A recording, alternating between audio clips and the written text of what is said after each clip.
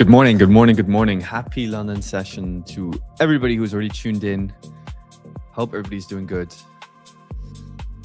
Good to be back on stream. How's everybody doing, guys? Good morning, good morning, good morning.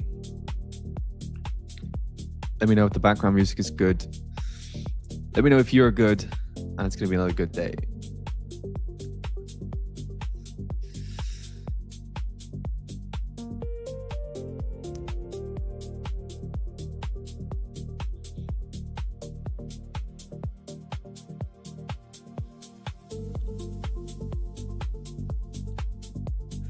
Morning, Stretch. Morning, Alex. Good morning, Mattia. Hope you're doing good.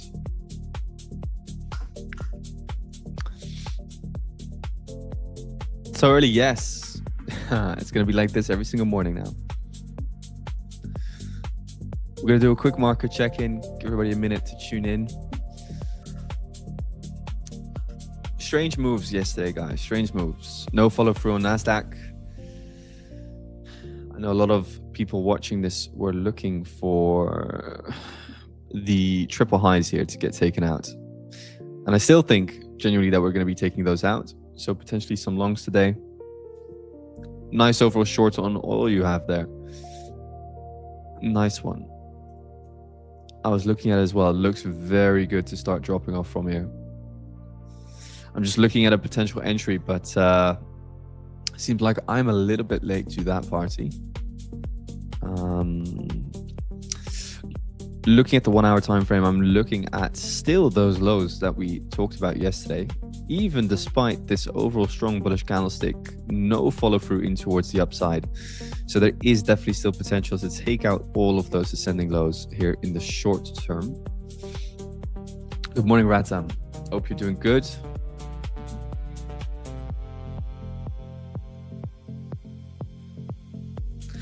It's a beautiful sunny day here in Amsterdam.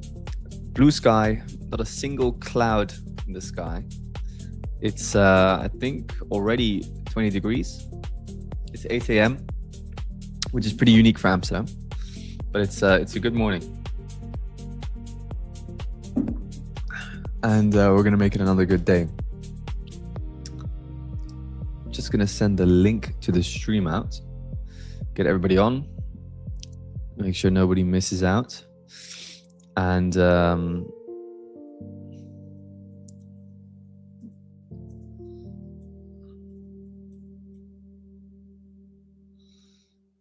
let's see, does it work? Yes. Great. Send out the link. And let's get this show on the road. Good morning from London. Wow, how's London this morning? Should be nice weather out there. Here in Amsterdam, it's sunny blue sky, not a single cloud in the sky. I miss London. We were there for the Prompt for Match Expo.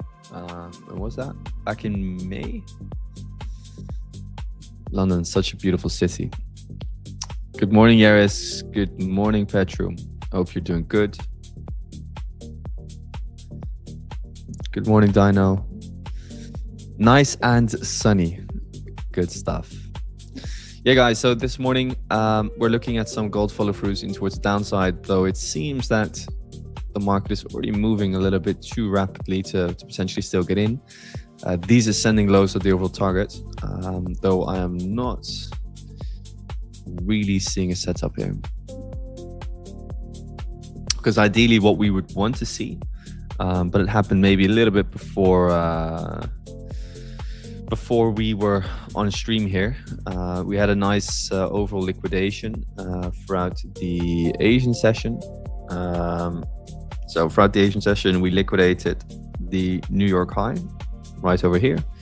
Wicked that out, saw the overall structure shift back in towards the downside.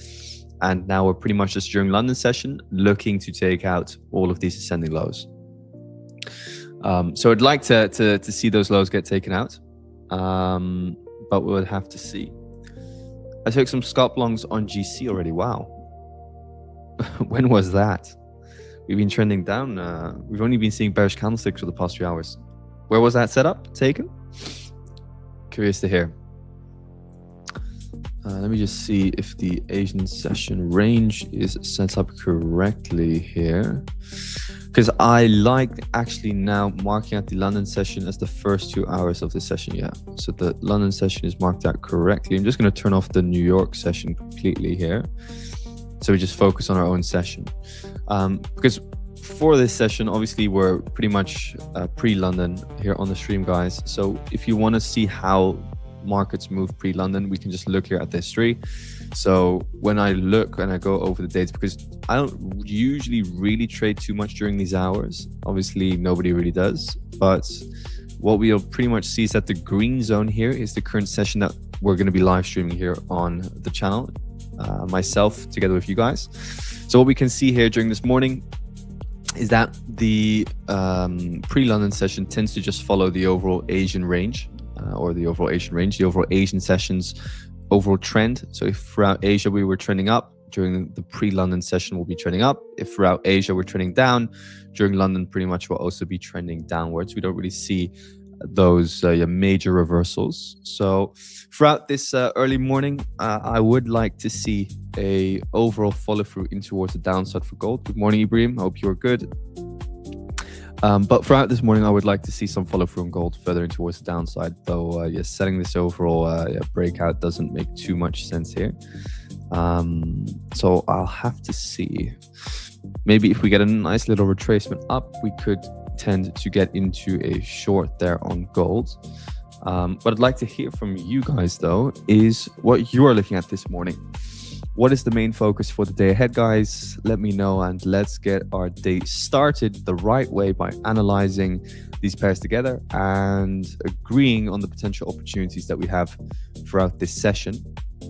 So let's see, we have gold or NQ that we're going to be focusing on this session.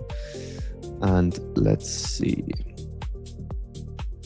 So you have a poll, guys. Vote 1 for gold and 2 for NQ. So for gold, I would be looking at a follow-through trade further in towards the downside. I think that we're going to get out, or we are going to be taking out these lows this morning here. In my opinion, we're ready to take out these lows here. So I'd be liking to take out those lows this morning here on gold. And when it comes to NQ, just a quick pre-analysis, we're going to be looking for some follow through in towards the highs. What I like here, by the way, is that we have just liquidated some lows. So I like actually maybe taking here a long on NQ. Equal lows being taken out, previous liquidity swept here as well.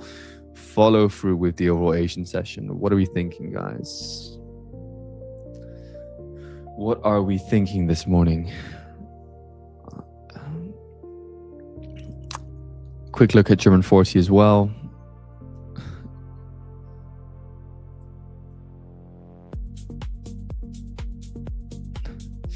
Not too much volume this morning.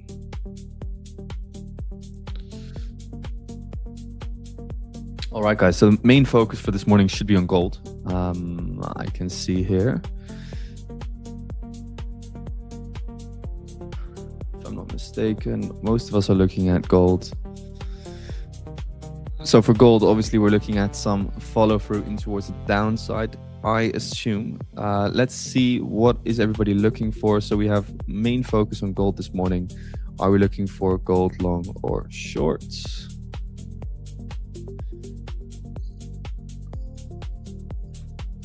So just type a 1 in the chat for a long and a 2 in the chat for a short, guys.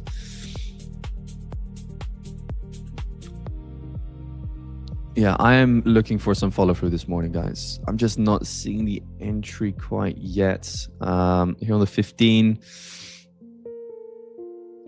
there's nothing else really than a breakout trade in towards the downside, to be honest. Yeah, most of us are looking for shorts. Like, I'm happy to look for longs on gold, but I want to see some liquidation first. So I'm ideally looking for this low here to get swept today.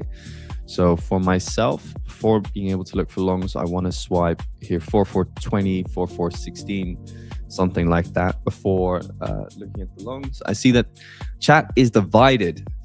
We have 50-50. So 50% is looking for the long, 50% is looking for the short. Guys, again, if you are looking for longs, type a 1 in the chat. If you're looking for shorts, type a 2 in the chat. And what are we thinking of an NQ long, guys, this morning?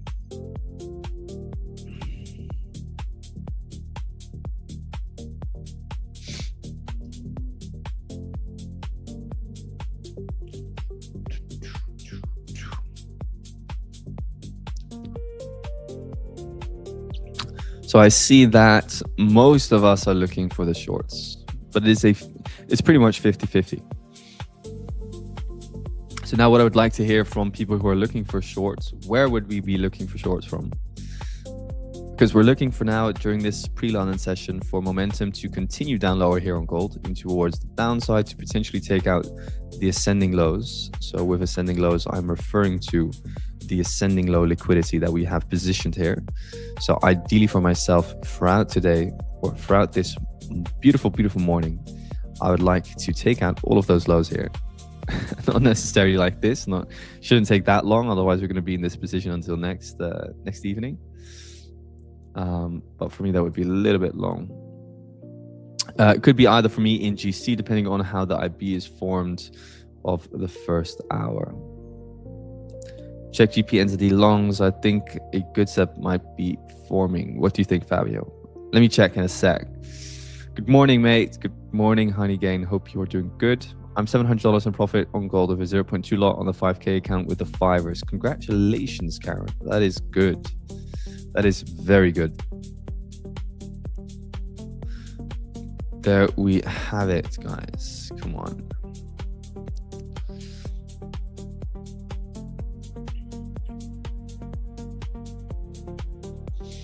Guys, what do we think of some follow through here for NQ?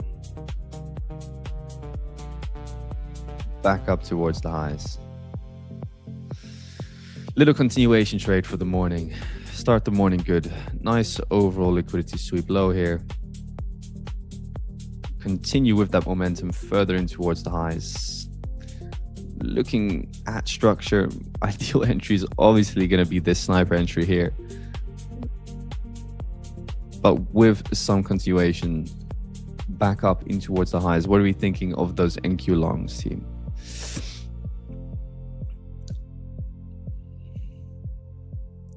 Looking for continuation on M&Q? Yes, I agree with you on that one.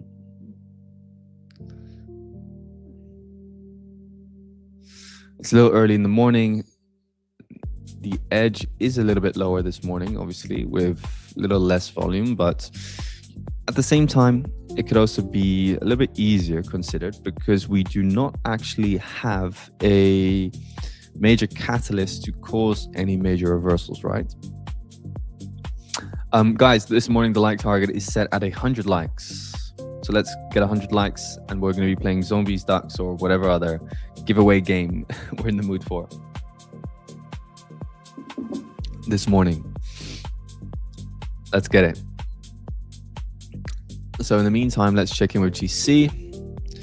Yeah, GC wants to head down lower, guys.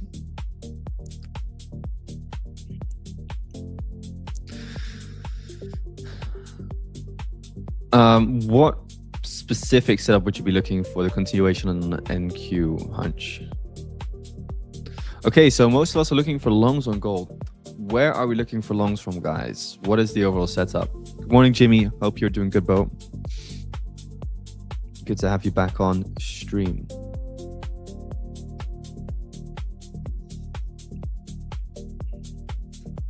Jimmy, what's the 50-minute setup? Just rejecting the daily fair value gap at the 50 DRT level. Yeah. Let's have a look at the daily fair value gap.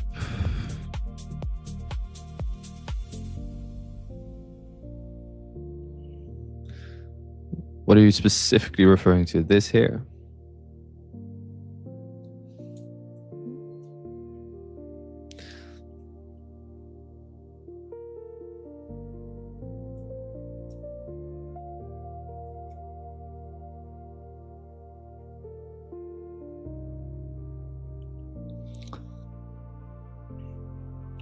Long gold after taking the ascending lows. Yes, sir. I agree. Let's take out those ascending lows. That's the main focus for today. And then once those get taken out, then we'll be ready, in my opinion, to start looking for longs again. Ideally, even a little bit lower. The ideal area for me where gold should retrace to is going to be around 43.73 here. That for me is the overall target for gold. 43.73. From there, I'm happy to start scaling into some long positions again on gold. But with the kind of like the short-term immediate target being here at 44.15.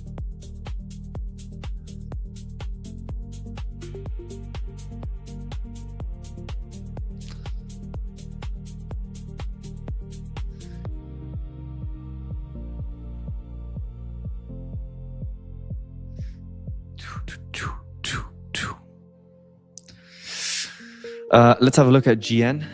So GN this morning, we're gonna have a quick check in with Forex as well. Wow, GPNZD with a setup, guys. Absolute beautiful. So again, just to reference the overall setups that I try to share with you guys here, is that we tend to focus on the immediate trend. So what we're looking at is what is the higher time frame doing. So weekly time from here, for example, for GN is obviously trending in towards the upside. So the main focus will be positioned on getting ourselves into some further longs. Guys, for this morning, I am thinking of a NASDAQ long. Like target is set at 100 likes. I'm looking here, I'm seeing 1 hour bullish, 4 hour bullish, still has so many highs open, guys, still has so many highs open. So I'm getting into some NQ longs on this beautiful, beautiful morning.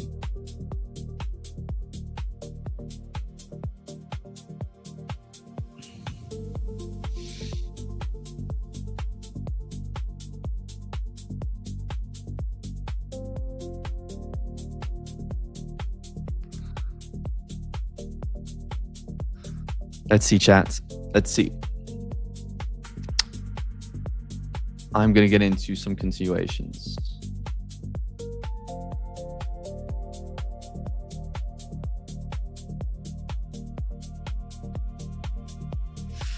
Let me just check real quick.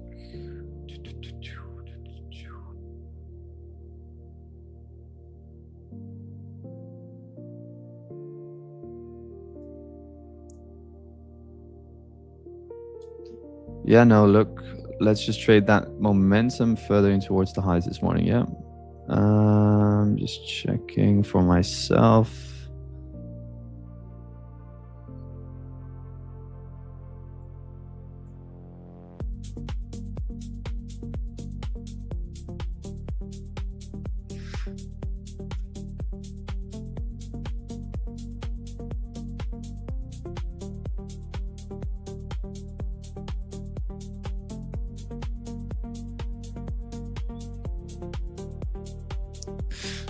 Yes, perfect.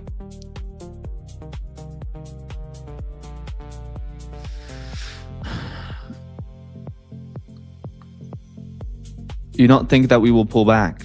Definitely a possibility, but what I'd like during these specifically like early morning sessions is not really fight what the immediate trend has been throughout that session. So throughout this session, Nasdaq has just been trending upwards. So obviously we can just continue to chop, for example, but for me, the probability of us continuing our road up higher would be higher. So I'm happy to just continue that overall trend. Nice internal sweep, nice internal sweep. So for me, yeah, this is perfectly fine just to hold on throughout this session, and we'll have to see what happens throughout this morning. There we go, some volume coming in, guys. Let's see it continue pushing up.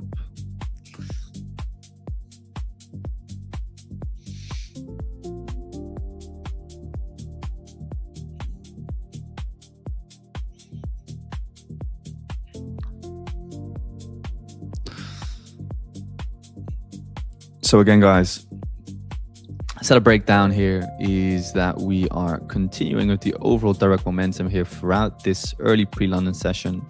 4-hour time frame is bullish, daily time frame is bullish, dropping down to the 15. We're bullish as well throughout this overall pre-London session. We've been trending further in towards the highs. Pre-London, you don't really see any major trend shifts. Often you'll just see during pre-London that the trend continues where it was already heading. So here we have the green box, which is pre-London.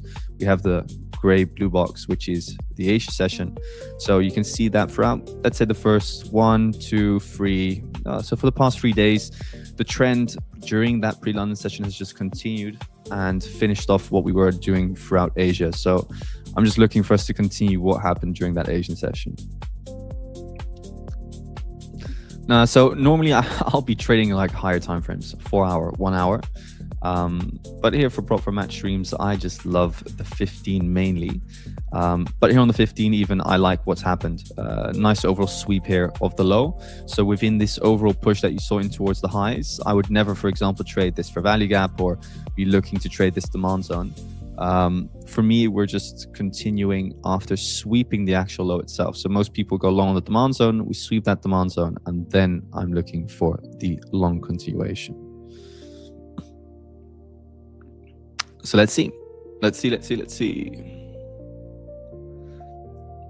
Mostly 1-to-1 RR. Yeah, so I mainly would go on challenges or evals for the 1-to-1, 1 to 0.75. And then on live accounts, I'll just be trading a 1-to-2. But let's get that TP, yeah. Guys, let's get it.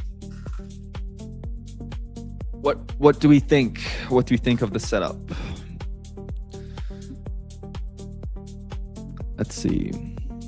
We have some descending highs as well here,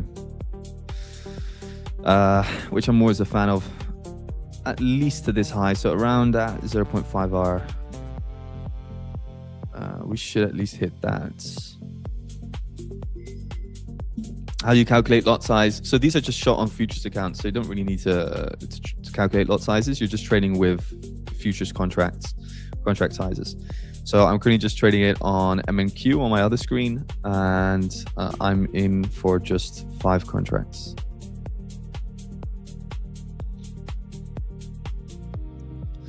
Let's get another profitable day, guys.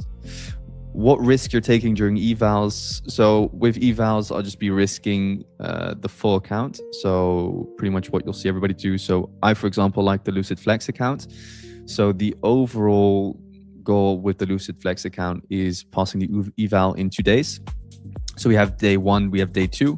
So what's the overall goal? The goal is a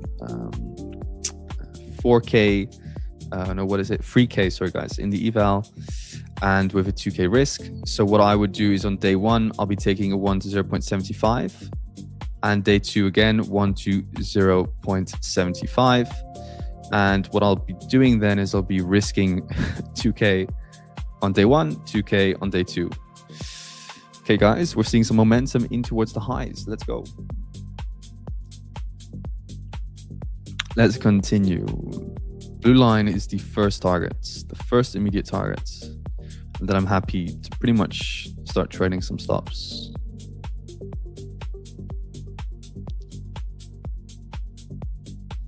But that's the overall way that we go on those evals. Nice and aggressive, nice and aggressive.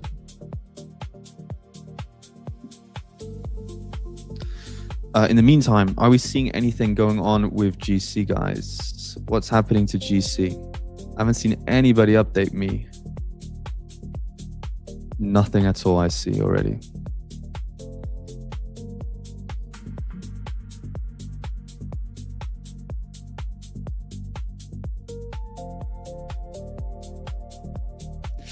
Congratulations, Jimmy. Good to have you back on stream, man. Good morning to you. Good morning to you. That gold setup yesterday, Jimmy, that one played out beautifully. Congratulations yesterday. Very, very well done.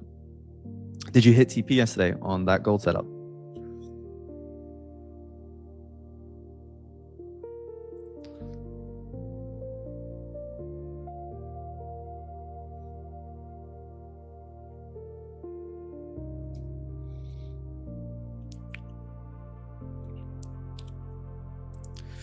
I don't trade gold, but I'd like to learn.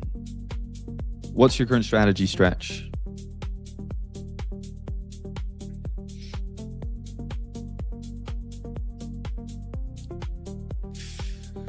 What are some of the other setups that you're looking at?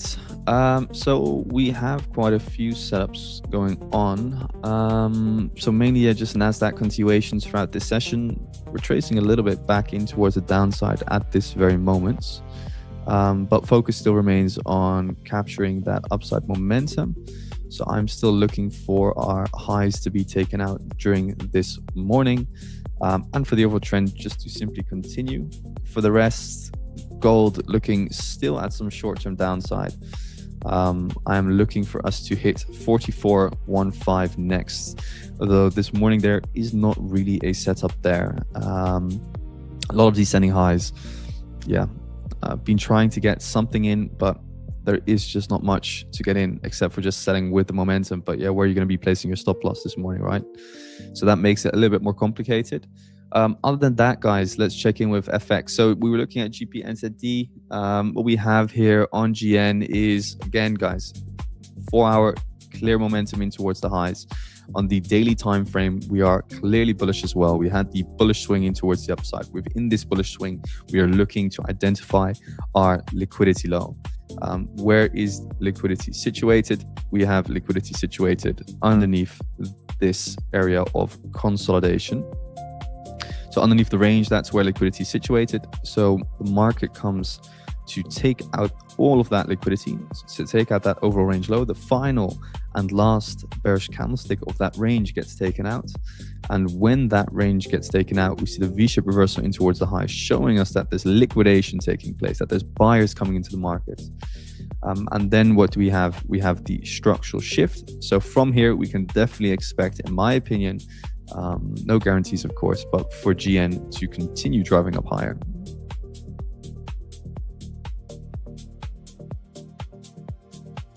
Yeah, I was looking at that bearish setup on gold as well, Jimmy, but not so much this morning. But yeah, for GN, guys, some potential continuation plays. Let me check in GA consolidating. Euro USD has some potential downside as well this morning. We are looking at us to take out this low of 115, 147. I think we maybe talked about it yesterday on stream as well. Take out that low and then potentially see a bounce again back in towards the highs.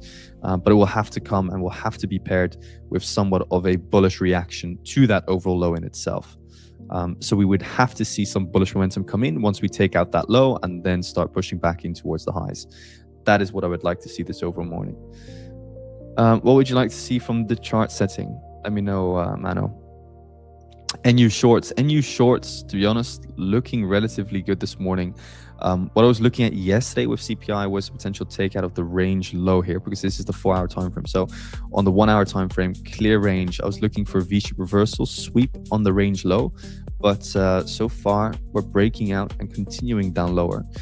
This is in line with the daily time frame. So on the daily time frame here, we have taken out daily liquidity.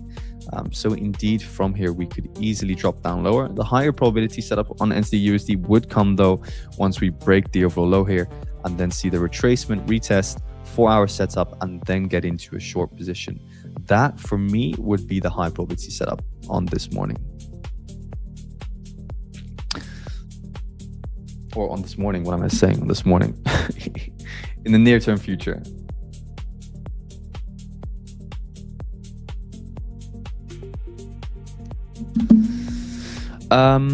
Other than that, guys, Euro USD entry hit. Yeah, I know indeed, Jimmy, that you have a 4-hour setup right here on EU. Let's see what happens. In the meantime, there is volume coming into NQ, guys.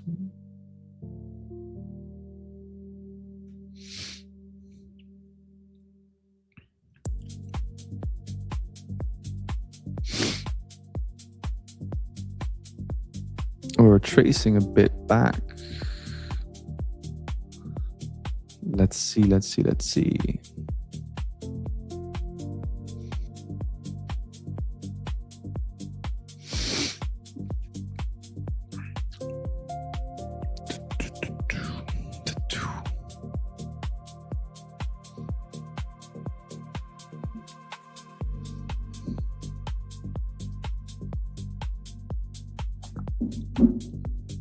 Yeah, we have some ascending lows. Let's see, 8:30. Come on, guys. 8:30 Central Eastern, 7:30 London time.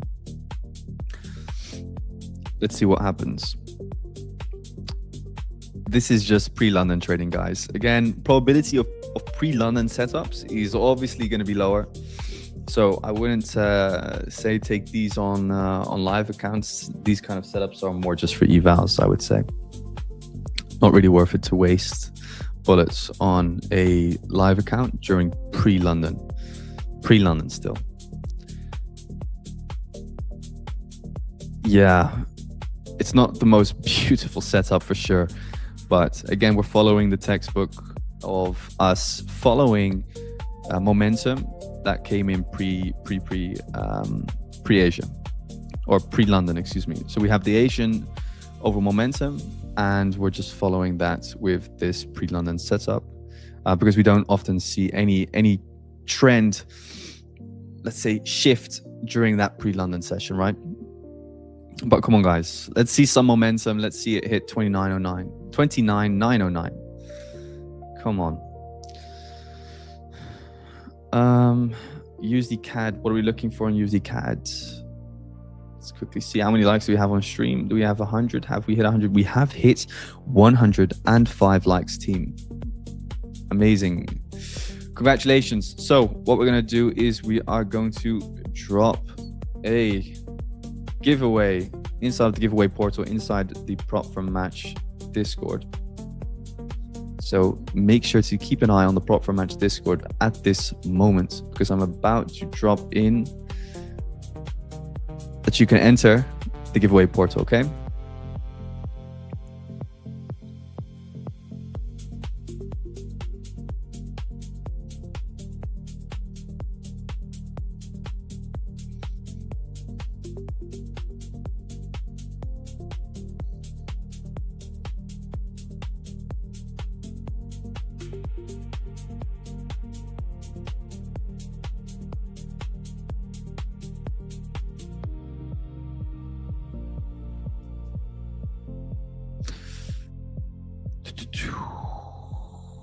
All right, guys, giveaway portal is open and the word is TTA.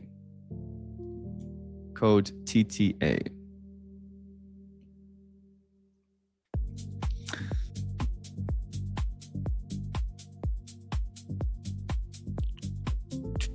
Come on, NQ, man. A choppy morning. You have to drop it inside of the Discord of Prop for Match, guys, not here in the chat. Go to the Discord of Prop for Match, type or enter here, press enter here, and then you can fill in the code.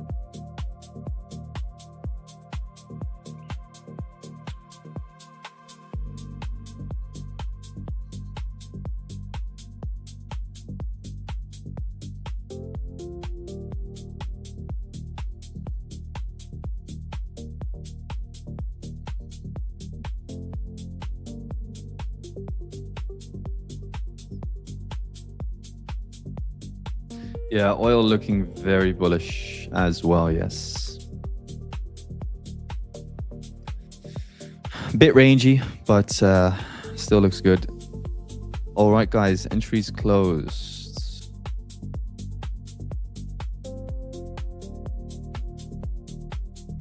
Let me get that list. All right, guys, we have the list. We have the list.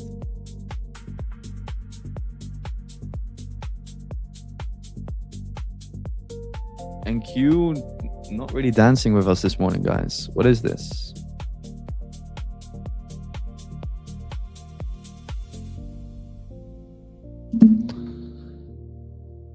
Yo, man, I hope you are doing good this morning. Good morning.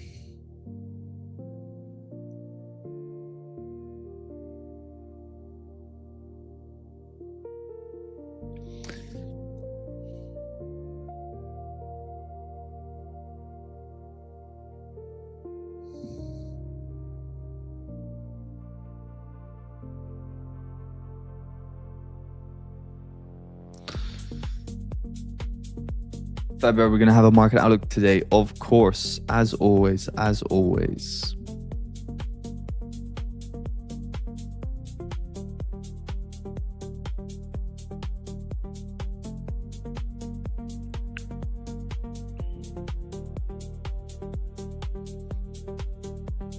Just to give you guys my exact stop, it's 29,859.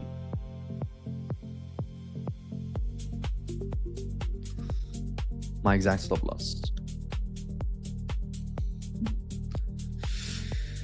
Yeah, that's the beauty of the pre-market, guys. Pre-market, not the highest probability setups, but we could also just keep chopping around here on this morning. Whatever, we'll have to see. In the meantime, GC continues down lower. Yeah, you see, potentially the higher probability setup, but for us, we're going to be taking out these lows very, very soon today. Today is the day for gold to take out those lows. The entry closed in less than 25 seconds. Okay, guys, I'll give you another one. Yeah, we'll just do it again.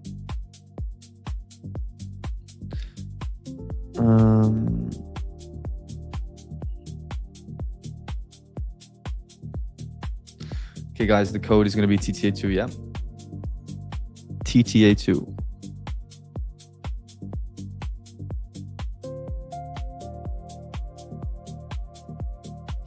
Yeah, Vlad, I agree with those gold sells. But the problem is, there's no entry model this morning.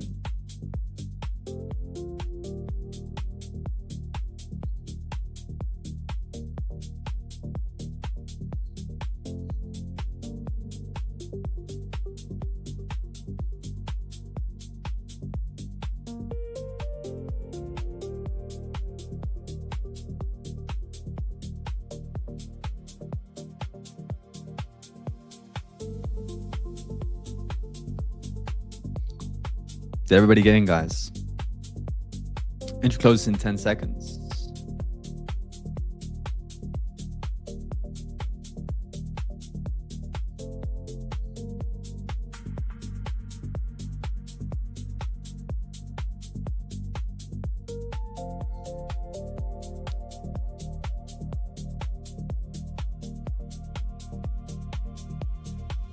All right, guys, we have the list.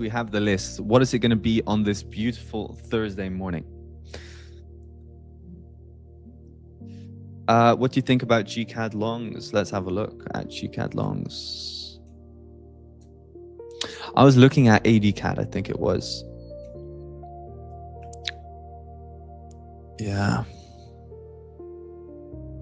Waiting for some new momentum to come in for GCAD or ADCAD here. Ducky race, yeah.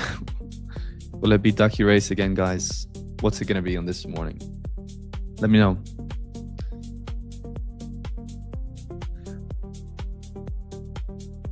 Okay, guys, I'll copy the names from the first one as well, yeah? And I'll just filter out the duplicates. I'll just ask Claude real quick for me to filter out those duplicates. Give me 1 sec.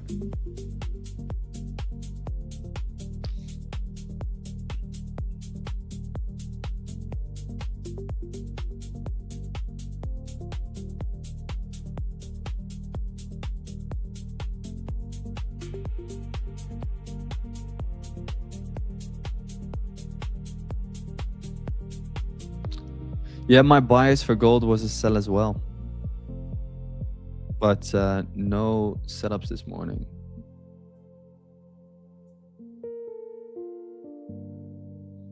Just goes and goes and goes and goes. All right, guys. Or are we just going to do the wheel of terror with names?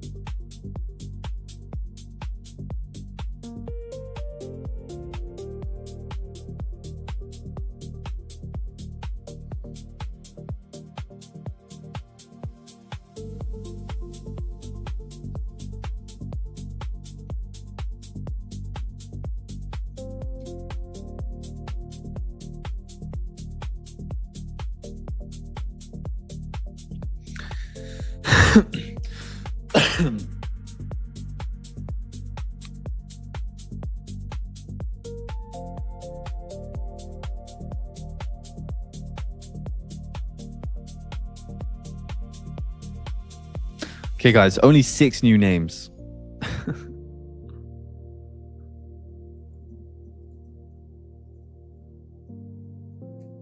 Only 6 new names. Fantastic, Hermes. Congratulations. Those gold shorts were clean, man. Absolute beautiful. Absolute beautiful. What was your entry on gold? Was it the supply?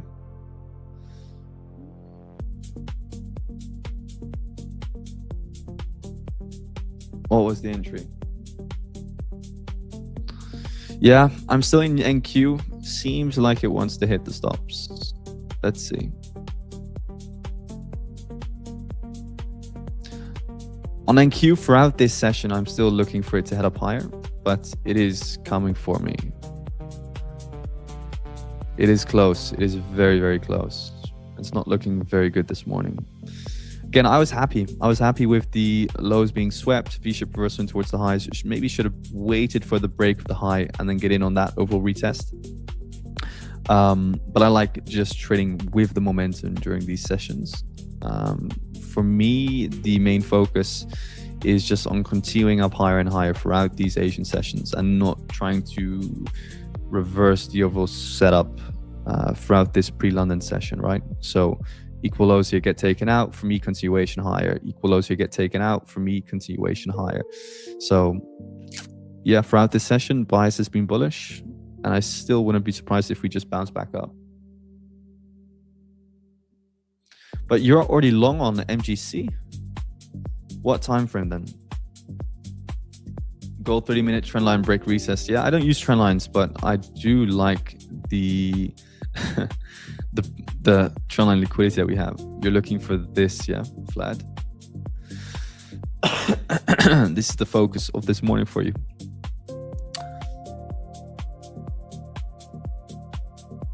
Yeah, choppy market, of course, but is what it is. All right, guys, we have the list.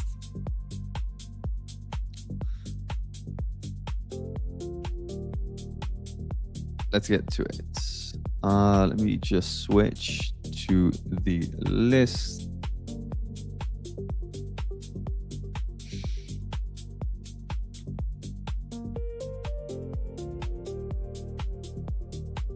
Here we go. Is everybody ready, team?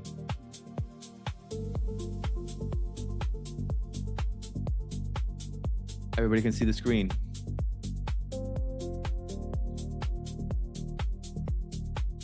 Yeah, Jimmy, definitely.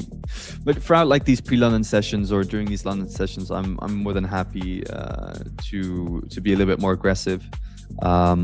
Using a little bit of a wide stop. For me, still relatively safe setup, but let's see what it does.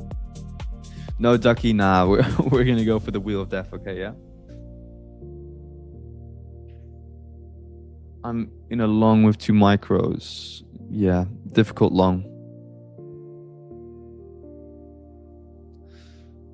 Let's go, guys. Here we go.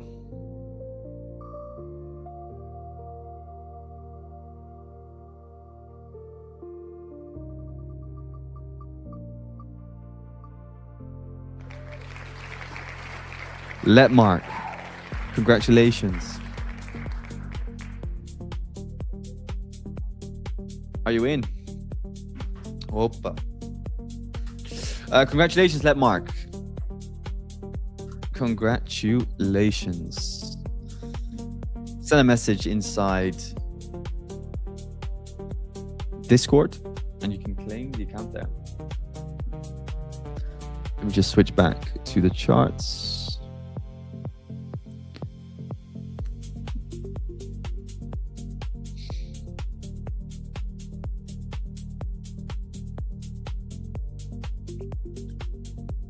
For the next one, you have to be inside the prop format Disco, CryptoCon. Yeah, Jimmy, it's always best to wait for market structure shifts. Definitely.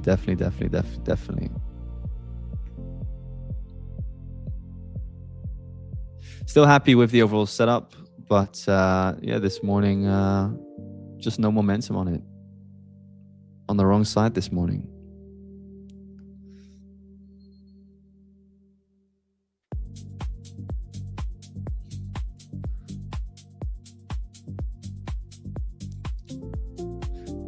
Yeah, and I'm out, guys. I'm out of NQ for now.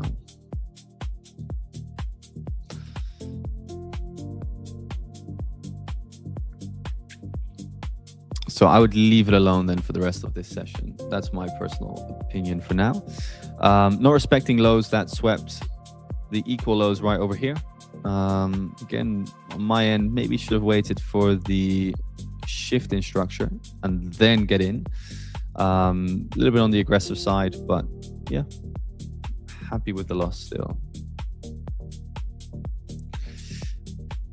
853. So in your opinion, we're going to be taking out this low here, yeah? And then along. Let's see Sports Life. Let's see. What's DAX doing this morning?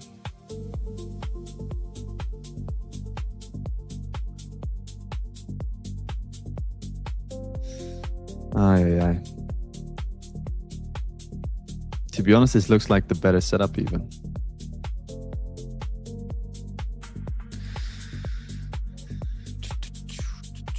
GC long now.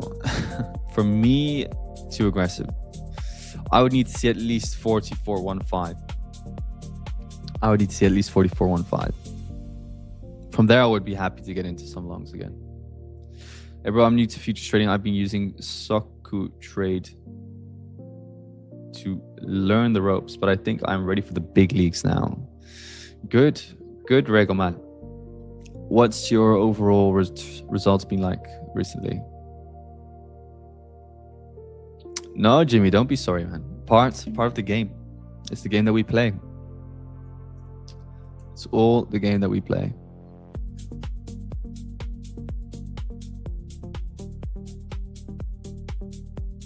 Morning, Youssef. Hope you're good. CryptoCon for the next giveaway, you just have to enter the Discord, and from there you can sign up. Jimmy, you still here in the stream? EU swept that liquidity low very nicely so far.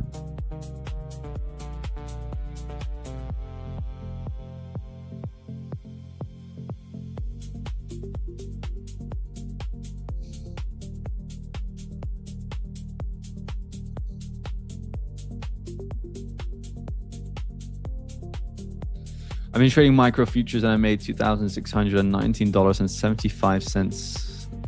Rego, you know your numbers, man. Congratulations, bro.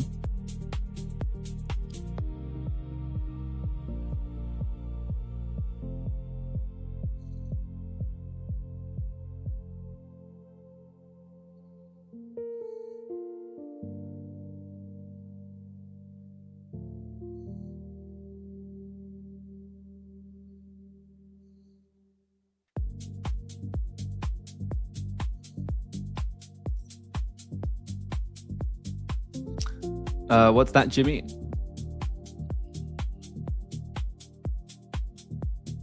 I'm confused how you can trade many pairs. So for me, when you trade the higher time frame, it's a little bit different.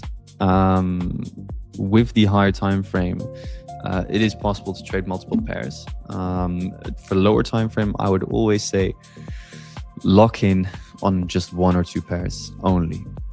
That should be the focus.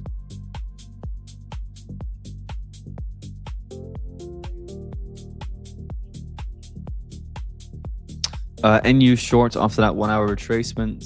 Let's have a look.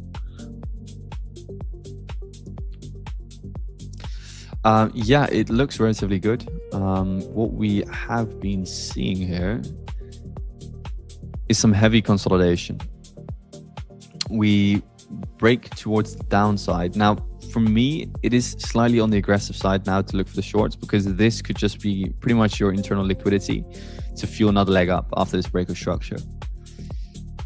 So I would ideally be waiting for the retracement, liquidation, and then another breakdown, and then get on the next liquidation and take that setup, or just purely wait for a full break of structure in towards the downside.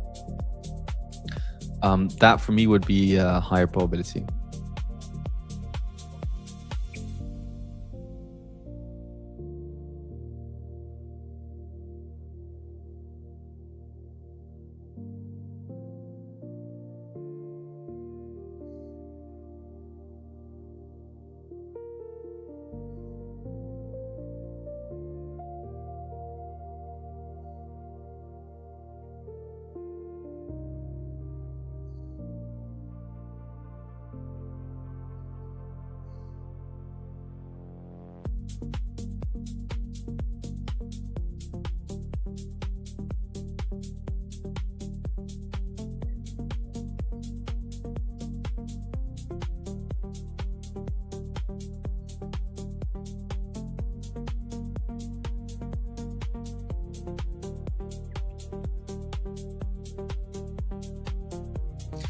Yeah, guys, in the meantime,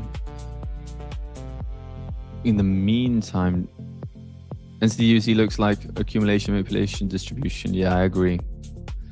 USD Swiss longs, not sure what I think of those USD Swiss longs. I've been looking as well at those USD Swiss longs, but from just slightly lower. Momentum is definitely there to continue driving us up higher, but I would like to see some more lows get swept. Just come back down towards here, towards 0.80, 102. That for me would be perfect. In the meantime, I'm looking at German 40, guys, and I'm thinking, man, that should be the sub that we're in here on this early morning. Look at this price action here. This is pretty much what I was looking for on NQ. Ascending lows here. We have a strong low that swept liquidity. So we have, or we don't necessarily need to take out this low here. Low towards the high. We take out the ascendings. Nice V-shape reversal back in towards the highs. Gives that change in structure here. And then from the lows, it nearly would have stopped you out. This here, this low, this internal liquidity point, that would be the entry. Stop loss underneath the lows, targeting the highs again. But it is what it is. Invite for joining the prop for match Discord is in the link of the description, or is in the description. The link is in the description.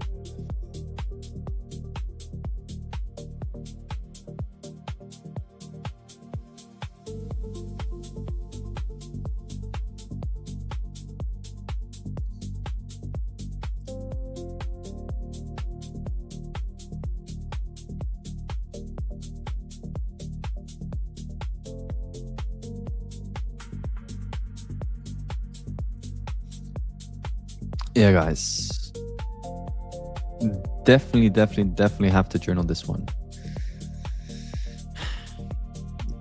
What a setup on German 40, to be honest.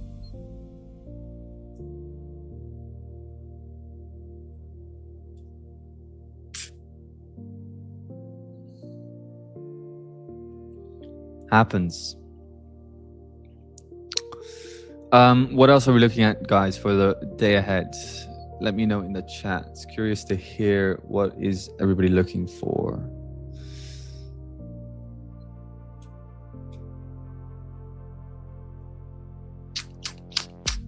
Yeah, perfect. This was a liquidity sweep high, so a nice breaker structure back up. Strong low that took out all of those lows. Structural shift, yeah, Jimmy.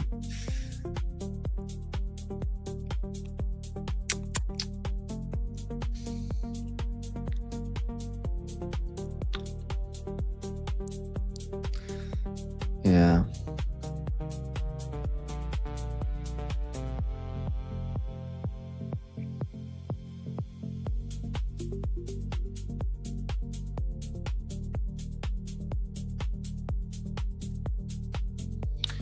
Your AED shorts on the 1 hour time frame.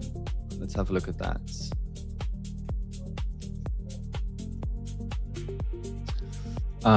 Yes, I see where you are coming from.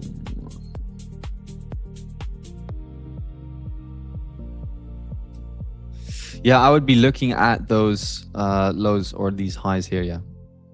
Take those highs out and then indeed look for a potential sell, Sean.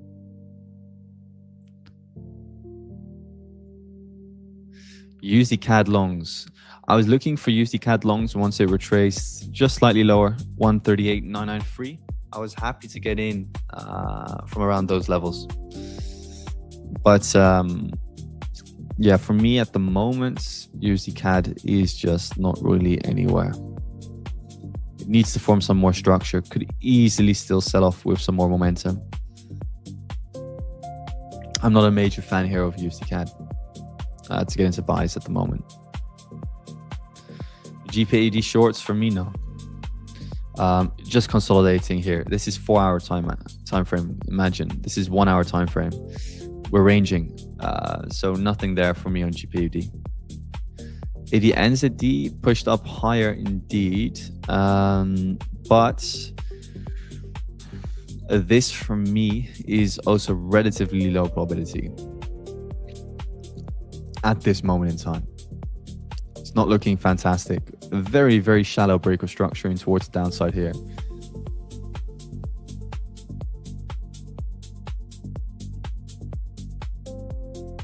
Very shallow break of structure. So yeah, momentum dying down quite a bit. We have a nice high here. Obviously the low internal highs.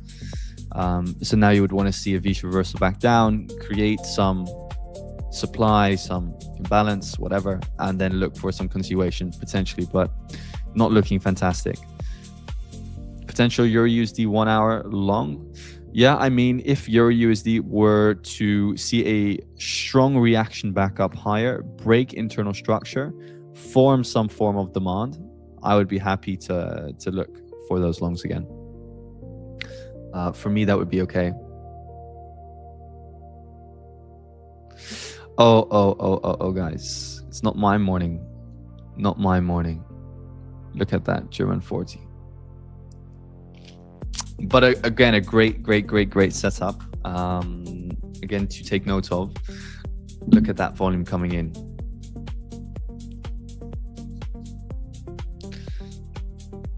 Such beautiful price action.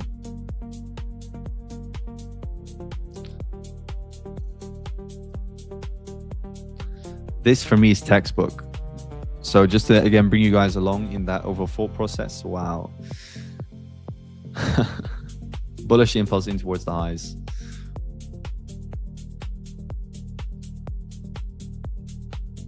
Definitely a resty. That's the lower time frame for you. Ascending lows, again, ascending lows here. V-shape reversal in towards the highs. Market structure shift, demand zone formed, and then upside continuation. Simple as that.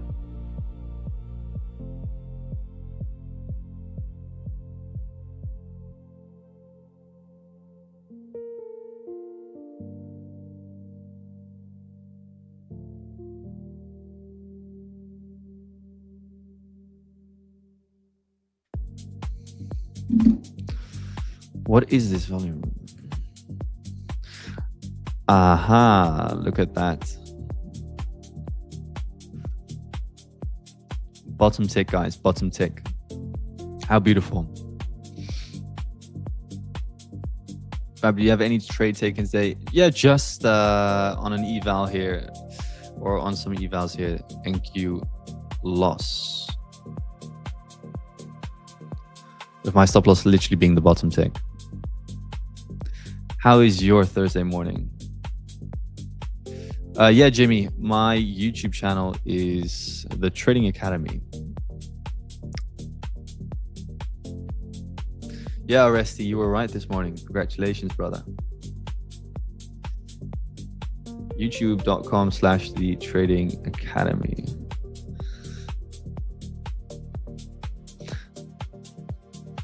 But for the rest, yeah, that German 40, that one was the setup of today. Or of the morning, let's put it that way, of the morning.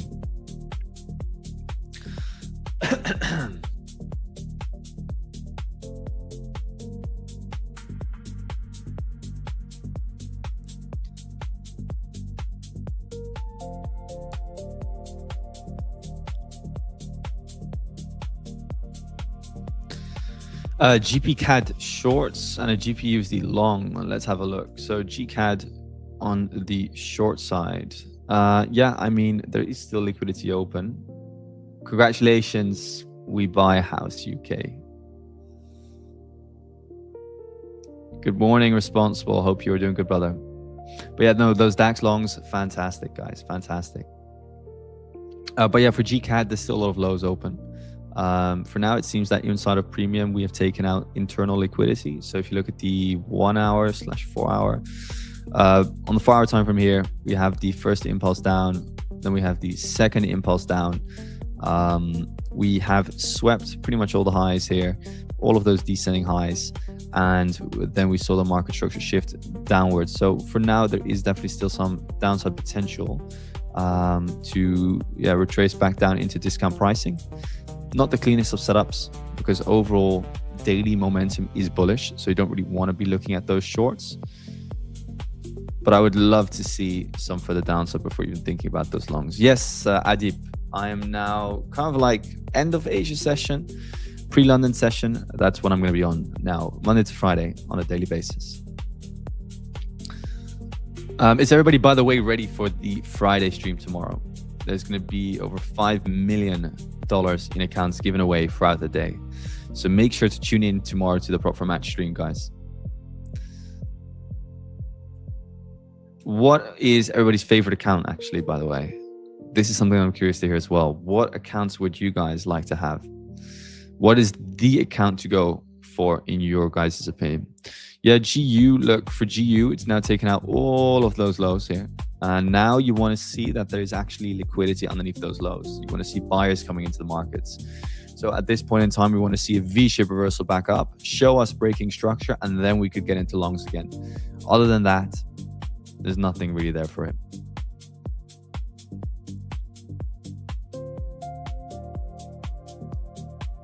Next giveaway will come when Luna's here on stream, guys.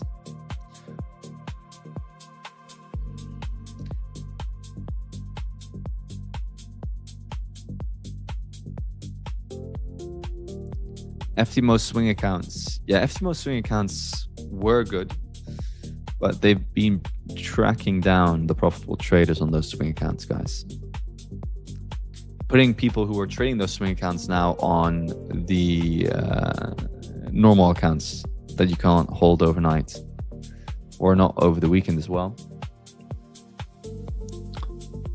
For the giveaway, you just need to join the Discord. Link is in the description of the stream.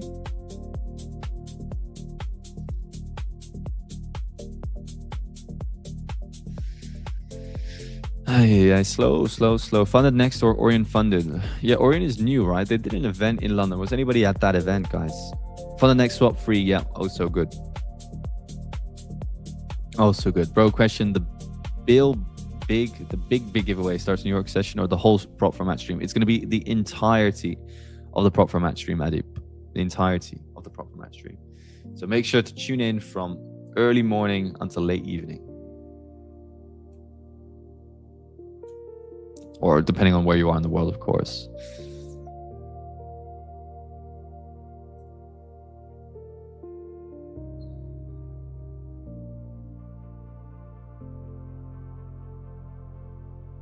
Yeah, it was a good event. Nice. What was on there at the event? Like, what was being spoken about? I didn't see too much videos about it. It's any competition or random giveaway. You'll see tomorrow. Just join the stream tomorrow and you're going to see. Is it only for future accounts or also for CFDs? It should mainly be for futures accounts. There'll also be some CFD giveaways, I assume. What a wick, guys. What a wick. What is going on in the world today?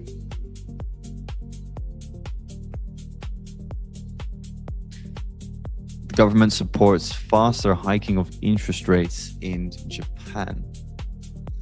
What has this done to the yen? Let's see. Aha. Cause some yen strength for these comments. Not too much, but... Whoa.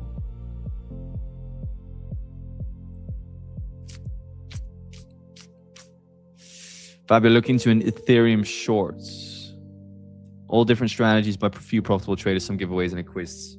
Nice. Whereabouts in London was it? Yeah, ETH is definitely a lower time frame setup.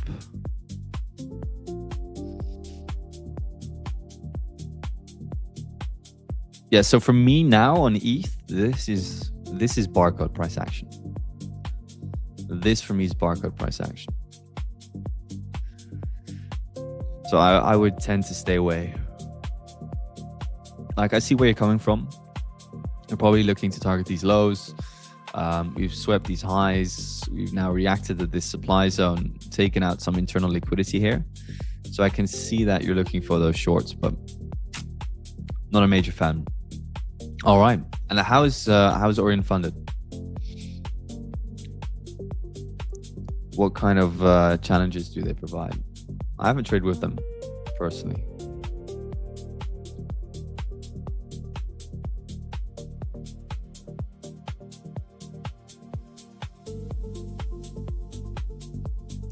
You're in a short already. All right.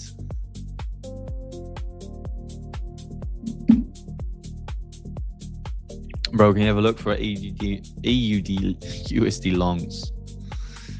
Yeah, I mean, we are now taking out a little lows. So I would like to see, could still come for this low, these lows, but we need to see some momentum come in. So for now, I'm not looking at a buy. I'm just looking at a buy when momentum comes in. Same for EU. If momentum comes in and we see that 1 hour turnaround and we see some bullish momentum, then we will be looking for a potential long again.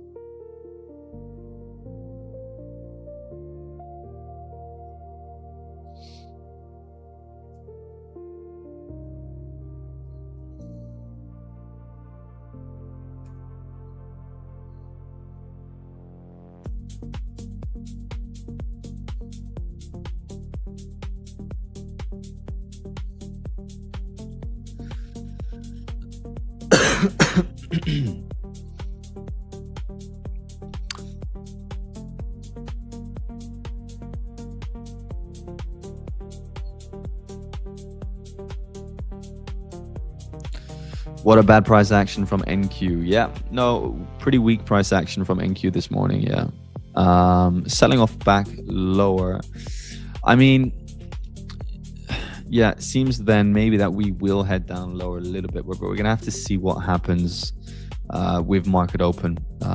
For now, I mean, we have swept this London high from Monday, and we still have potential to head down lower. Look, the thing with NQ at the moment even is that this price action is not ideal. Let's say the internal structure that I'm talking about. So what I like personally is when we get those clean pushes, right? So for example, here we get a clean overall piece of price action, a clean for value gap, or we get a clean area of demand, for example. And what happens is that you see a clean deviation away from that area, right? So here, for example, we see a clean V-shape reverse back up in towards the highs, and an obvious area of demand then formed in order for us then to understand, look, we can start taking a long. Now what's happening to price action is that it's starting to accumulate more and more and get more and more stuck. So here on the 1 hour time frame, price action is pretty much just stuck within this overall range. I would like to see that breakout come on NQ, but yeah, what I can see here, we're starting to get into kind of like the chop phase, the chop range of price.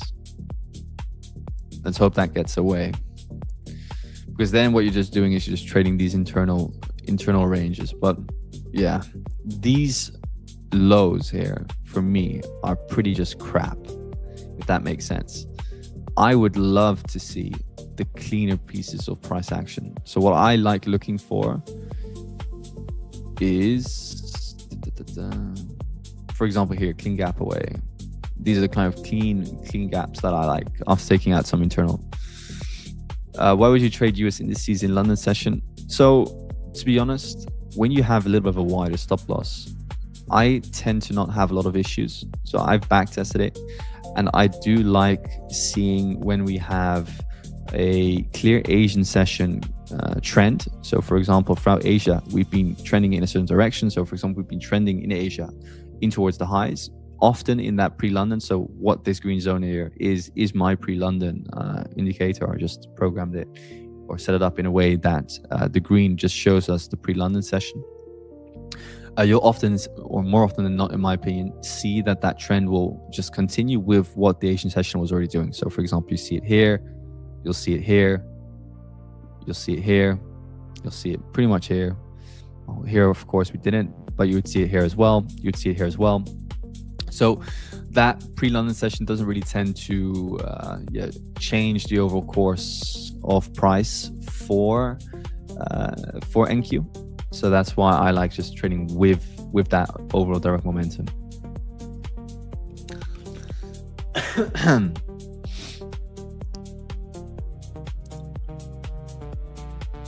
Yeah, so for NQ, for example, now, you would want to wait, ideally, again, for a low to get swept. So for me, for example, that would be this low here, and then showing some bullish momentum. But now for this long here, if you're looking for that long, the probability is just slightly lower because now you've left behind what? Equal lows here. So you obviously want to be trading away from a low that swept another low. That is ideal. So when you have, for example, these lows here, this low sweeps those lows. So then we're happy to take along from that area of demand that is then created.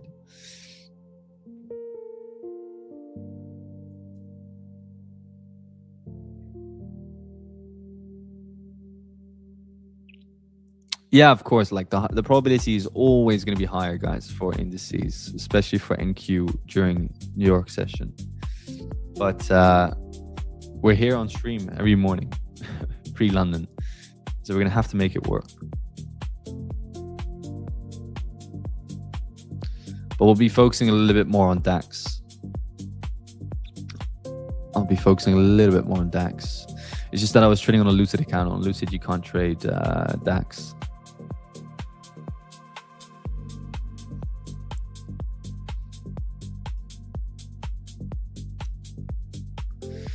Yeah, so EU this morning also not looking interesting yet. Probably going to have to wait another 15 minutes. Chop fest everywhere. Should we do a giveaway? We'll do a giveaway in around 45 minutes, Yusuf. Guys, let's do a fun fact, yeah? So I'm going to give you 2 options, okay? We're going to play a little game here together. 2 facts. One of them is going to be a lie. I can trade FDAX, yeah? Ah, yeah, now I see indeed.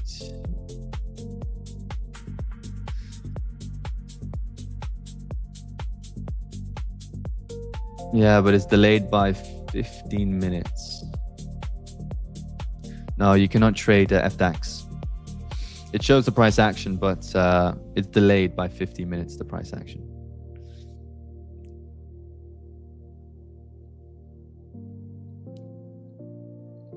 CAD yen is a high probability setup to look for.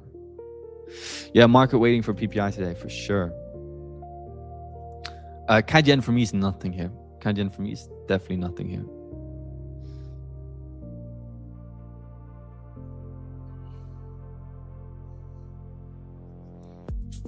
Looking for buys on EU, silver, gold.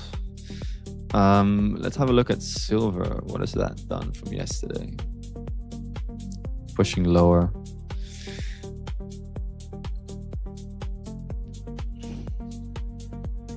Yeah, so again, guys, like when we're then trading these moves and we have that high in intensive price action in towards the downside. So with intensive, I mean that we're seeing that overall clean and high volume in towards the downside. We'll be focusing on these areas of price personally. So this is an area of price I'll be looking at. This is an area of price that I'll be looking at. And this is going to be an area of price that I'm looking at. Yeah, morning noise. This is 2 hours just before Luna every single morning, pre-London session. I trade FX as well. So I like bringing in FX as well. I like trading the higher time frame, guys. So I'll be trading, for example, EU 4-hour time frame, GU 4-hour time frame, mainly the dollar pairs. But over the recent months, it started yesterday. Noise, but no, for around, let's say, 2 months, FX pairs have been pretty much stuck in a range. If you look at the 4-hour time frame, for example, Euro USD, price action has not been ideal since around, what was it, the end of May, probably. We've been stuck, for example, here, then we see one massive breakout, and then again we're just being stuck here. So price action on these major dollar pairs hasn't been ideal at all if we compare it to what happened from, let's say, Q4 of last year, Q3 last year, moving into the new year. At the beginning of the year, we had some beautiful price action on Forex, but that's Forex. Forex markets move cyclical. So we move from high trending markets to consolidative markets, where price action is pretty much just stuck within smaller and tighter ranges, making it more difficult, especially if you trade the higher time frame, to capitalize on the moves. But for us, it's important to understand that these markets move in cycles, and understand what cycle you're in. We'll be trading DAX every morning. That's going to be the main focus of this stream. I like looking at NQ as well for those simple setups. Like I mentioned, just following the Asian session, pre-market, pre-London, and following that overall Asian session momentum. But definitely higher probability setups are going to be on DAX during these sessions that we'll be doing. But we have a lot of sessions to go, so don't worry. And we're going to be passing a lot of evals together. Also, they don't usually trade oil and gold. Let's trade them too. Yeah, for sure. Let's trade them together. That's what the stream is all for, guys. And I want to get some of you on these streams as well, because the other hosts have obviously the opportunity to get a lot of traders on from the US, because their time zone is more ideal for these streams. But obviously, when I stream, pretty much the whole world is still asleep. At least, let's say, US and Europe. Although I wouldn't say that whole of Europe is asleep. Yeah, they only focus on NQES. Yeah, I to be honest, only focus on gold, German 40, DAX, and then I like trading as well, NQ. But NQ mainly on London Open.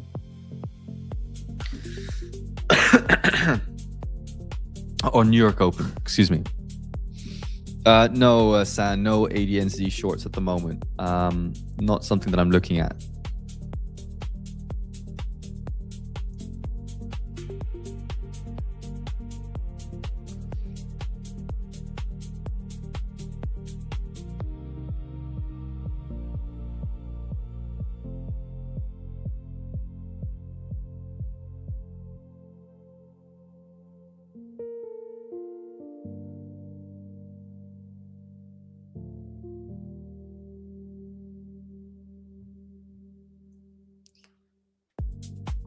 But yeah, we'll be looking at gold. We'll be looking at DAX. Don't worry. We're going to have some good mornings.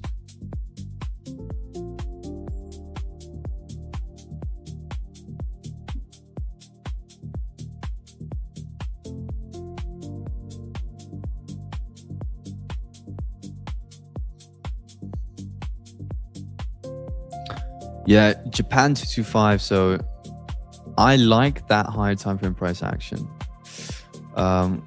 Starting to retrace a bit, so let's see what we can get on that. Let me just quickly check in the meantime my other screen.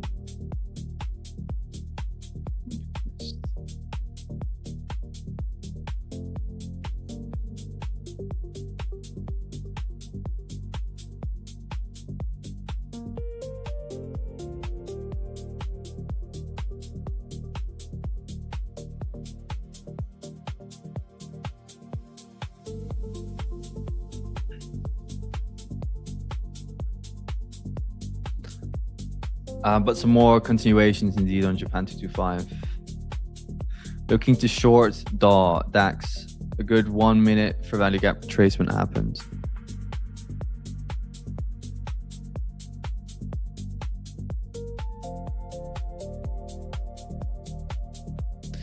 Yeah, I mean, there's potential for us to take out these two lows here. That should be your target this morning.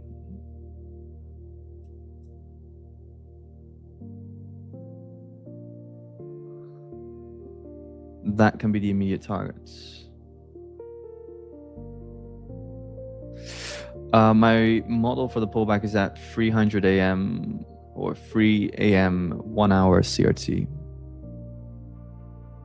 What's your level that you're looking for, Jimmy, on gold pullbacks?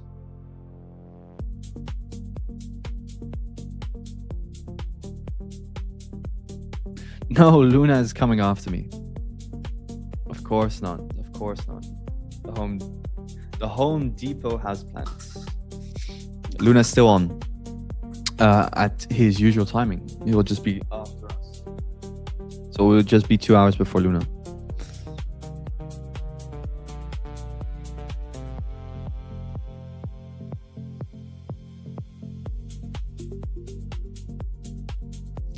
G-Swiss longs, 50-minute time frame. Let's have a look.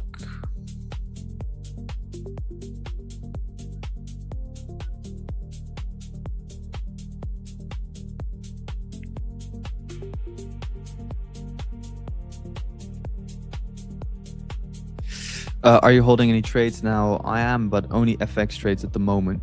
Took a loss this morning on NQ. 50 minutes retracement on GC. Took a loss on NQ, but that's it pretty much for this morning. That's all. Yeah, NQ indeed retraced into this little gap here. Rejecting it so far. Let's see.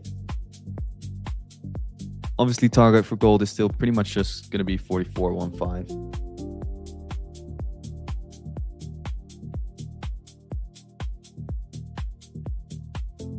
When season 2 of Trade States? Hopefully soon.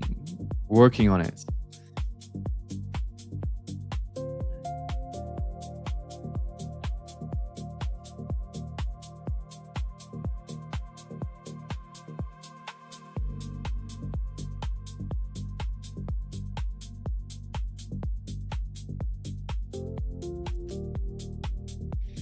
Why did you suddenly start to trade futures? It's just for the morning sessions, crypto.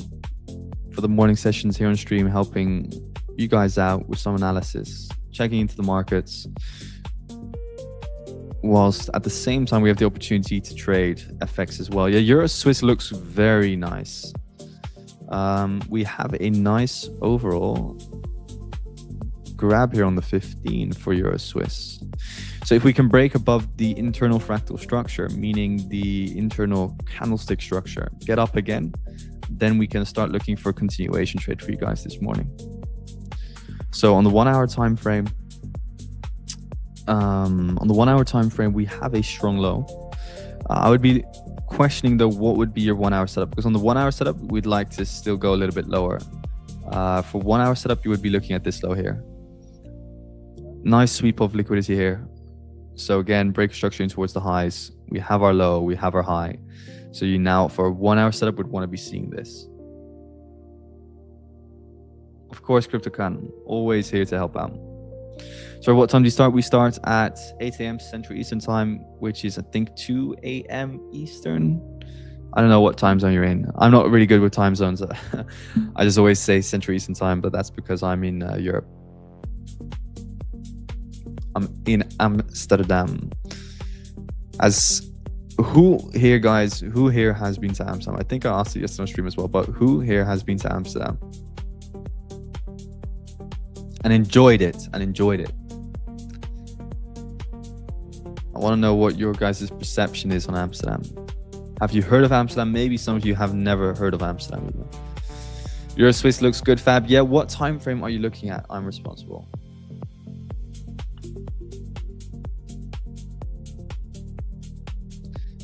Amsterdam is indeed very beautiful. A lot of people who come here say it's like a museum, you know, like an open air museum.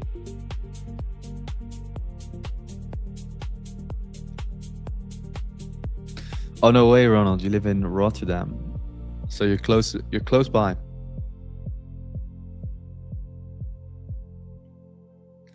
Indonesia, it's 226. Whereabouts in Indonesia are you, Eric?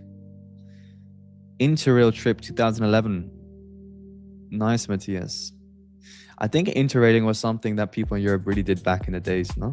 A lot more. I don't have a feeling like people still kind of like do that. Good morning, Giovanni. Goedemorgen. Yeah, a lot of bikes. A lot of bikes.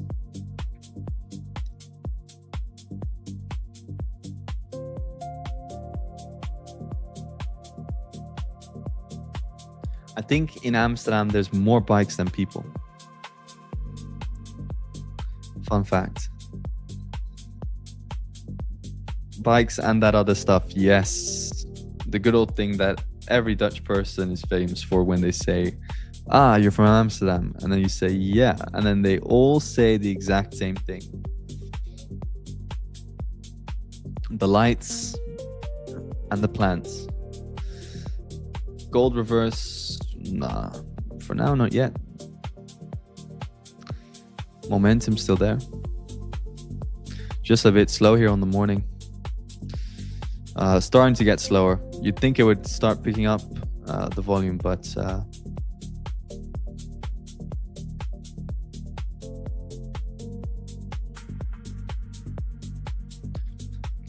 just retraced into some imbalance. But for me, these imbalances are not really it to provide us with a full-blown reversal. Could be, but you think NQ will take the 4-hour low? Could be, but this morning's price action is not amazing.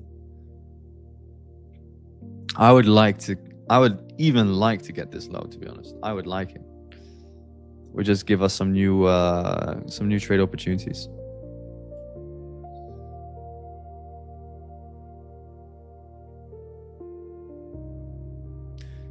But tomorrow we are only going to be trading DAX and gold. So make sure to tune into tomorrow's stream, because tomorrow we also have a guest on stream, guys.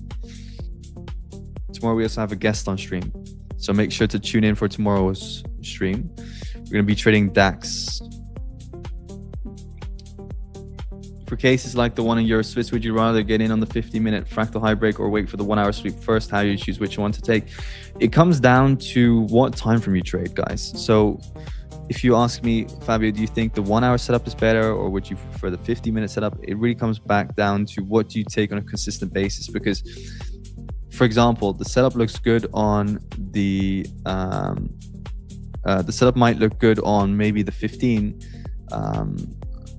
Let me just monitor something real quick, guys, here on my other screen.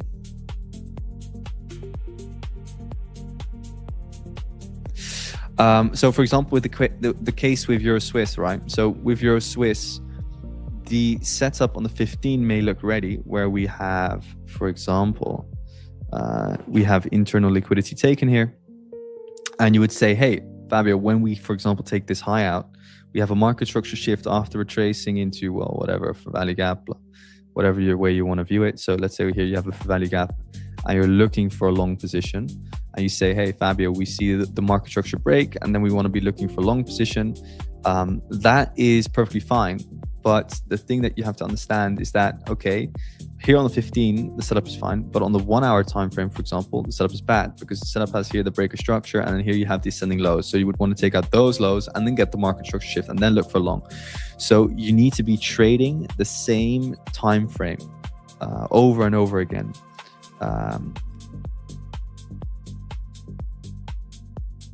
And ideally, you want to be staying away from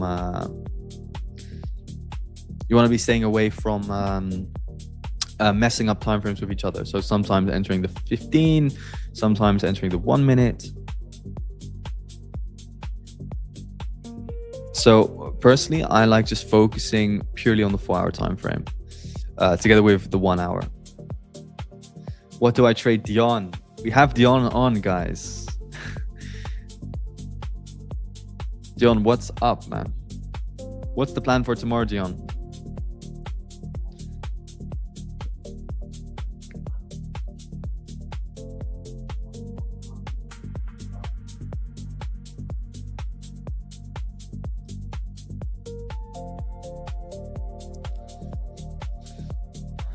Signal me, please. Dion, give me a signal, man.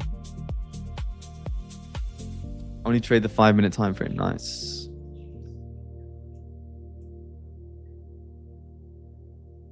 First, we're going to full port some accounts and then eat steak together from the profits. That sounds like a beautiful plan. Dion, give me a London Open setup. What is the London Open setup for the day ahead? Or are we going to be waiting for PPI?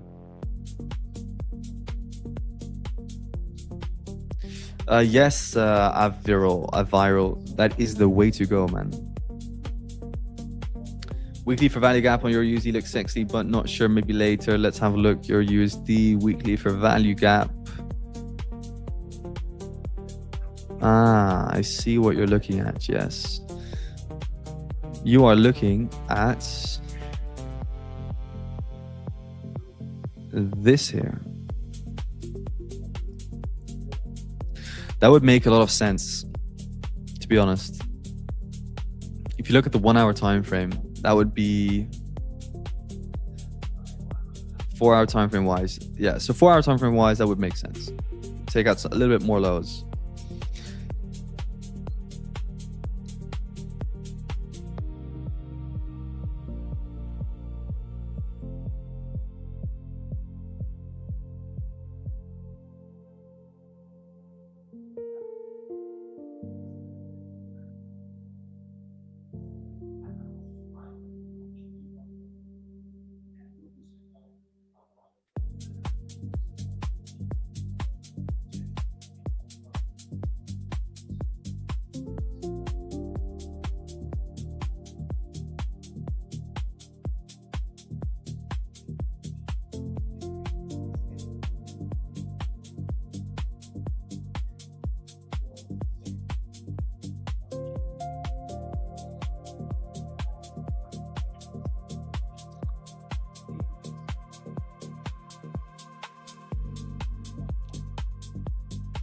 Yeah, exactly, man. We need to get some DAX accounts ready for tomorrow, though, or for the CFDs.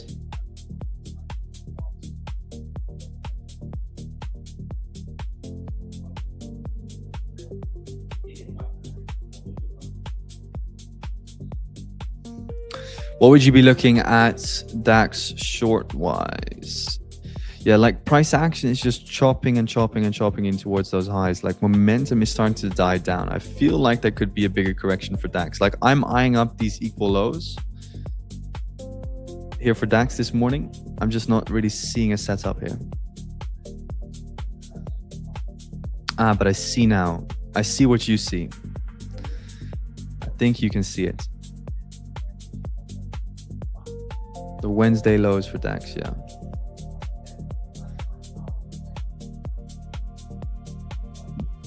The Wednesday low for DAX.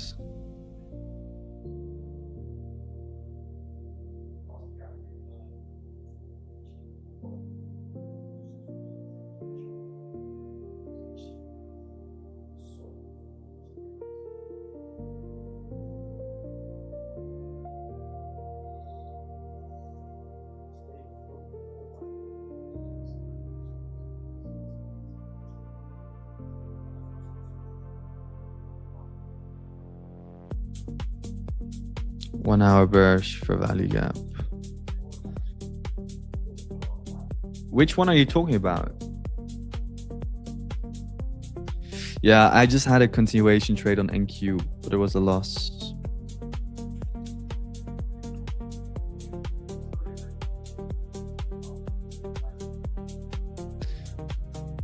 We were just trading continuations up higher. Here, V-ship reversal back up in towards the highs, looking for that continuation trade, but didn't wait for the market structure shift. My mistake.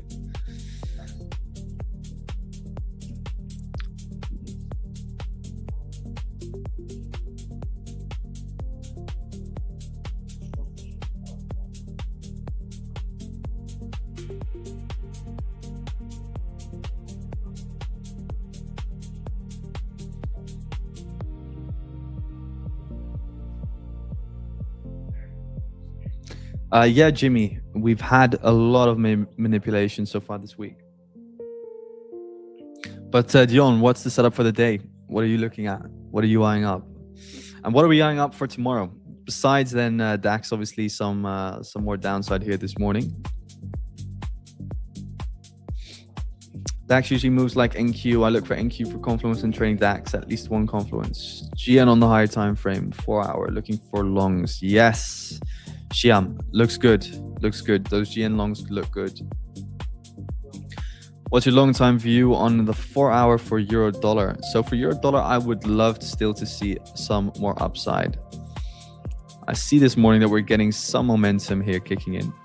I would love to see for Euro USD us to hit a little bit higher, 116.211 for example.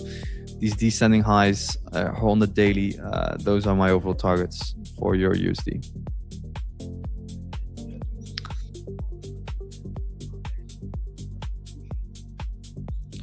For me, like euro dollar is just still stuck pretty much within a range, so I'm just looking to trade up from that range a little bit again. German is sideways on the daily time frame. Yes, it is. But I think more you're talking about like 4 hour wise, 1 hour wise. 1 hour ascending corrective here.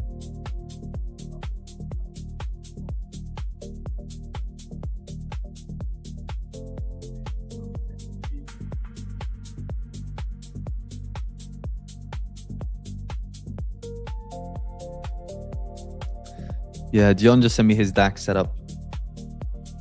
I see him. The 1 hour setup. Bearish FEG. Bearish reaction.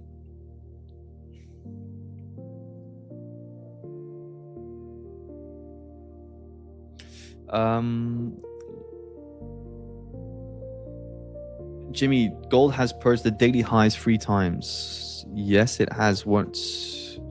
What do you mean with that?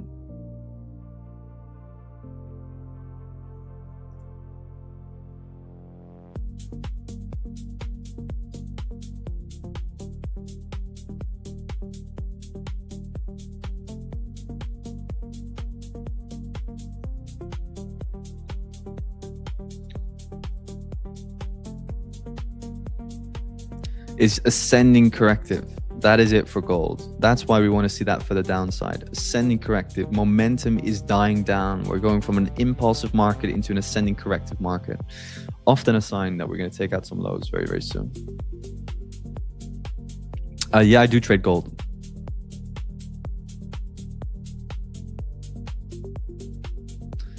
Let's see this morning what we get, what it presents us with. I'm still liking that we can get some lows out.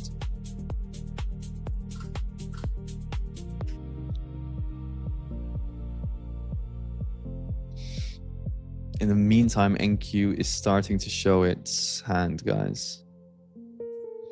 Starting to show that it wants to head up higher.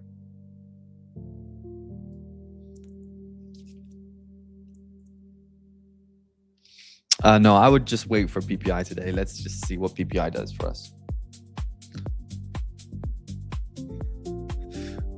Gold will go for 43.20. What chart are you looking at? You're looking at GC. Yeah. No, I would like for 43 even. Yeah, well, 43.20 is low. I see where you're coming from. For me, like the immediate target is just 44.15 and 43.73. Good morning, Skunk. Hope you're doing good. Noob question, what's the name of this chart? It's just GC. So just GC, gold futures.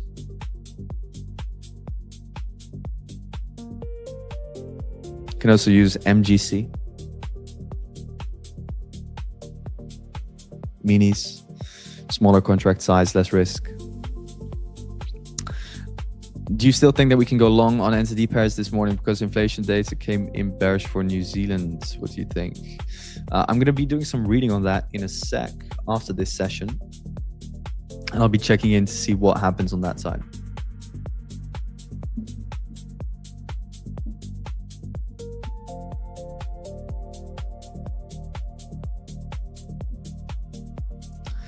NZD CAD longs. Yeah, I was looking at NZD CAD as well. I like it potentially.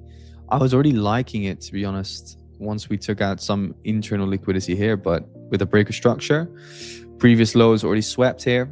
So we have previous lows swept. So here. But it seems for now that we're coming back down to take out this low here. So ideally, you'll just wait for that low to get swiped, and then maybe start looking for a long once that daily low gets swept. So maybe wait for that daily low to get swept and then look for some longs again.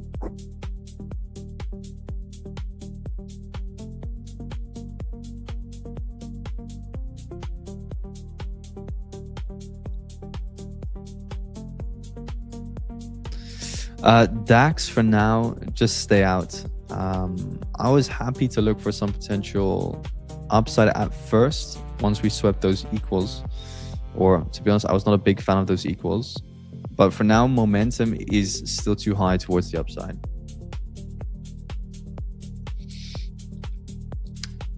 We'd have to wait just for another 15 minutes. Do you trade with Fibonacci Premium? Yes, I do. I use it pretty much just for pre-inverse discount, understanding where we are within the overall range. Yesterday on DAX, for example, we were very nicely at discount pricing before the overall market structure shifted and continued pushing up higher. But that's all we do. Can you trade DAX on futures platforms? I think you can trade it with Tradeify. You cannot trade it with Lucid. Hi, do you trade YM? No, I do not. Main focus for me is DAX, gold. And sometimes I like trading NQ as well.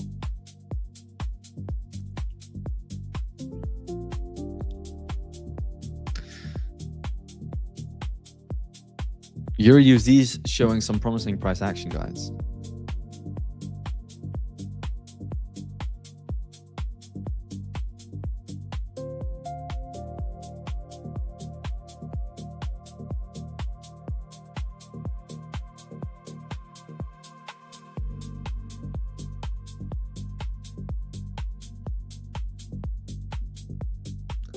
Why DAX? Because I'm in Europe and it moves within my sessions when I wake up in the morning.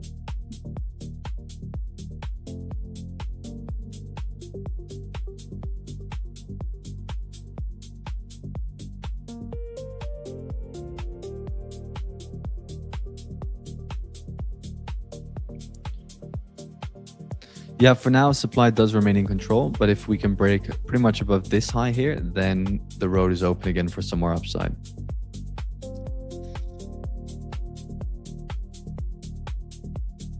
NZCAD looking good for longs, Fab. Not yet, I would say. I think that we still could head a little bit lower, take out those equals, and then after that, look at some potential longs again. That's what I would personally be waiting for.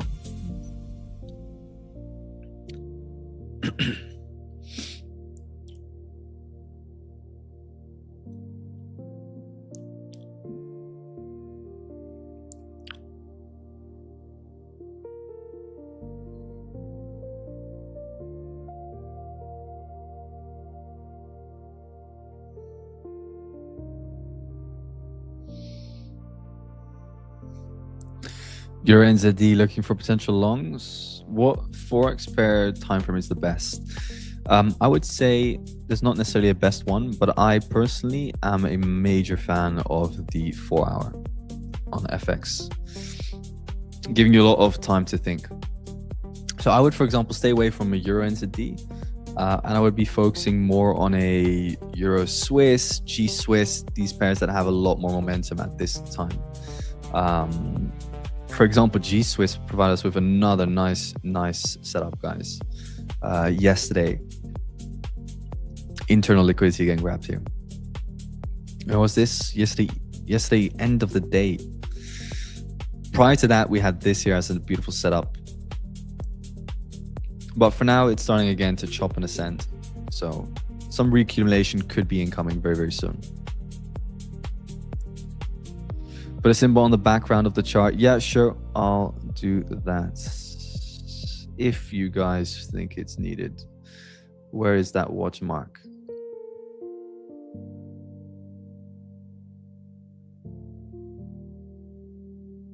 Here it is.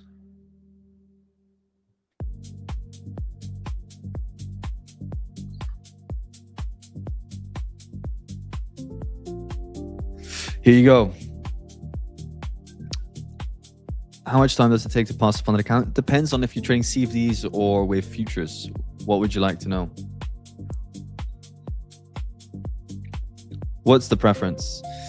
What does everybody trade here, by the way? Futures or CFDs, guys? Let me know in the chat. Curious to hear the difference.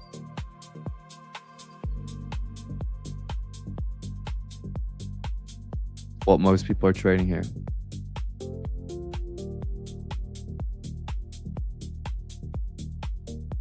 CFD, CFD, CFD.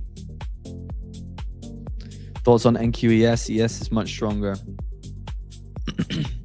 Yeah, ES is a lot stronger this morning. A lot stronger this morning.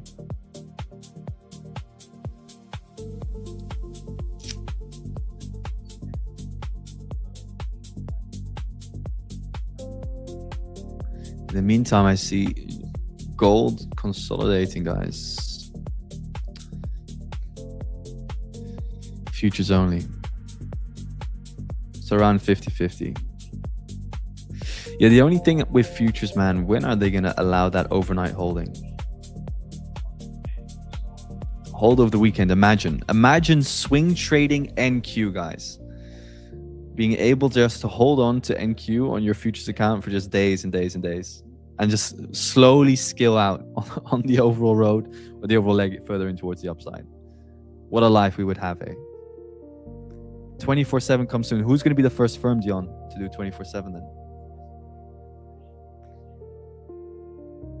I need to know. I don't believe it. I can't imagine it being very profitable for these firms to do like 24/7.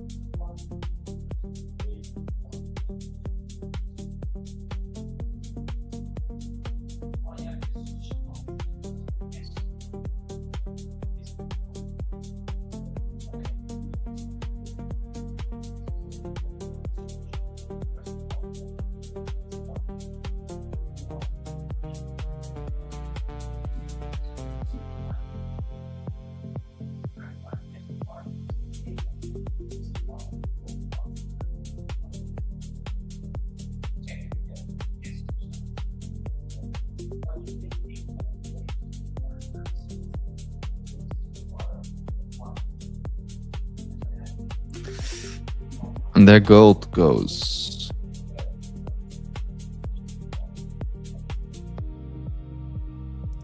I'm looking for a pullback entry on GC. Why?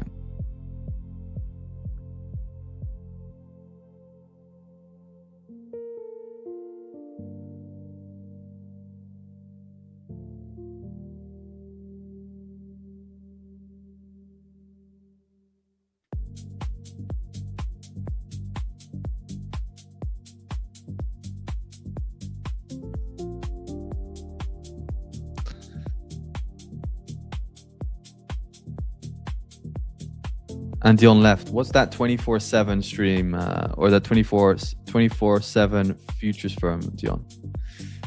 I need to know. Just fading the move using the 1 hour charts.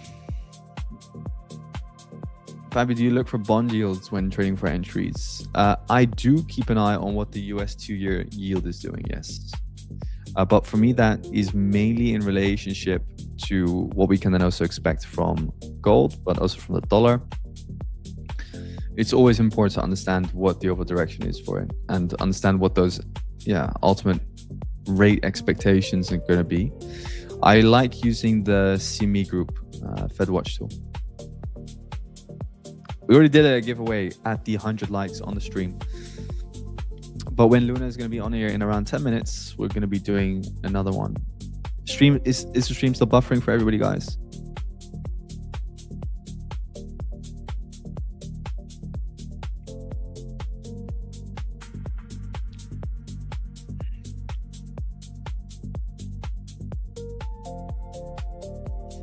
Okay, good, Alexis. Thanks.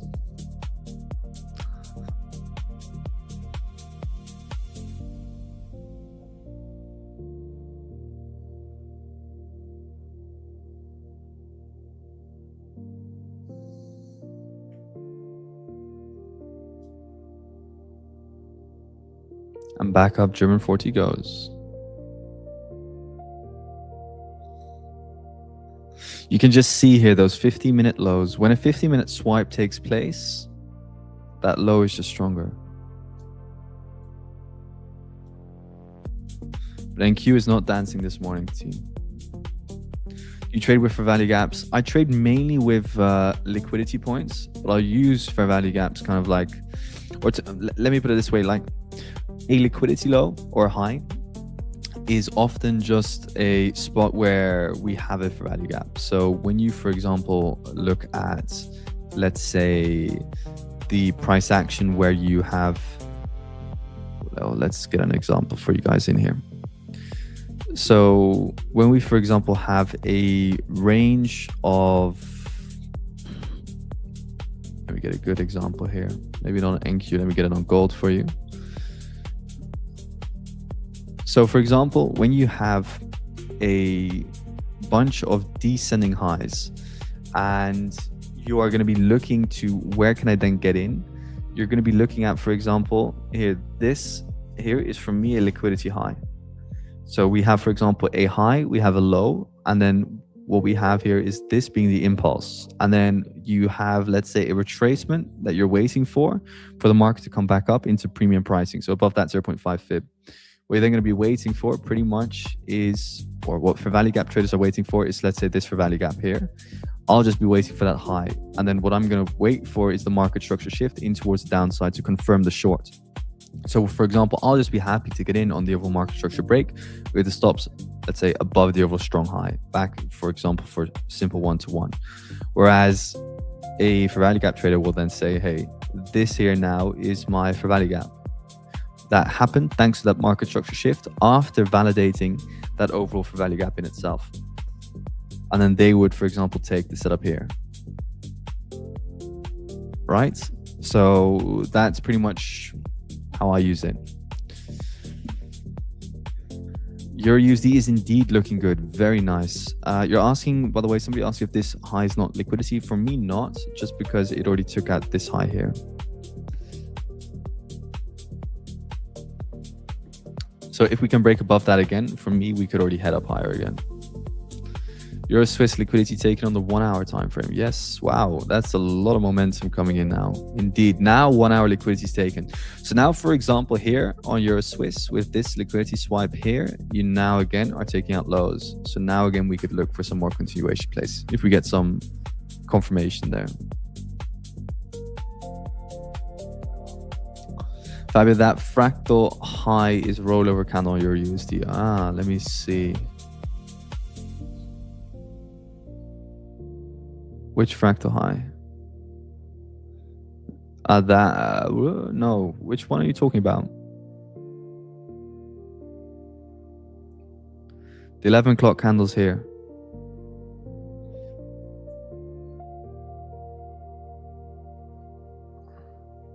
I don't think it is Alexis. Or I have a different 4 hour candle close here.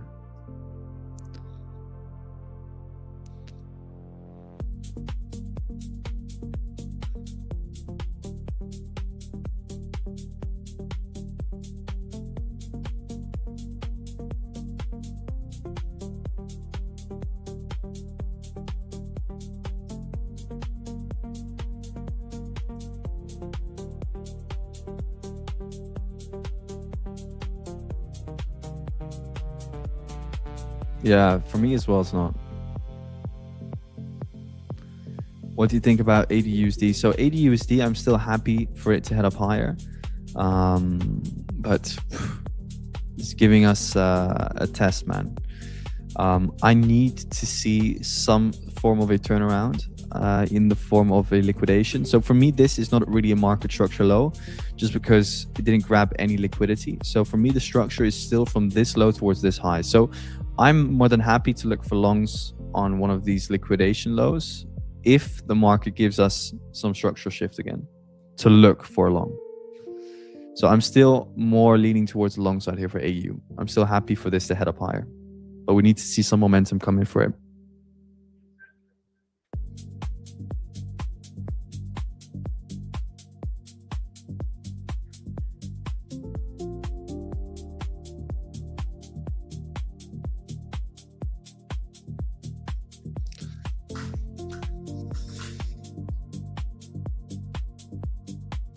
I shorted gold at 44.05 and currently it's running my TP 43.60. Suggest if any change made. No.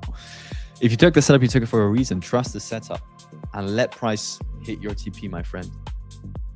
Momentum is there for you at the moment. Hold on to that momentum. USDJPY, what do we have going on here? What are you looking for, Warrior? Are you looking for longs or shorts?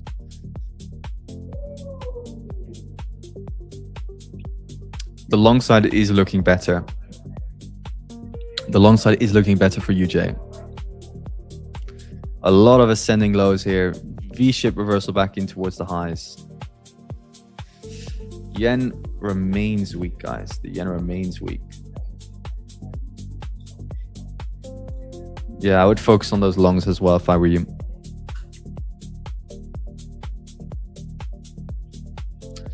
I agree.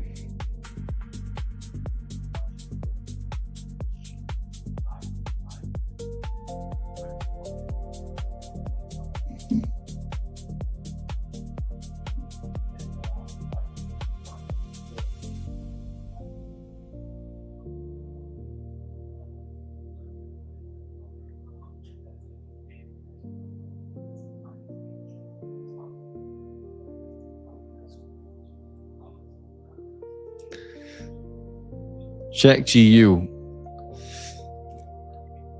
Yeah, GU is still weak. 2 weeks still to look for longs. GU is very weak this morning. DXY looks ready to go lower. Nice liquidity taken. Yes, indeed. Has now taken out those highs. Yeah, very low amount of confirmation here for any longs yet on the dollar. That's why I like your USD. Nice take out of the range high again. Has potential indeed to drop. Yeah, your USD is the one, man. Let's see what it does. For your USD now, let's just break above this high and then we'll look for some continuations in towards tomorrow. Look who we have. Look who we have. Good morning. Good morning. How are you? I'm doing great. How are you doing? Yeah, I'm good, bro. I'm good. Another beautiful morning here in Amsterdam. Sunny, blue sky, not a single cloud in the air. 23 degrees. I have air conditioning, so I cannot complain. Oh, really? Okay, nice. I Yeah. loved it. I loved it there. I was there in June, and I mean, my favorite part was just walking around and people watching, and sitting by one of the canals and get some bitter ball. Yeah, Bissable, man. That's what we're famous for. We're famous for a lot of different things. The good things, the bad things. But we have enough reasons for people to come out here. Yeah, it's beautiful. I love the public transport too. I was terrified of the bikes though. Terrified of bikers. I like almost probably killed someone just by walking around. Yeah, people are definitely always terrified of bikers. Like as people or as Dutch people, like we're completely used to it. But like when I see the tourists indeed walking around here, like they're always absolutely terrified just to cross the road even. But it's also because Dutch people really don't give anything about tourists. They're like, oh, it's a tourist. Let me just run him over. Yeah, so exactly. It took my Dutch friend to tell me that the paths were color different because I have color blindness. So oh no way. I didn't see that they were red. To me, it was like brown. Oh man, I might have a trade here. What are you looking for? You want to share your screen? Yeah, it's the same morning trade that I came in with yesterday. It's like another long on ES or NQ? 10 seconds. This time it's a short. I gotta make sure I'm locked in here. Do your thing. 3 seconds here. I mean, you wait for the 4-hour fractal high break, or you just take an entry on the 1 hour order flow shift for your USD. So for your USD in this situation, I'll be waiting just for the 4-hour fractal shift. Give it a nice little break there just to make sure that we're not just grabbing internal liquidity, because if you look at the 15-minute here, we have that breaker structure down. This could indeed be internal to fuel the next leg down again. Let's just make sure on this beautiful morning that we wait for structure clearly to be broken, and then we'll be looking at longs. That would also be a nice 15-minute setup that you could even trade on futures as well. It might be moving through too quick here. Yeah, it's right. It's ES, so it's right in the we're right in the middle of this chop. We're right in the middle of this London range so far that we've just been chopping in. And a lot of times when we made a little bit of a move in Asia. Oh, I'm not sharing their tap. Here we go. So we're just chopped right here, made this a little bit of a move. So a lot of times, oh wow, it came right back up here. So this would be like a no trade zone for me in some of the other ways I view the market. But with this one strategy, I just take it every single time. If it sets up, I take it. Nice. And so I don't really have to think about it, because win rate wise and all my statistics, it's just plus EV to take it every time. So I just take it every time. And sometimes it feels really weird, especially when we have these tight ranges right now. Like my stop loss is less than 4 points. Oh, whoa. Yeah. Yeah, that's very small. Yesterday it was like the 2 points or something, which is just, I'm not used to it, but I still took it. I'm like, well, it's still my setup. What I got to make sure though, here we 20 seconds. If it closes down here, is it too big of size? Yeah, I'm gonna have to size down if it closes down here. Oh wow, okay, it really pushed. I'm gonna size down a little bit. There we go. It's almost gonna go all the way now. Look at that. Let it run. Okay, so I can't get in this. Let's see if it comes back up and I can get in, but otherwise I can't get in down here. All right, well, it might have it almost ran into the TP, so it probably, we'll see if I get in it. If it runs this range low here though, I'll just take the order off and not get in it. If it pulls back here though, I'm gonna go ahead and get in. I'm looking for a pullback towards 7777, same level I've had. This level has been playing the last few days. Yeah, let's see if we get it.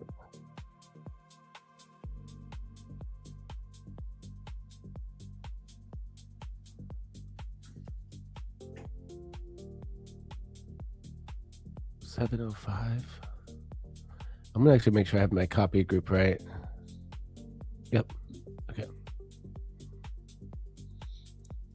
So have you been trading futures?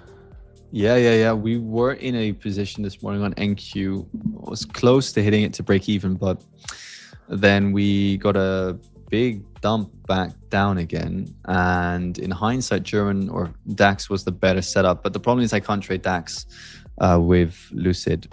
So that's the only issue there. We were trying to get into a gold short, but gold didn't really set up. That was the issue.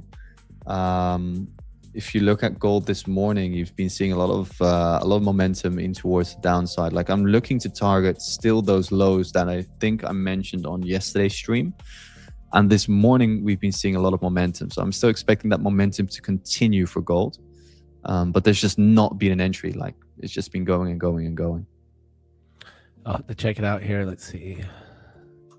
Oh, wow. Okay, we're coming back down on gold. Yeah. Back down to this level I longed. I longed here the other day. Oh, I'm in my trade. Oh, I also want to screen record here. Boom. All right, we're in it. So this is my double. This is the double break.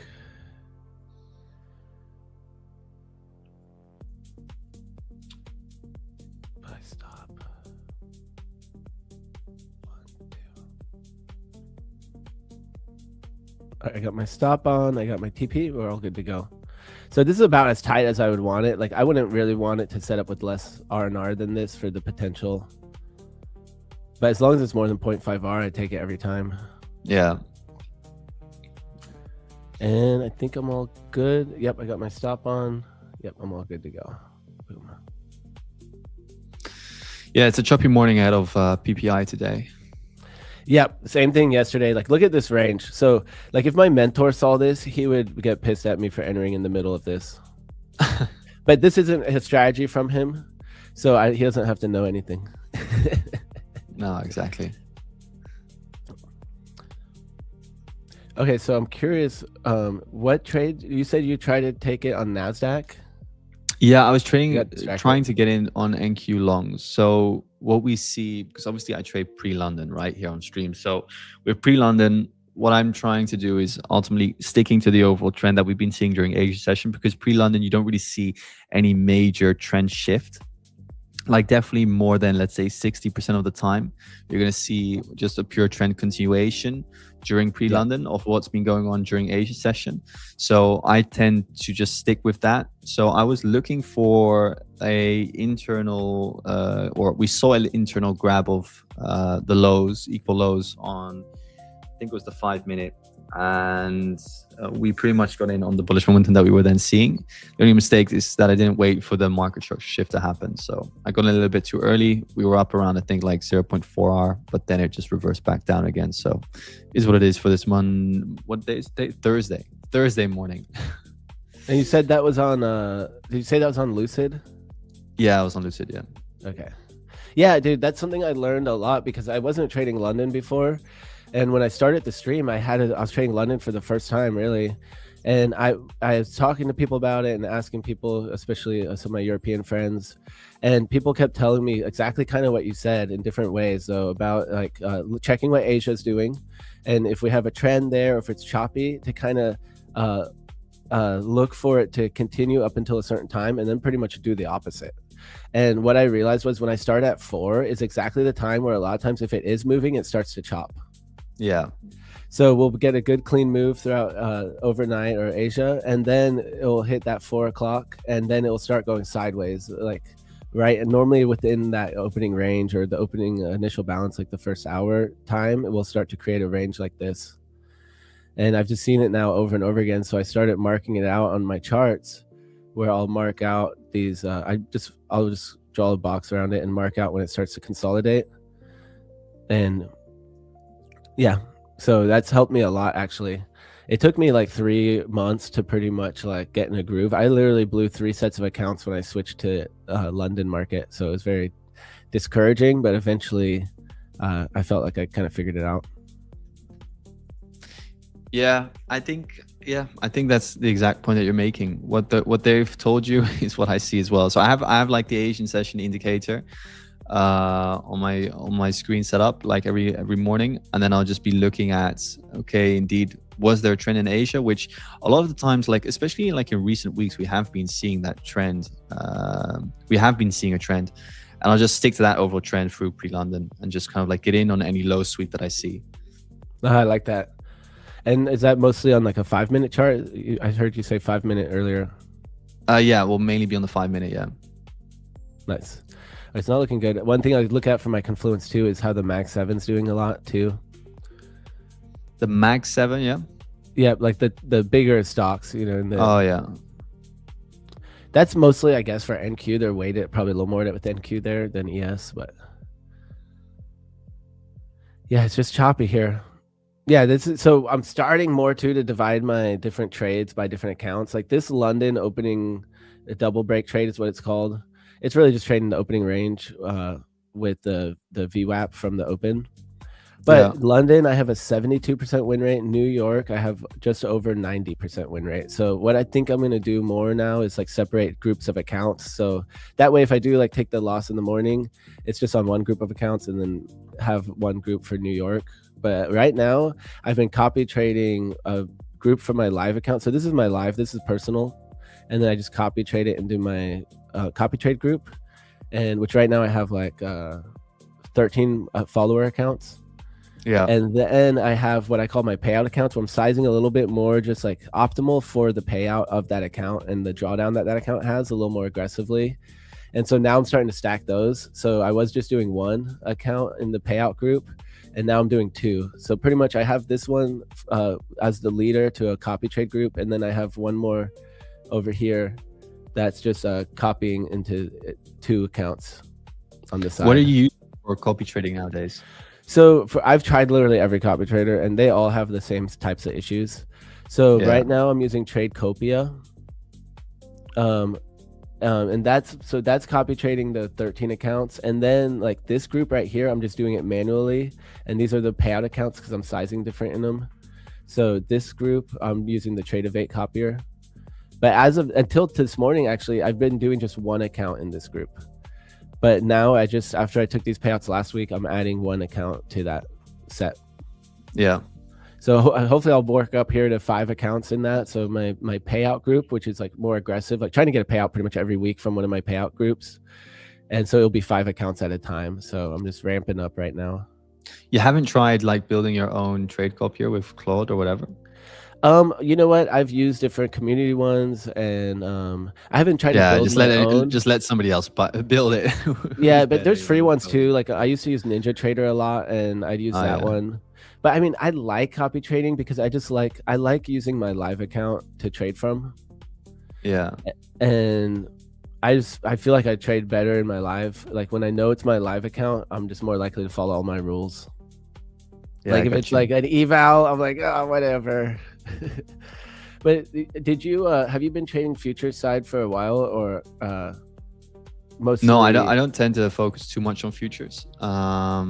But especially since kind of like FX markets now are very rangy, like you're kind of like in a way forced to.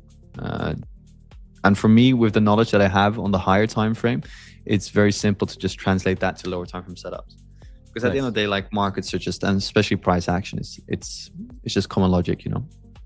Like the subs that we're taking, especially, there's so many strategies that are so simple and so simple regarding rules, and that still have an edge within this market. So you don't need to make it complicated, you know, in my opinion. Yeah. So I like to just keep it nice and simple, dumb it down. Just look for those momentum setups, look for that internal liquidity, or let's say just equal highs, equal lows, and trade those, and then in line with momentum. When you get on for London, are you looking at those overnight lows and highs a lot for your liquidity? So yeah, I like when we, for example, take out a previous daily low or previous daily high. That for me is always a good confluence as well to have. Yeah, for me, previous daily low and previous daily high. But I like especially like opens. So I have like this indicator, like the opens indicator, and this looks at like the, for example, and this is when you trade the high time, but like a quarterly open, but for example, also like a 4-hour open or a 1-hour open. These levels are often key levels of support and resistance when trading.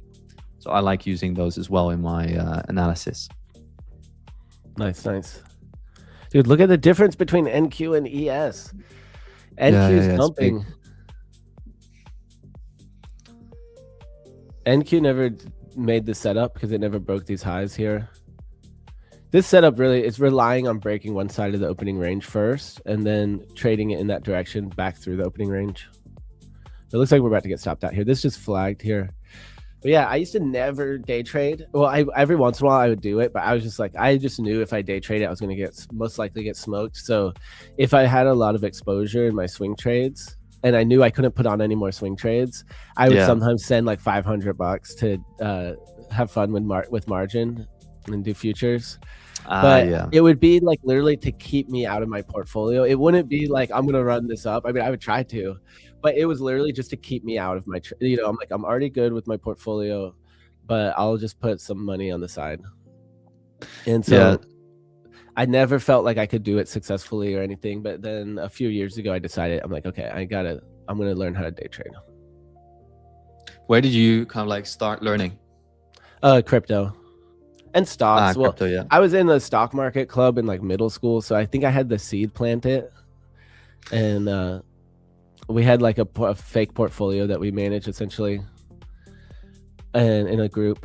But so I had that seed planted from my grandpa a little bit, but yeah, crypto. I got into crypto in 2017, and I like trading though. So like by the end of that, I was just like buying crypto. So I was kind of lucky. I was more investing in the beginning, but mostly just Bitcoin and like bigger altcoins. And then I got into like full-time trading. Like I made a few trades that made more money than me saving the whole year at the end. So then in 2018, I like started to like buy different things, and I pretty much got burnt in like every ICO and almost lost it all, but I never gave it all back. And then 2019 really built it up good. Nice, man. Just swing trading. So years of swing trading from 2019 to like 2025, like just swing trading. And then I start to switch into wanting to day trade and actually I was like, okay, I wanted to make trading my job, and I felt like I wanted to learn short term to be able to just like have my money at the end of the week. Yeah, those ICO times were very different, dude. I learned a lot of lessons then. Man, I remember some of those projects. I think there was even like a Netflix movie about this one project. like yeah, I remember like the metaverse was going to change the entire world as we knew it. I remember there was like this metaverse. I don't remember the exact name of the metaverse, but they had like a casino inside of it, and I would go into kind of like that casino. I think I remember there was a poker one that I did once. Yeah. I think it was called, what was that? Was that in metaverse Sandbox? name? No, it was not on Was it called Sandbox. something like that? Decentraland.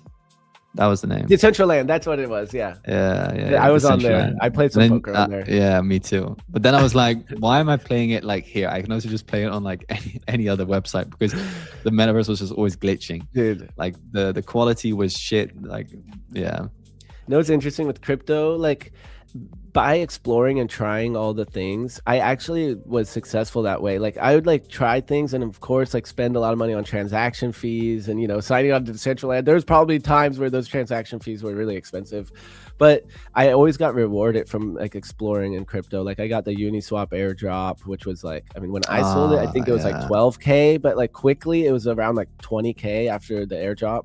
Yeah. But so I always ended up like, you know, it's like just from exploring and like being passionate about it, it always led me to interesting things. But during the ICOs, dude, the one that I got burnt on the most was called like Environ or something, and it was like solar mining pods that they were gonna sell prefab. And it just never, you know, it was a full on like rug pull. Like, It was like whatever. I don't want to accuse, I actually don't know, but no, it was like the sexier the idea, the better, you know? It was just like, wow, they're gonna do like medical devices from Mars. Like, oh, fuck, yeah, let me and buy then that. the ones that actually did good were like the ones that ended up being more like fart coin or Doge or like Yeah. The crappier it was, the more it did, because nobody expected that project to deliver, and they kind of like did expect the good project to deliver. But it's better to not have anything to deliver. Yeah, exactly. Like, but me. Yeah, in crypto, it's indeed like the more crap the idea and the less probable it is to actually do something, like the better of an investment it is probably going to be. My favorite times though were just buying the Binance listings. So it's like everyone figured out that like they update their website before, and so you could just like inspect the website and see all the new tickers they're adding and buy them, and then once they post them, sell them. So it's just like buy it and then sell it right when Binance lists. And that was like easy meta for like I almost a year, probably 6 months. But I would just trade altcoins to stack more Bitcoin was more the idea, even though I pretty much always trade it. So I never really kept all my bags. Like eventually I'd sell, you know. I never like, I had a few good like 100x's or more just from being around in the space long enough. But I never like, it's not like I just hoarded away a bunch, you know. I should have. If I just dollar cost averages like I started, I would have made more money at the end. Yeah, that's the problem, man. We always look back and like, oh, we could have, you know, we could have had. We don't look at like what we actually achieved. It's just like, oh, what could have been, or we could have had. Yeah, I talk about it a lot too, that it's not all like, you know, that people assume that like I used to not tell people I was a trader, because people either think you're a full degenerate gambler or that you're like a mega billionaire. You know? Yeah, like, there's no in between actually, and that's more realistic. Like you have to start somewhere. So for me, it's just like to be able to have an income from it is winning. Like that is huge. Yeah, you know. So no, being able to make an income from it, you're already ahead of what 90% of the people out there. Yeah, exactly. And from a laptop, like I'd be like on the beach and like I like with swing trading, I'll check my trades like, but I don't really do anything but like once a week. It's like on the weekend I do my research, maybe wait to put my orders on after Monday. Yeah, super easy. Man, this is teasing me here. Yeah, it's a big tease, man. I'm gonna have to head off and get some breakfast in. Thanks for taking over, and good speaking to you again, like we'll be doing every morning, guys. Thanks for having me on, and good luck throughout the London session together with Luna. And remember to tune in tomorrow morning again, 2 a.m. Eastern. It's going to be a big day tomorrow, Luna, isn't it? Tomorrow's the day. What can people expect? I mean, definitely a lot of giveaways. I don't know if it's a surprise. I'm gonna have Clay on again. We're gonna have a lot of guests and a lot of giveaways and some good guests. I mean, we always have good guests, but like one good guest after the other. A lot of CEOs. I think we have 3 different prop firm CEOs all in the same day on the stream together, and I think we have 3 million in giveaway accounts, and that's probably not even including Clay said he's going to go super hard. Wait here, his exact words he sent me were, looking forward to the birthday stream Friday, bro. We're about to make it rain giveaways. So there it is. Good. Yep. All right. Well, you guys know what to do. Tune in tomorrow, yeah? See you guys tomorrow. Appreciate the conversation. All right. Take it easy. Anytime, brother. See you tomorrow. All right. Bye-bye. Guys, Clay said we're going to make it rain giveaways. We're going to make it rain.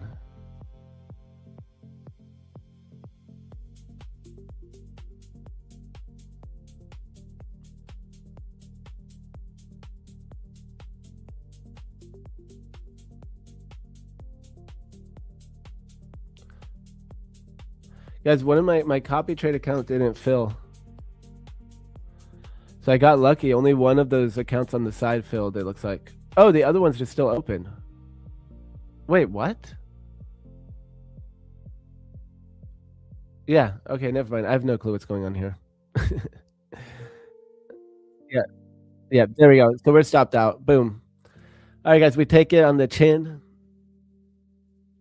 We take it on the chin. Have to have these L's to get to the winners. So what's up, everyone? Welcome, welcome, welcome. Guys, it's that time. It's crazy to start off the stream now with the stream already going. It's a totally different way to start the session. So super stoked to have Fabio on.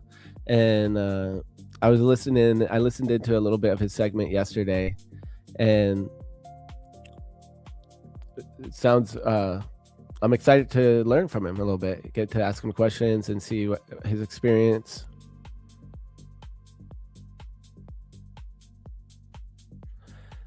Looking through chat here. Guys, we got a pinned comment already for the giveaway. Did we pin a comment? Okay, we'll have to pin a comment here. If you can hit that up, Joe. All right, so the double break stopped out. It could still set up here. Technically, it didn't go yet. I mean, the thing with the double break here is it actually made a decent move. I have to give it that. It tried. It could have. It really, NQ still holding these lows. So huge divergence between NQ and ES. Huge divergence.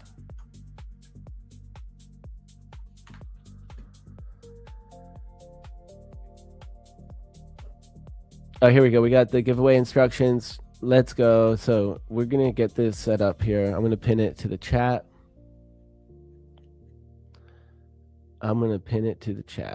There we go.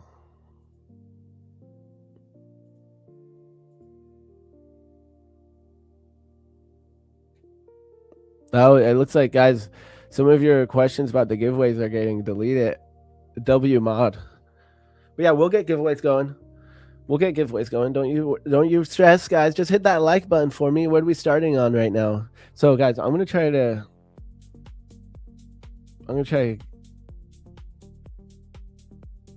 crank up the volume here and get locked in. I actually might have another trade. No, I probably won't. I might end up on an eval doing another trade here. We'll see. 3 minutes left for this candle close. So we have the giveaway instructions pinned, so make sure you pay attention to that. And Adam Wells says, what's up, Luna? I learned a lot of Fabio and Jade Cap when I first started trading CFDs. Okay, let's go. That's cool that you already heard. Yeah, Fabio has quite the following already on his YouTube and everywhere. Pretty impressive what he's built.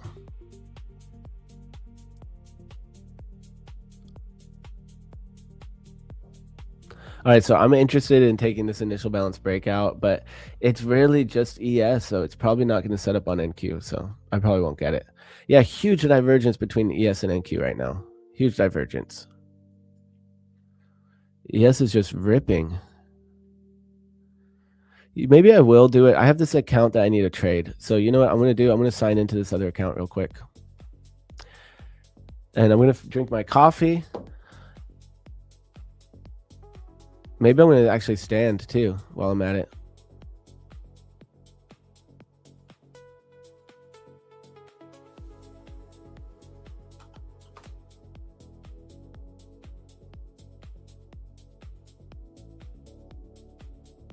I'm going to sign into this other account. I'm going to stand up.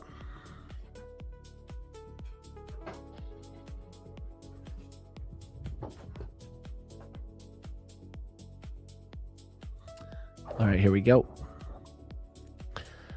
So how's everyone doing? How has your morning been so far?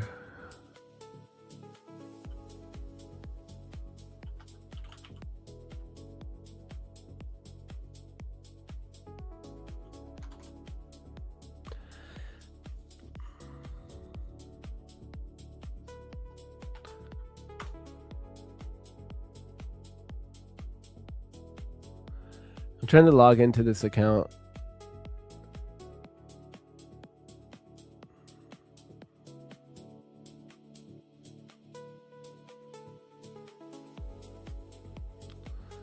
There's got to be a password.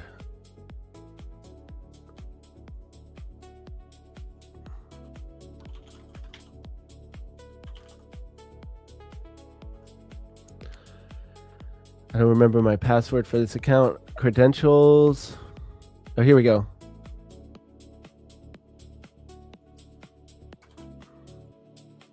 We got it.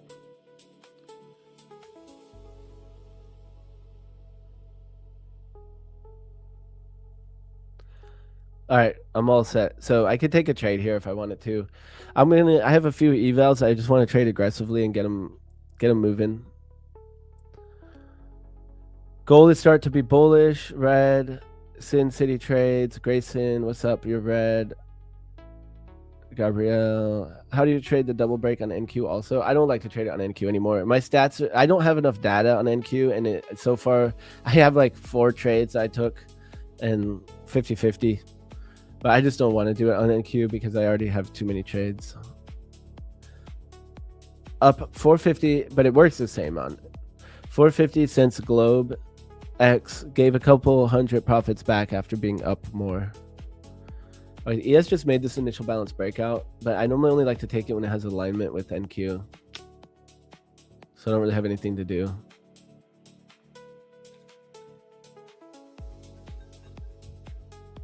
Unless I just took it for fun on an eval, but we have a divergence here too. We have a 15-minute divergence. So I think what I should do first is start with my charting.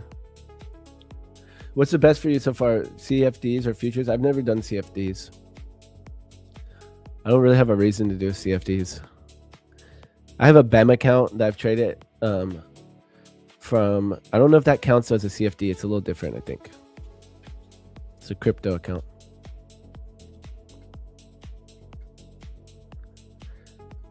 All right, so I guess I'm just going to jump in with my analysis here. So I drew this box here thinking it was just going to chop.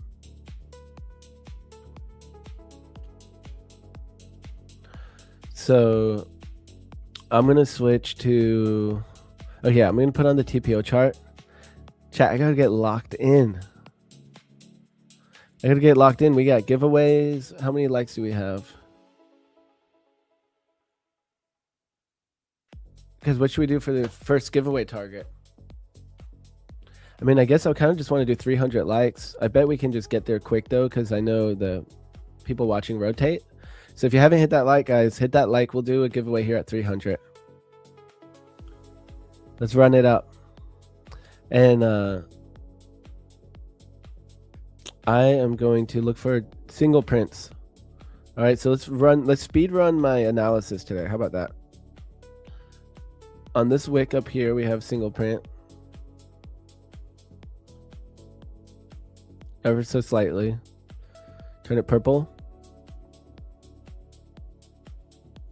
So that's a little extra protection on that previous day high. So I like that. I like that if we hold below it, if we get up there and hold below it. No, we have one on the low too. Interesting.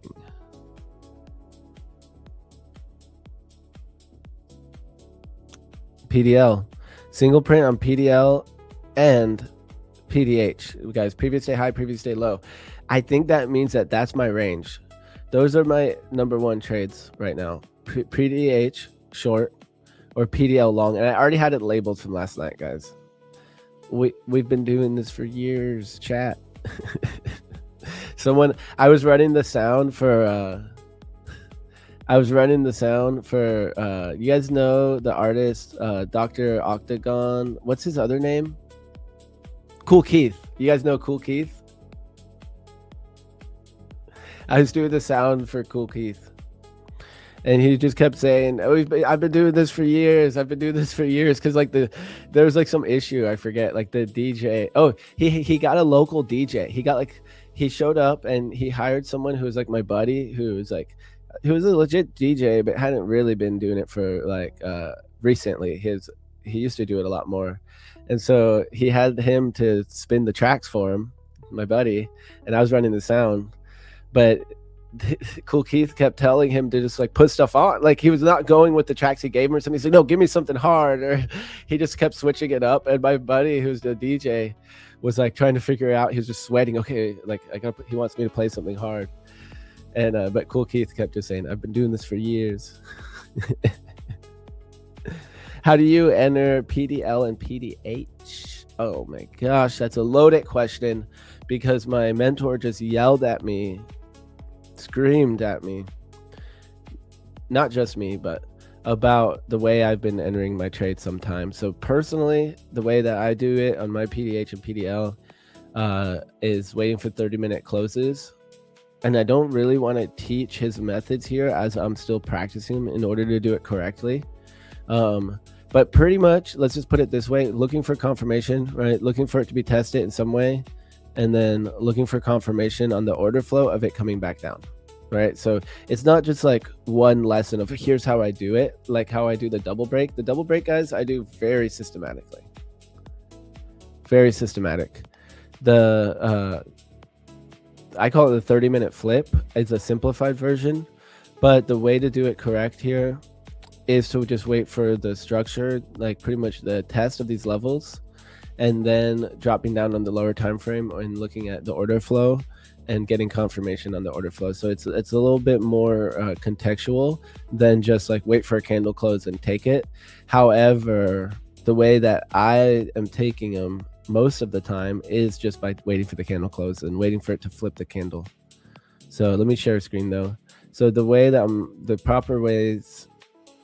the way that I'm trying to learn is just using mostly order flow though. So looking for confirmation on the order flow. I'm looking for imbalances of the cumulative volume delta and looking for, pretty much looking for stacked imbalances, looking for bigger buyers and sellers, looking for trapped buyers and sellers, looking for absorption, looking for blow off tops, essentially a few, like many different formations of order flow, but essentially looking for some sort of confirmation sign. So it's a lot more contextual though, like looking for absorption. It's not just like, here's how you do it. Not at least from me. Like maybe there's someone who could teach it like that, but so I'm still studying all that with my mentor all the time.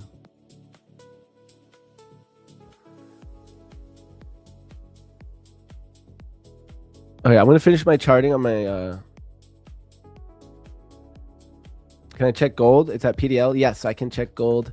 So I'm actually interested in this gold long. I might have just missed it though. Well, it's been coming down, so it's a little bit scary. But yeah, this long right here.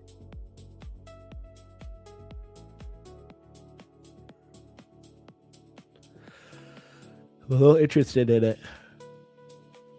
I was gonna actually take it in an eval. Normally, so this one I've been doing in top 1 futures, but this is where I longed right here. I longed here. Oh wait, where was it? Here, on Tuesday. Wait, where was it that I longed? I guess it was here. Now I actually don't remember. It looks very similar, and here we are again. So this is partly because of a overall like being more bullish right now. Now though, we've played that level a few times and rejected this upper level, so I might not like it as much now. First test, the best test, right?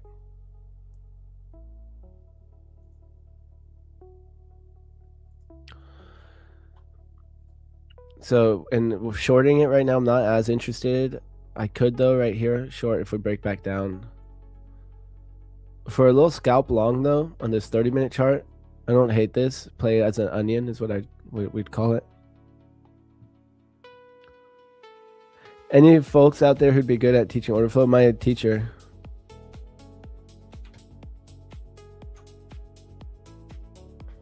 I mean, he's serious. He's serious, so if you're ready for it.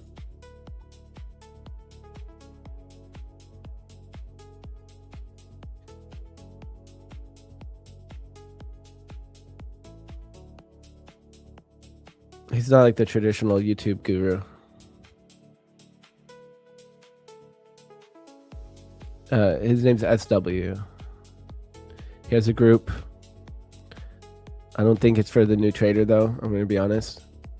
I think it's better to have some experience and to, really want to learn from someone who's experienced, even if it's not how you see it on YouTube. All right, guys, I'm interested here. So we broke the initial balance high and we're retesting it. Okay, I want to finish though my analysis.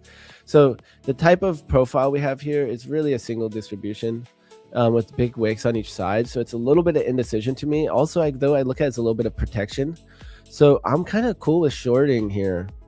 I would maybe do an initial balance break or a failed auction on the initial balance, if a short back down into the range. Also shorting this PDH I really like. I'm actually going to set an alert up here. And longing the PDL, the previous day low, I also really like. So I'm going to set an alert right there.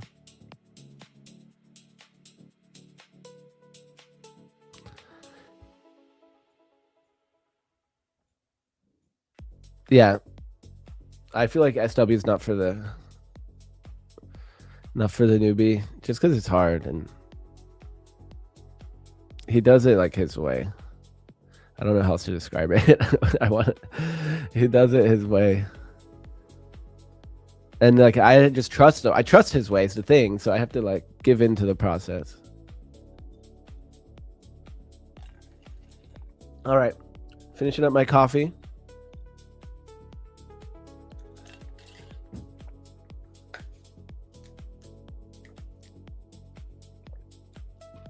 So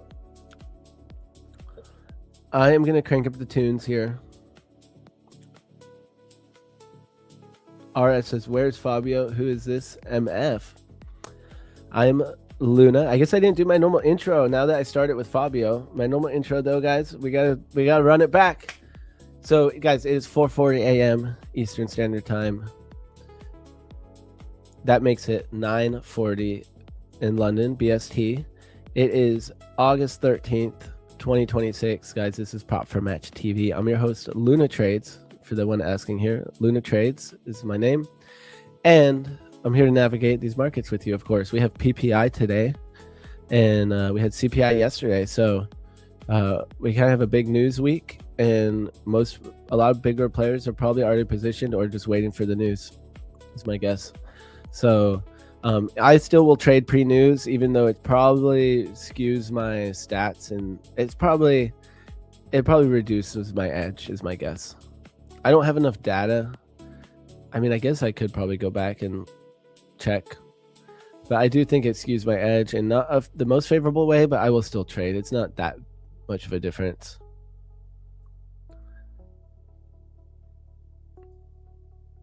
Luna, I keep forgetting to tell you, last week I was at Drum Corps World Finals in Indianapolis, and there was a marching band from Costa Rica that came to compete. Made me think of you. They're big into marching bands there, like the high schools and all that stuff. They have like anytime to celebrate in town, they have their marching band. So that checks out. Luna, do you have fixed R&R or base hits are better?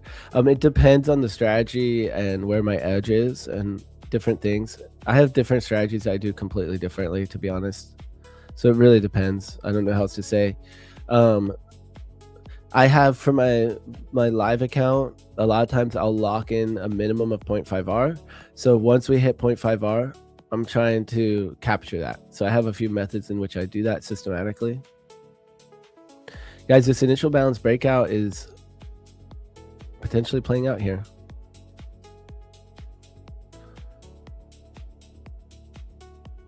Okay, so volume profile is drawn.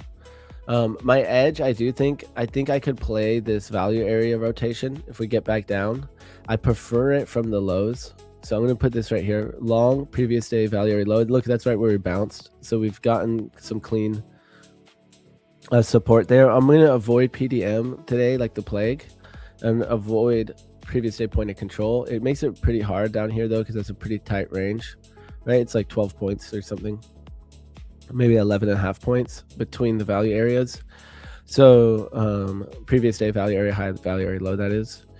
So I like this range better. If we can pump up here to previous day high to look for the short, I like that better. And assume kind of that we could still get stuck in this chop here. That short there would have been crazy. That was my edge yesterday, was these shorts and the long from down here. All right, so we got my fib extensions on as well. I have my previous day levels. So yeah, I mean, I think I have my trade ideas on. The short here from PD value area high, it's like, I don't like it as much. I'd rather just get this initial balance high almost, which is rare. But, or I just have to ignore the point of control and make sure I have a good stop loss. So, which, yeah, 2 points, yeah. So I'm not sure.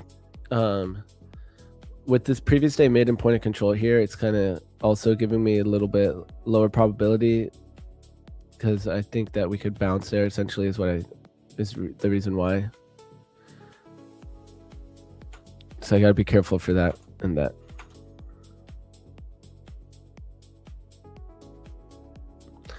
Sorry, Lunchlot says, yeah, I trade every day. It's props. Personal, I would stay away maybe. Yeah, that might be a way for me to do it. I could just maybe stay out of my personal in these days. Luna, I decided to try deeps charts instead of Atos. We'll see how it goes, but I really like the interface and feel of the program. Nice. Have fun with it. I've always wanted to try it. I just have too much going on to try new stuff. Please give us your price levels of your first setup. The one that I took today, that was a short here at 7777, which this level's literally been playing out, guys. It's crazy. So I do think we could get a giveaway going, guys. I want it 300 likes. Can we hit 300 likes? If everyone rallies right now, maybe we can hit it. I'm flexible too. We could do a little bit under. Let's just see what we can get here. We're at 241 right now.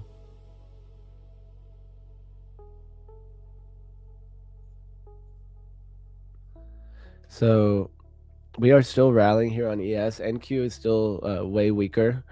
And let's look at gold again. Yeah, gold might be a better opportunity this morning. Okay, I need to do my NQ charting too.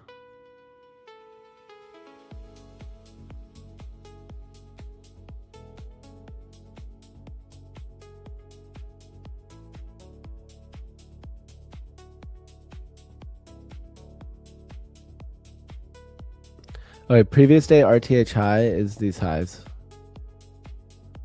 And then previous day RTH low are these lows right here. Boom. So I'm going to draw my fib extension out. I'm going to put my box here. Boxy brown.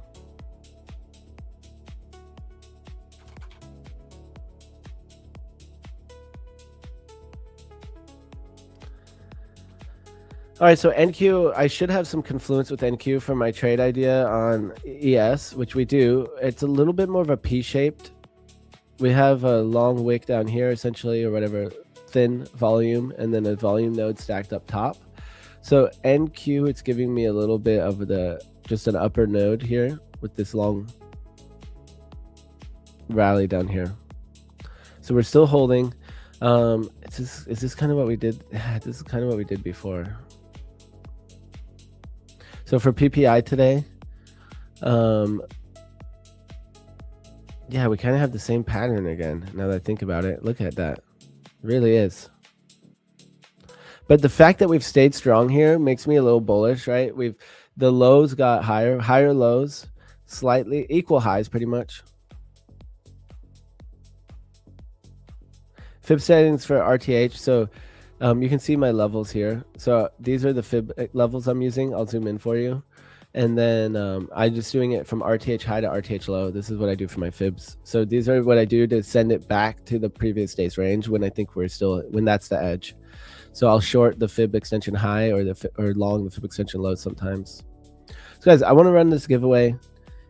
Okay, 252. Can we hit like 275?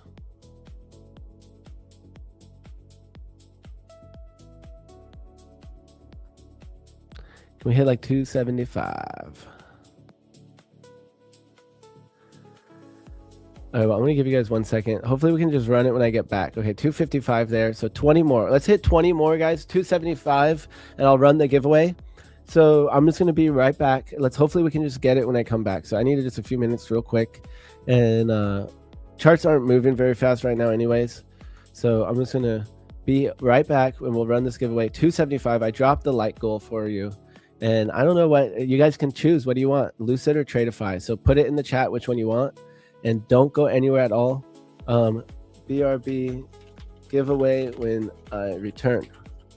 Let's get 275 likes. Boom. All right.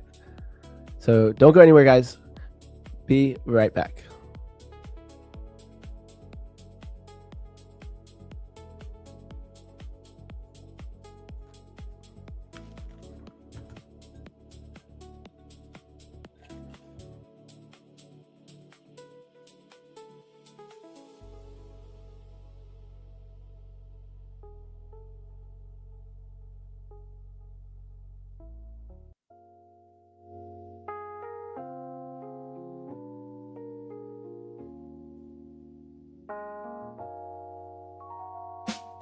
Yeah, I wake up clear sky. It's time to take that flight.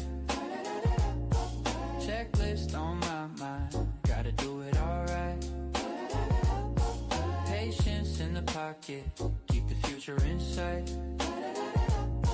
Discipline's the engine. Let it carry me tonight. Half size when it's choppy. Keep the risk in control.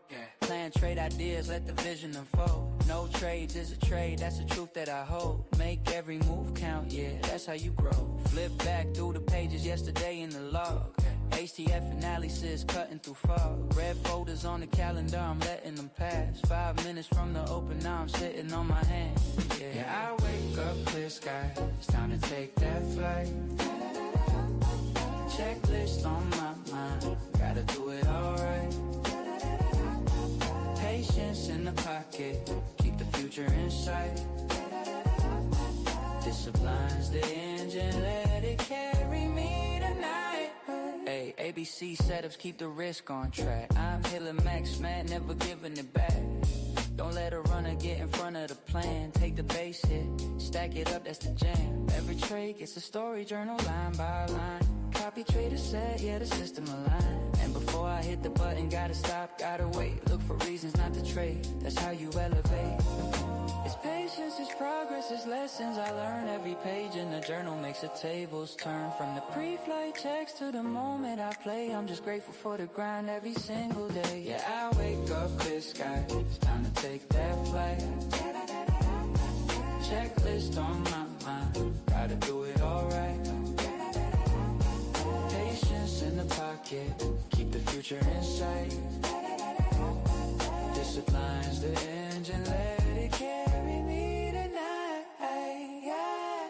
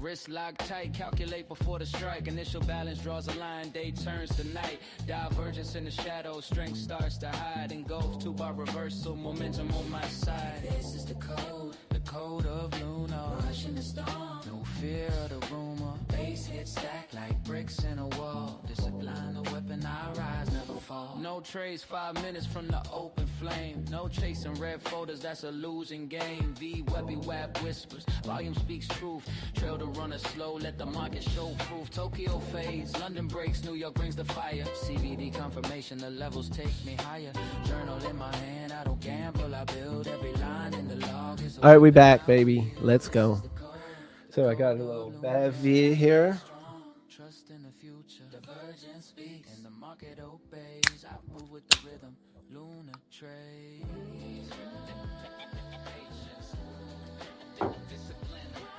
All right, let's try to run this giveaway here, guys. 280, we did it. I knew we could do it. Let's go. Let's go. Which one do you guys want? Tradefy or Lucid? Let's see. I'm gonna go down and see.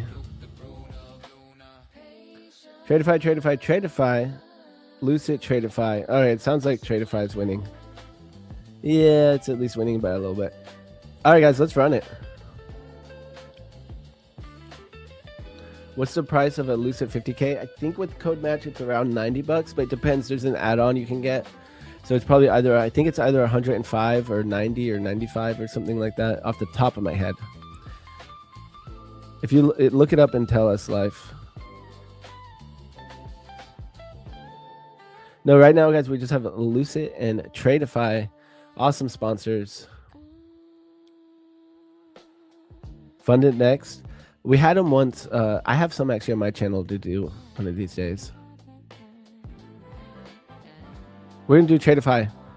So let me figure out what music I want. I think we're going to go with this.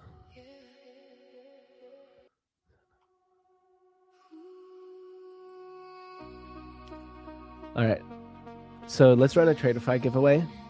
I got some serious caffeination now. I got some Celsius.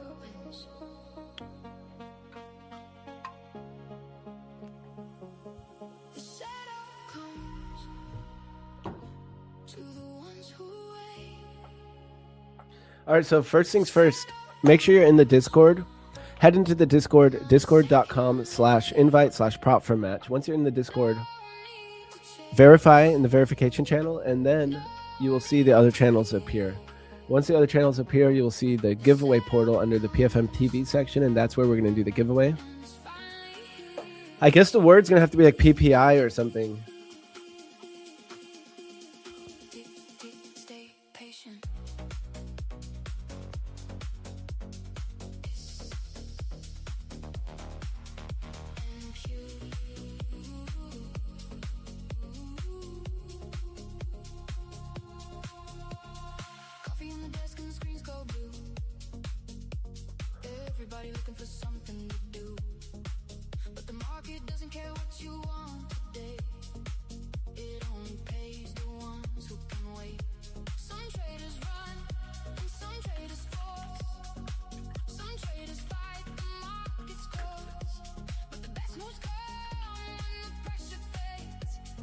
All right, I'm tagging the winner from Fabio's session too in the Discord.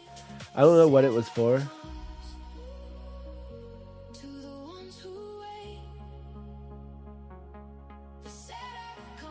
I think it was for a Tradefy.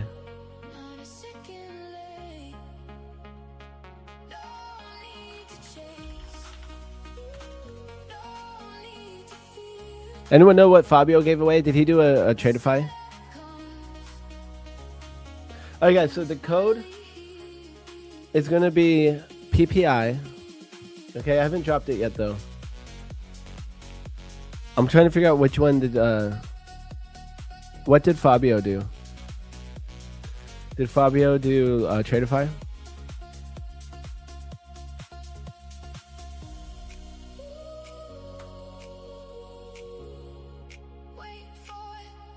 Nobody knows. Nobody remembers. What's up, LSG? You have a question? So guys, I'm going to drop the code in the giveaway portal. So once you're in there, you're going to see it appear in a second. I'm going to create the code. It's just going to be straight PPI because guys, today we have PPI. Yesterday we had CPI. And I want to make sure everyone's prepared for the news. The PPI news is at 8:30. Okay, 8:30. So I'm going to create the code. You're going to have 1 minute to enter. So I hope everyone's locked in and ready. And you know what time it is, guys. Let's run it. All right, 3, 2, 1. It is live right now in the Discord, guys. A giveaway for a Tradeify account.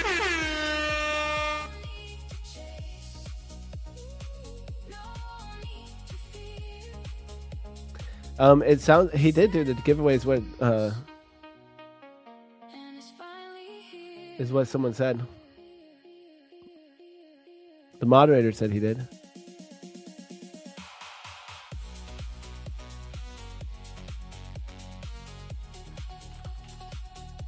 As I said the code.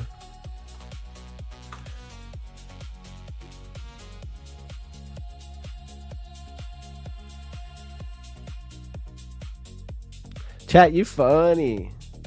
Sometimes chat's funny out here, guys. Chat's funny.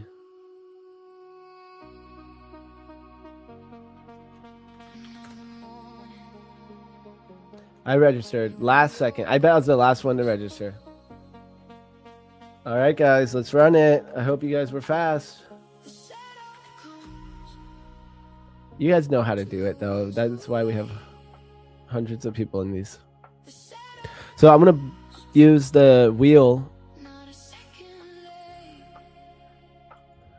I should start doing races? Or do you guys like that? I just do it quick and easy. I'd rather be focused on the charts, guys. We got the charts move fast. Sometimes our setups sneak up. We can be talking about strategies.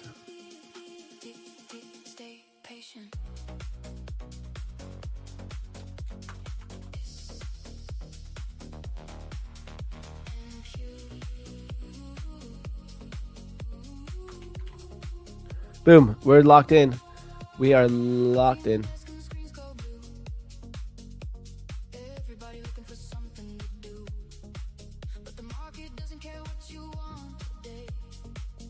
I've never heard of this prop firm. I'm good, thank you, Sanki. How are you doing, Sanki Troll? Uh-oh. I'm just waiting. Since your name's Troll, I'm imagining that I'm gonna scroll down and see that you're blocked somewhere.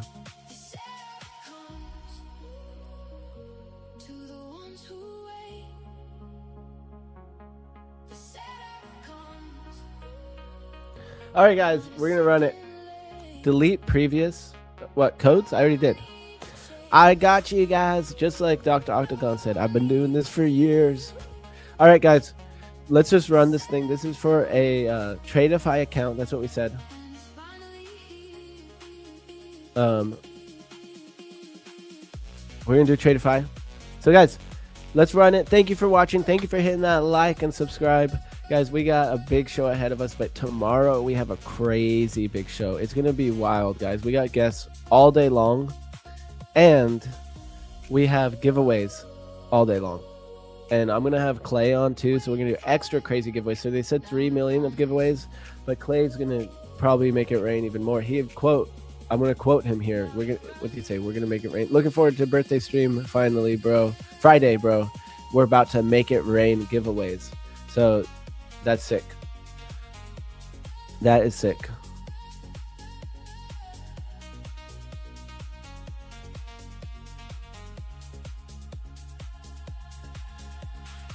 All right, guys, let's run it.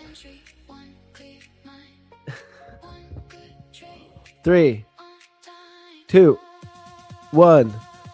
Boom. Let's go, chat. Good luck, everyone. Good luck, everyone.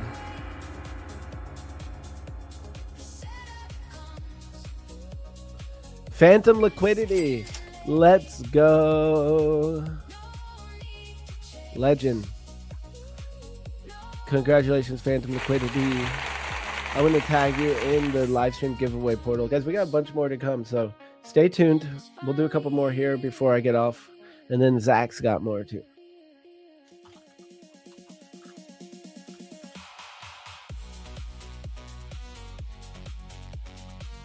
Tradeify. Who loves Tradeify? I love Tradeify. Guys, big shout out to our sponsors, Lucid Trading and Tradeify. The next giveaway, we'll just do a Lucid. How about that? And big shout out to Prop Firm Match, guys. Use code MATCH at checkout. Get the best deal at your favorite prop firm. Also, you can get loyalty points, which you can then use for more accounts. So if you don't know, now you know. Nothing for me to do here, guys. This is just trending up. And man, the difference here, look at NQ. It still hasn't even... Oh, NQ just did the double break. That's wild. Another day, I probably would have longed that. I probably would have longed that. Luna, did you wait 11 days for the payout on Tradeify? Is that real or am I wrong? That 11 days, that was a payout a while ago. My recent payouts, it was like 4 days. And Lucid is like 1 minute. Like literally, Lucid's payout just showed up in my bank account. What is the volume profile indicator name? So which one do you mean? This one on the right side?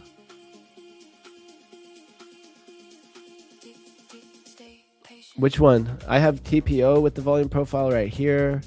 I have session volume profiles all day long. We got weekly, fixed range.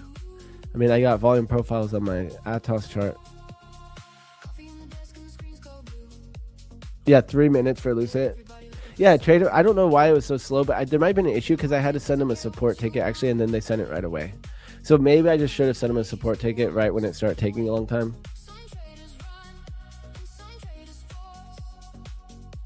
Yeah, Yazzie, or Yaz, I'm happy to help more if you have any more specific questions. I use the visible range volume profile here too, the VRVP.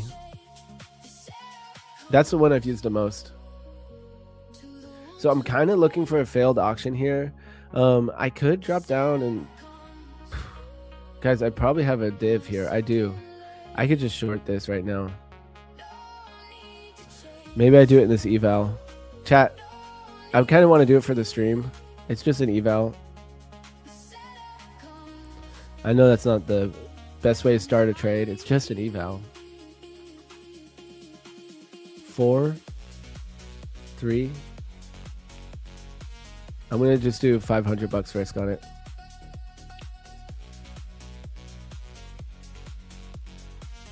I kind of just want to fill.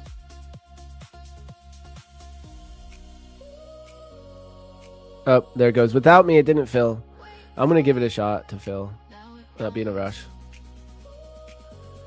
Get my appropriate fill. Well, right, my appropriate fill would have been 1, 2. So I could have just filled.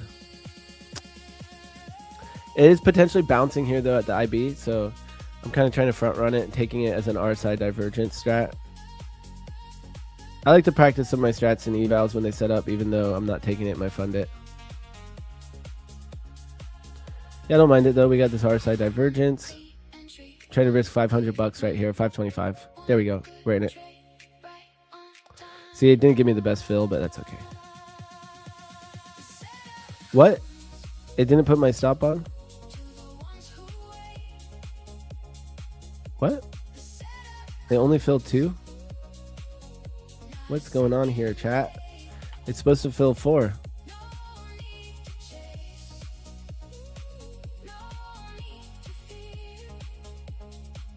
Maybe 3.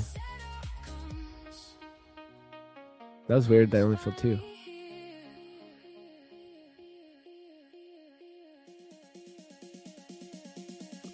I'm gonna go for this short. This is an R side divergence. So I'm actually trying to track these evals more.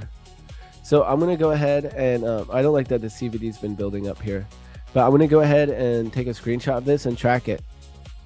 This could just be a retest of this opening range high and we keep bouncing or whatever, but I'm gonna take this as an R side divergence and I'm gonna put it in my eval trade log that I had started recently. I went to go to Google Sheets, but I accidentally just typed eval. Oops. All right, there we go, guys. $500 risk. Perfect.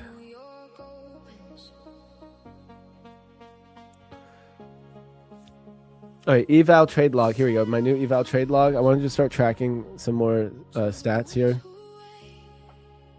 So I haven't really used it that much, but I'm just gonna try to start doing this for the evals. I'll make it easy on myself. Screenshot, and I won't do the VWAP study actually. Screenshot time.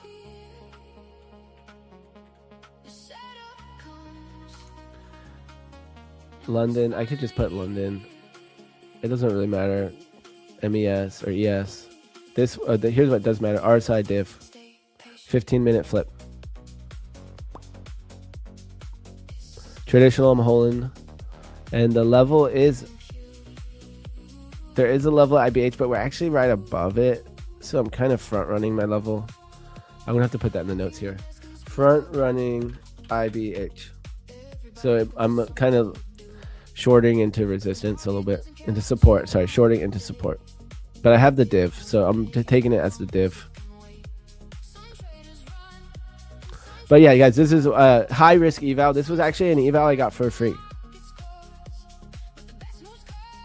So what's new streaming hours now for PFM? I also noticed you did a London stream 2 days ago. Will you be doing London on your own channel for now? Yeah, I've been doing the opening trade on my channel for a while, or in my Discord, because that's like what I found worked for London is I have to trade earlier. But now we have Fabio on earlier too. So we have the prop for match stream has extended now 2 hours earlier. But I'm still waking up and trading London Open. Can you please tell me which firm's accounts will be in tomorrow's big show? I can't, actually. You meant in the other window, in the Atos?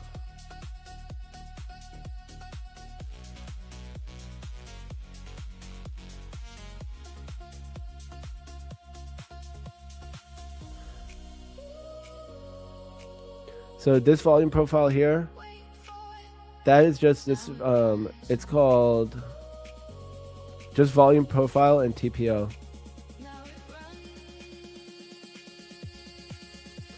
So I have it set by the sessions for each day. Yeah, not sessions, sorry, daily. Look at that trending profile. This one's a big even distribution with these thin sides, which is kind of weird. So I'm pretty much counting. Like my short here is that we're going back into this volume distribution. I could have a looser stop loss. I'm gonna do my RSI strat though, right? So this one strat, but potentially could have a bigger stop loss if I was doing this based off of order flow.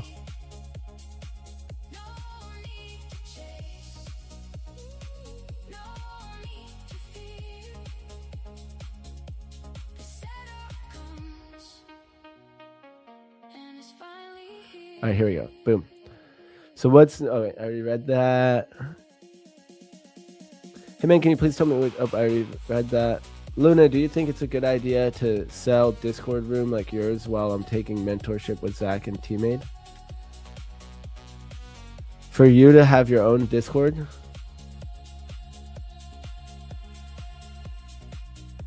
I don't know, though, so I really don't know your situation. Is there a demand for that type of thing? I'm not actually sure. Is it a good idea?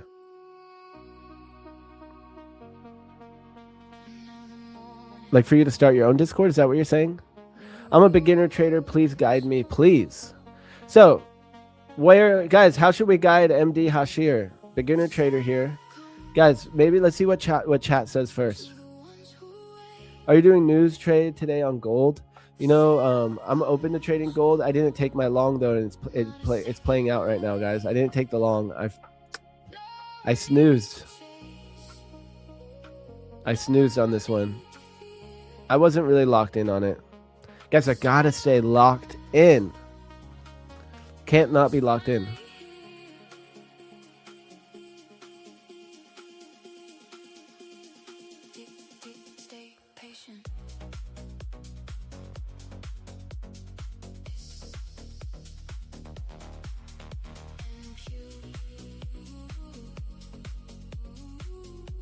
Luna, next Lucid giveaways for Flex, Pro, or Daily. Is there any daily payout account available for giveaway today? No daily account today.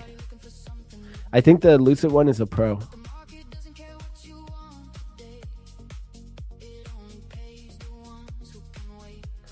You wouldn't go to Tradeify, watch a bloke on a treadmill, sat in a 1 micro trade for 2 hours.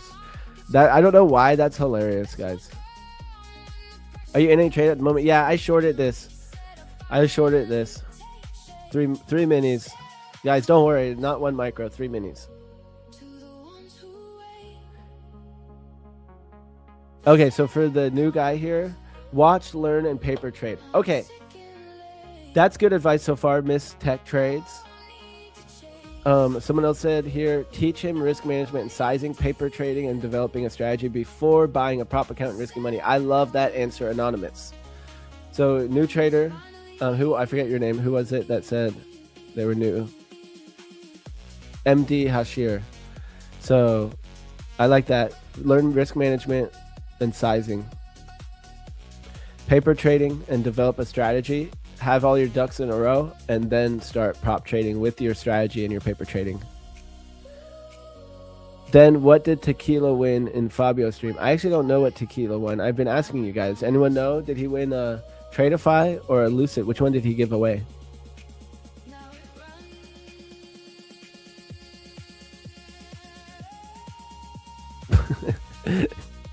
Phoenix. Tell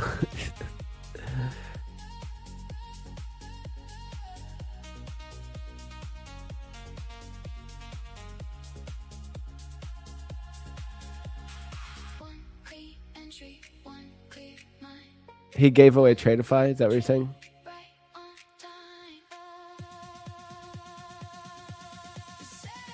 Guys, I like these answers. So here's what I want to see. Stuff like this. Teach them risk management, sizing, paper trading, guys. There's a lot of people you can learn strategies from. I have a bunch of strategies. We teach it daily right here, guys, for free. Right here for free.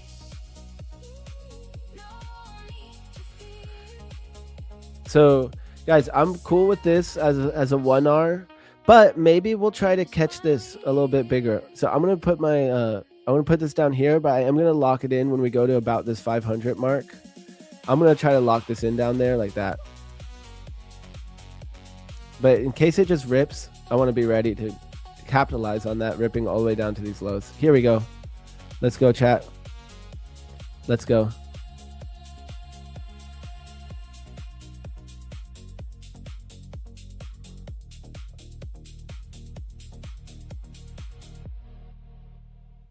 No, I forgot to record. I totally forgot to record my video. I totally forgot to record my video. Well, we're in this trade. This is an RSI divergence short on the 15-minute. We just got tagged in when we broke below that 15-minute candle. One of my old strats, one of my oldest day trading strats, actually, that I made when I decided to first learn day trading. I try to be discretionary like I am in my swing trading, but I found it a lot better results to be more systematic in general. And so I built this system for myself, and that's what this trade is. And so it's an RSI divergence on the 15-minute. You can see here the RSI is pretty high too, 62. I like that. And we have a big clean divergence on the 15-minute. 1, 2, 3, 4, 5, 6, 7, 8, 9, 10, 11, 12, 13, 14 candles there. That's literally the exact max of the amount of candles I'd want to make that divergence in my original rule set. But I don't trade this strategy that much anymore. So we're taking it here in eval just to kind of bring it back and see, start gathering stats on it.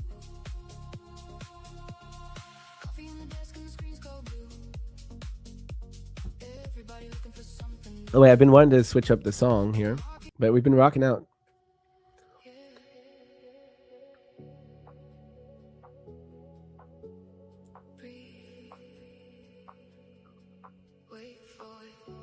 Desert Pilot, my man, says, max out on Bitcoin and put your feet up. There we go.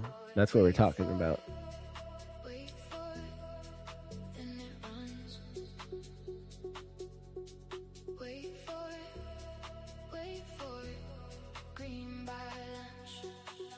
Teach the double break.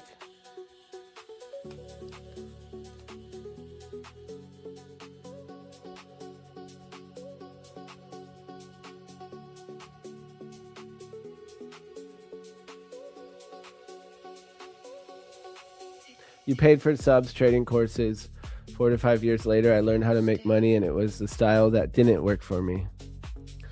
That's my system. Learn from your losses, literally. Yep, I like that too. Oh, that's just the account I'm signed into, guys. Different broker. The StoneX.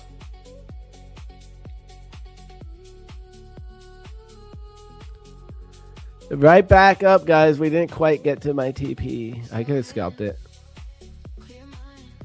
Going for the full move here.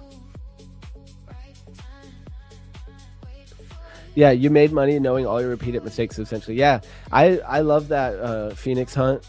So that's pretty much what I do, essentially. Like in my swing trading accounts, especially, like I just take trades and learn from them.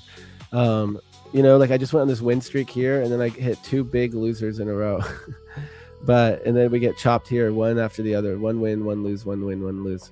But yeah, so I just keep moving forward, right? And you have to take the L's to get to the W's. And what's important to me is I don't have avoidable losses. That each one of my trades is like a trade I want it to take for a reason, you know, that I'm willing to put the risk on. Otherwise, I consider it an avoidable loss, which to me, an avoidable loss is when I don't follow my plan, really. All right, because I have very defined rules, and so if I break my rules, then I break my rules, and and if I lose, then it's an avoidable loss. Yes, sir. Can you go over the double break? I used the double break in New York with the VWAP. What's your version this time in the session? Yeah, so I took it here in MES, and you can see here we broke one side of the London opening range. VWAP at the 3 a.m. 1 minute candle here. That's the London open. We set the opening range right here, high and low. We broke the opening range high. Oops. We broke the opening range high right here, and then we broke the VWAP right here. I entered on this pullback to the VWAP because it went too fast there. Maybe that was a mistake because it already almost went to the target. It went more than 0.5 R, but I entered. And then I got wrecked immediately. It never went into profit for me. It chopped up here and then stopped me out. So it almost teased me though. It almost hit my stop a few times right here. It went right to break even exactly, and then it went up. So it's really the same double break as the New York version.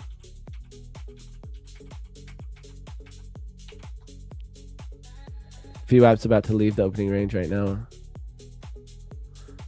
And now I'm back in now on this RSI divergence.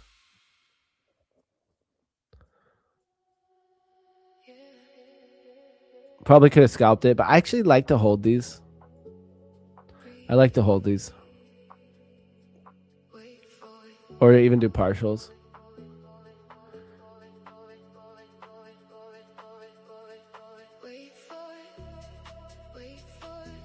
Two steps forward, 1 step back. Yeah.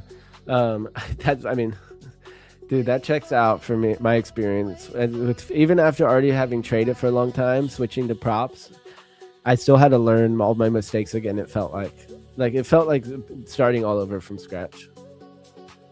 And literally, yeah, 2 steps forward, 1 step back. Like feeling like there's no reason, like feeling like a failure so many times, and having to like just pick myself up off the ground.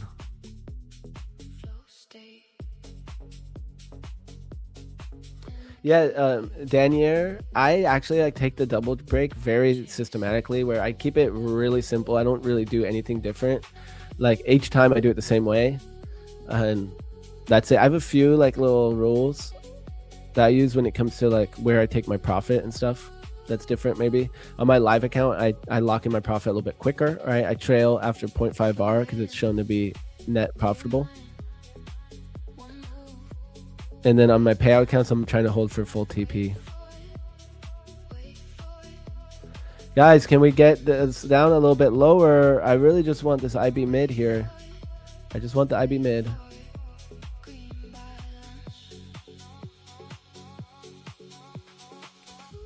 Guys, there's no loyalty points code. Who are you people? Where did you ever get the loyalty points code idea? Am I crazy? Am I missing something? Who are you people?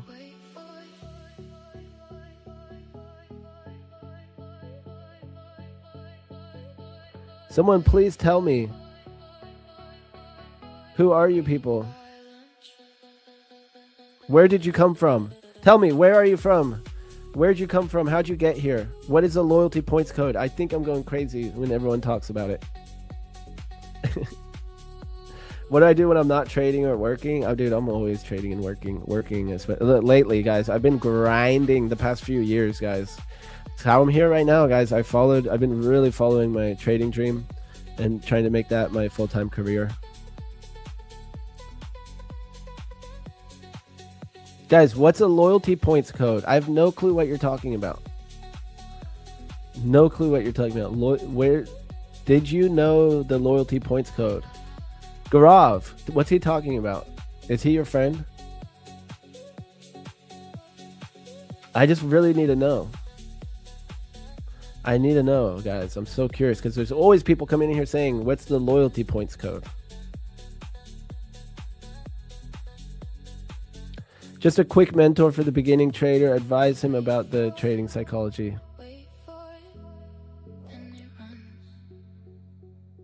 It's the market makers. Yeah, they're coming in here getting our loyalty codes.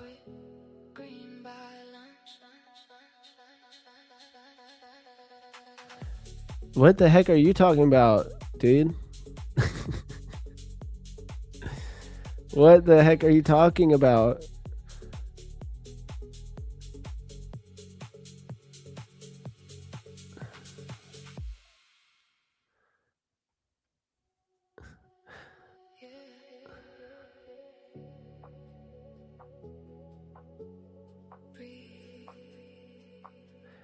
On that short, you said it looks like I went into profit, but I said I was never in profit. So, okay, guys, let's test me. Call me out here, guys. Call me out. It looks like you're in profit. Well, were we? Look, so I entered short right here on that pullback, and then look, it literally never went into profit. Right here, I shorted literally right there. Right, see the red arrow? So I'll have to prove it to you. Guess I have to prove it. Look, right here we short it. It went up. It bounced around. It came back right here and went up. Doesn't look like it ever was in profit to me. But I guess I don't know what I'm talking about. Dang, this one went into profit though. It was close to hitting my TP there. We're up a few hundo. Let's give it a chance though. I wanted to get that full move to IB mid. I thought we could get it.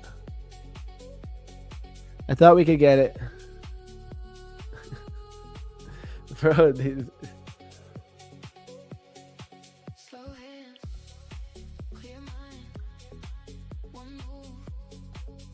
Yeah, people have to watch out these days. We got moderators, so no fun. No fun. Danier says, oh. You guys, no fun allowed. No fun, Danier.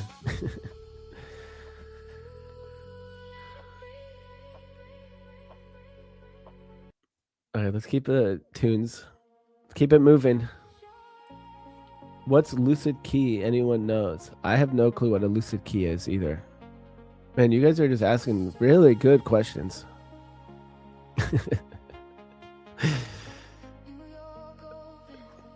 So guys, this art size strat, it's actually, I kind of like it.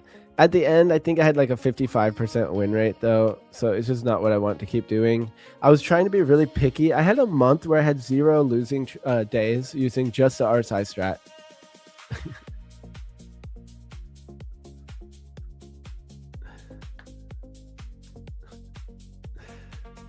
I mean, is it like a key fob? Is that what you use? The lucid key? It's like a little key fob, a little one that you click.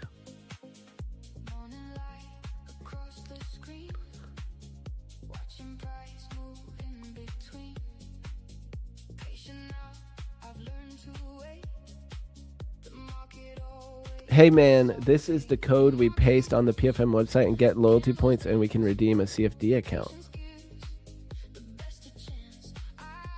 Is that a thing? I've never heard of this. Is there a code that does that? Man, I think we might need to patch it.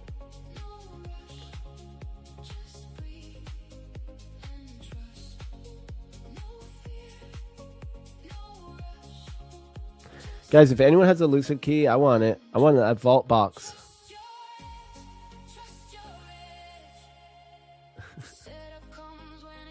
Guys, I'll ban anyone. I'll ban everyone. So guys, this strategy. So this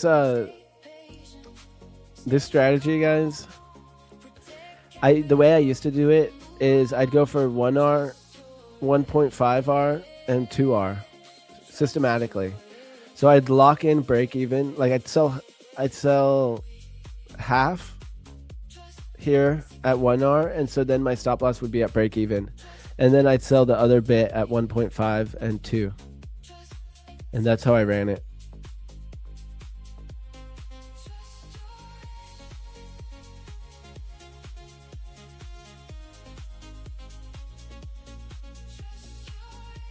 You're gonna do one more prop. If this blows, I'm going back to personal funding. Well, what's your plan? Are you gonna how many trades are you giving it?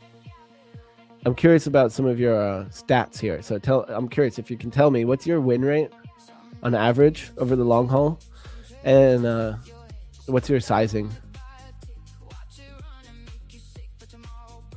Yeah, no clean price action. This news again today. Yeah, facts, guys. But I'm still gonna take trades for entertainment purposes only. We're going to take some trades. I'm here trading with you guys, and I'm very happy to answer questions. We have a very weird market, though, this morning, guys. NQ is just slacking, and meanwhile, ES is, yeah, there's a big divergence, right? That's what I should say. The big divergence between ES and NQ.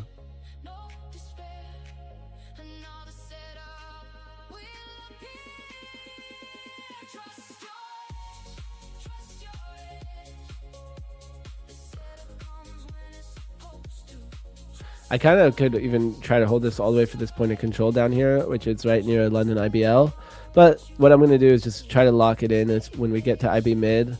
I'm not going to let it go against me. Try to lock in that 5 hundo.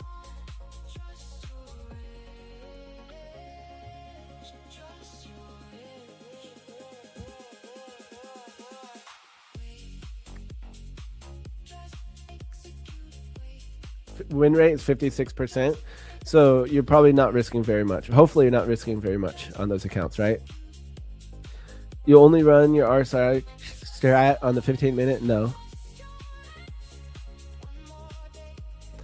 I historically run it on the 2-minute, the 5-minute, and the 15-minute, sometimes the 30-minute.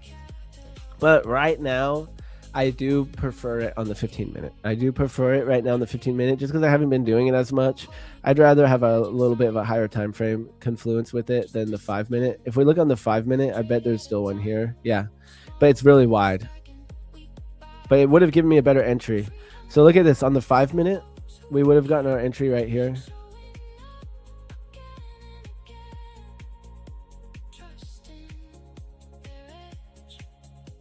Right there. So that would have been 0.8 R. Not bad.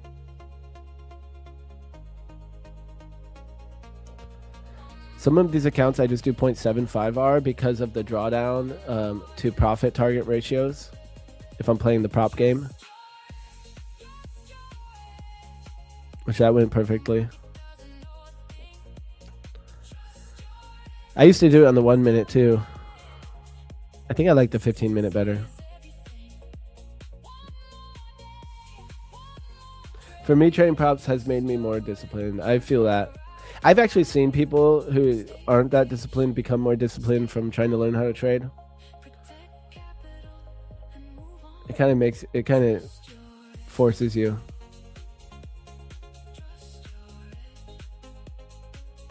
Here we go, Grayson. I'd love to hear it.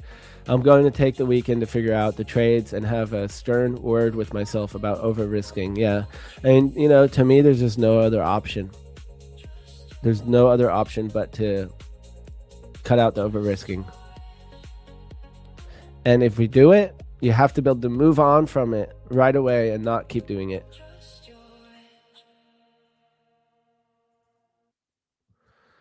Pretty much. At least for me, right? I'm talking to myself here. Should have shorted NQ. These two only have 48 correlation at the moment. to normally have 97 to 98. Yeah. Okay. Where are you looking up those stats, by the way? Because it's crazy that right now the difference between ES and NQ is crazy.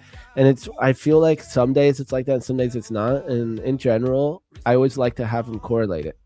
So I don't know how to trade these days sometimes when they're very uncorrelated. Like, should I not trade in that moment? Because sometimes it'll be uncorrelated and then it matches up at some point during the day. Guys, we might be taking another L here.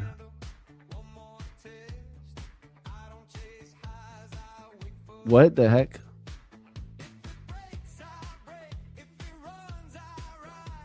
All right, I'm going to switch up the tune though. I haven't heard this one. What do we want? What do we want? Guys, can we save this trade? Please send it back green. I'm more feeling though like a red day survivor right now though. I'm not going to lie, guys, because we had that red day yesterday. So let's crank this up. Let's see how our likes are looking. 313 likes. Okay. So let's try to get to 400. Let's try to get to 400 likes, guys, and we'll run another giveaway. And curious, guys, how are you guys doing? How did yesterday treat you? How was the CPI news, guys? Because, man, that was pretty crazy. I mean, some people probably got rocked on this, and some people probably made a lot of money. When it comes to the levels, guys, it all just played out. Look where we reject it, right at these previous highs. And then we retest it, these lows.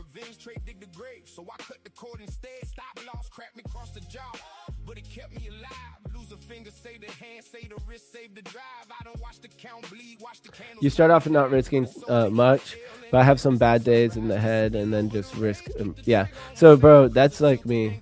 When I first started, I was futures, like props. I would trade really good and tight for a few weeks. And then I have one day where I just blew up and I had to figure it out. I had to cut it out.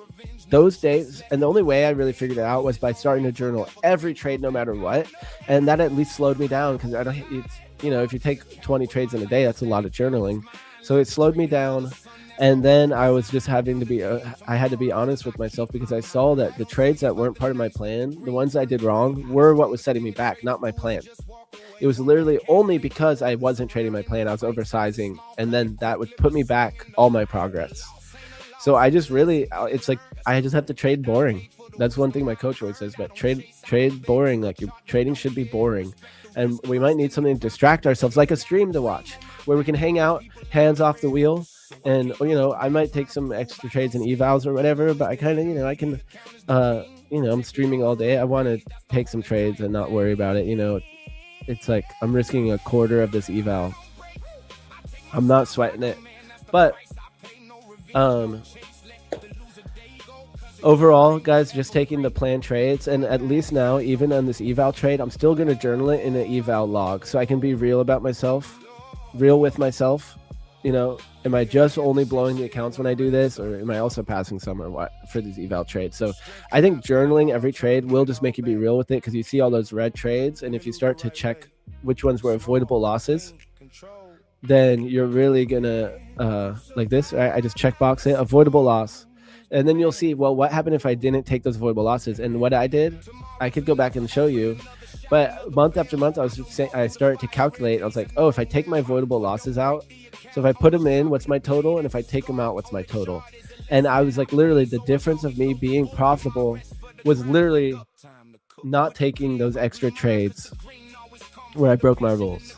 Then I would be profitable. And I saw that, and that's the best place to be in your trading, because you know exactly what to do, and that's it. You also kind of know what not to do, but what more importantly is that you know what to do, and all you have to do is avoid doing the other stuff and do the thing you're supposed to do, and that's it. This is my thought process on it. And so I pretty much just had to wake up one day and decide to start following my plan, and then it tries me. It's like I get tested and break my plan or feel bad. And, what I found is that now I might break my plan every once in a while, but what do I do after it? I'll get right back on the horse. So we got to get back up. Can you check on crypto futures? Yeah, we could. Crypto futures, how do we want to start on crypto futures? So I'm maybe just starting with just looking at actual crypto, like Bitcoin. Okay, so what other songs we got? Okay, not this one. Not this one. Where's the other Red Day song? Or Green Tomorrow. Where's the Green Tomorrow song? There it is. All right, this is my jam.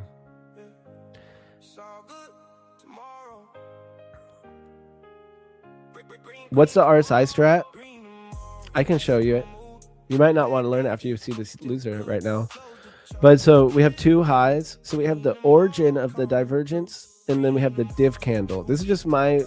I haven't taught this in so long, but I remember it all. So these are my terminologies that I made for it a little bit. So right here we have the origin candle.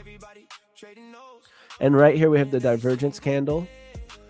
And then right here you can see that the origin candle, we have a nice high on the RSI right here, right? We have a peak in the RSI. Oh shoot, I can't. There we go. A peak in the RSI right here. And then we get this candle. And I kind of like it that it had this bearish rejection here, you know, a bigger wick, small body. And the next, so this candle closes with the divergence, which is, this is making a low lower than this previous high. This previous high, it also made a nice like bump there, right? It made a peak, and this made a peak and then came down. So that's a good spot for the origin of the div, a swing high. And then we come back up, we make this swing high, and then it closes down red. Generally, I'd want this to close like below, rejecting a level. And so that's what I didn't do here. I was more just looking at this as like a potential equal high over there. So I was kind of front running my level here, which I put in my journal. I put front running IBH. So, which means I'm shorting into support is really what that means. I wasn't counting on it breaking out, counting on it failing and going back in the range. So I put my entry in this. There's different ways I have to fill it. I used to just fill immediately, but I put my entry below the flip of that candle. And I put my stop loss 2 ticks above it. The high of whichever one's the high or the low here, because sometimes it's the opposite way, where one is making like, where the other side is making the high first, like price is coming up here, making the high, and then making a lower high, and that's the RSI divergence. So in this situation, the stop would go up here.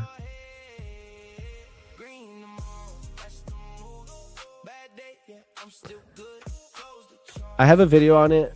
We can drop it in the chat here. It's called My Plan to Learn Day Trading, and that was the strategy that I taught at the end of the video. That was like, this is my plan right now. Trade with a mirror in front of you. I like that. I actually kind of like that. I don't know why, because when I'm on tilt, like you can tell I'm on tilt. Like I can hear it, like people can hear it in my voice. Like my coach knows when I'm tilted.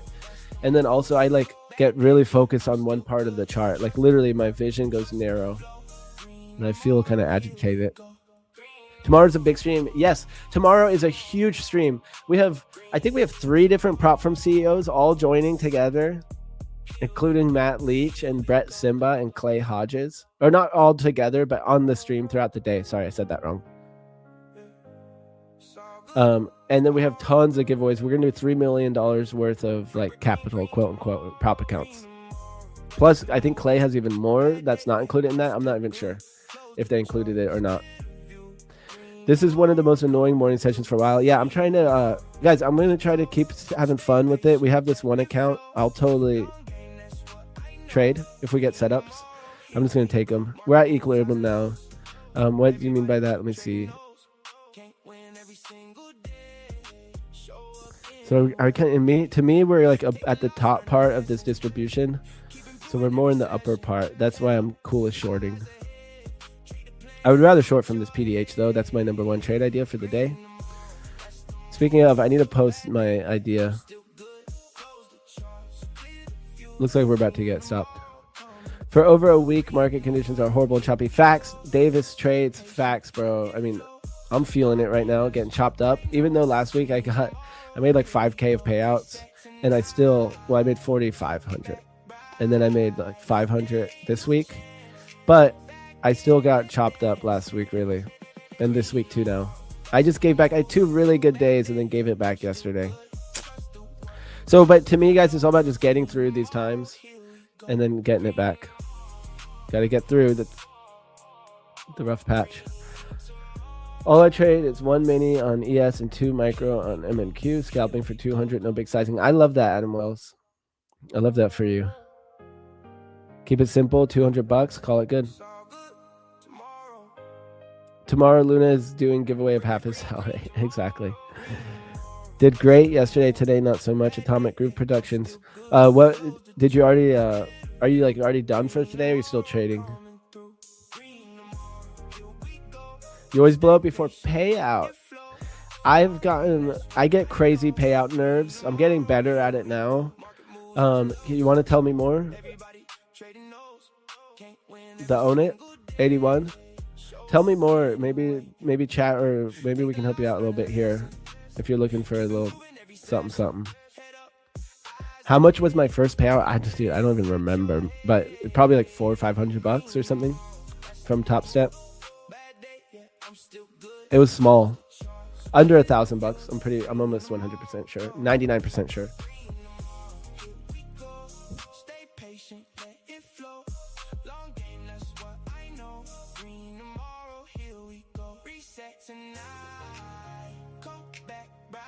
No point in having all these stats if you can't learn from it. Not you, but some others. Yeah, I mean, I have people. Oh, we got stopped. Dang. Guys, we got stopped to the tick there. Wait, what? I got stopped here? Oh, just the market order gave me a good fill?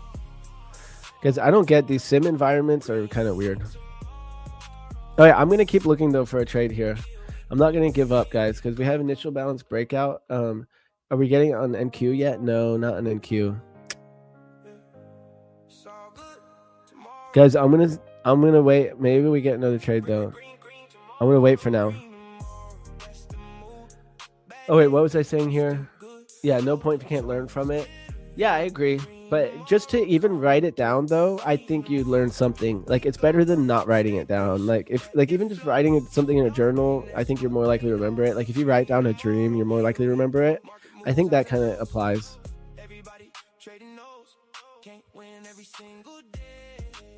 Reggae, please. Okay, maybe we'll switch it up here in a minute. Please share the music, guys. You get the music right here on stream. All right. This is the place. I'm still good. Close the charts, clear the view. Green tomorrow coming through. Green tomorrow, here we go. Stay patient, let it flow. Long game, that's what I know. Green tomorrow, here we go. Reset tonight. Come back bright. New day. Guys, I'm feeling this track right now, guys. Green tomorrow. There's always another chance. I use Gainway. It's good, but how do you journal every trade like that? What do I need to do, bro? You mean like how do I journal every trade in Gainway? Or how do I journal every trade in my trade log? I'm doing both right now just because I've just always done in Excel or Sheets or whatever. But I'm probably just going to switch all the way to Gainway because now I set it up so I can tag all my trades in here.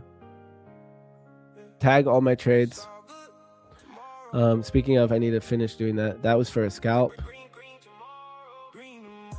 This was for a traditional. Actually, whatever, 0.75R. This one was, what was that? Traditional.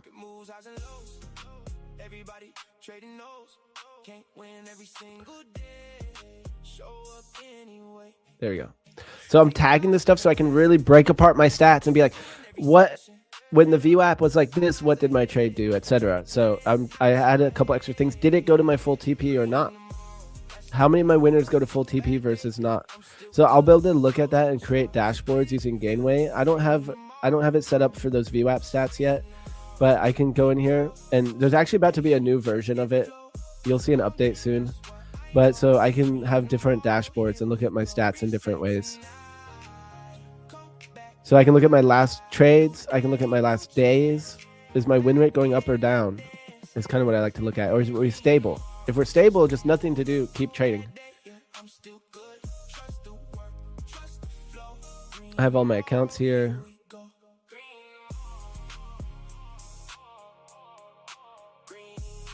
Last month was really good, guys. Really good. W song. I don't know if that was a Biggie's one, but W song. What else do we got here? What do we got? What do we got? I'll do some of mine. We'll just go down the list. Okay, guys, I kind of just want to keep, it's like, this is one of these sessions where in order not to trade, I want to keep trading. Am I psycho, chat? Am I crazy? You know what I mean? It's like, I could, like, instead of trying to look for trades, we could just completely do deep dive, risk management. We could like do a course pretty much right now, which is fine with me. I love answering questions, but also I'm like, you know what?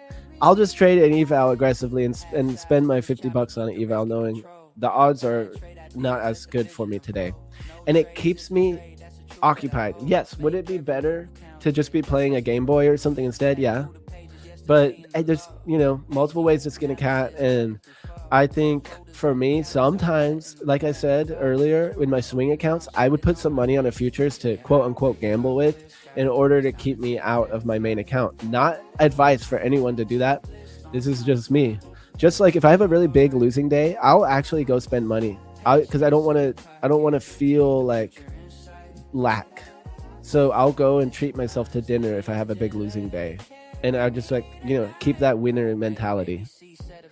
And not like feeling, oh no, how am I going to make money? Or, I lost so much money. No, abundance. So just kind of like to trick my brain a little bit. Guys, we're having this breakout right now. ES looks good. NQ is starting to look better, but NQ is still below.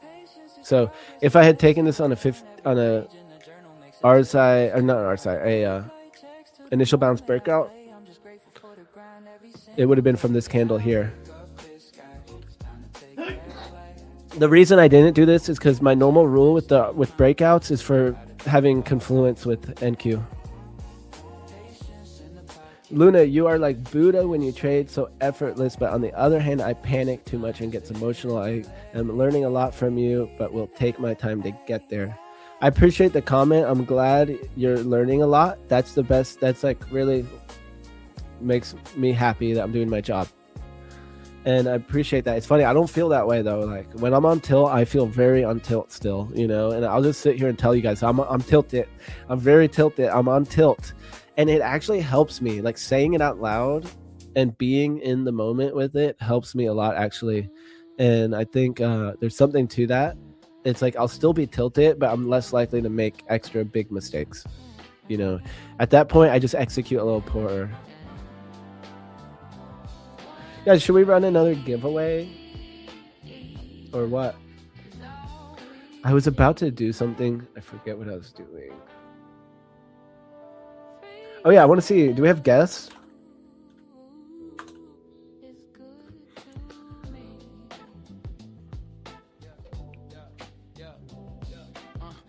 Lock tight, calculate before the strike. Initial balance draws a line, day turns to night. Who will be my guest tomorrow? One of them will be Clay Hodges, which where you can do. He said it to me on text. He texted me and said, looking forward to the birthday stream Friday, bro. We're about to make it rain giveaways. He really said that. Check this out. I'm going to show you guys my text message. Guys, he says we're gonna make it rain.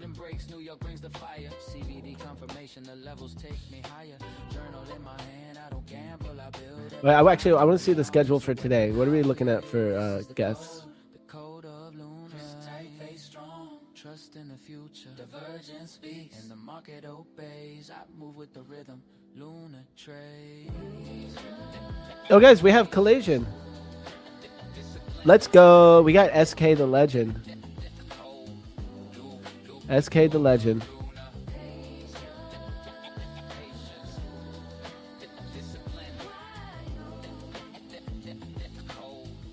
Oh, here's my video on my plan to learn day trading, guys. That has my RSI strat in there. Yeah, tomorrow, Friday. This song can make traders profitable. Please share. I love that. Guys, you listen to him here. Did I ever trade Forex? No.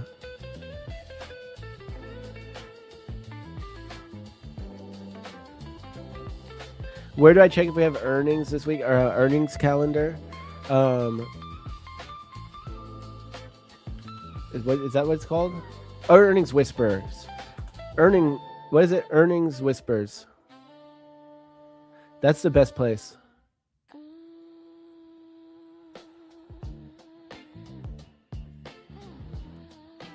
I don't have an account.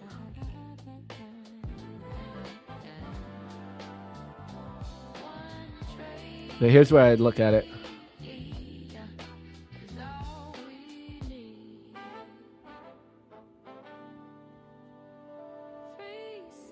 This is today.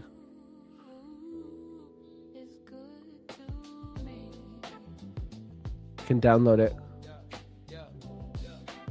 Wrist lock tight, calculate before the strike. Initial balance draws a line, day turns to night. Divergence in the shadow, strength starts to hide. Engulf two-bar reversal, momentum on my side. This is the code of Luna. Guys, we are getting this breakout.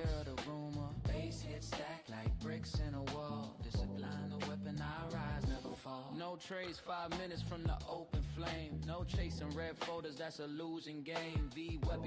You want to learn how to handle your emotions. I think journaling, it's something that helped me a lot too. Reading the 4 agreements helped me with my trading when I was struggling with my emotions a lot. Just like the overall things in there just somehow translated to my trading a little bit. I'm trying to think what else. I mean, having a plan so that we, even when we have the emotions, we know what we're supposed to do, or we have some sort of guardrails. And it's funny because, like, for me, being more systematic just works better. I have to take losses. Like, sometimes I take a trade, I'm like, yeah, the market, I mean, right now I'm kind of weird. I feel weird taking this trade, but my setup's here. And doing it, like, being systematic for me just works better because it keeps me from, I won't, like, fully, like, blow all my accounts on my emotions. So it still keeps me safer in general. Nice music. Thank you. Keep moving forward. I love your name. Drop that playlist, guys, right here, right now. A video on how to set up Gainway. Oh, we actually just dropped 4 videos. So there are videos. They're just not published yet. They're going to be put in the docs on the website. The docs has all the explanations. So if you go onto Gainway, it has a question mark right here. You can click that and it'll take you into the docs. So guys, there's actually a lot of really cool stuff you can do with Gainway because you can link it with your friends and stuff. So you and your friends can share your analytics dashboards, and you can share your trades, and you can set which accounts your friends can see and all sorts of stuff. All sorts of stuff. Oh, you didn't see the docs, did you? Yeah, so I was just going to show this. So in the documentation, there's a lot of info, but it's really just getting built out.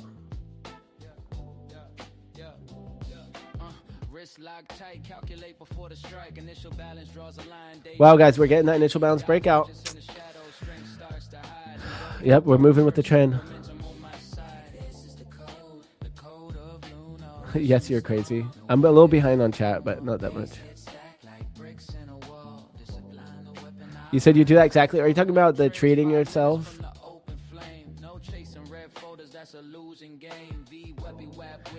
Oh, that's a question right there. Like, which one to, like, buy?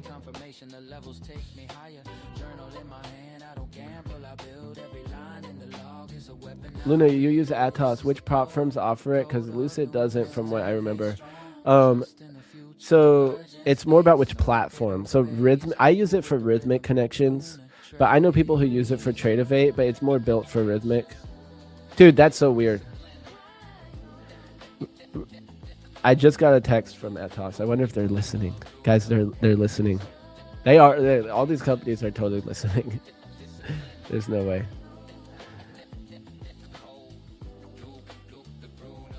That's so funny.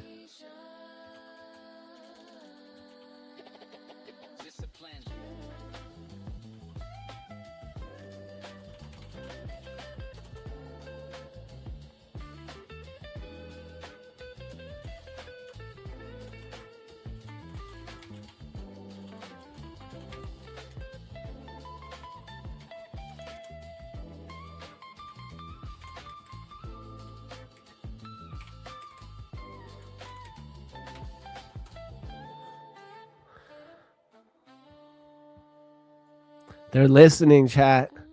They're out here. I gotta remember. I gotta be careful what I say. Speaking of, though, let's pull up Atos real quick, guys. So we are pushing here. We are pushing. Where is that? Where is it? Right here. We are pushing. So the reason I wouldn't have taken this breakout here is because look at NQ. It hasn't broken out yet.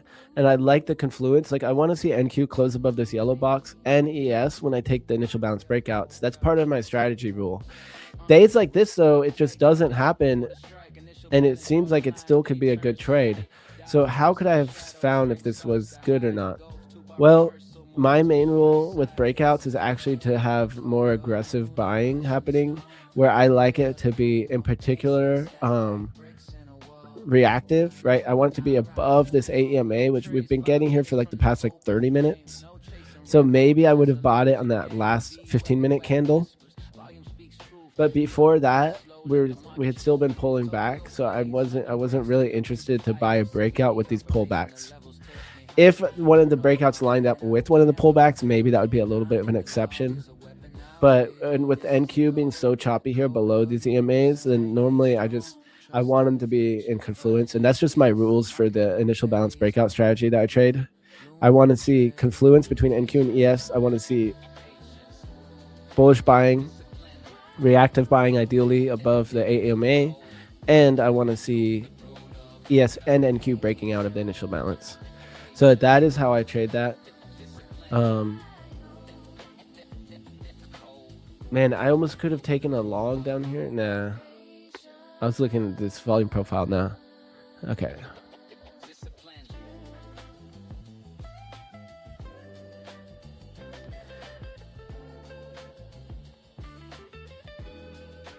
But yeah, I have a friend who's using Tradevate with Atos. Didn't know you could see gainway like that with strategy and hit full TP. I was writing all that in my notes. Oh yeah, so you can build full custom dashboards. So you could use that information and build a very visual dashboard how you want. What microphone is that? Is that a sure SM7B? It is. Guys, the SM7 is classic, guys. So this is the SM7DB. It's like one of the newer versions or whatever that has still has the XLR, but it has a built-in preamp. You still need another preamp. Yeah, it has a built-in preamp, but that thing doesn't boost it enough. You need to boost this thing. You need some gain on it. So, but this thing is the classic SM7, guys. SM7B. It sounds so good too on like amps, like bass, like for a bass or something like that. This microphone, you can pretty much use it for everything, but rappers use it a lot. So it's pretty classic for hip hop and for radio. Yeah, it really helps for voices like mine, like a little more like, you know, people who sound, grown men who sound like teenage girls. Like I've had telemarketers ask to speak to my mom while calling me like, oh, hi, Mrs. Is your mom home? Are your parents home? I'm like, what? Is that really how I sound to you? So crucial to have a nice warm mic.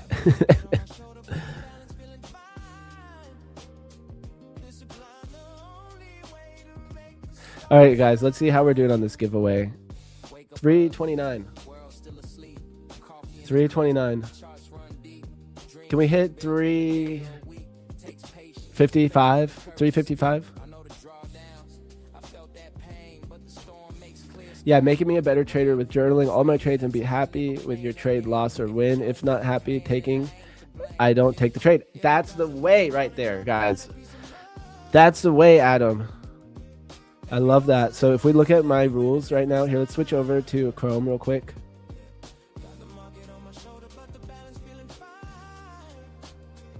In my trade log here, look at my rule. In my pre-flight checklist, we'll zoom in. In my pre-flight checklist, what did I say right here? Look for reasons not to take the trade, aka, am I okay with taking an L on the trade? Correct mistakes immediately. Check previous day journal entries and trade log. So I didn't do that today. Well, I kind of did it today. But yeah, right here, look for reasons not to take the trade and ask myself, am I okay taking a loss on the trade? If I'm not, then don't take the trade.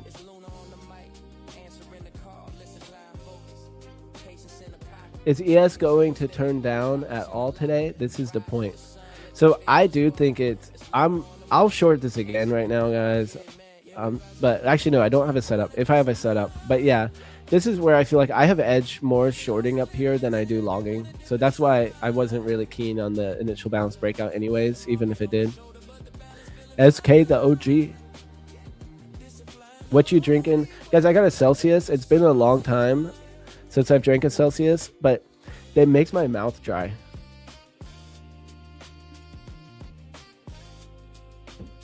Yeah, we have 3 million in account giveaway. So like as in like all the accounts total up to 3 million if you count like, you know, the 50K account, 100K account. Luna, what do you think NQ and ES being so different today? Yeah, it really makes me think. That's Luna, that night text. That it just makes me think. I'm like, it kind of makes me lose my confidence a little bit when they're acting so different. And I don't know if when we have big divergence like that if I just want to like not trade. But I kind of want to go back and look at my wins and losses based on if NQ and ES were doing different things. Let's see, where's my trade log?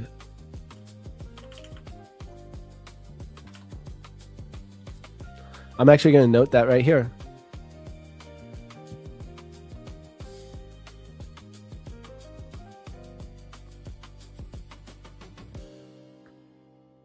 Guys, did I not journal that trade? I thought I journaled my trade this morning. Did I put it in the wrong journal? No? Huh. Guys, really weird. I thought I journaled this trade. What? Okay, so I went short at 405. I guess I didn't journal it. Wait, what? 405?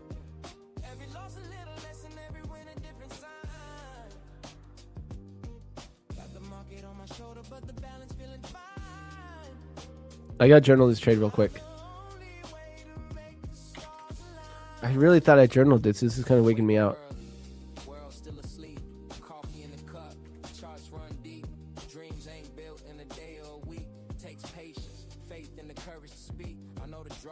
I'm gonna keep moving the song along. What do we got? Oh, we already did this one. All right, one more time while I journal my red trade, guys. Green tomorrow. One more time. Let's run it back.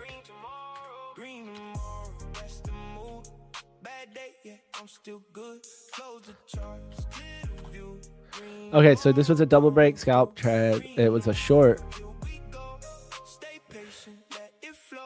It was a short and VWAP was below us and rising. So I'm going to put that in here.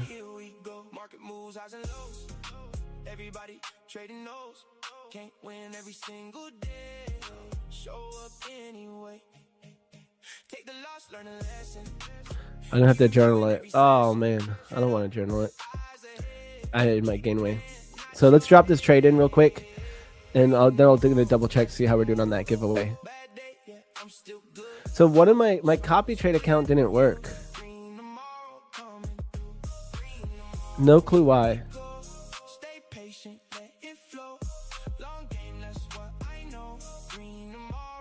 $705 and $192. Did I set the wrong one? $705 and $192. Yeah, I must have just not selected it. I don't know. That's so weird. It didn't fail that one account, though. Luckily for me, it didn't, because I saved myself some money. So, guys, I want to drop these in Gainway real quick. I'll just share the Gainway screen while I do it. Download the orders this week. I always say this week when I do it because I want it to overlap the trades, and then it'll auto-detect the account information. See, it puts it in automatically that way. Boom. So I'm adding another red day here.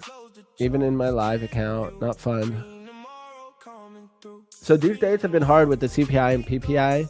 So maybe this is something I gotta remember a little bit when it comes to my live account. Maybe I avoid these pre-market news days. I feel like it's been like that a lot, but sometimes I definitely take wins on news days. Okay, I put my live account in, and now I have to do all of my Tradeify accounts, guys. All right, guys, this is a big L.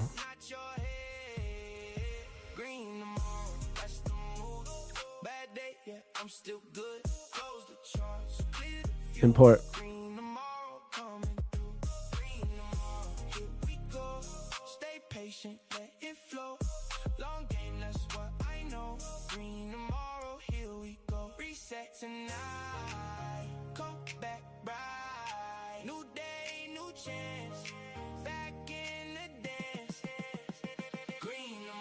Right, there we go. There's all my Tradeify accounts. Because I'm big copy trading right now, guys. And we have... I think that's it. So yeah, August so far has been rough. I already have as many losses as I had all of July. That's okay, guys. We already got 3 payouts. So doing good in August, money-wise. So I'm not worried. It helps make up for it for sure. But yeah, August, guys, at the end of the day, guys, still pretty rough, but I don't feel like tilted from it. It's just okay. Wait for my next trade my best I can, even though I'm underwater a little bit here. I am under the water. Please help me. Here too much raining. But I think I'm gonna make it. Oops, what happened to the song? All right, let's keep this music going though. Let's keep the music going. Here we go.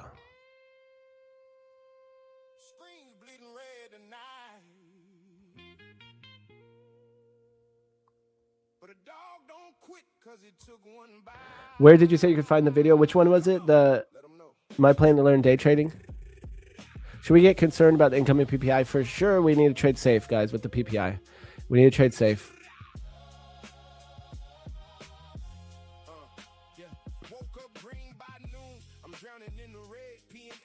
Everyone is different. I appreciate your insights. And it's a challenge to tend to the masses. A lot of traders need to learn on their own. And who is really going to put in that work when it comes down to it? Yeah, dude, that is like, Justin, that is for real. And it's like, I want to try to help people save time, but it's like, sometimes I don't know anymore. I'm like, do people just have to make the mistakes or what? Because I had to make the mistakes, especially with day trading. I made some big mistakes too with swing trading, but it was slightly different types of mistakes. Luna, how do you journal your trades with setup and emotional states for those who never journaled before? So, you know what? I do have a video on it. But I put notes in here about my emotions, but then sometimes I'll keep a handwritten journal going with my emotions just to get it out on paper while I'm trading. When I really need to, if I'm in a bad way, every day I'll write how I'm feeling before my session just to lock in with my emotions. So this one was, guys, minus 3689. Oof.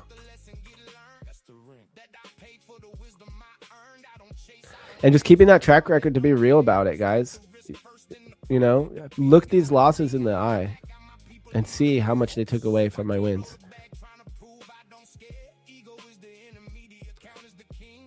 Don't be scared.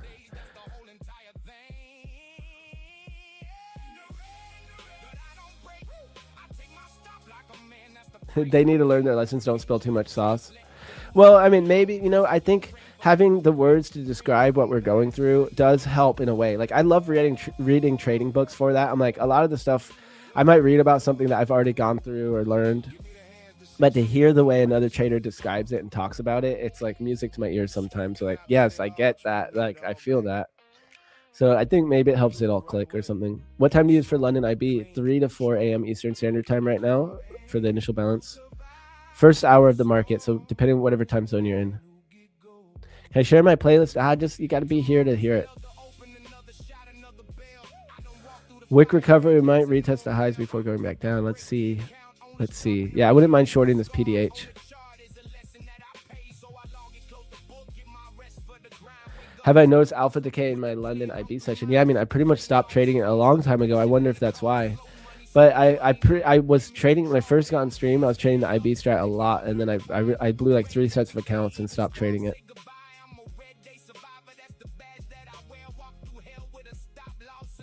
So I was trading every session with the IB. I had an 80% win rate with it, but I started to struggle with it. So I changed my rules a few times. You're drinking orange Celsius. Nice. I bought a cherry cola one too, maybe for tomorrow.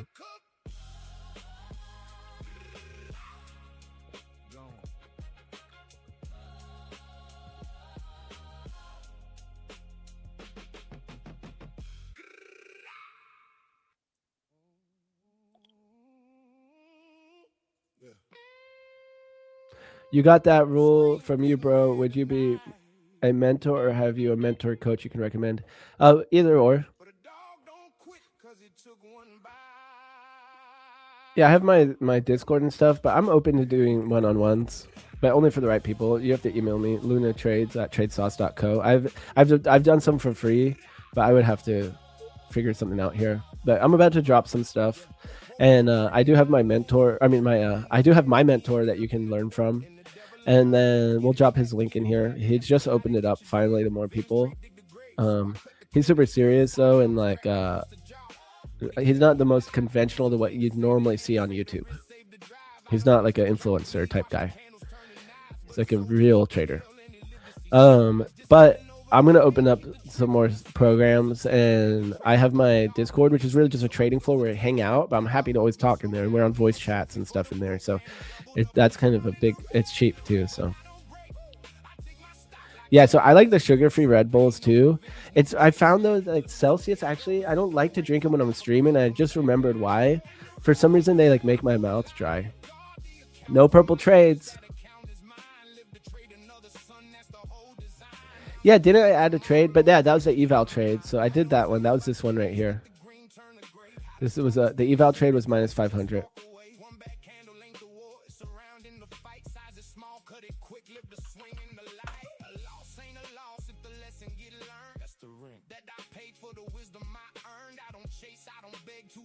The name of the song? Well, I mean, a lot of these songs are just named whatever from AI. I forget which one it was, but you can't go find these songs anywhere else. This one's Red Day Survivor. I have ones that I made on here, which are more like the jazzy hip hop ones, which I use like my trade log and my trades and my journal to make the songs. Johnny FX in the house. Let's go. What's up, Johnny? How you doing?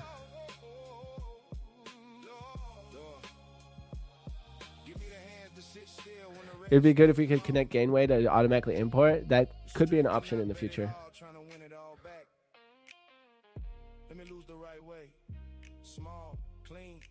Off to work, Biggie.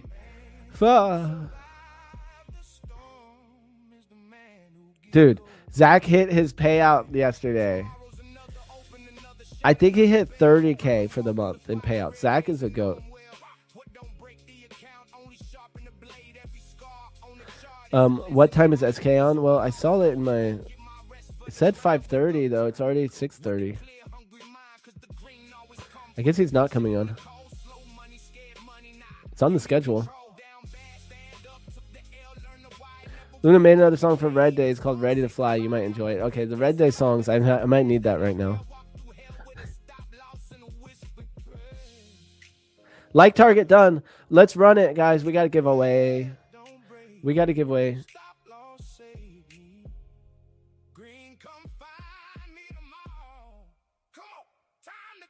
Can you share that journal? Yeah, it's in my Discord for free. So you can download it. Both of these are free right now. Gainway is free too. But yeah, you can download it in the Trade Sauce Discord for free or in my private one. Yeah, dude. I don't know many people who do it like Zach. Yeah, the song name is called AI Slop. Exactly. That's how I feel.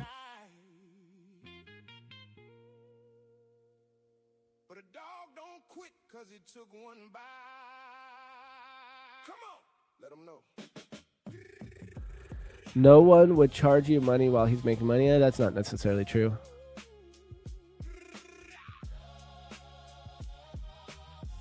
I know my mentor doesn't need the money from the group.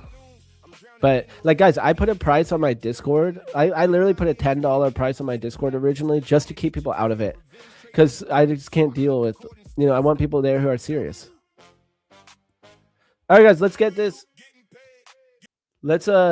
giveaway going. Let's get this giveaway going.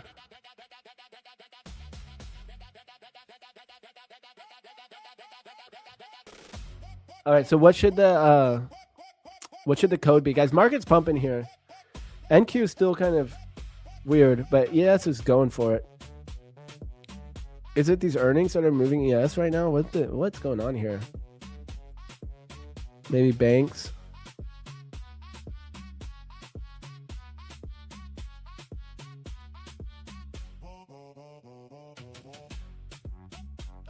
Yeah, I mean, he uses Atos. We all use Atos. Yeah, my dude is pretty advanced. He's not really for a beginner.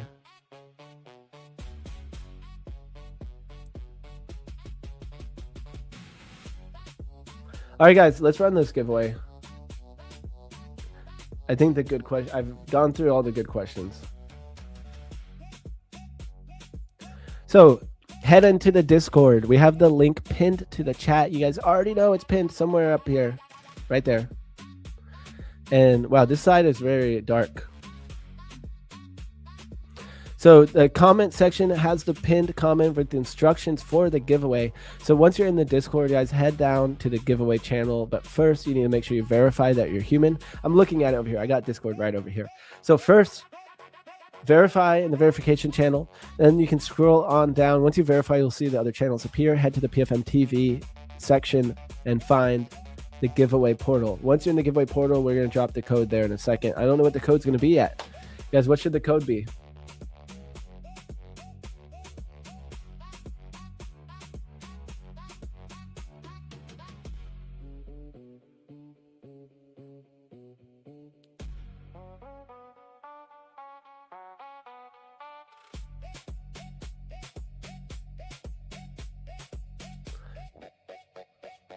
Please play Getting Paid. Is that one of the songs? Is that one of the songs? I don't even know that one. Oh, there's one Paid Out. Is that Green Day? Well, I'm red right now.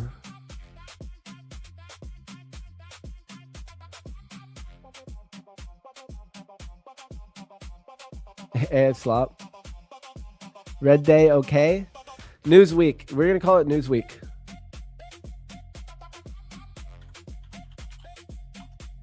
Guys, don't forget tomorrow's going to be a huge day.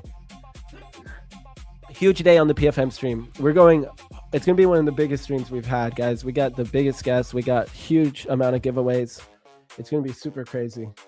So the code today, though, is going to be Newsweek. Or on this one, Newsweek. I'm going to give you guys just 1 minute to enter, so make sure you're ready. Code equals Newsweek. That's the one right there.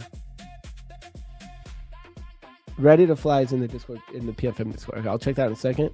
Guys, the code's going to be Newsweek. I hope everyone's ready, guys. We're going to drop this giveaway. Big shout out to our sponsors, Lucid Trading and Tradeify. Big shout out to Prop for Match, guys.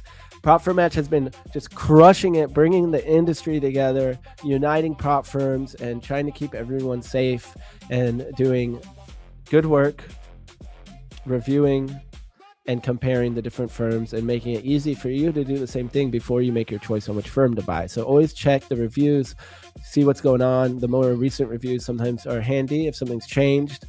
And also go into propformatch.com and review some prop firms yourself. Why not? So head on into propformatch.com. If you've traded on a prop firm, give it a review. See how you, or see what other people say too if you're thinking about buying. And of course, guys, use code MATCH at checkout to get the best deal at your favorite firm. So again, guys, thank you for watching. Thank you to our sponsors, Lucid Trading and Tradeify. Let's get this thing started, guys. Make sure to hit that like and subscribe. And we got more giveaways all day long. And tomorrow, times like a lot. 3 million. I have a feeling it's more though because of Clay is going to make it rain, he said on the London side. She's going to make it rain. All right, so let's run this thing. I'm gonna drop the code, guys. Newsweek. You have 1 minute to enter. Let's get this thing. Let's get this party started right here. 3, 2, 1. It is entered in the Discord. Let's go.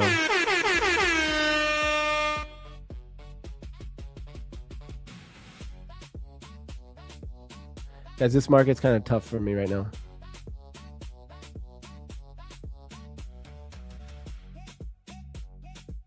Yeah, we'll have to do happy birthday PFM tomorrow.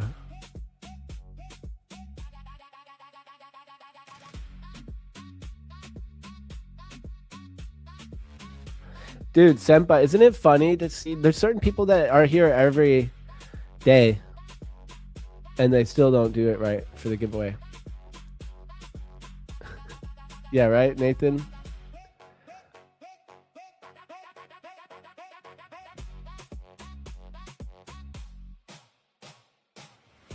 Yeah, maybe you guys are just trying to bait everyone else to not follow the instructions.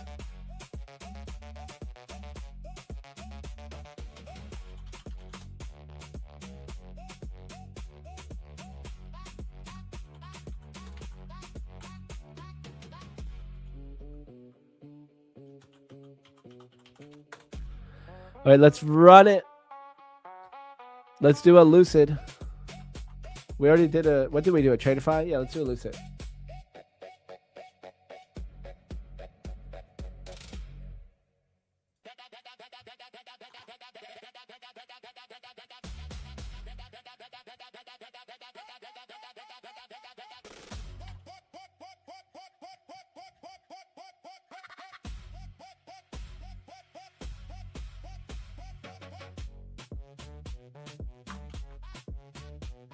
All right, we're almost set up here.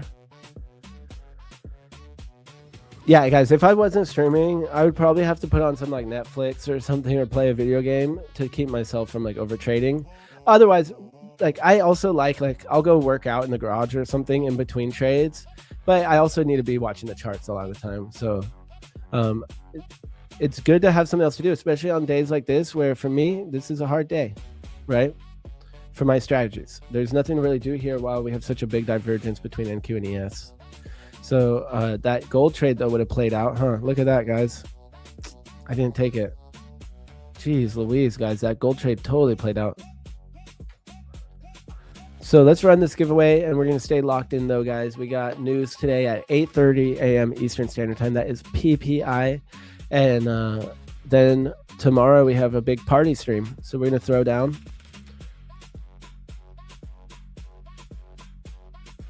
And so let's run this giveaway, guys. So you know what time it is. Good luck, everyone. I hope you all have a chance to win. I'm still going to call the police on you, but that's okay. We can still be friends. So guys, let's run this thing. This is for a Lucid Trading account. Big shout out to Lucid Trading and Tradeify, our sponsors, and to Prop for Match. Use code MATCH. Let's run it. 3, 2, 1. Good luck.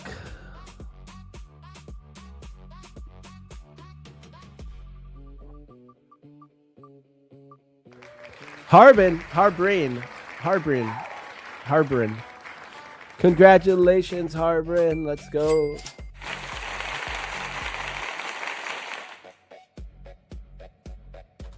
All right, I'm going to tag you in the Discord, and then we're going to have to get super hype, y'all. We're going to have to get super locked in here. All right, this is for a Lucid Trading. Congratulations, Harbin. Tagged you in the Discord.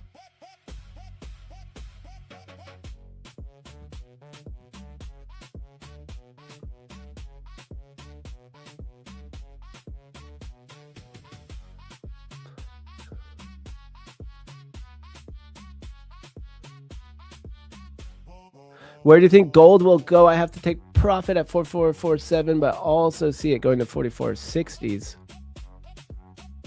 Wait, what did you said? 4447 or 60s? Well, just follow your strategy, though. You know, I like that 60s. I like this target, like right where we're at right now. I'm not gonna lie. I mean, I would have already cut mine. I would have probably cut my long right there. At the bottom of these wicks would have been my target. We still have clean range up here though. But I mean, I really just, I know it sounds so lame, but I just have to say, follow your strategy, follow your plan that you had when you got into it.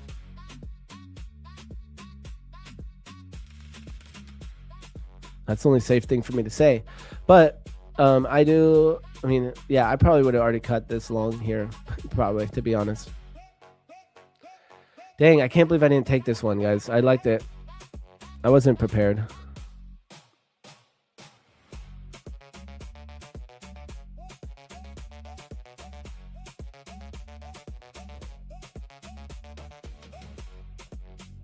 Yeah, market's quirky right now. It really is, guys.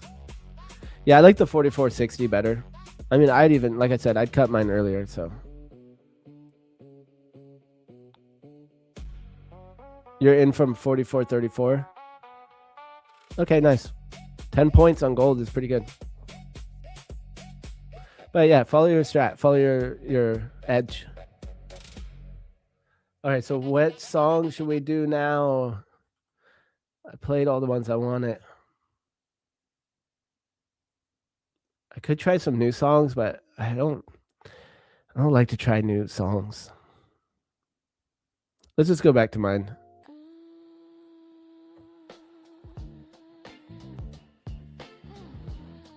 Price action is horrible to trade right now for my strategy. No news days have definitely been better for me. Yeah, I prefer the not trading the news myself.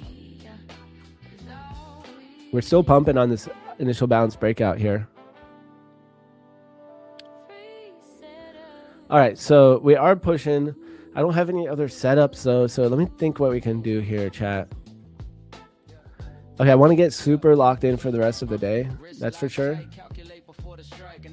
So let's look at my plan.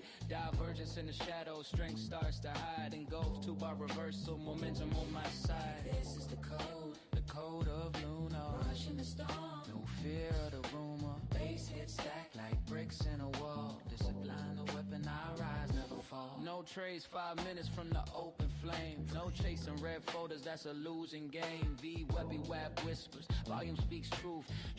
All right, so we have fib extension to reject it back down to previous day high. Do I think we're gonna get up there? No, it's hard to imagine breaking these highs. Maybe a sweep and back down. But if we do, I'm ready. I'm sorry, I labeled those number 6. Even though it's a good trade, I'm labeling it as number 6. And then I like this previous day low long. I don't expect that to set up anytime soon either, but we have news. So any of this could happen at news, actually. So I shouldn't say I don't expect it. Anything could happen with the news. And we have, we have the fib extension here, long to PDL. So I don't mind that. I don't have that labeled. Oh, here we go. Fib extension long.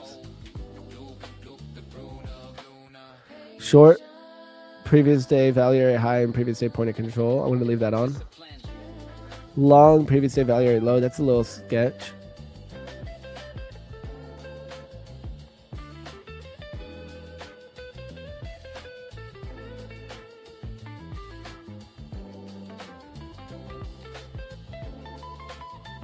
Something like this.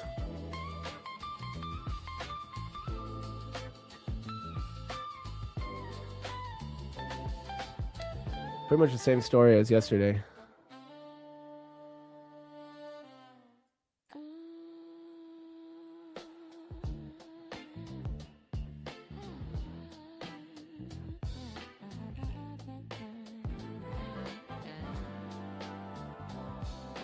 All right, pretty much like this.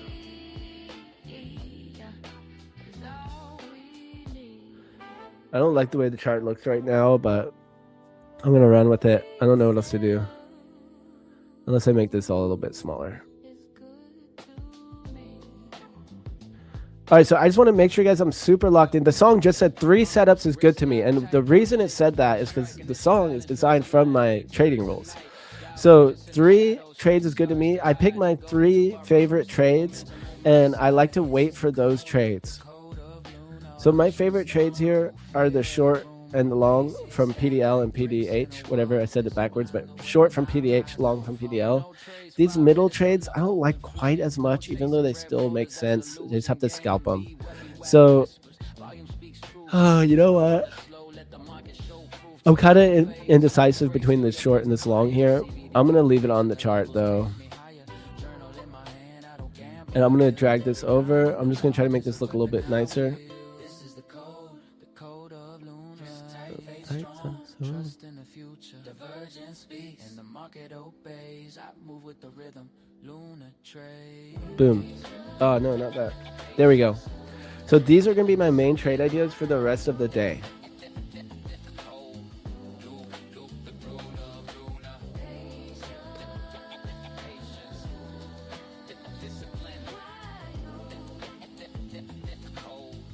I think we're good to go.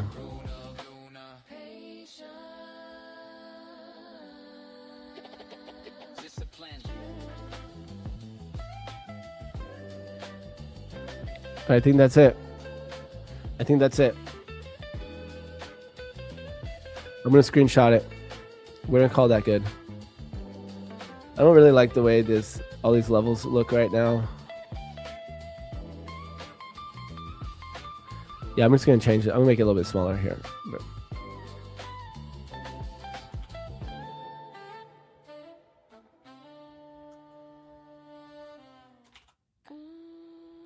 All right, here we go. Screenshot has been taken. So I'm going to drop this in the Discord. So guys, don't forget, we have the PFM Discord. So we have community right here in the Discord. Follow our analysis channels. Today's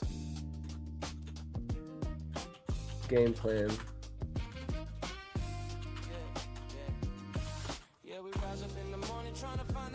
Boom. Post it.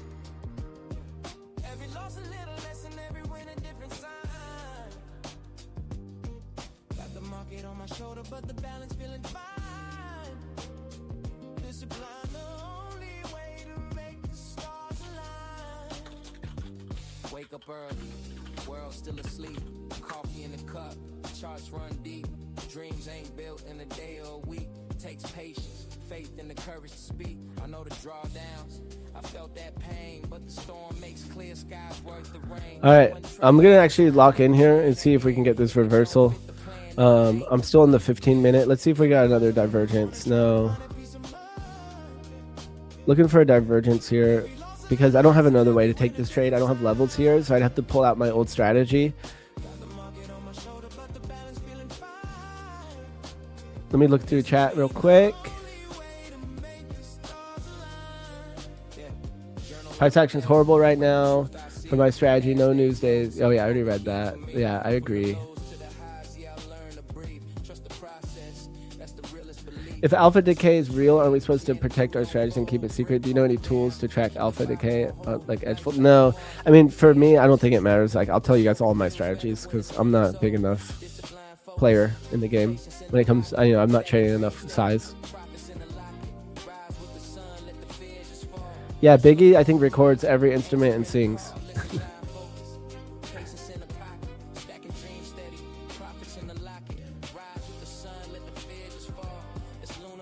What's your lock price to bar ratio on TradingView? Oh wait, what does that mean? Lock price to bar ratio. I'm not sure what that means actually, if you can tell me. Yeah, these are my possible trades I'm looking for today.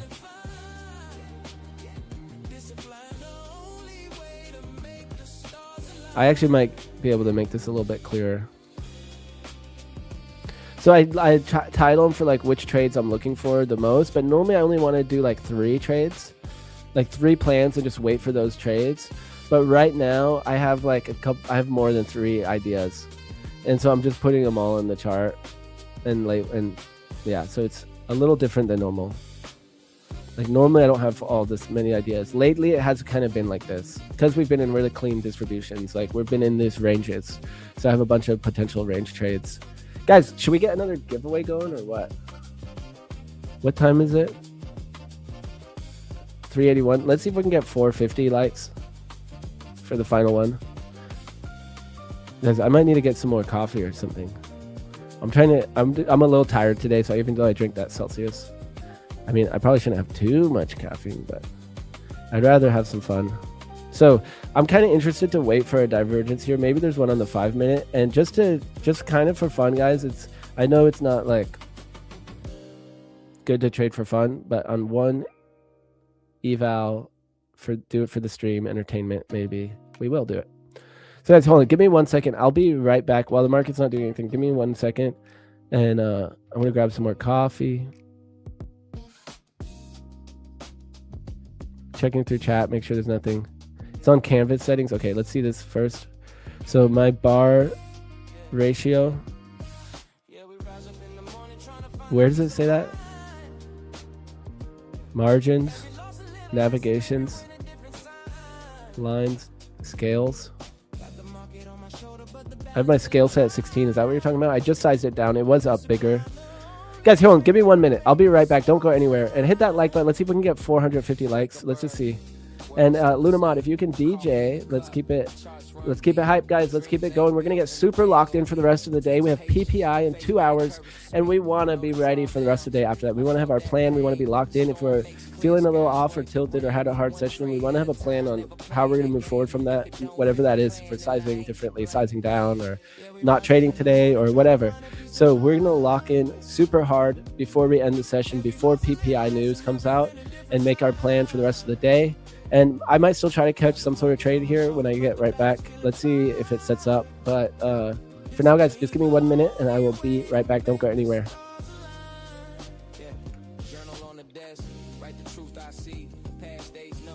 Hold the key for me. From the lows to the highs, yeah, I learn to breathe. Trust the process, that's the realest belief. It's lunar trades, man, the crew don't fold. Brick, hold it down, keep the vibe on hold. Life's like the market, can't always control, but the story feels better when it's fully told. Discipline, focus, patience in the pocket, stacking dreams steady, profits in the locket.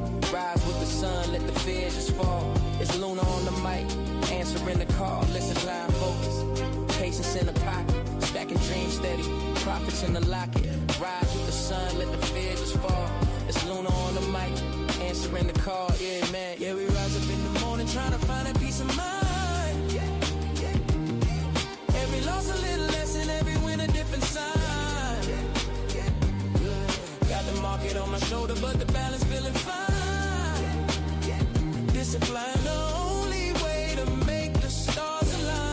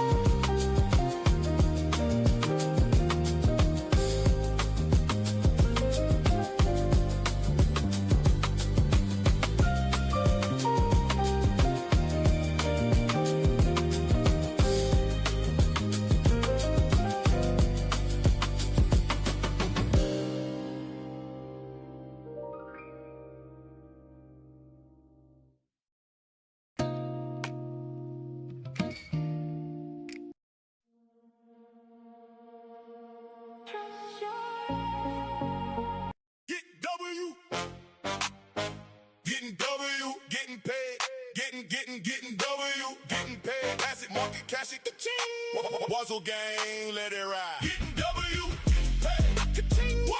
Sharpen up the edge, that's the game we play. Green candle hit, mark another good day. Getting W, getting paid, getting paid. Getting W, getting paid. Pass it, market, cash it. Pass it, market, cash it. One shot clean, we don't panic. Getting paid. Pass it, market, cash it. Wazzle gang, let it ride. Wake up, log in, chart clean, focus. Funding season open, payout coming, stay composed. Ever past the target, tap the rule I honor. Mark the green day up another W on the roster. Wide ass stop loss, let the runner take a breath. Give the trade some room, then we banking up the rest. Ka-ching. One entry, one exit. Patient on the level, liquidity swept clean by the dip and keep it clever. Whole crew hungry, everybody eating PFM to the top floor. That's the only season you getting paid. Ka-ching. What? Sharp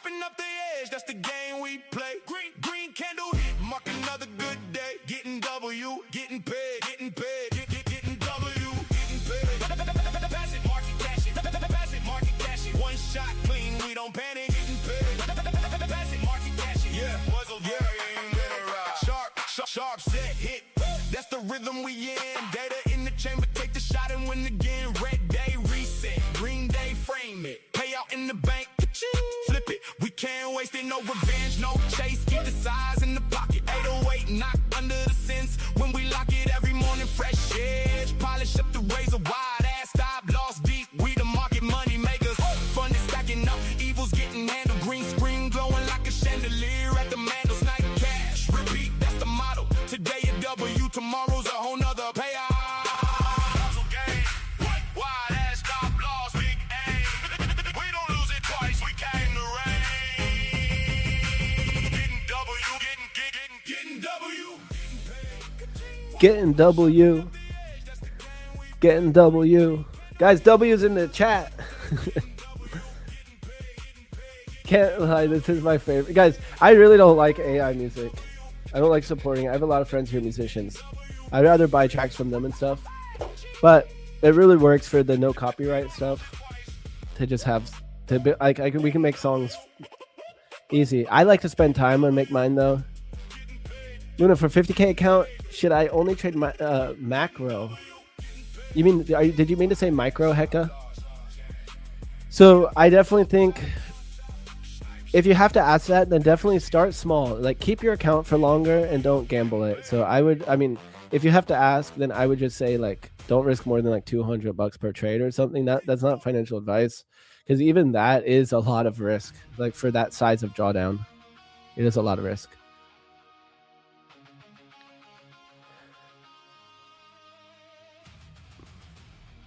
I haven't heard a lot of these songs. We got DJ Mod, Luna Mod, Joe the Mod. So guys, really today has been pretty crazy already with the divergence between NQ and ES, making it a little bit harder for me with my setups. Look at NQ, it's just very choppy here. So I really wouldn't normally want to take trades from the middle of this range, right? That's kind of what happened with my morning trade, right? Right in the middle of the range. It pushed a little bit, but I shorted that pullback too, so it's a little bit different than what I normally do.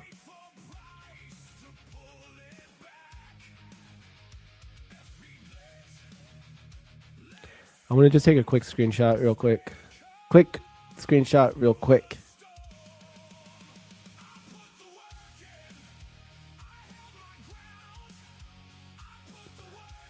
I don't know about this track though, y'all. Next.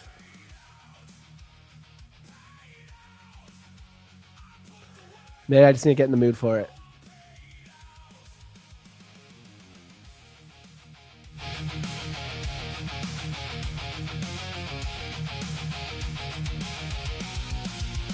No chase, trade, no revenge. Was so wide, let it bend. Risk first, mind clear. One good. I think you just have to get into it.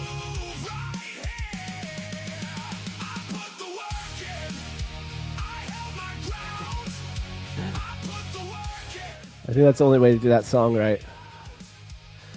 I think that's the only way to do it right. Guys, I feel like we need more songs. Let's just go back to the basics. Let's just go back to the basics. Yeah, exactly. Need a chill piano track. Yeah.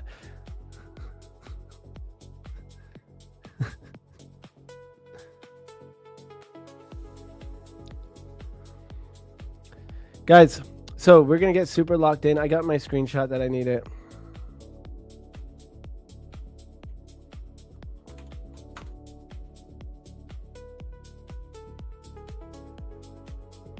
Boom. So, yeah, we're entering this one right in the middle of the range. It's kind of sketch, especially with NQ and ES being divergent like that. NQ had not made the double break. Well, did it? No. Yeah, it hadn't broken. NQ actually made the opposite side. So look at this. NQ made a double break long when ES made the double break short.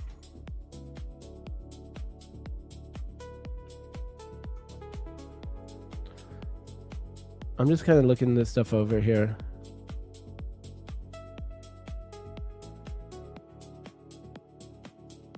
Yeah, NQ will do it to you guys. NQ will do it to you. Minecraft has some good piano tunes. Dude, it's so funny. I started playing Minecraft for the first time last week. Never had played Minecraft before, but I was like, I need something to do to just like decompress from the workday. Like I've been really busy and doing a lot of meetings and stuff, and I was just like, I need something to chill out on. And I was like, let's do a video game. I had never played Minecraft. Will your friends who are music artists sing Getting W's in the chat? Like make a real version of Getting W's? I mean, we'll have to ask. But yeah, Minecraft actually has good song, like the background music and stuff in it. It like randomly gets hype and stuff. Play Pal World? Okay, I haven't played that, but it's funny because when I first saw Minecraft, like originally, the age I was at and stuff, I guess I just, maybe it was my friends kids I saw playing it. Like I assumed it was like a game for really young people, but it's definitely just a straight up fun game. It's like a combination of like all my favorite games, pretty much. The leveling, the items, all the stuff. Guys, we're still breaking out here. So look at this. We just kind of flagged and now we're popping up. Let's put it back on the 30-minute chart. And so yeah, this breakout, guys, is intact. We have aggressive buying here above the 8 EMA. Is my chart frozen? Uh-oh. My charts are frozen.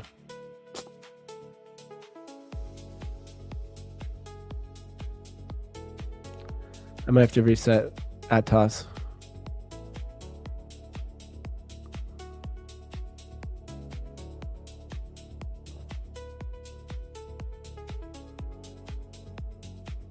Yeah, I still want to play the reversion is the thing, but I don't have any levels here, and look, we just have clean range up.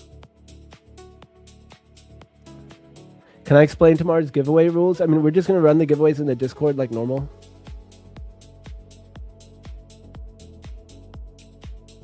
Just like normal. I used to play this Minecraft NFT project where they gave free NFTs and each NFT was worth like 4K back in the day. Dang.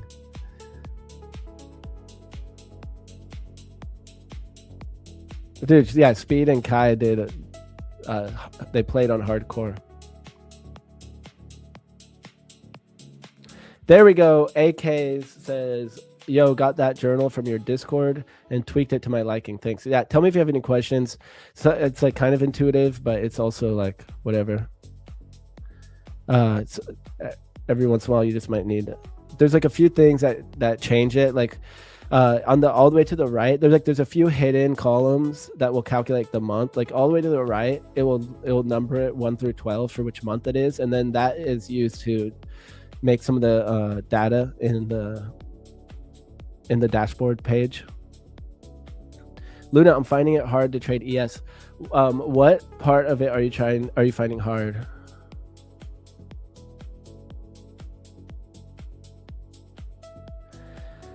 How long did it last? Kang? Georgie? Can. It was worth so much because you'd earn a token while playing, which you could convert to ETH. So you'd play Minecraft and earn tokens? Are you trading PPI? I'll trade after PPI. This is getting to the point now where I'm like pretty much going to try to lock it up. I would not mind shortening up here though. But yeah, guys, we are just pumping here.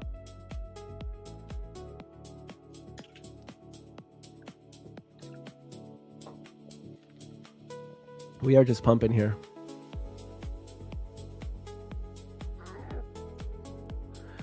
You know what, guys? You want to look at my VWAP stats? So I'm kind of interested to pull them out again. So here's how I do a trade study. All right, I just had 3 losses. I kind of want to review. I had 2 losses yesterday and 1 today. So let's do a quick review in my journal. All right, after these losses, let's make sure everything's looking good still. So let's go over to my dashboard. And well, actually, no, what we're going to do, I'm going to just make it easy. I'm going to make a copy of my journal. All right, so shoot, maybe I should record this. I'm going to record it, guys. Oh, I ran out of disk space. Oh well. I'm out of disk space. Okay, I'm not gonna record it. So this is how I use my journal in order to extract my stats and do a trade study. So first thing I'm gonna do, guys, is make a copy of my journal. Okay, make a copy. I'm just gonna title it VWAP study, because that's what I'm gonna do. VWAP study of Luna's trade log. What's today's date? 8/13. Boom. Make a copy. All right, so now I have the copy. And what I'm going to do is I'm going to delete the other trades. This is how I do it. You could create a pivot table if you're fancy.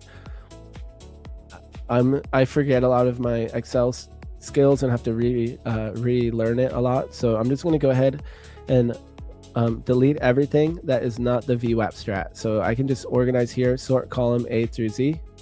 And I'm just going to delete all the way down. VWAP should be at the bottom, right? Starts with a V. And delete all the other trades.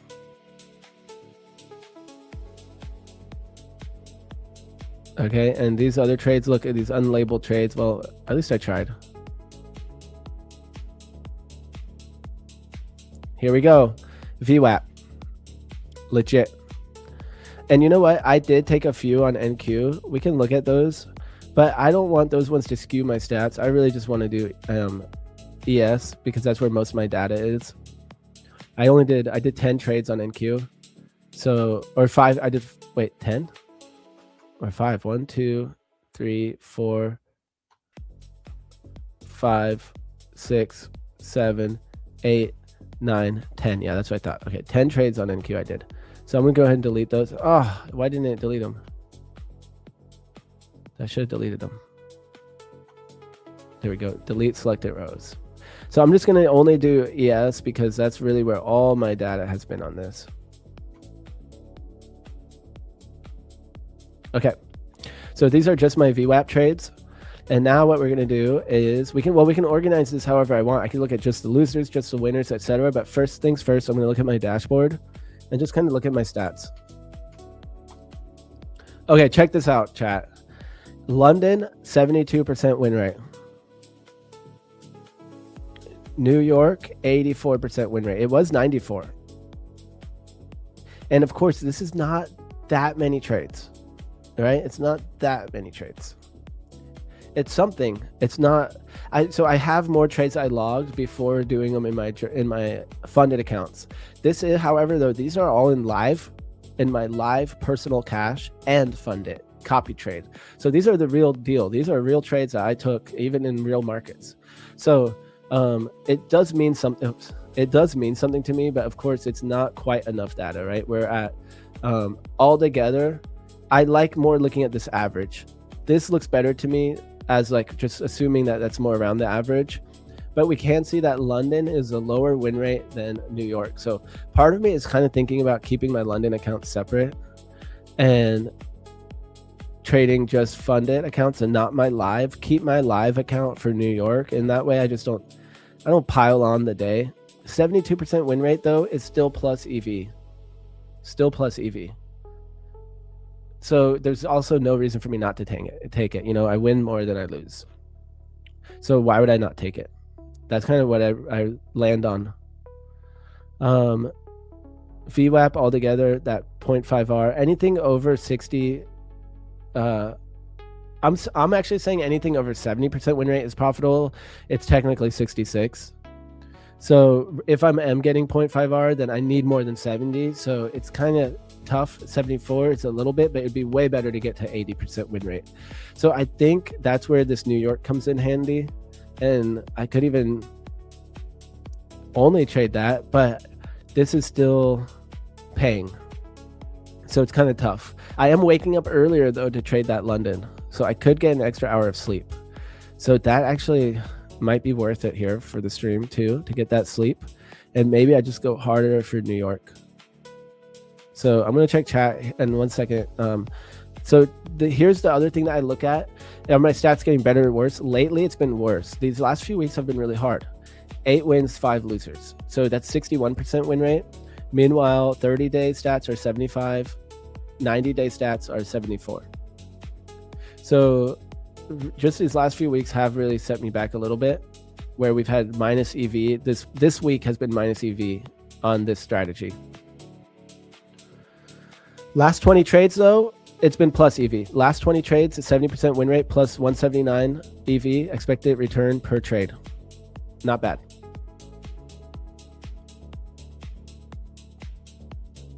So yeah, that's really all I want to look at here, guys. Just do a quick check-in and just be like, yeah, maybe this week just kind of sucks. And I just have to hold through it. Otherwise, I am kind of considering doing something different for London compared to New York, aka maybe just drop my only trade a set of funded accounts in London, and meanwhile drop my live account so I don't hurt my stats a little bit.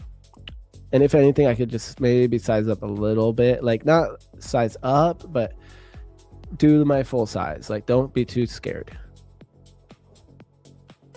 So yeah, that's kind of one of the ways I use my trade log. I just separated these trades. Of course, I could go a lot deeper. We could look at longs versus shorts. We could look at where we're at with the VWAP, my different targets, and we could look at a lot of different stuff here. I also even have, wait, what? That it's probably supposed to say the double break. Let's see that screenshot. Uh-oh, no screenshot there. This might be a faker trade.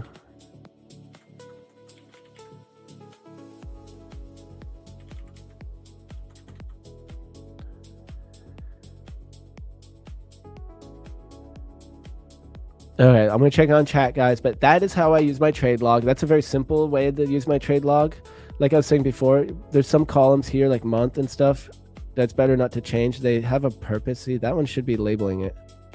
Why is it not labeling it? Yeah, for some reason it's not labeling it. It should pick it up from this. Maybe I already messed it up somehow.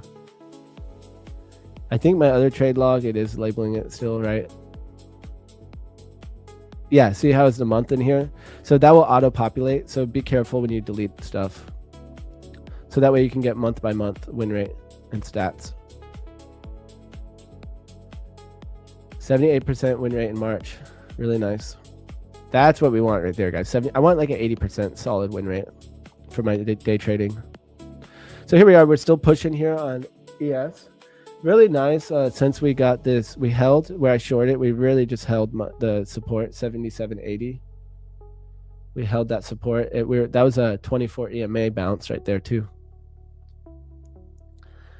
It lasted, like I said, that NFT project, it lasted 8 to 9 months, but there's land on the game. So later on, the rich dudes bought all lands. So there's no inflow of cash to back up the token, whereas people earning the tokens used. Huh, interesting. Sounds about right.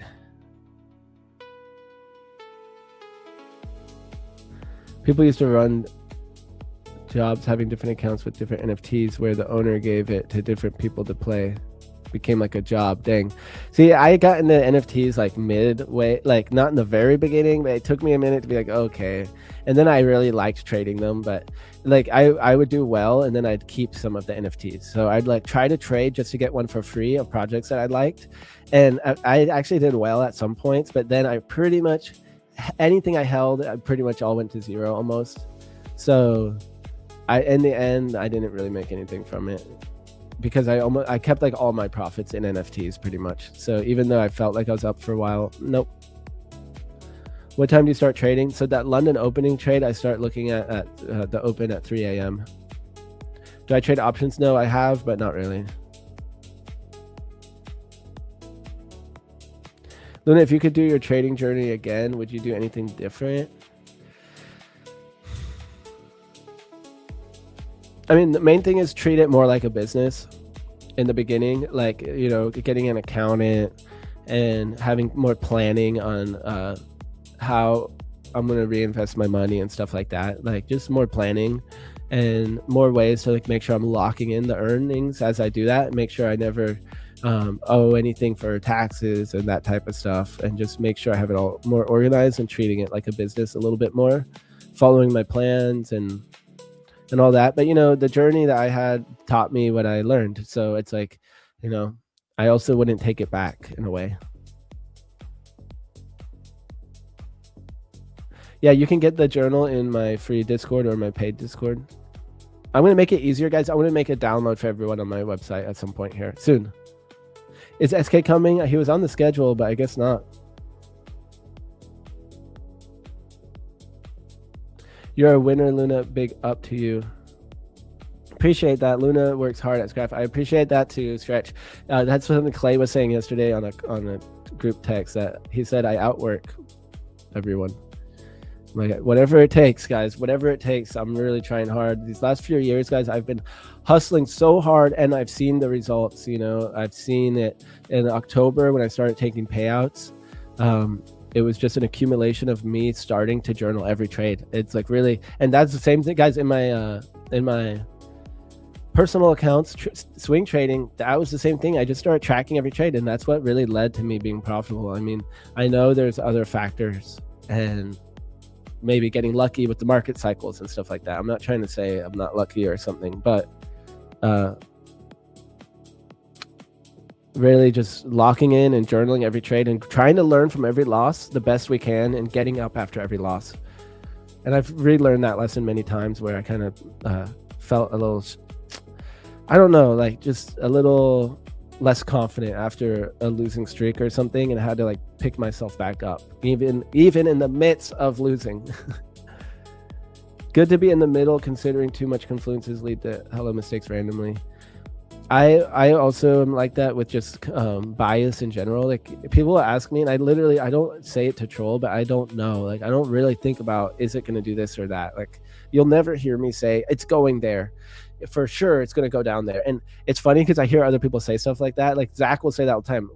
It's going to go to that point of control. It hasn't hit it yet. Like, it's like, it's 100% going to go there today. It's going to go down. He'll like make a statement like that. And I actually think there's like both sides of the coin, where it's like being 100% all in on your idea will help you follow your plan and stuff like that. So I can see that as a strength for some people. There's one guy in my Discord, shout out G. He will get really married to an idea, for better or for worse, but it can, when he's using risk management, it's for better. He sticks to his plan. He will add to winners like crazy and make huge gains. As long as he's using risk management, it's fine for him. If he's not using risk management, he'll blow his accounts. So sorry to put you on the spot. I said your name, but so I think that is just, you know, Zach has his risk management too on lockdown. You know, he'll be in a couple micros or whatever with a wassel, but he will still follow his plan, have his right risk management and all that stuff. So I really think there's not one way to do it. And I try to not be like too all in on one idea, because I also don't want, you know, I do think it's good for everyone to have their own ideas and stuff. But for me, I don't get too married to one idea. I take my trade and that's it. Like, if another trade sets up, that's the other idea, like maybe I'll take that one right after. But having my charts marked up with where I think I have edge at the chart is really important. Like, I don't think I have as much edge right in the middle here. Same thing in the middle of this accumulation here, where we took the double break. Not as much edge there. Double break though, I take it every time, because I take it every time. That's why I know we can rely on these stats right here, guys, that we just went over. This is me literally taking every double break that I can. This isn't me saying, oh, today there's some secret reason, or, oh, the market looks bullish, I'm not going to take the short. No, I take it every single time. And look at this, I have plus EV. So it makes it easy for me. You know, if it's not broke, don't fix it. If I can get this up to 80% too in London by being more careful, maybe cutting out the news days or something, I would not be opposed to it. I really wouldn't. But if it's working, it's working. And if I start trying to like tweak it in ways I don't really know matter, then it could end up like tilting me out. You know, if the next news day I don't take the trade and it's win, and then I'm a little confused or something like that. So I need to make sure, you know, I don't change it in a way that could set it back. Being a little bit more picky with the London, I see I could do that, like not trading Mondays, or, you know, maybe I'm just also making myself a little bit, you know, preserving mental capital. Like, okay, if I'm tired, don't wake up for the London Open. It's not worth it. It's going to be a win or a loss, but because I'm tired, it's better to get more sleep, you know, like stuff like that makes sense to me a little bit. You know, not even changing the strategy, but just like being a little more careful. You got into a GC trade at 519 candle, up 140 pips. Let's go. I have a trade one more day from payout AKs. Let's go. Let's go. I don't know what to play for you, but let's get it.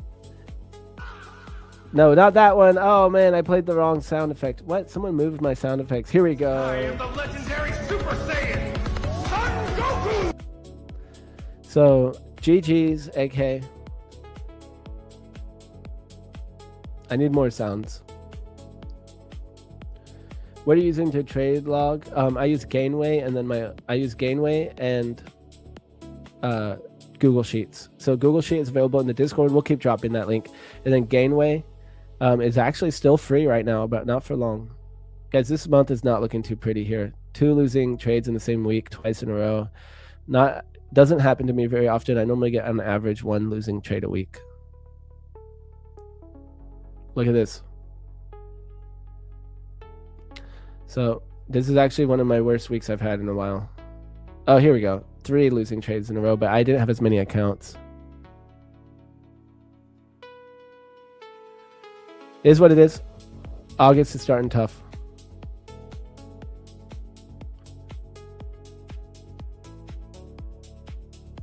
Why am I awake for London? Because I stream. And well, I stream for this session at 4 a.m., but it sucks to wake up at 4 and not get to trade the London Open, so I just wake up extra early. I do both, so I trade.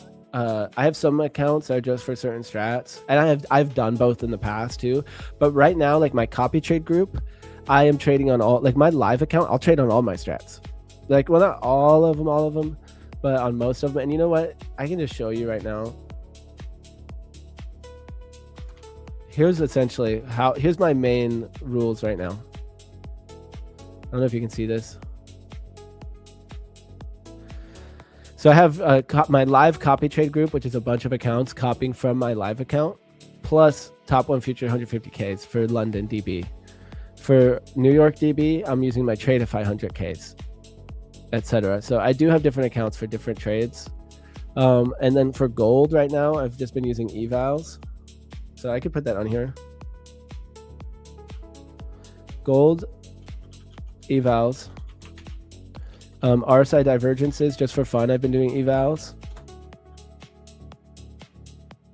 I would trade gold on funded again, but I kind of feel like I should just do one prop firm or something. I have Lucid. Right now I have my Lucids in the copy trade group. Yeah, maybe I do buy a set of accounts and just actually go hard on gold again, because I've been liking doing it. I just have to get my confidence back. But I've had 3 winning trades in a row on gold, and this trade this morning would have been a winner, but I didn't take it. So I'm thinking I should just send it, guys. You know what? Maybe I'll use. I'll just probably buy a firm to use. I'll pick a firm I haven't used yet, or one that I'm not focused on. Some people like forming stories with the market, helps them mentally risk manage. I like that. Double break is just one of the strategies. I already went over it earlier on the stream. How well has the double break been working? Well, that's exactly what we've been talking about. We can show right here exactly how well it's been. I just separated it from my trade log. So here we go. 72% in London and 84% in New York. That's after a few bad weeks here, but you know, that's not the craziest amount of data here. But these are real trades. That's the cool thing. These are trades in live account and funded. Man, I really missed that gold trade, guys. Are you still holding, chat? I forget who it was in chat was saying 460, or I forget the other number they had in mind.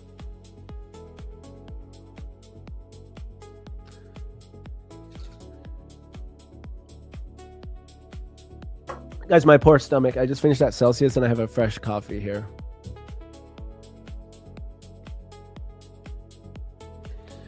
I've only ever traded London and Asia Open in a couple months. I hope to ascend to New York session. I like that you're taking it slow like that. Each one is definitely very different.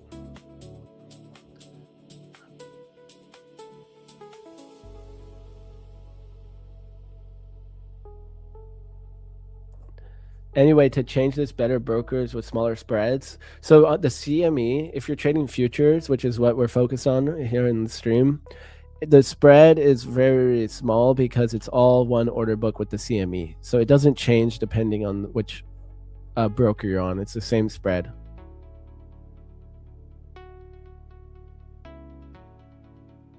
You just checked out the Discord? Yeah, the Discord's just a way for people to get in touch with me and stuff. And it's up to anyone who wants to use it.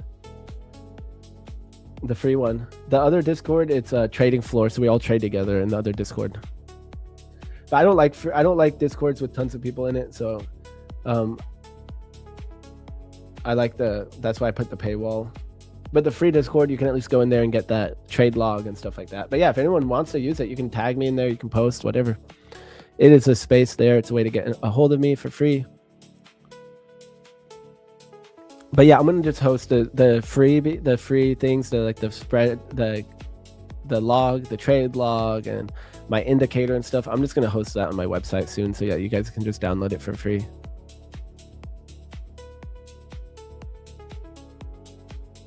Holding 2MG still from 44.50. Oh, from 1 a.m. Dang. Okay, so you're back to break even. Let's go. You're terrified of NY because you trade crude? Yeah, I would believe it. I haven't really traded crude.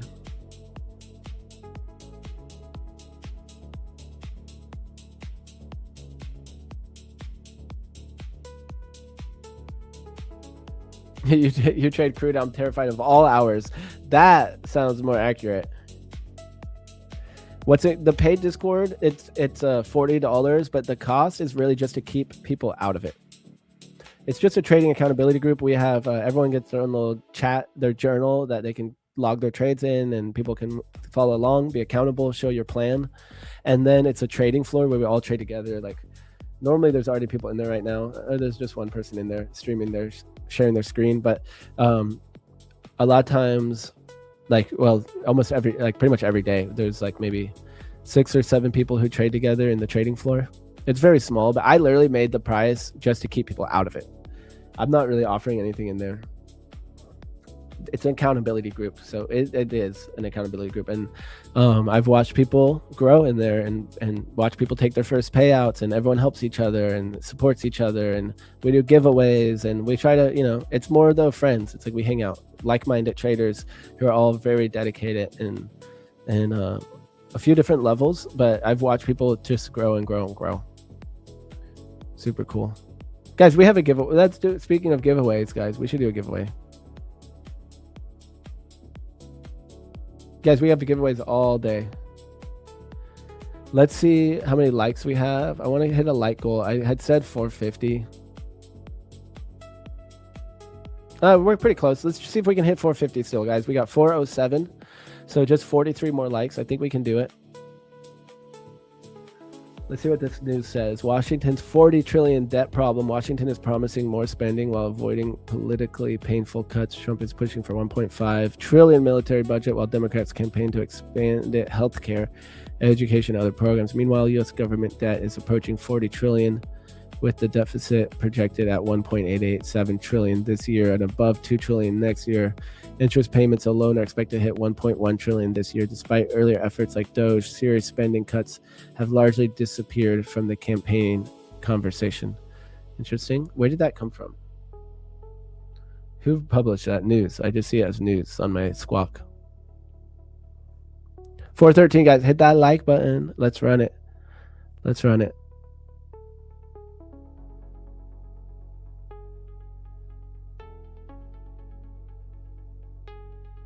Got my first funded details today. Let's go. First funded account.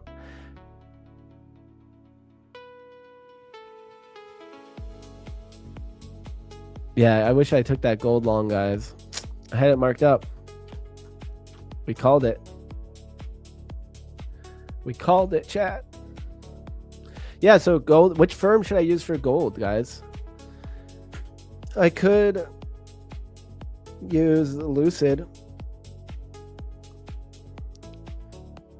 I could use anything. An RSI.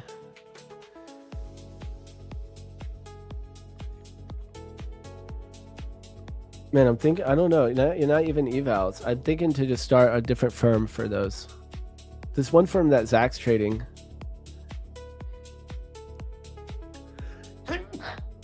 Excuse me.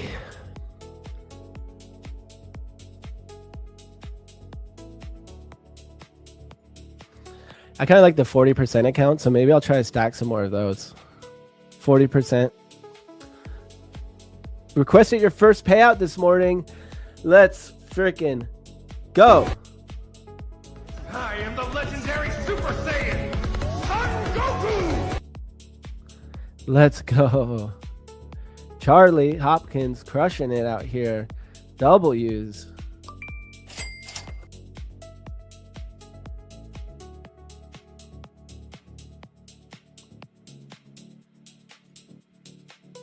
Can we do a zombie race, Trader Girl? I don't pay for the race thing.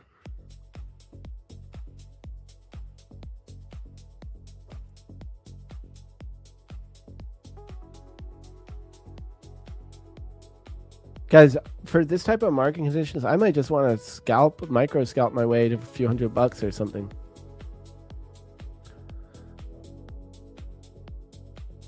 So choppy. Choppy, grindy.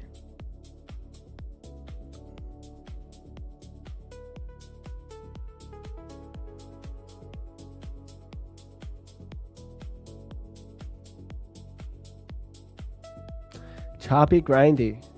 So let's see. What else can we do today? So I'm gonna look at Mag 7 here. Of course, is mostly green. Tesla and Nvidia is still looking a little weak. And let's pop into crude real quick. Man, I kind of want to look at Bitcoin too lately. Crude. All right, let's see this. Wow. All the way down to these lows. So kind of a target tapped on crude right now. Wow, look at that. I said, wow. Wow. So we are making the lower highs here. Maybe we can keep making lower lows. I don't know.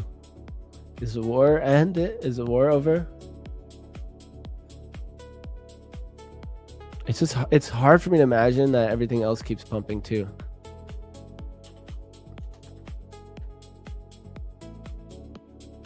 Oops, that's not ES. There we go.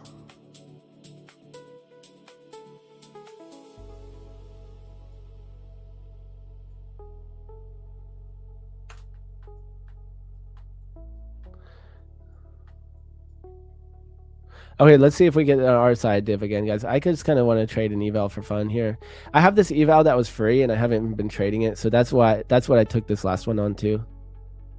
Every once in a while that happens. I have another free eval I got that I haven't traded at all yet. It's like it's just not even worth my. I don't want to get distracted, you know. But yeah, okay. So I don't have any trades here. I could long this. Go for a continuation. Let's see if it's on the 15-minute. No. Maybe this sets up on the 15-minute. And we do a continuation long.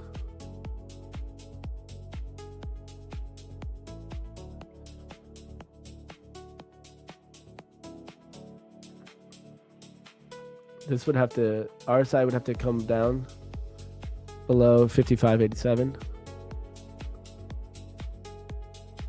Show me the money. There's a poker YouTuber, NorCal Poker, who uses that sound effect. Show me the money. I like this one too. Oh wait, you can't hear it.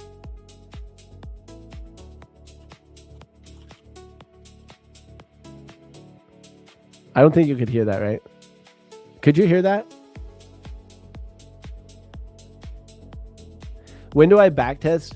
Generally, when I am working on something new or an idea, I'll backtest it a little bit and then I'll forward test it. Oh, you guys couldn't hear that.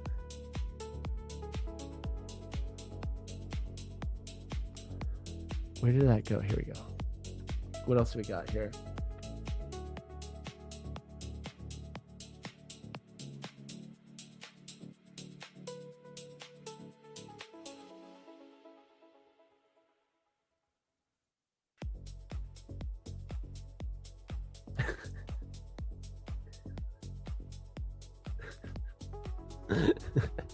Okay, I'm finding some good sound effects. Okay, I'm gonna get these loaded up for tomorrow. There we go. There's one.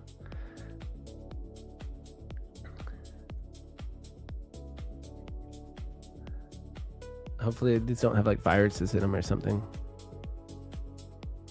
And then there's one more I want.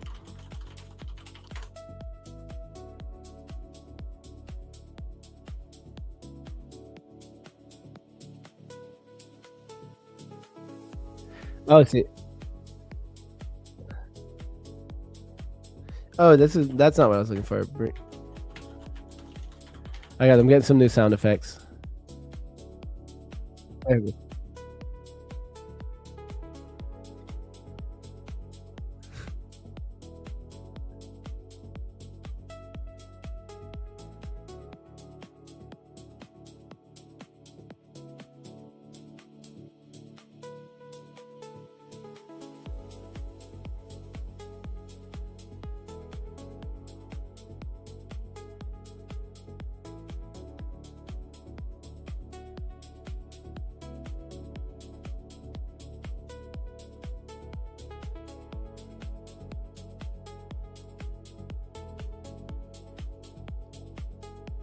All right, I'm gonna get this one. I'm getting more sound effects. Okay, I don't want to get too crazy with it. All right, I'm EST. I'm EST. PST would be way too early for the London market.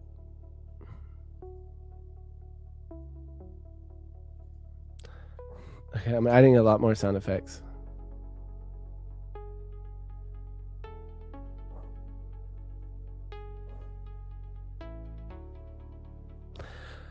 All right, so I'm gonna watch this candle close here.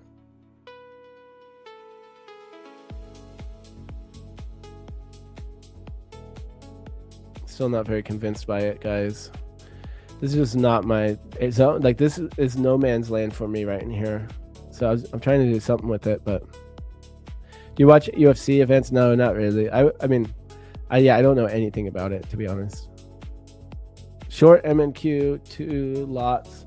What's up, G? Daily halfback will take off 11 lots, then take off 6 at CPI candle low. All right, sounds like you have 21 lots. Short 21 lots. Good luck, good luck. Oh wow, and wait, that's crude. I was about to say, I thought that was NQ.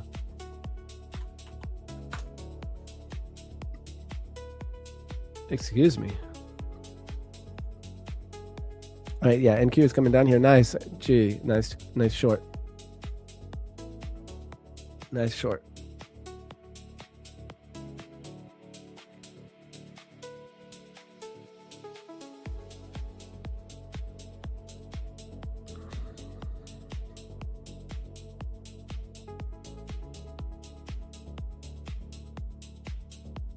Oh, I never heard it that way. A falling knife has no handle. Interesting.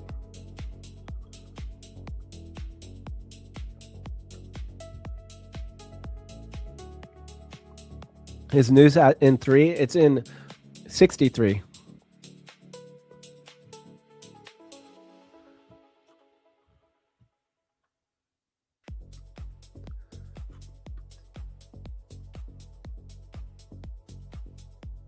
All right, let me check these likes, guys. I'm going to run over my game plan one more time to make sure I'm locked in for the day. All right, guys, maybe we should just try to run this giveaway. 30 more likes. Can we get, or 28 more likes? Luna, what is your indication that you will do trading full time? I mean, I don't think, it depends what you count as full time, but like right now I'm streaming. I had another business before. I've always had businesses while I trade it. That's the thing. So I've always will try to be using my trading money for a business, but right now it's my streaming. So I stream and I document my trading journey and make videos and host Prop for Match TV. And so I have that plus my trading. I had a tree company that I closed when I got the job with PFM. I didn't want to do the dangerous tree work. And then I've had a food truck. I had a couple other businesses. So I don't necessarily recommend doing it full time. Learned that my cooking days definitely apply to peaks and troughs. Wait, what do you mean by that? Oh, you learned that about the falling knives? Arborists pay decent. Yeah, you know what? It's funny though, because also not really, if you think about it. I mean, they say that there's money at the top of the tree, but at the same time, a lot of the climbers and stuff are getting paid like $35 an hour. And then I was running my own company, so I was having to invest payroll, insurance, and all of that.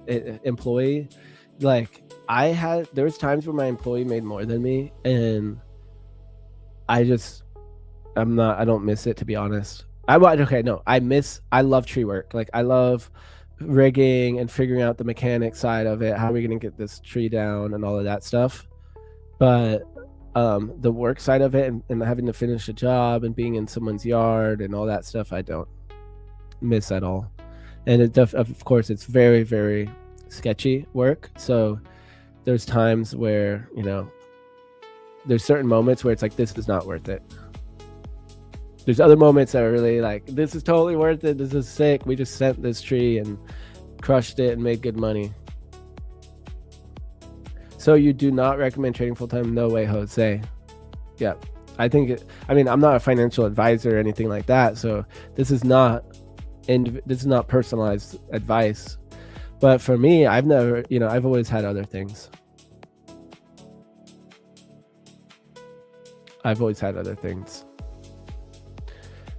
Trading has a lot of ups and downs, and more than ever now, I want like stability. But so for my trading journey, I wanted to go full time after like 7 years of doing it. I decided, I'm like, I'm a trader, because I kept spending my trading money on my life. And I'm like, you know what? I need to take this seriously. I'm going to make this my business. So actually, I made it my business in 2019, to be honest. That's when I actually first made it my business. That's when I was making enough money to, file a company and make I had my little fund thing going and think about trading as a business for the first time. In 2019 is when I really thought about it as a business, started my company. And now though, I still had considered myself a full-time trader. I guess I was doing it for a business, but until more recently, like 2 years ago, is when I decided, I'm like, I'm going to go full time. Like, I really want to dedicate to this, because this is how I make my money. I don't want to like owning a business and just working really hard and not knowing how much I'm going to make either. I'm like, you know what? I make more trading. So that's what I should focus on, double down on trading. And at that point, it was only because I was making so much more from trading than anything else I was doing. So maybe that's the answer to your question right there. That's when I decided to go full time, when I was making way more from trading with way less effort, meanwhile working really hard. And I had just had this moment. It was just, I talk about this sometimes. It's in a podcast episode too, but I realized I wanted to go full time because I was sitting there at the farmer's market. I sold out of all my stuff, and I did the math, and I actually lost money that day because of the costs, and I had worked like 12 hours. And then I had just had the biggest trade of my life. And I'm like, yeah, okay, forget this. I like the idea of farming and doing this, but forget about it. I can do it as a hobby, and I'll make trading my business. And now here I am, guys. I started my YouTube channel for accountability on that journey and all that stuff. But at that point, I was already profitable. I mean, trading has been stable to me in a certain way, but it's like at the end of the year, and I've had negative years too. So it's not stable in that sense. If I average it, if I take everything I've made and average it every year that I've been trading, it's like a normal job for what I consider a normal job. It's like a, not like, it's more like a minimum wage job, but it's like a job. And, when I average it out, but to be able to have consistency like month after month or, every year or whatever isn't guaranteed with trading. So that's why, even if you are profitable, so that's why I also say it's not stable.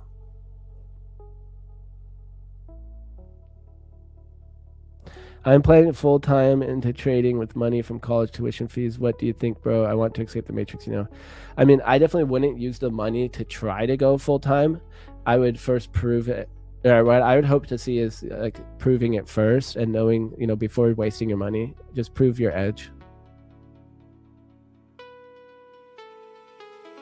What was I selling at the farmer's market?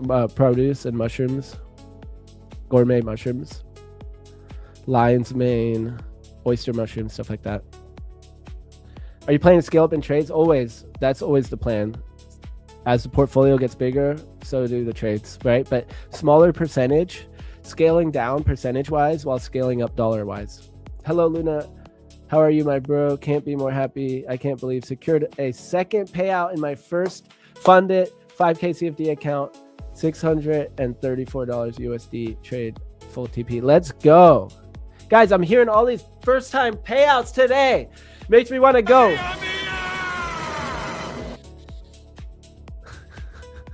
That was one of the new sound effects. Oops, I didn't mean to click it again.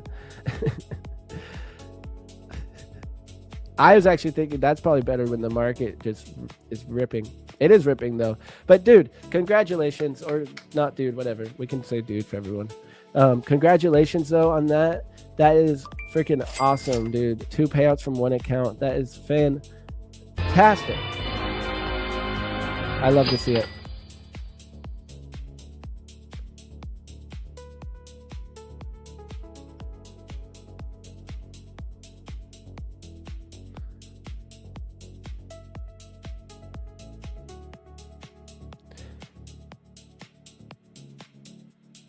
Is it just me or more and more chat taking payout? Dude, I think everyone's doing really good, guys. We're locking in. Guys, it's August 2026. We got to lock in by the end of the year, guys. By the end of the year, we got to lock in. If you're not locked in now, we got to get this. Look at this, guys. That Kamehameha is sending this market.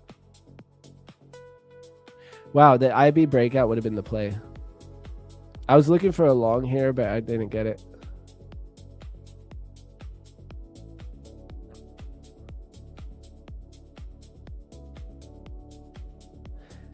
Yes, investing before day trading or something. Seriously. Like I said, I'm not an advisor, but it blows my mind how many people will spend money on prop accounts, but they won't even buy some stocks or save their money. I'm like, ooh. I mean, I get it. I've invested a lot trying to do my businesses and stuff.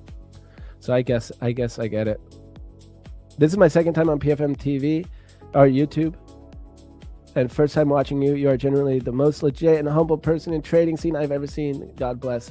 Man, that's such a nice comment. Thank you so much. And you know, I don't necessarily agree, but I appreciate it. And you know, it's just a tough journey out here. So it's like, I don't want to mislead anyone. And like, you know, trading is not easy, but we can all kind of help reinforce good habits with each other. So that's really my mission here, is to do anything I can to help. If I get off stream and you guys have any sort of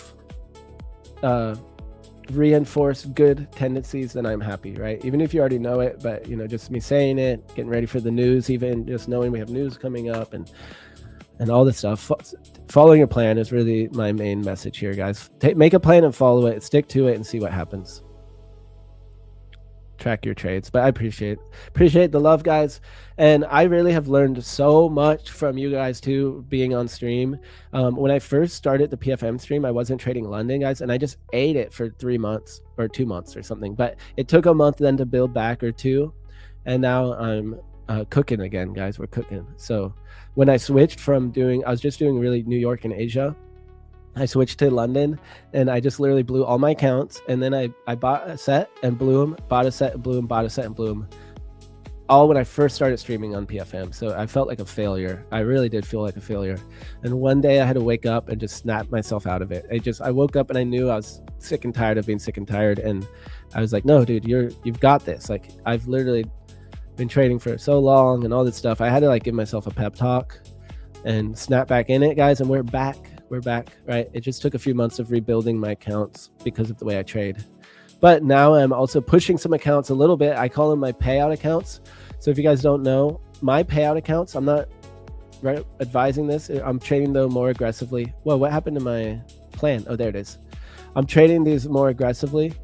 So my payout account, like this one is a payout account, 150K. I'm risking 2,000 to make 1,800 on it.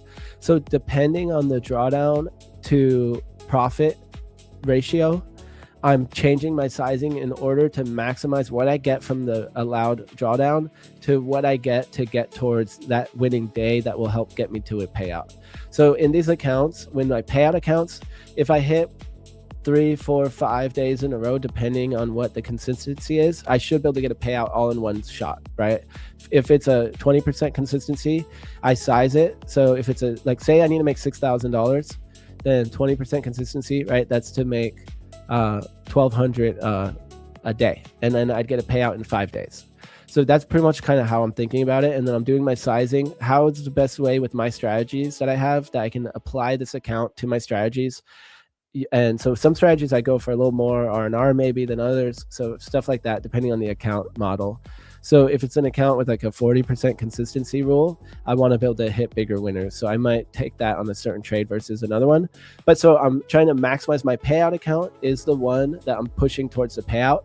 And I've gotten like 3 payouts or two payouts from the payout account method in the past 3 or 4 weeks, and I've gotten 2 payouts from just trading slow and steady. So it definitely works. The slow and steady payouts are literally accounts I've been trading since April, and then the payout accounts are accounts I was trading for like 1 or 2 weeks. So I'm sold on my payout account method, but it means you have to have a bankroll to rotate the accounts. So that's why I'm going slow and steady, because I'm trying to do it in a practical way that anyone can do, where I use my payouts to reinvest. But now I am starting to size up more and more, and of course, a lot of people are using their affiliate money and stuff like that in order to buy accounts to show those payouts. I've been keeping a budget though. For many, many months, I had a budget of $1,000 a month on my prop accounts, and different months I had different budgets, only buy a couple accounts a month, stuff like that. So having a budget with your bankroll is probably going to help in the long run. And even though it seems like it's going slower, it's probably the faster way, guys. Like literally the slow way is the fast way, the slow way is the fast way. So I don't know why I started ranting, but I'm getting juiced up, guys, by these nice comments.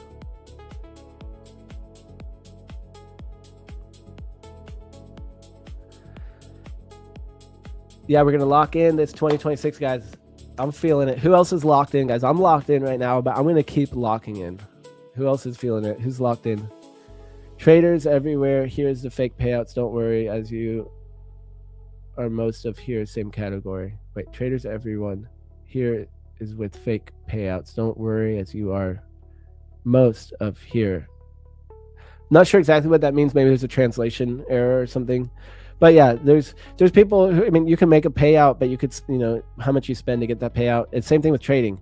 You could have $1 million in an account and take a $50,000 win, and then take a $50,000 loss and be at break even, but only show the win or whatever. So people though, guys, I swear, I don't like to post too much about I don't like to post the payouts and totals as much on social media. I'll do it in the Discord, but that's the only way to get people really sign up for groups and stuff.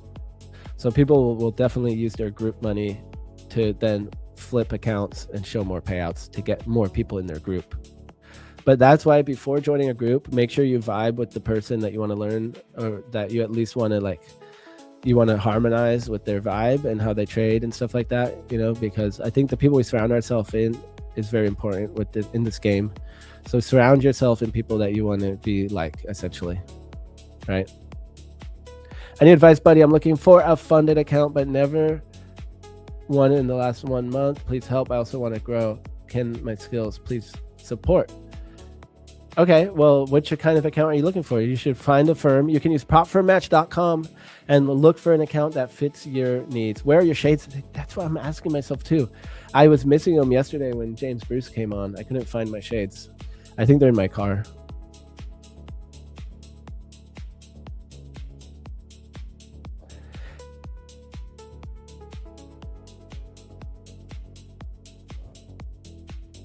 Yeah, guys, I didn't. So I moved to my farm after I was already starting to be profitable trading.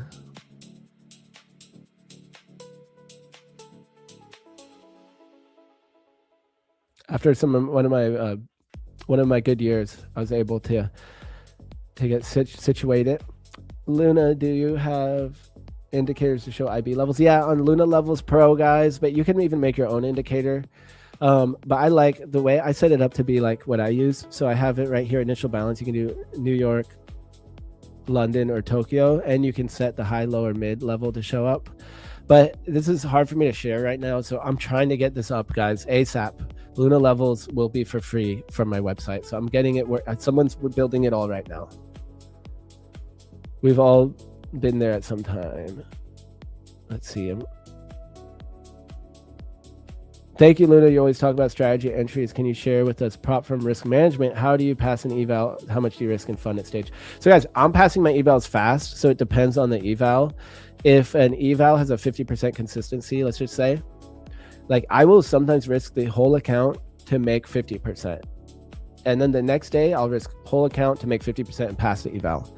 If I blow it in one trade and I move on to the next. So I only need 2 winners in a row to do it that way. I'm totally cool with doing it that way. The cost for me when I do that ends up being about the same as a funded account. And I have the math to show it. I did a separate experiment on Top Step recently where it took me 8 accounts. I passed 2 and got one of those to that payout. I messed up. I actually should have been at a second payout, and I totally botched my trade when I was at a second payout, which is really annoying. I literally could have clicked the button slightly different and gotten a payout number 2. Totally botched my second payout. I was still profitable though.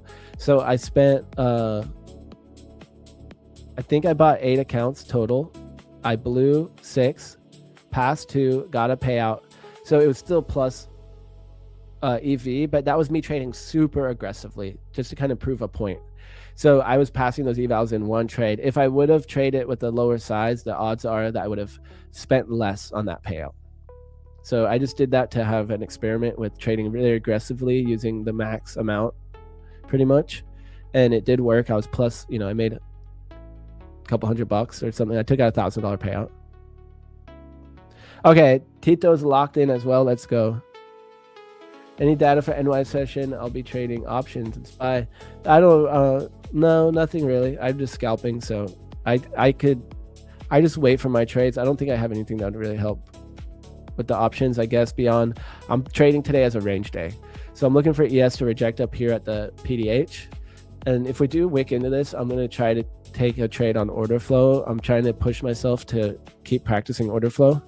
I always stop after I start, but I mean, I still use order flow always, but I mean, a more hands-on order flow. I don't know what else to say. Hold on. Let's keep going through chat here. Are you standing? Yep, I am standing. Where can I find a mentor? There's plenty around here. You got your hosts. My mentor is even available. I'm available. We're out here.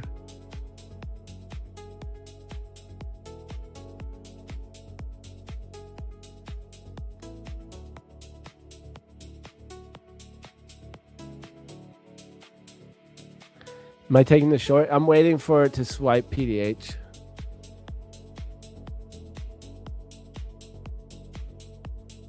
Even with blowing 6 accounts, was this way better than instant funded? So the lesson there was that I paid the same price as instant funded. By going really quick, I paid the exact same price as instant funded. But I got better rules. I got 40% consistency accounts. That was with Top Step. But you can get the 40% consistency also with the Lucid trading on their pro account has 40%. So, yeah, it was pretty much the same as trading for a straight fund at the end of the day. And I just had to like not care, just take the trade. I was pushing it. So I was so close to actually getting 3 payouts from those 2 accounts. One of them was right about at the first payout, and then I blew it. And that second account, like I said, I accidentally botched my trade, which would have been a winning trade. I just totally messed up. I actually forget exactly what it was now. I have it in my journal though. Do you have a breakdown video somewhere of all the areas you have marked out in your chart?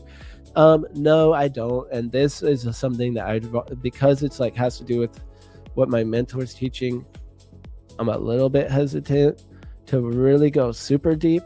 But I mean, it's really trading the previous day range. And so like almost all my, like right now, because we have a D-shaped volume profile, my edge is pretty much shorting the highs and longing the lows and trading this as a previous day's range of value area range, previous day value area. So in this situation, it's really just a mean reversion type of thing back into distribution. So really simple. But the hard stuff is like the way my mentor teaches it. It's like, it's a lot to learn at the deeper level. So I am just constantly studying pretty much and doing it in a way that's simple for me to trade. In a way that I can understand, even though he doesn't always agree with it. But if it's working, it's working. Don't fix it. If it ain't broke, don't fix it. Guys, I appreciate the good questions. We do have another giveaway here. I said, guys, let's run the giveaway. We got 440 likes. Feel free, if you haven't hit that like yet, guys, hit that like for a giveaway here. Let's do a lucid. Let's do a lucid. Let's do a lucid account. But yeah, I'll break down, guys. I break this down every day, and I post my plan in the Discord too. So you can always get it in the Prop for Match Discord. It'd be sick. Build a community there, guys. Hang out, find each other there, and you can always tag the hosts.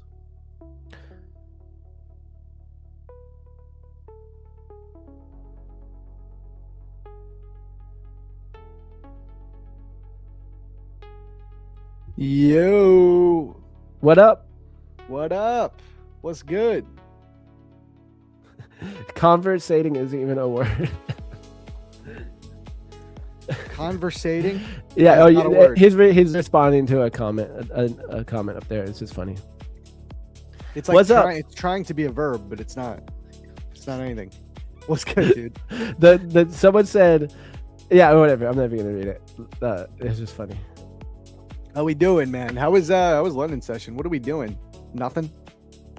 Dude, Fucking going I'm nowhere. not gonna lie. It's this slow grind up with no levels here. It's like my worst PA. Unless I took the initial balance breakout here, I could have gotten a dub on that. But you know what NQ was doing?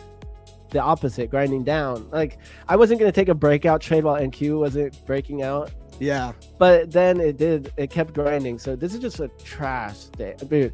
I hate to say it. It's been a trash week. Dude, it's been a Market's going trash nowhere. 2 weeks, bro. Yeah. How was last Look. week? I don't remember. It was pretty bad from what I Dude, remember. please, just forget it last week. I don't want to remember it anymore. Like we literally, this market is straight cheeks. Dude, cheeks, ass cheeks. Shout out Joe, always with the perfect timing. Yeah, man, it's been brutal. I've been red on one set of accounts, green on the other every day this week. There hasn't been a single day this week that I've been green on all my accounts. So, but W, diversification. Risk sinking, baby. Risk sinking. That was You gotta do it. the word I was looking for. You gotta do it. Yeah, that's huge. You do that too, right? In my own way, I'm a little bit more of a group. I have like a few accounts divided up while I have a main group also. Yeah. So I pretty much, to put it simply, I YOLO one account always on the side while I have my copy trade group going nice and slow and steady. Dude, I'm thinking about like loading up on some more accounts now that all the payouts have hit, because I haven't bought like any accounts other than those Apex yesterday that I did for fun. But now I have those legacy accounts. I could theoretically keep them and because I could reset. That was another reason why I wanted to buy them. So I still have access to them if I want to reset. You know what I mean? You could go for $1 million payout. I'm not 100K payout. I think that's possible. How many accounts do you have? It's 10 evals. I mean, I didn't reset them yet, but I could. Oh, so 10 accounts. So what do we need to make 100K? That you got that easy. So I mean, it's realistic. Okay, so $10,000 in each account. And so you have to start by not risking more than $700, right? Yeah, it'd be a slow grind. It'd be something that takes 3 to 6 months, like 700 to make 700. Trade 2. You just got to get out of that buffer. Yep. So there's get out of the buffer, build up the balance, get it to 10. But here's one thing: is maybe you don't want to take max payout every time you can. Maybe you want to just take smaller payouts so that you just get the 5 payouts out of the way, uncapped, and then hit it for the full. So what I was kind of thinking about was like using that drawdown to just push it. So get it above the buffer right away, even if you maybe even breaking the rule. That first payout you don't even take. Break the rule. Yeah. Like a lot of people did that. Yeah. Get it above. This is how Candace told me she did it, if I remember correctly. She pretty much tried to like risk $1,500 just to make 1,500, and then use that drawdown. Now she's up 1,500, and then do that again. Get above the buffer. Now she's at like 3,000, and then risk 3,000 to make it to 6,000. Risk 6,000 to make it to 12,000, and then you're locked in. So that first run up to get to like 15,000, 12,000, 15,000 will get you to the point where then you have a huge buffer and you can run each account up. Yeah, exactly. Yeah, it's crazy. It's only prop for math though. This is some weird math. I think the resets are like, I forgot what they're gonna cost now. Like they gave me a price in an email. I saw the email. Let me see. It means like being okay. It'll be $49. So it's nowhere near the ROI as before. That's kind of why I don't know if I really want to do it, because it's $49 reset fee and still activation. So I think I might just leave it. And eventually I'm hoping that they'll bring back legacy accounts again, and I'll be more, I'll put more effort into it. Yeah. I feel like it's the type of thing you have to be ready to invest like 100K if you're going for the million, because the way Candace was explaining it when she was on the stream was like, she's doing that with 20 accounts at a time, and pretty much I'm imagining it's almost full porting it each time in order to try to get to that 15K mark. Yep. A lot of people full porting the accounts. They go, okay, first payout will be denied, but who cares? I'll have a huge buffer at that point. Yeah, no, I get it. I totally understand. That was the process for a lot of people. Yep. But yeah, just cheeks this morning. I did take the double break in my funded accounts, and it was an L here. Meanwhile, NQ was just so rough. So meanwhile, NQ actually set up for a double break long when ES set up for a double break short. That's how bad it was. And that's when when NQ and ES are that out of sync, that's when the market's going to be trash. And I almost do I make this? Do I write this down, or do I go back and look at this? Because should I not take the double break when they're that different? I think so, probably. Yeah. And I know it can't hurt to just skip a trade. Even if it's a winner, it doesn't hurt. But for now, because I have my raw win rate, this is me taking every single one, dude. 72% in London, 84% in New York, taking every double break since I started. And this is in live account and fund it only. So this isn't my back testing or anything. Mm-hmm. So this is why I'm taking it every time. Yeah, it's a solid win rate, bro. It's plus EV right now. Absolutely. So even on days like this, I'm taking it, but this week and last week are really making me question it, like CPI and PPI pre-market. Well, actually yesterday, London, I took a win, and then I took 2 losses in New York. But you're ultimately net green on when you put all of them together. You're plus very EV. Net green. Yeah, it's crazy. It's such a simple strategy. I guess it's working though. As long as it's like this, there's no reason for me to not take it every time. Yeah, fair enough. It's dude. plus EV. But yeah, I'm thinking about it. So I'm actually. I heard Alex on stream yesterday. I was tuning in with him and Jacob, and he was like, I don't know. He gave shade to the double break. He was like, who the fuck is actually making money just trading a double break? He was mad about it. That's hilarious. I trade the other ones too, but man, I'm gonna write this down here. He's do you prefer TOF or Futures Elite for instant funding? Honestly, they're both solid. I've had great experiences with both. I think they're I don't have a preference. Yeah, it really, dude, if you just want a cheaper price, I think Futures Elite, you could still get a really good ROI with code match, because they're still doing that 5th account free. So while they're doing that, probably Futures Elite for the price. But TOF is just great because they have amazing customer support too. And my payout with TOF literally hit my rise within 3 hours. Whereas Futures Elite, and no shade, the firm was great, had a great experience, but payout took a couple days. And I will say the customer support is I didn't get a lot of customer support is not great in my opinion, but still great experience with the firm overall. You can't go wrong with either one.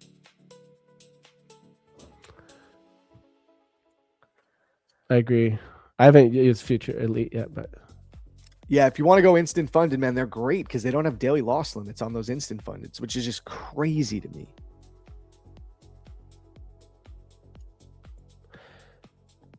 PJ said even simple strats are context enhanced. So do you mean like by having that context, it will only make it better, even if it's just a simple strat? So you're saying context is good. If like NQ is doing something completely different and I want to sit it out, then that's better. It'll be enhanced. Is that what you mean by that? Yeah, it probably means like nuance, adding nuance to a trade. Dude, I'm still in this long on this CFD account from yesterday. You want me to show my screen? Yeah. Bring it up. Show you this. Dude. I forgot about it. It wasn't even intentional, really. Like, so I was in this long since last night, or not last night, 2 nights ago now during London. I got long two lots here. And then I added in up here when I thought we were just going to run straight to those equal highs. And then the market proceeded to just chop forever. So this is going to be interesting now, because if I hit the TP that I want to hit in these accounts now, I will pretty much have this 200K E8 Pro account passed, because the profit target is 16,000. Right now I got about 12,000 floating equity. So if I hit for a $4,000 profit target, which is my goal for the day, I'll need like, I don't know, like $1,200, something around there. And then the account's passed. So I think it's going to happen today, man. I'm still gunning for those highs. I think we got PPI to help out. We got some fuel. I think we're going to take previous day's high, guys. Dude, that's awesome. And it just reminded me though, bro, congrats on your payouts last night. Thank you, right? Well, I requested it on stream, actually. Oh, you did? Yeah, it was done on stream. So that's putting you at a 30K month already? Yes.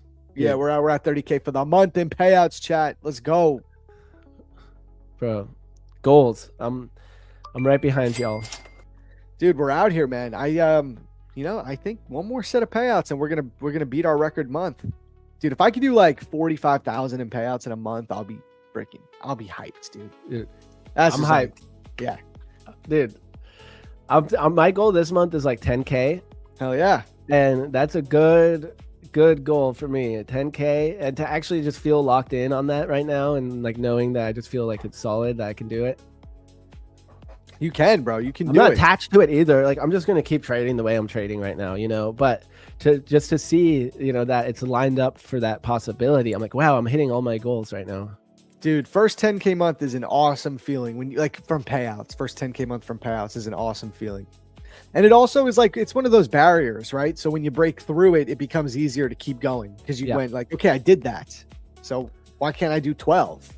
Why can't I do 15? And just, that's why I really want to break my record month, because I feel like, not that I hit a wall. I mean, I think I'm doing great, but I want to continue to, build it up. Dude, yeah, don't stop the momentum. That's exactly, my mentor was talking about this yesterday, because I was talking with them in the group, and he's saying that once you have that momentum with your payouts, you have to keep it going. He's like, you just stay in that rhythm of taking payouts and don't stop. Exactly, man. Exactly. And I'm leaning towards doing more and more what you do with like the 5 accounts. So like for my payout account, which is the one that I quote unquote YOLO, I know I do it with sizing and certain risk management to maximize for the payout. So I'm going to start doing that account. I think I'm going to just start grouping them. So I'm working my way up with these last payouts. Like you said, I'm buying more accounts. So I'm going to start adding to those groups. And my goal is to soon be doing 5 accounts at a time. I just want to make sure I have the budget so that if I blow them, I can buy them back and not worry about it. Totally. But I want to start doing the 5 at a time. And then at that point, pretty much each payout will be that 10K. That's the thing. So if you're always trading 5 at a time, you will always lock in. Like when you get payouts, it'll be Close. a 10K payout. Yeah. Yeah, or close to it, depending on the firm. And I mean, even it was like crazy seeing the 5K payout, because that was my biggest payout at once. And it just so happened it was 2 different payouts that just lined up at the same time. Sure. And it actually hit the same day with my Lucid payout. So I got the Lucid payout, and they all hit at the same time. And that difference, seeing that in my bank account, I was just like, oh wow, that actually just changed my whole monthly budget and stuff. Like I was just like, okay, I put the money off for taxes, I did that stuff, and then I still had money there. I'm like, sure. Okay, this makes a huge difference. I mean, that's the beauty of prop, man. It's the beauty of trading. A huge difference. And trading all these years, I never was like I only would take money out of my trading account because I needed the money, and like having these payouts hit when I didn't need the money and just seeing that money in my account, I'm like, okay, this is a game changer. Yeah, I'm it's like, a different type of thing. I'm about to stack 5 packs. Well, that's why prop trading is so amazing, because it actually provides cash flow where, like, if you're trying to trade a personal account, you want to grow that account. You want to manage the risk because it's your only account, and you want to somehow take money from it. It's a much different process, right? Yeah. Like, you have to build that out. You have, like, it's just different. It's a different game. And even if you don't take money from it, you still have to pay taxes. So you have to take some money from it. And it's just, it's a totally different game. Totally different game. It doesn't provide cash flow in the same way that trading prop can. Yep. Nor does it give you credit card points. Yeah, there you go. Bro, I'm like, dang, I got a flight from these accounts. Oh my god. Yeah, facts. Oh, dude, I saw Randy Baines made a funny Instagram video. I was like, oh my god, this is so bad, but also it was funny. Did you see it? He talked about, like, he was like, it's trader math. Let me see if he posted it on X, because for some reason I don't know my password to Instagram, so I can't log in on the computer, but sometimes he posts his reels on X. I thought it was funny. We got to help Paul. Says he's on tilt. Guys, how do we get Paul off tilt? How do we get Paul off tilt? Hello, how are you? I am under the water. Please help me. Here too much raining. Yo, that's solid. I like these new sound effects, bro. I've been using them. No, I just uploaded a bunch more, but you know what? I want to put more time. I'm not gonna lie. I just kind of picking them quick, but I want to put a solid session in to, like, really lock in some really good ones. If there's a certain one that you can think of, I'll think about it, but I like what you're doing so far.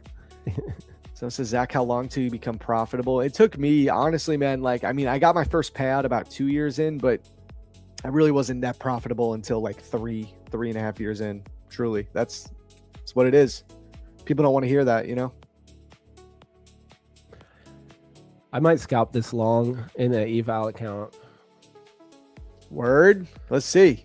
This is a free eval I got, and I just kept I kept forgetting to trade it, so I'm trying to use it for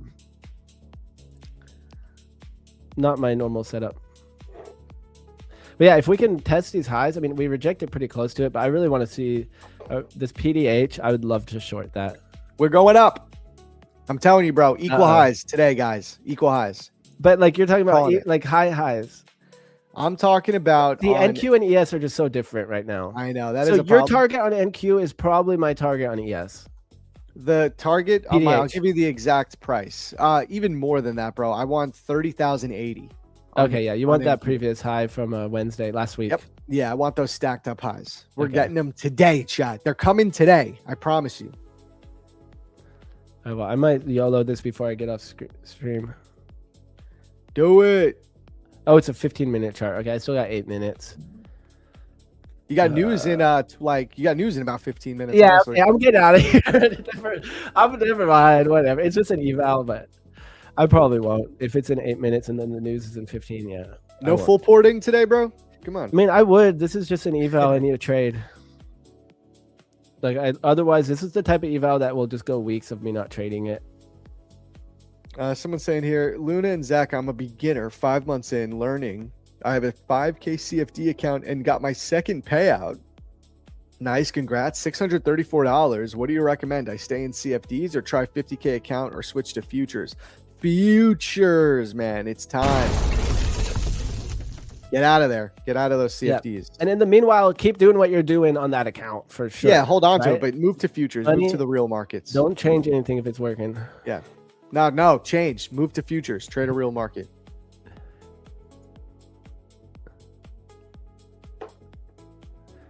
Dude, yeah, I'm so excited. I was just talking to Chad about getting hyped for this year. Like, this is like time for everyone to lock in, especially in this community. Like, the way everyone's thriving and like feeding off of each other's energy. I feel it with you and Tmade. I was sitting in and talking to Fabio this morning, and man, we just have such a good group.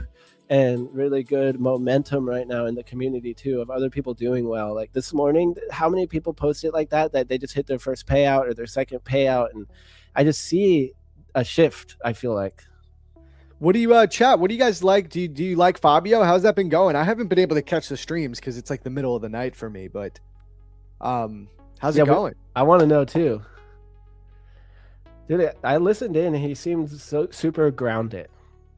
Yeah, I did a stream with him a few months ago. Like he came on as a guest, and I was like, oh yeah, I like this guy. I like chatting with him. He was knowledgeable. Yeah, Fabio is class. I agree. He was very, very class act. Yeah, but he's mostly CFD. Yeah. So I mean, you can only be so much class with CFDs. No, I'm kidding.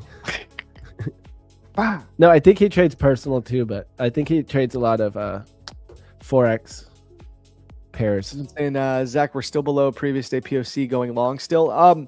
Like I'm still long biased because of the equal highs. I think that's where we're going today. But I will say, if you want to be more patient, yeah, wait for a break above previous day's POC before you start really gunning for longs up to previous day's high and everything. I didn't get my long here, but and we never made a bottom wick. I was gonna wait for a bottom wick and take I was gonna take it long when it flipped back up, but I didn't get it. So you missed it at this point? That's a miss? Yeah. Or you didn't get your entry signal though. There's different ways I could do it. For this big red candle, I would have rather entered after we wicked down and then showed that we came back up. But this is just me being aggressive with a strat, you know, kind of trying to forcing it a little bit here. I could wait for this 15-minute, but what does I say? Am I tripping, or are you on two streams at once? What do you mean, bro? Zach, where's your previous day POC? It is at 29,901. Is TOF BOGO on all accounts? No, I think it's just on one type. Let's look that up. Because, I mean, I've only left myself with $400 of drawdown, guys. Right? my 50K accounts that I took the $12,000 payout from. So maybe I'll be needing to re-up on some TOF accounts. We're going to have to see. It is it's for the elite access accounts. Buy one, get one free. So literally, if you buy 5, you get 10 accounts with code match. Pretty wild. Oh, I did not mean to buy. I meant to just put the order on the chart. I bought it. I'll just. You just got in? I didn't mean to though. I meant to just put a stop order on. That's hilarious. And Top 1 Futures is doing 60% off. So if you do want instant funded, I mean, 60% off is insane, guys. Hold on, but I want to look up this elite access. I know it's like it's like a cheap upfront account, but then you have an activation fee. But it's kind of cool. I mean, it's dirt cheap right now, chat. Dirt cheap, because look at this. $39 for this is 100K. Oh no, they're all 39 no matter what. Yeah, that's how it goes. And then the activation fee will be higher depending on the account size. So like 189 is your activation fee per account, right? Which sounds like a lot, but if you're paying 39 bucks up front and you're getting a free one each time, you're essentially, it's $20 in eval. It's pretty much the Apex model. It's exactly like the Apex model. Pretty cool. I may be interested in that. And you can get, the payout is 1,500 on a 50K. So it's interesting, man. It's interesting.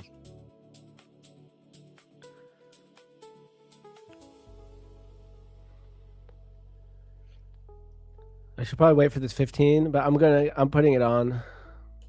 You're getting long? I have if it breaks up here, and I'm just gonna take it as a scalp, and it's kind of I'm doing super small size compared to how I normally do evals, but all right, Chad. Luna's low. Breaks out. Luna's low. Not yet. If it breaks up here, I'll get in. Okay. Yeah. So it's a market stop order. So if it keeps going down here, I won't get entered. If it pops above these 3 last candles, then it'll stop me in. I got you. I mean, dude, when I look at that hourly on ES, I'm telling you, as long as it's above previous day's POC, I'm staying bullish. I don't know where it's going to retrace to, but above POC, I'm looking bullish. I'm looking for those stacked up highs. ES, it's like insane. We're going to take those highs today. I'm telling you, we're taking the highs, chat. It's happening today. Dude, I was saying this earlier, how there's like, I was like describing like two types of mindsets that work, and I use you as an example. That's exactly, and you just did it exactly. That you're like, I know it's going there. We're doing it today, and having that level of commitment to your idea will help you follow with your idea. And like, I tend to be more the opposite. Like, I'm always like, I really don't know which way it's going. I'm just going to take my setup. Like, and I really feel that way. And I feel like both ends of that spectrum work. Like, you either have to be like full in or full out. Yeah. I just, when I have an idea, I'm convicted in it. I'm confident. I love it. But it's funny. I was just saying that. I'm like, Zach is just like that. And you just did it. Exactly. It's true, though. I think that does work for people a lot, and I saw it too, just in the crypto space. There were people who were like on one end of the spectrum, just full on like bull. There's a word for it, but just super bullish. Like, okay, it's only going to go up. It's only going to go up. I'm just going to buy and hold. And they're all millionaires now. Yep. Yeah. Fair. And then there could be someone kind of smart, but not like super smart like me. Like I'm saying, I'm not that smart. So there's someone who's like thinks maybe they're a little smart, but they're not really that smart. Like, and so I'm like, oh, I'm going to trade. I'm going to sell it here. And meanwhile, I'm like, well, I made some money, but if I had literally just held all my Bitcoin, I would have made so much more money. So it's like, if you're in the middle, you're not going to make it that much. You either have to be super genius or full on just believer. Exactly, bro. Exactly.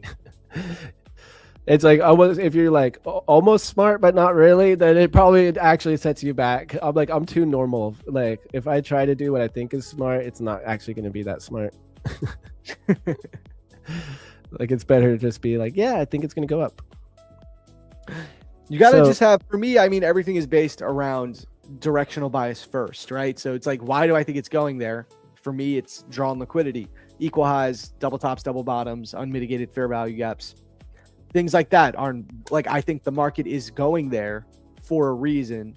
And then I base the trade around why I think it's going there. It's not like, oh, here's an entry signal to get long. It's, I think the market's going up to those highs because of X, Y, and Z.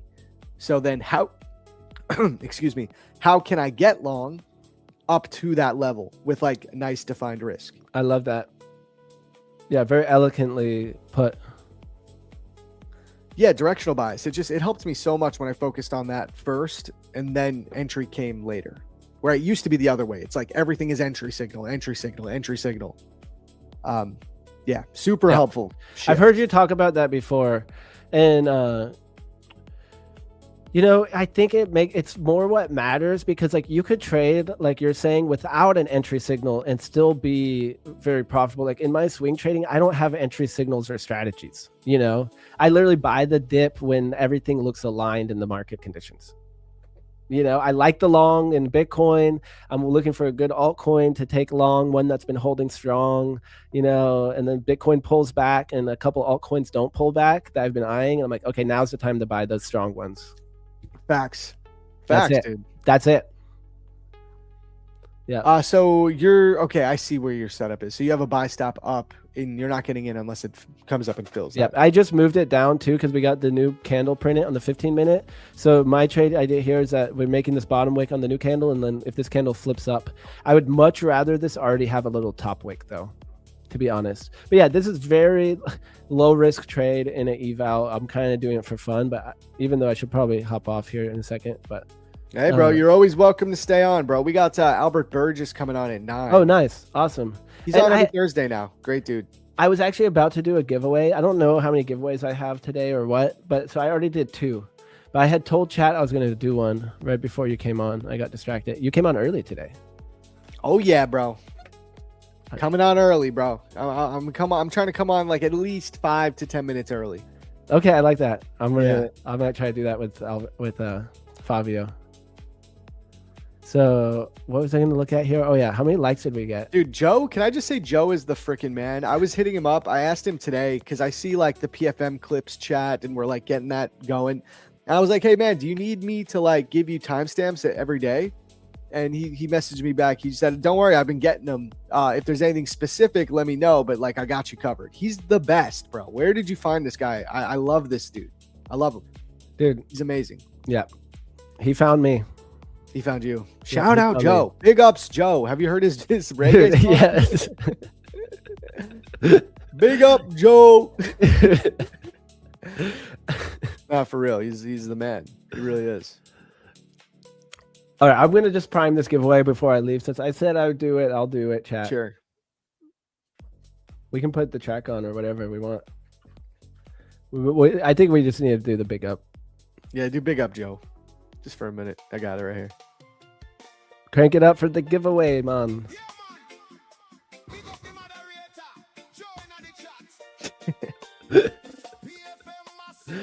I just like the random bumble call. Yeah. Like, that's like a derogatory term. I'm pretty sure. Yeah, I wouldn't even say it. I'm like, I don't really know the meaning of it. I hear people say it, but I'm not Jamaican. So. I know. I'm trying. I don't want to get canceled. Chat. What I thought it meant is something I wouldn't normally say. So it's really funny though. I am gonna make the code. I was like, what am I doing here, guys? The code is gonna be W mod. Or no, W mod, and it's gonna be 1 minute entry time.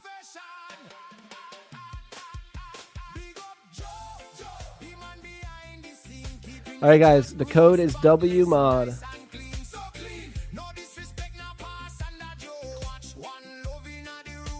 And it's gonna be in the giveaway channel is the Discord. So go into the Discord. You can just type in discord.com/invite/prop4match. But also, guys, don't forget, it's right up here in the pinned comments. There's a pinned comment that will take you there.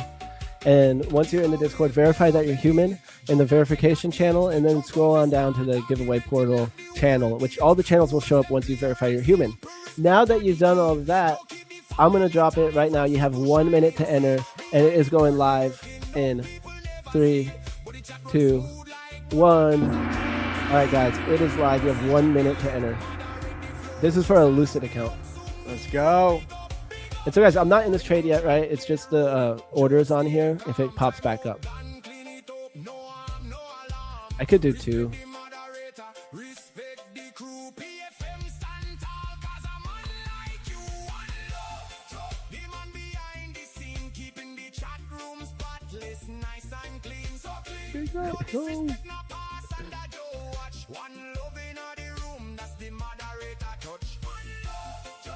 Dude, I'm waiting for Joe to become a goated trader too from watching all the streams. Dude, for real. How is he as a trader? Does he trade futures, CFD? So I've seen trades and stuff. He was trading futures, but I think he's just really been focused. Like once he started working with me, he really just wanted to be focused on that. And so yeah. he really felt like he didn't have the focus. Like I think he's like disciplined though, like when he does something. Yeah, for sure. He definitely is. He's very disciplined. He doesn't want to do it like halfway. Yep. No, that's for sure, man. I see it. Big up the moderator. Bro. Big up the moderator. Mo fire. W mod. All right, guys, we got this giveaway here. Let me pull the entries.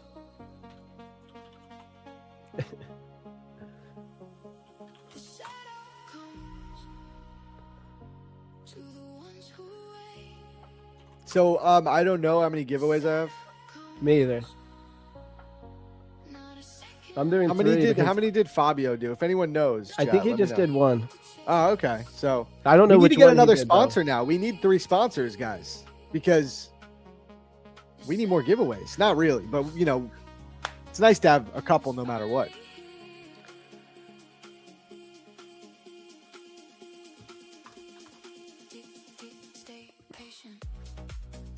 Bro, are you ready for this stream tomorrow, man? I'm gonna go to Target today and get some props, some party favorites. Okay, nothing crazy. But okay, I want some tips on what you're thinking. Just nothing crazy, but I'll let you know. Who do you have on as a guest? Who do you have on? I have Clay on, and I don't know who else, to be honest. Nice. Yeah, we got to get the schedule. Did they post that in there? Like, I don't think so, dude. I didn't see it. Yeah, we should. Maybe it's in Slack or something. I think I got Brett. I know I got Brett coming on. Nice, dude. Yeah, I think you got Brett and Matt, right? No, Matt Matt is Leach? going to be on in the afternoon for Alex. I think he's coming on at 1. Yeah, guys, big stream tomorrow. Clay messaged me last night and he said, we're going to make it rain giveaways. And I don't even know if that's included in the 3 million or not. Knowing Clay, he's just Probably bringing his not. own. Yeah. It's probably not included in the 3 million. Oh, what about Zamco? You got Zamco coming on, I think, probably, because he's UK. Yes, that's right. Dude, we're getting some news here. Let's see. What is this? It is hereby announced that the Strait of Hormuz, as before, is under complete management and control of the Islamic Republic of Iran, and no commercial or oil tanker can transit the strait safely without authorization and supervision of Iran's powerful armed forces, and this will continue to be the case. So this comes after the opposite thing was said by Trump yesterday. We have it, yeah. Oh my God. All right, watch. I'm telling you, chat, you guys think that's all bearish? Watch, we're taking the equal highs today after that news. Dude, yesterday when Trump said it was that we had control, we as in, since I'm in America, that Trump had control, it actually went down, dude. It wicked me out of a trade I was in when that happened. Yep. And I'm like, normally, wouldn't that make it go up? I'm like, dude, I'm telling you, the Wassel is like, this is the most opportune time to promote the Wassel, the Wassel mentality with the Trump presidency, for real. Dude, actually, it totally makes sense, dude. Wassel is life. Wassel is life. All right, let's run this. This is for a Lucid account, guys. Thank you for watching, everyone. Thank you for hitting that like button. Thank you for subscribing. Thank you for using code match at checkout. Thank you to our sponsors, Lucid Trading and Tradeify, guys. Let's run this thing. 3, 2, 1. All right. Good luck, everyone. Good. Wassel is life. Urcon knows. Congratulations, fool. Let's go. Woo! Cha-ching. So that is for you. That is a Lucid account. And I'm going to tag you in the Discord here. So they'll reach out. The Discord staff will reach out to you. Congrats. Does the stream start tomorrow? No, the stream starts at 2 a.m. Eastern every day now. Thanks to our new host, the homie Fabio. All right, time for me to take this order off. Guys, we got news in 5 minutes. If I stay here, I'm YOLOing this account on the news. Do it. Do it, man. Stay. Let's go. I shouldn't have said that. I'm in a long still. I'm still in my same long. So from last night.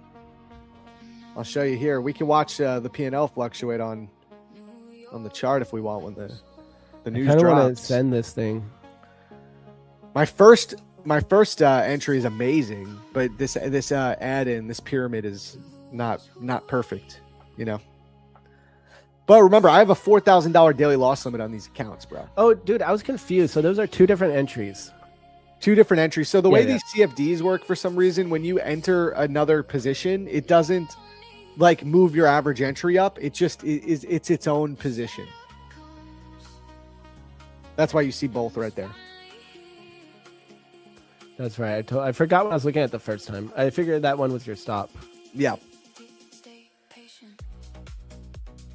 Yeah, I'm if I'm going to trade this, I kind of want to trade it with momentum, but I don't want to use TradingView to do that. TradingView is too laggy. Yeah, no, you want to be on Tradeivate directly or something. I'm going to wait. I'm going to wait to trade the aftermath. And because I've been trading these evals now for a little bit without buying new ones. So I'm going to wait till the aftermath. I'm going to go ahead and hop off. All right, for sure, bro. All right, we got my screen up, so we're good. Yep. All right, W's chat. Peace, bro. Talk to you later. All right, I'll keep in touch. I'll see you soon. All right. Peace. See ya. Bye. Zach, what's your TP on the? Honestly, I'm looking for previous day's high, chat. I'm looking for previous day's high. The other accounts we'll trade today is our futures elite accounts, which again, I've had 2 red days on these now, but look at my buffer still. That's the beauty of these 150K accounts. I still have such a nice buffer because I got them to 10,000 before I took my payout. So we're chilling on this. So I'll look for some more trades on these, but we'll probably wait for the open. And then we got top 1 futures, but I'm not going to lie. After my payout on these top 1 futures accounts, I have like nothing. I have like no buffer left at all. And that's, you know, the decision I made. I just took the money. I wanted to take the money, you know? But, oh, whoa, I still have two. I'm still in a trade on these? Oh, God. All right, I guess we're holding it through news. It is what it is. Oh, man, I took a trade and then closed it for like a small loss. But I didn't have my copy trader on, so I only closed it on one account. Oh, God. All right, well, let's see what happens. I guess I'm holding this on Top 1 Futures through news.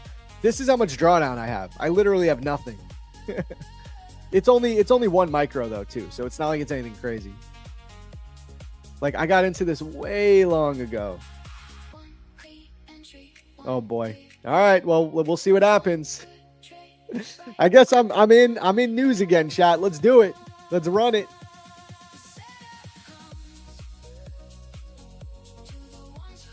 It is what it is. It's fine. We made $12,000 on these accounts. You know what I mean? We got paid out yesterday, so we'll just see what happens. Let's go, Wassel gang. Oh no, Ichimoku.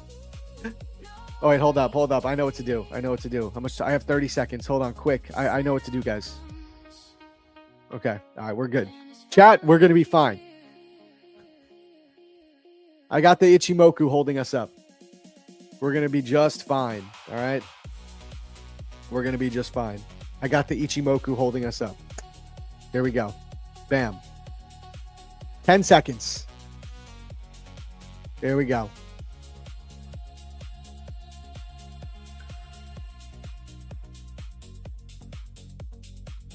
This is where I'm long from. I don't have time to log in.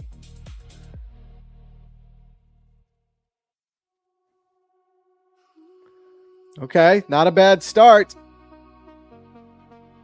Not a bad start. Here, let's log into TOF here. Not a bad start, guys. Let's see what happens.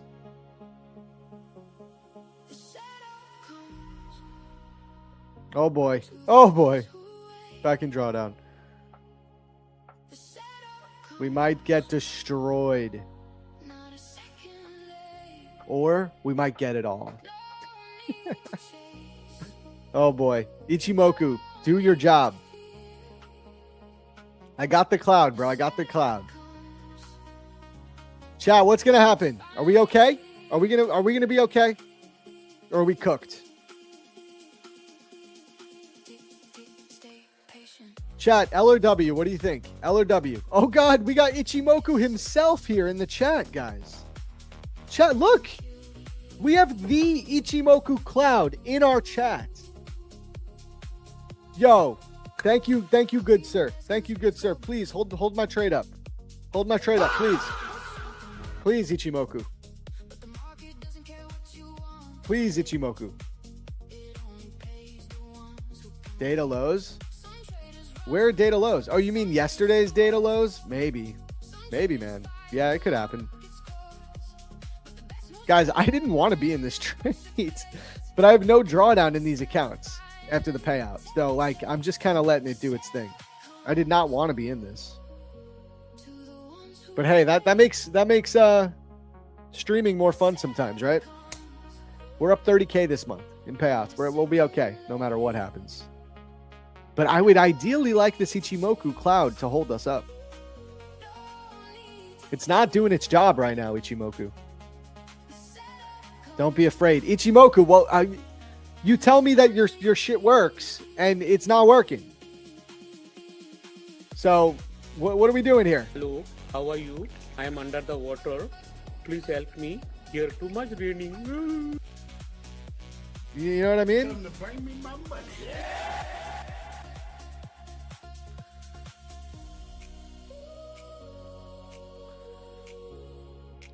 Thanks, bro. Yep, 30K in payouts this month. It's only August 13th, too. So I think we're going to beat my record this month.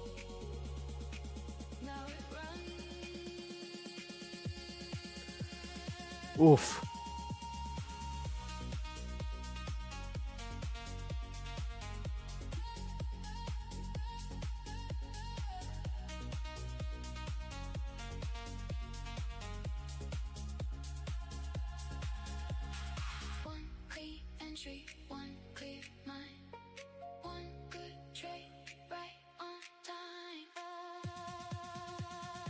Come on, NQ. Come on. Just go back up. Ichimoku is holding you up. It's holding you up. Come on. If it goes lower, I'll just make the Ichimoku cloud bigger, right? So if it goes lower than before, I'll bring it down to here. And I'll say it's still holding it up. That's what we'll do. But as of right now, hopefully it doesn't, we don't have to do that. Hopefully it just holds it up here. You know what I mean? That's trading 101. That's how trading works. Oh, you're up 20K in pass this month? Let's go, bro.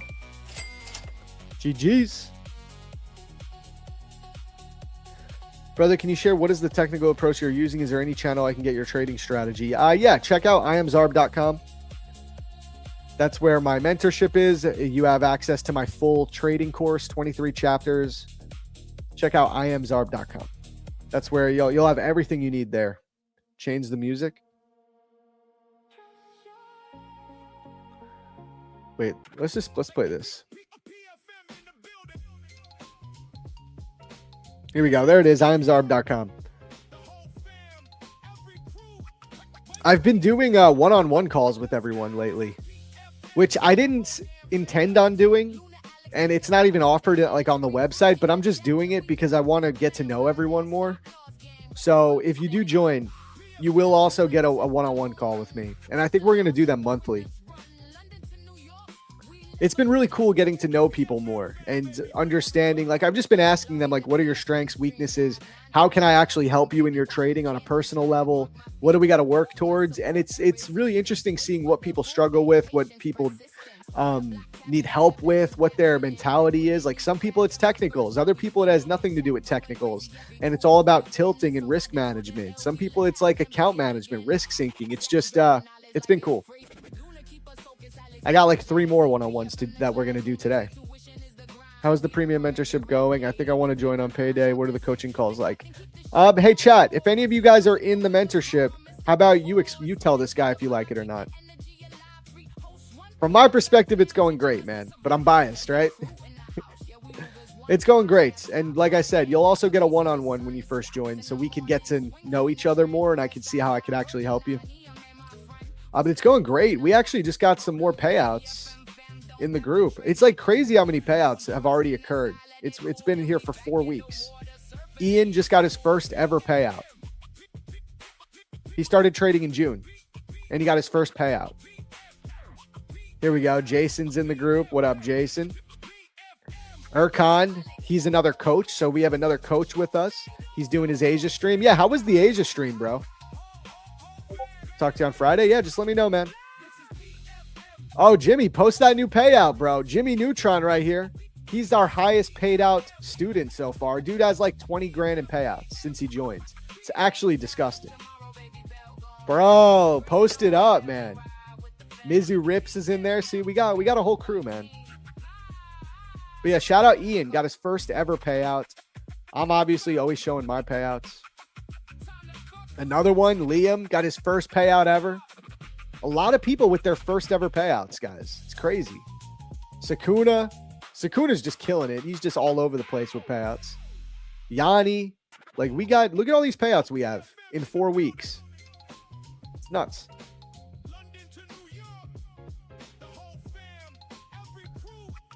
Yeah, I'll break down the trade. The liquidity lab is great. Asia stream was awesome last night as well. What up, Benny? What's good, bro? There we go. See, we got a whole crew in there, man. How often do we live stream Asia? So as of right now, it's a definitive 1 night a week of a live stream, but I'm in there every night in the chat. Like, I trade Asia. It's just with the baby, it's kind of hard for me to get on live stream. So we've committed to 1 live stream a week, and we're gonna do more. We're gonna get to at least 2 to 3 eventually. But no matter what, every night we're in the trade room chatting, and then Wednesday nights we do the live stream.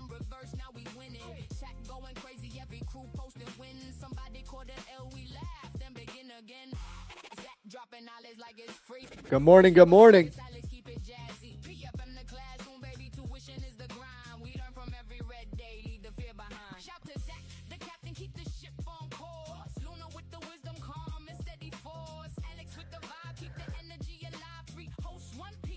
Still looking for my first payout. Joining. Thanks for the responses. Absolutely, Jacob. Hope to see you in there, bro. Hey guys, just had my coaching call with Zach yesterday. Incredibly knowledgeable. He'll get nitty gritty into what your needs are. That's the goal. It was great chatting with you, Ariana. I'm looking forward to seeing your growth too, for real. Yeah, we got a lot of people. I mean, you know, obviously the whole group is usually watching the stream here. Zach, what happened today? Why is CME futures going crazy? Why do you think I don't think it's going crazy at all, bro. What do you mean? It's going nowhere.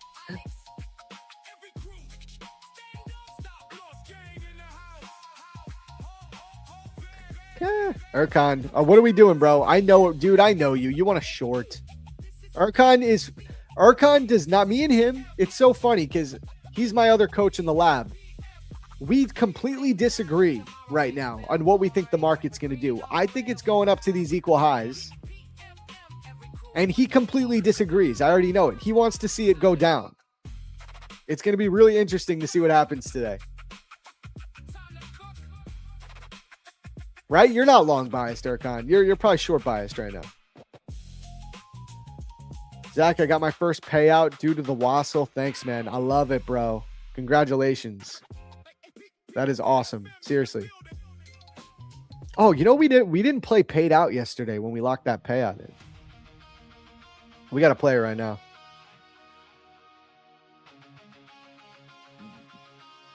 What's Erkan's reasoning? So, I mean, he's gone over it. He's gone over it in the lab quite a bit. Am I free later today for a call? Yeah, Jimmy, did you book one? Remember, bro, just if you didn't book it, literally just book it here in the announcements channel. Here's my Calendly link, right? Where is it? Right here. Just book the call. I got a bunch of people today that I'm meeting with. I don't know if you're on there. I don't know if you booked it or not, but if you booked it, then you're in.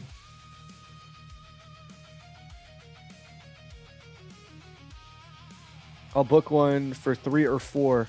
You know what, dude? Today, I don't think is going to work. I think I have a meeting that's not on that Calendly link. Book it for... Let me see. Hold on. Let me see what I got today.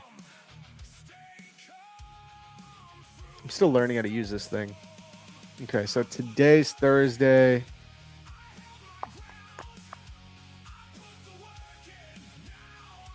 Yeah, you know what, bro? Can you book it for Friday? Because Friday I'm totally open. That'll be better. Literally anytime, I guess either right before our coaching call or after. Just I'll be free. If you could do Friday, that'd be great. Awesome, dude. Hell yeah. Yeah, guys, and I think we're gonna do these monthly, and I'm not making it more expensive or anything. I wouldn't want to like upcharge people. I think we're gonna do at least like a monthly checkup for everyone in the group, because I just think it's really helpful. What I've learned is that it's extremely helpful for everyone. That's the feedback I've been getting. So we're just gonna keep going with that. I think we have both probabilities, just Asia and equals and stacked highs. Yeah, it's all over the place for sure. But that's why I'm using the Wassel. I just think we go to previous day's high. Like if I had to pick whether we're going to previous day's low or previous day's high, I'm picking previous day's high, guys. Here's the other thing too. I don't think I've been wrong to be bullish because we're just in a range, and we're in a range on the higher time frame. Like if we're in a bullish uptrend on the higher time frame, and on the lower time frame, we're just ranging. I am seeing no reversal vibes from this market. There's no proper market structure shifts. Like I'm just bullish here. I'm staying bullish. It's choppy and consolidating, but it's also not reversing. So I'm staying bullish and following trend up to what I deem to be the clear drawn liquidity. Where's the coaching call? Sign up. Go to the announcements channel, Mizu. Announcements channel. I say that every day. Well, brother, I be out here making money every day. I be out here making that money, bro. So congrats on the 12.5K payout, brother. These markets been hard this past week. Yeah, dude, they definitely have been hard to navigate. I was telling some people on my coaching calls yesterday, I was talking about it. Like, if I was not risk sinking, I would actually be break even this week. But instead, because I know how to rotate my accounts efficiently and risk sync, I can be break even for the day and still lock in another 12 grand in payouts. That's only from risk syncing though. And what can we expect from the golden rule in here? Golden rule, what I would say, Jay, is if you want to be more patient, do not get long unless you're above previous day's POC. For me, I'm just still following the higher time frame trends, and I believe in this draw and liquidity. This is where my discretion comes into play, bro. If you don't want to have that discretion, you want to be more like, I know what Victoria is probably doing today. You know what Victoria is doing? She's probably waiting for a break above the point of control before she considers a long. Now, as far as if you want to be short instead, like you're short biased, this is the problem. I'm not short biased, right? I don't believe that shorts are going to play out. I believe in the longs up to the previous day's high.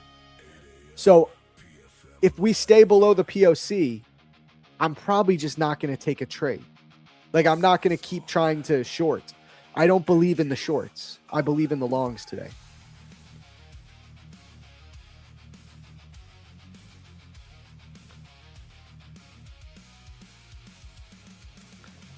Discord link, go to imzarb.com. I'll drop the link for you. I'm sure Joe's going to beat me to it, but yep, he beat me to it. He's too good. There you go. Go there. That'll bring you to the website. You can check it out. See if you're interested in it, if it's something you want to do. We're so high to key level, wouldn't make sense to long. We'll see about that, brother. I mean, yo, that news was completely lackluster. We did absolutely nothing. That was news? Like, what did that news do, bro? It did nothing. Crazy. I've never traded with GOAT-funded futures, but if they're listed on PFM, they're good enough in my book. I just, I have so many other firms I trade with. I just haven't tried them. I'm a complete noob, but still enjoying your stream. Is it strategy-based or ICT? It's based on ICT. So I use the foundational principles of ICT in the sense of I use fair value gaps, liquidity, and market structure, but I keep it very simple. I don't overanalyze with ICT. I don't use all of this extra terminology like breaker block, order block, unicorn. I use none of that stuff. I really boil it down to its simplest form, which is fair value gaps, liquidity, and market structure. And then the one thing that is unique about what I do is I blend that with volume profile. And that's where I think a lot of the edge comes from, is that blend of both of these concepts together.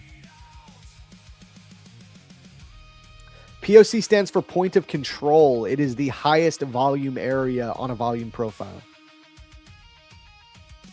I don't trade ES, not really. I'm pretty much strictly NQ. But there's nothing wrong with trading ES. I mean, we have people in the group that trade ES. At the end of the day, the instruments are doing mostly the same thing. It's really just a personal preference. Yeah, we might go for those yesterday's data lows. It's possible. We'll see. We will see, chat.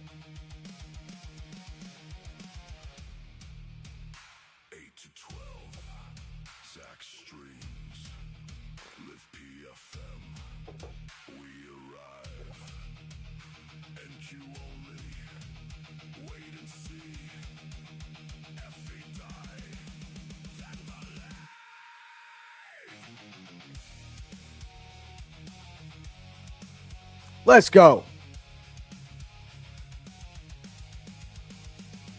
Is TradingView add-on for Tradeovate worth it? Do you have to pay for that? I don't think I've ever had to pay for that. Bro, I mean, it's just so you can see your position here on TradingView. If that's important to you, then yeah, it's worth it. It's not that important to me, but I like that I have it, Is there any reason you prefer straight to funded accounts rather than evals? Yeah, there's actually a lot of very clear reasons. So here's the thing. On 150K accounts, most of them are going to be around $300, right? All in. So if you're like me and you're always trading 5, that means you need to drop $1,500 in one shot on a set of evaluations, right? Fine. But the thing is, if you fail that set of evaluations and you reset, you want to do it again, okay. Now you've spent $3,000 in total on a set of evaluations. If you buy a 5-pack of instant funded 150K accounts, it's usually around $2,500. There are cheaper options where you can get them around $2,000, $21,000, but in that general range. So the point is, I think it's a better ROI because number one, I trade evals aggressively. I don't have an amazingly high pass rate on evals. Most of the time, I'm going to have to reset twice. So if I reset twice on 550K accounts, I'm already in the hole more than if I just bought a set of 150K instant funded and just started trading. That's why I do straight to funded 150Ks. And when it comes to 50K evals, the ROI is really good on challenges, and it's a better ROI for 50K challenges. So I do 50K challenge accounts. I do 150K straight to fundeds. And I do a little bit of both, but that's why. So there you go. These are the tricks you guys got to pay attention to with prop firms. It's not just about like, oh, I want to be the best trader in the world and never lose a trade. It's like, no, how do I do research on what prop firms are going to make sense for me, where I'm at, or what's my goal, and then do the proper research so that you trade the most optimal prop firm, right? That's really important. This is also like, this is where prop firm match comes into play. Look up all of these things, compare everything, okay? And decide what's going to make sense for what you're trying to accomplish in trading. There's edge there. That's an edge. It's not just finding edge in trading itself. Not enough people talk about that. I like your thinking. Thank you. What up, Sakuna? What up, brother? How much are 50Ks all in rough cost? I mean, it depends on the firm, right? Depends on the firm. If you're doing Lucid and you're doing code match for 30% off, a 50K account is going to be, let's find out. Let's say Lucid Flex account. Lucid Flex 50K account is $100, $105 all in. So it's about $500 total for 5 accounts. That's only if you use code match though. What prop firms do I buy for the 150K? I like a few of them. I like Top 1 Futures. I like Tradeify, and I like Futures Elite. Those are my favorite instant funded firms right now. Morning, Bree Dog. When it comes to 50Ks, I don't think 50K straight to fundeds are the best option. I think if you're going to go 50Ks, doing evals is better. If you want to go straight to funded, I think 150K is the best.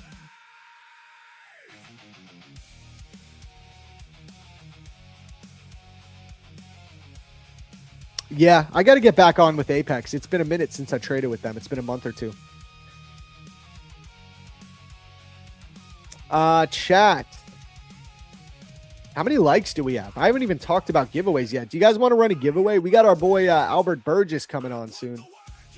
Let me change this song now. Paid out. Paid out.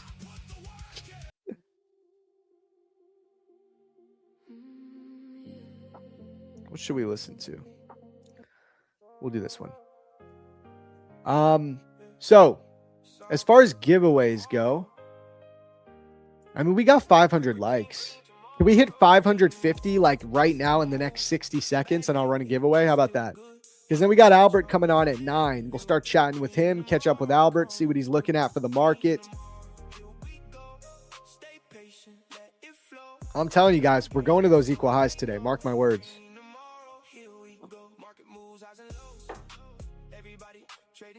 Albert is fire. Yeah, he's the man. Great dude.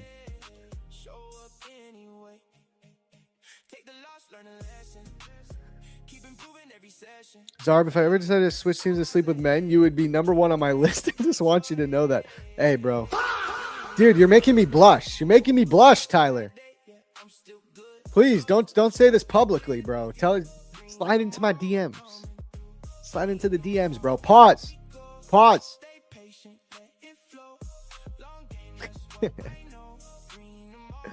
There you go. We got 1 like. Tyler, bro. Listen, bro, if you ever do, listen, I can take care of you now, man. I'm financially stable. I had a nice 30K month in payouts so far.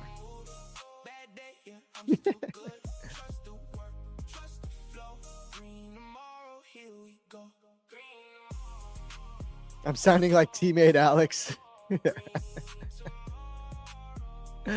Oh, yeah.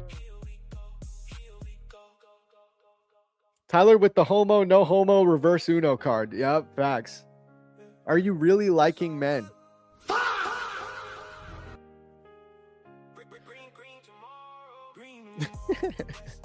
All right, chat. Let's run these giveaways, son. Are you in? Dude, Tyler, I'm still long on E8, bro. I added into that long yesterday, and I've just been holding this overnight, dude. I'm still looking for those highs today. We're going to take those equal highs. That's what I'm thinking.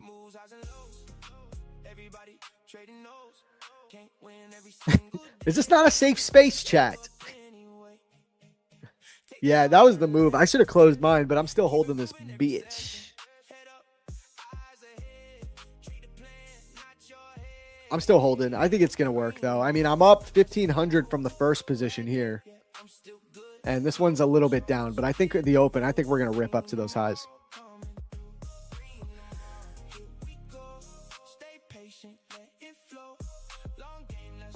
Bro, my girl was next to me when you were talking about not letting the ladies know about payout amounts. She was laughing so hard. Yeah, yo, Jimmy, now that you're starting to get those big payouts, trust me, it's going to be relatable, bro. It's going to be very relatable now that you're getting those big boy payouts. Trust me, dude. All right, chat. Let's run this giveaway. We got Albert Burgess coming on any minute, so let's get a giveaway done now. All right. Let's go. Let's go. Let's get these giveaways done. We're going to give away an account. We'll start off with a Tradeify. Let's give out a Tradeify account, chat. Everybody head on over to the Prop Firm Match Discord channel. You know the drill. We run all of our giveaways exclusively over there. You got to be a member. So hit that like button. Let's get this giveaway done, and then we'll get to trading, and we'll get to chatting with our boy Albert. All right, guys. Do I have my... Here, let me put the chart up. Let me put Discord up. Bang. All right.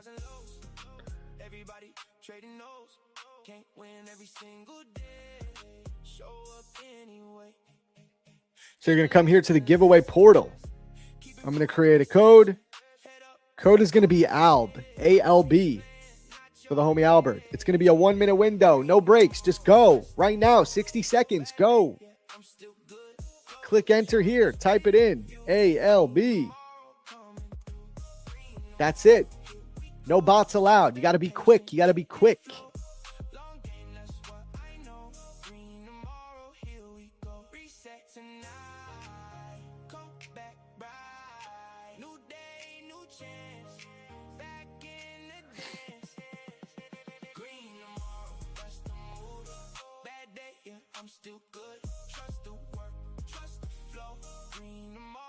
All right, all right. 20 seconds left, chat. 20 seconds.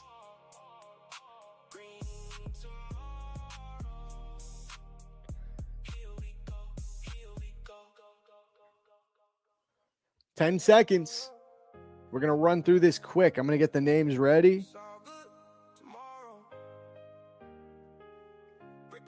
Two, one, done. Okay, I'm copying these names.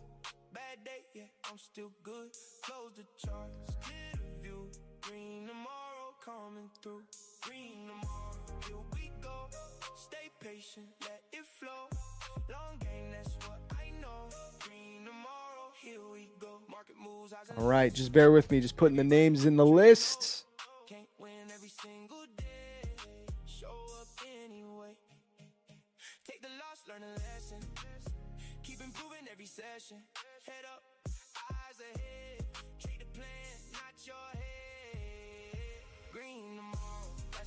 Dude, so many names. Even in 60 seconds. It's crazy. All right, that's everyone.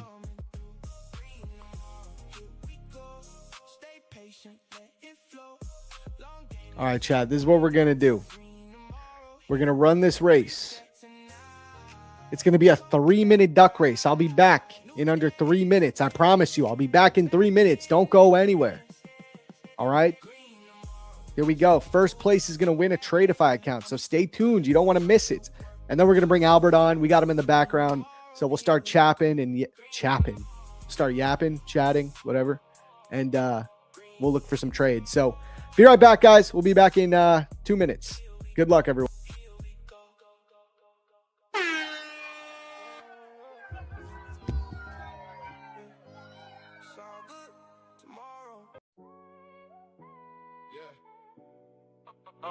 Zarb in the building. Prop firm match live.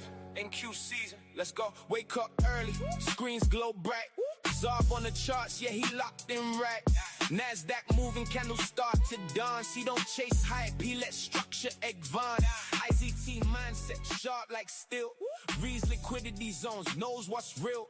Market maker tricks. He already knew. Why they get trapped. He just followed through. London session hot, New York get wild. He calm under pressure, never acting child. Patience on the trigger, sniper when he strike. One clean setup, then he gone like 9. Zarb on the NQ, taking that flight. Pop firm at stream, watch him go live. ICT vision, level so tight. When he hits entry, it's a beautiful sight. Zarb on the NQ, steady no fear.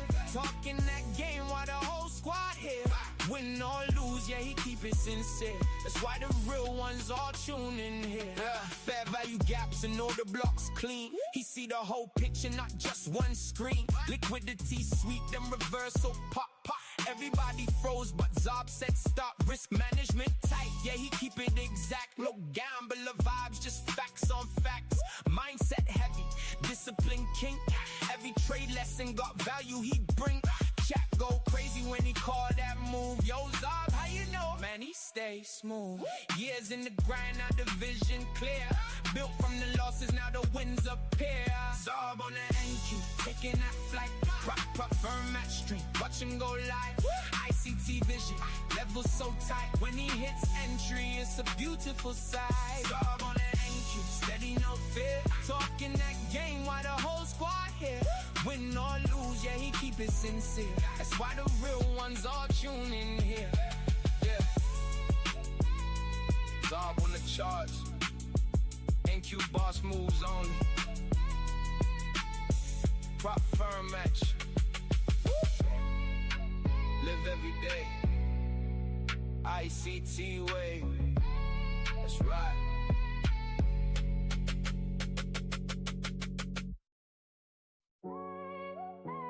Yeah. Zarb in the building. Eagle eye. Steady hand. Nastakistan. Yeah. Focus on the wick. Patience pays in full. Yeah. Sniper in the zone. Nastakistan general. One click market drop, never stop, never stop. Pure discipline, no feeling involved. Pure not a high stakes contract resolved. Another high stake contract resolved. Watch the candle burn down to the wick. Staging the entry, make it quick. Baseline slides while the index glides. Baseline slides while the index glides. No emotion where the hunter hides. Trend line tight like a new designer fit. I don't play the middle, I wait for the bid. Supply level heavy, demand getting thin. I'm already counting before I begin. Before I begin. Before I begin. Before I begin. No rush, no panic, no stress in the chest. I'm a top tier general, better than the rest. Patience pays in full. Yeah. All right, chat, we're back. We are back. Shout out to the winner, Joe. How do you say that? Joe Tmade Oslo verse. I don't know how to say that. You know who won? This guy. This guy won. Congratulations. Let me set this name up in Discord, and then let's bring our boy Albert on stage. Okay. That was for a Tradeify account, chat. I still have Lucid accounts. I still got a few accounts to give out.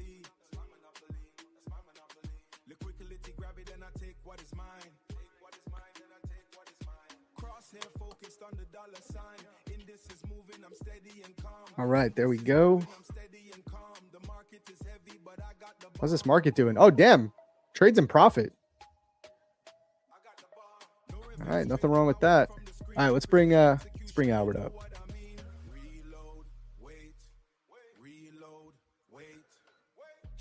Yo, What's good, bro?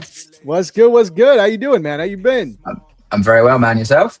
Chilling, dude. Chilling, man. Just getting through the week, man. It's been a solid week. We got another set of payouts, so we're cooking, Sick. bro. Sick. Love that, bro. Love to hear that. What's up, chat? Hope you're all good. Yeah, welcome, bro. Dude, how has the week been for you, man? This week has been choppy as all hell, in my opinion. Yeah, it's been interesting, man. It's not been committing. We still have, I feel like we're in deja vu. We still have those equal highs we spoke about, like, I swear, 3 weeks ago or something. Bro, they're coming today. We're getting them today. Yeah. Hopefully they come, man. Like, they're there, and I'm just like, I want longs, but at the same time, they come when they come, right? But yeah, today I thought CPI would do it. It didn't. We thought the same exact thing. I was like, CPI. It was quite muted CPI, to be honest. Like, I know we had a fairly like down and up, but it wasn't like usual. I thought we were going to go blow straight through that. Did you see the jump as well, like a minute before that? Yeah, new Trump shizzle that they're on about, apparently, with his new group. Dude, it was crazy because it was a pretty volatile CPI candle, I guess. But after that, it just died off. The market completely died. Yeah, for sure, yeah, man. We were long. Sure. But yeah, we were trying to catch longs and just couldn't get it. It was just dead. Yeah, it didn't have any volume. Are you in long today, or is this from yesterday? Or I got a couple this morning, I'm long on a couple of accounts. Yeah, so this I am long. This is on my top 1 futures accounts. These are in a weird position though right now, bro. So here, let me log into Tradebate so you can see the balance. It's funny because on these accounts, I just took a $12,000 payout with them, but I left myself like no buffer, bro. Like literally nothing. You just cleared them out and thought, I'm out of my money. I just cleared them out, and I accidentally took this one off the copy trader, so this one still is gonna have no buffer. But I literally have like $500 of drawdown, so I'm trading 1 micro, and we're gonna see if this market gets to those equal highs, I'll have I'll have made a little bit of it back. So this one for fun, sure. I'm just gonna hold, and then I am also long since yesterday on that E8 account. So nice. I got long 2 nights ago, right here, and that was an amazing entry. But then yesterday after CPI, I pyramided into the position, added another 2 lots right here. Nice. And honestly, I just left it and just let it be. So we dealt with all this chop, but now they're both positions are back in profit. So if this can hit, I don't even need it to get up here anymore. I should move that probably. But if I make another $2,000, I'll only need like, I don't know, $1,200 to get this account passed, this 200K pro account. So sick. That'd be pretty sweet. Buzzing, man. It's still managing to navigate the markets when they're not the best. That's what it's all about, man. Yeah, I was talking to the chat about that. I think a big part of it for me is that risk sinking and rotating accounts because, bro, I'm telling you, if you put all the trades together from this week, I'm probably break even, maybe slightly green. But I've made progress on pretty much all of my accounts because I've just been rotating, So there's been every day this week I've been red on one set of accounts, green on another, and it still helps to get payouts and to move the needle. Sick, man. Sick's what matters, dude. Like you say, sometimes the edge is also in how you play the game of props, right? I think there's a massive part of the game that's not always spoken about. So no, it's sick to see, man. Buzzing for you, dude. It's sick. I remember we talked about that. I think you got those accounts a couple of weeks back when we first was chatting again, and then to see you've got the payout on them already, bro, is sick. It's making me want to put my foot on the gas myself, mate. I feel like I need to catch up, bro. I need to catch up. What's going on? Dude, so where are you at, bro? How you doing with the Apex? I know you got some stuff going on with Lucid. Where you at? Yeah, that was funny, man. That was, again, just learning all this stuff, right? So Apex were good. We're nearly at buffer on those, which is cool. I bought another 5 just because I thought, I haven't bought any accounts in a while. Might as well see what happens. So I've just chucked them on the Apex Trade of 8. And then Lucid. So I passed 1 yesterday. Then the other 2 I went over consistency because I made too much. Probably a good problem to have, right? I made too much. I passed 1 of them this morning, and then I need to make 100 quid on the other one to pass that. So we'll do that in a bit. I'm just gonna wait for the drop. So then I'll have 3 Lucids live as well, which is cool. So yeah, kind of just like vibing, man. To be fair, the main thing for me is just I'm trying to figure out the best approach once live. That's the one thing that I'm really trying to just toy with a little bit, because obviously you've got these buffers and stuff to get to. I want to get max payouts. Personally, I don't want to get, a couple of £100 payouts. I just want to get max payouts on the accounts. But I'm just trying to figure out the best way, because I don't want to drag it out, that it takes too long, but equally don't want to be nuts with it, because you don't have much leeway to be wrong, right? We all get it wrong sometimes. So I'm still finding my feet with that. Obviously, that's why it's pretty cool, seeing how you do it as well. But you're kind of just like, evals, get them done. Once they're done, then you're a little bit more like, not risk off, but you're happy to just go day by day, right? Make it a bit, make a bit. Day by day, like exactly. Just trade day by day. Don't even think about it. Yeah. So it's something I'm definitely toying with at the moment, because I do feel like I'm taking a little bit long on the Apexes, but to be fair, man, it's 6 weeks as well. I've been out with the girls, I've been doing stuff. Like for me now, it's mid-afternoon. I used to only trade London, so I'm still getting to that rhythm. So some days I'm not here anyway, missing some trades and stuff, which is cool. Yeah. Once they're back at school, I'll have a bit more fluidity with it. But what I am finding different is going back to CFDs in the morning and navigating the two, because I'm trading them differently. Sure. I'm kind of comparing the two now. It's quite interesting how I'm sort of operating with it. But yeah, man, overall, things are really good, bro. Like literally just elevating, hitting new levels, feeling really good about everything. So which ones are funded now? You said you have Lucid funded and Apex? So I got, Lucid and Apex. Yeah. I just need one more. I need £100 today on Lucid, and I'll have 3 Lucid done. One of them I blew to space and didn't reset. I just being a dick, really. So yeah, got 3 of them, and then I got 5 Apex funded, nearly at buffer, and then I got another 5 brand new set I've just grabbed. So let's go. Yeah, let's see, man. Dude, aiming to get like, go on.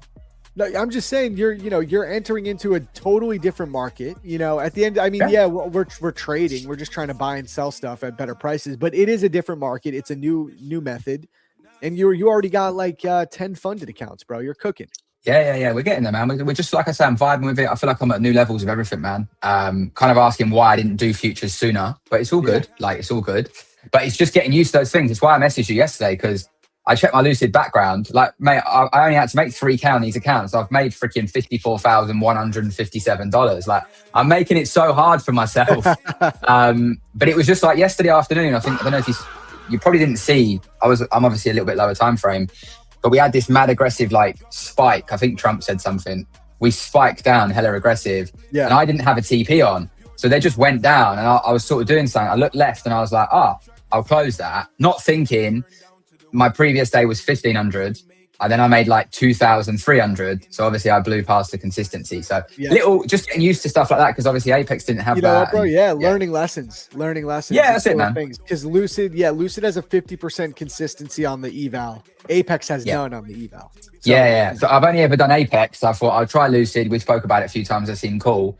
But obviously I got caught out on that. And I was like, okay, cool. But, again, rather than getting the ump, I was just like, I wanted to double check. Do I need to lose money, or do I just need to come back tomorrow? Is why I just reached out, because I was like, who's going to know? Zach will know. And man, today I got one done this morning, because I was like, I need like £400. I'm sure I can get something. And then I need £100 left on one of them, because again, they had different balances. One had 500 to make, one had 600 to make. So I need £100, and then that's done. And then we'll have those live as well. So they're rapid at giving you the live account though, dude. Like, you literally click upgrade to funded, and it's upgrade there immediately. That's so what quick. Love about Lucid. Yeah, it's immediate.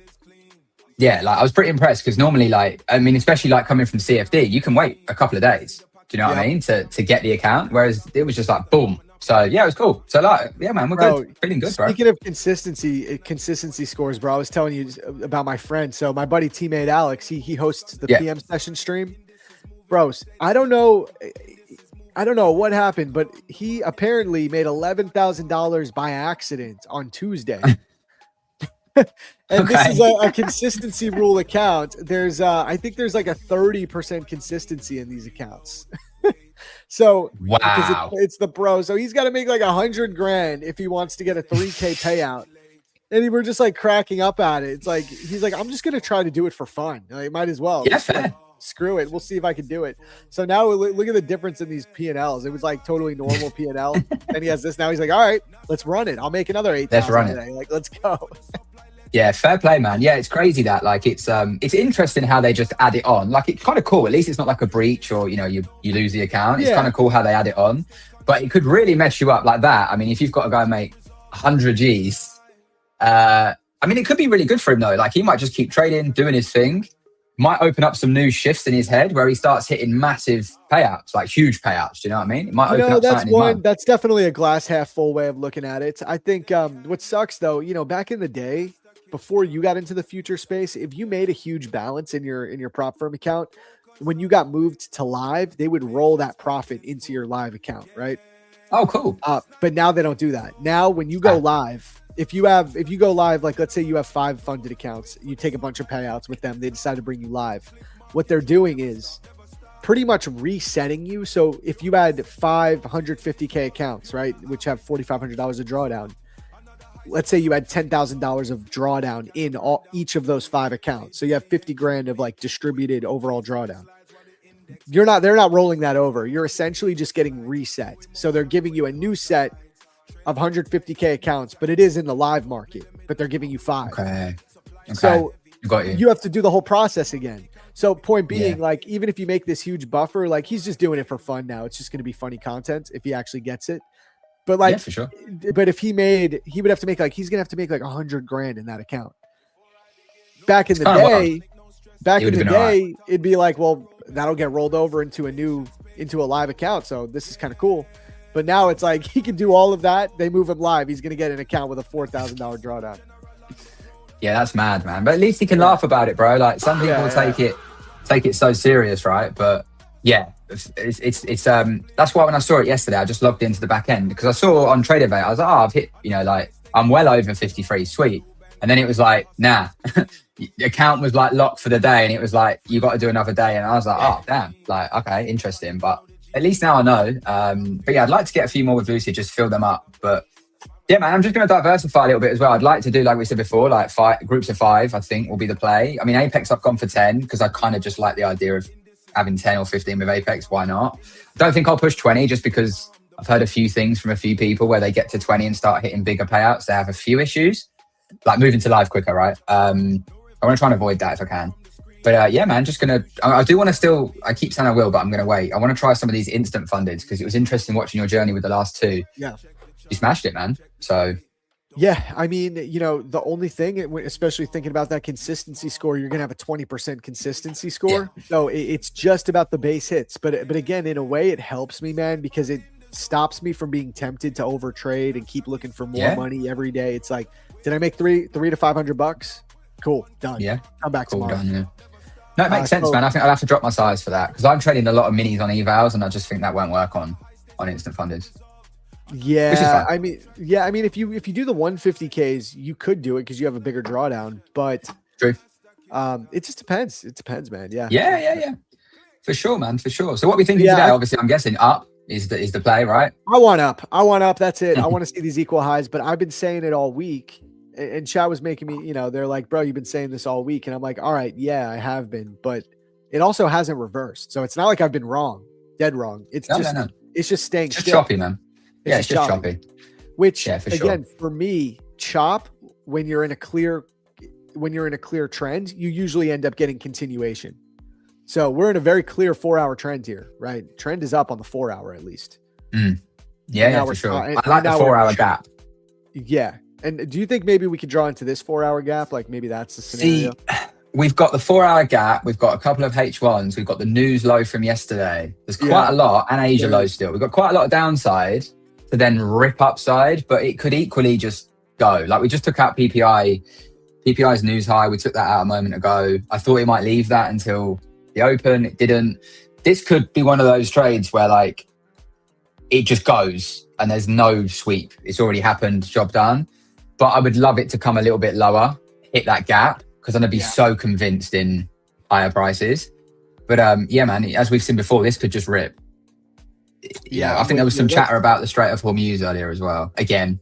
There was. Apparently, it's Trump yesterday. So that Newsweek that you were talking about, or that the Trump tweet, it was him saying that the USA controls the Strait of Hormuz. Now, today, there's been a new news headline saying Iran has full control of the Strait of Hormuz. So madness, this is, bro. Just madness. Yeah, it's madness, bro. We'll see. I don't know what that means. I was saying, like, you know what? That sounds bearish for the U.S. economy. Watch, market's going to rip all day after that news. Yeah, for sure.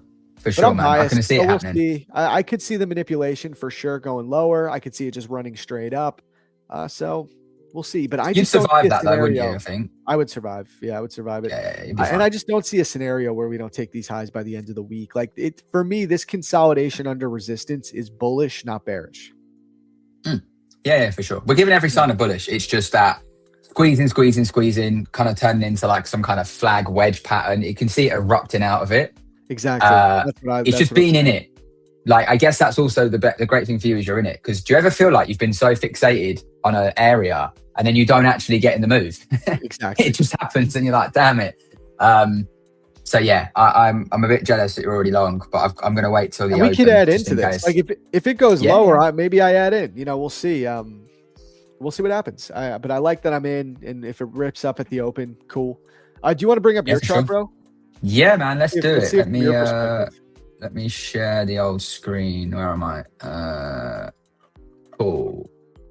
Can you see? Yes, sir. Yeah, sweet. Yeah, cool. So as I was saying about this 4 hour in here, we've got this nice 4 hour, and ironically, we've left the news low of yesterday, and we've got a H1 like just chilling. That gap held yesterday, like to the T, came straight in, straight back out. But obviously, there's a big part of me that's like, I like to look for liquidity being taken and then going the opposing way with the trend. These look like really nice areas. When we were down here earlier, I was kind of like, if we can hold this, maybe we'd wick in PPI. We didn't. I like this, but as I've said, we could so easily just pump all the way up to these highs that we've been talking about. So yeah, I'm kind of like, I'd love lower, like I really would. I'd love it to come into the H4, H1 down here. I can see that being like, the last real drive for higher, but it also might not need it and it may just go. So I'm very open to, 15-minute wise, we had that news high. There was a trade here. I just didn't want to take it. I wanted this to go. We took that and that was all we needed, and that's fine. It will be whether I can get in on its way. Like we've got yesterday's 930 high. We've also got previous open range high. We've got previous day's high. There's quite a lot there. That could be the fuel to, pump up there. And we're not that far, are we? Really? Like, We're really not. what are we? Like, we're inching our way we could do that on the closer. open. Exactly. Yeah, every day this week So- we're getting closer and closer in a way, like just kind of inching our way up. Yeah, man. It's just it's just that barcode action. I want to just see some real displacement out of it, and I feel like we'll just go and clear those highs. And who knows, man? Maybe we'll hit the all-time high. It's not far. Like It's not really, far. if we really It's start hitting. feasible. Yeah. So yeah, man. Like very much bullish with you. I have been for a while, but I wouldn't be opposed to taking anything. If it presents short, if there's liquidity, down here still, and we sort of sell off first, but I would rather the long, like I'd get in on CFDs here as well. Happily, it's a good position. Obviously get this lucid done. I'll probably just drop to micros for it because there's no point putting a mini down for 100 quid. Yeah. And then yeah, go from there, man. Like I should get that done in this session and get the live account as well and see if we can take anything on those. But yeah, we'll see what happens on the open, dude. Very similar view to you. Just want to see if I can actually get in because I do have a feeling it could just pump. Didn't happen too many times, but we'll see. Yeah, dude, we got similar reads. We always do. We trade very similar. Similar, which is good. One thing that we're currently at right now is previous day's point of control. We're currently just yeah, I was going to ask you about this. So this is like this, right? And then let me see if I get it right. And then you use this line here from the previous day and you go like that. I might be different because I'm on NQ, but is that what here? you're Let me sort of see. looking at? Have you been looking at the profiles a little Dude, bit? I threw it on after last week. I thought, let me throw it let's on for go. some like draws if you're in certain positions. I thought, let me throw it on and see. And it's been really interesting to watch it, man, and see how it's going. So yeah, I've just been throwing that on.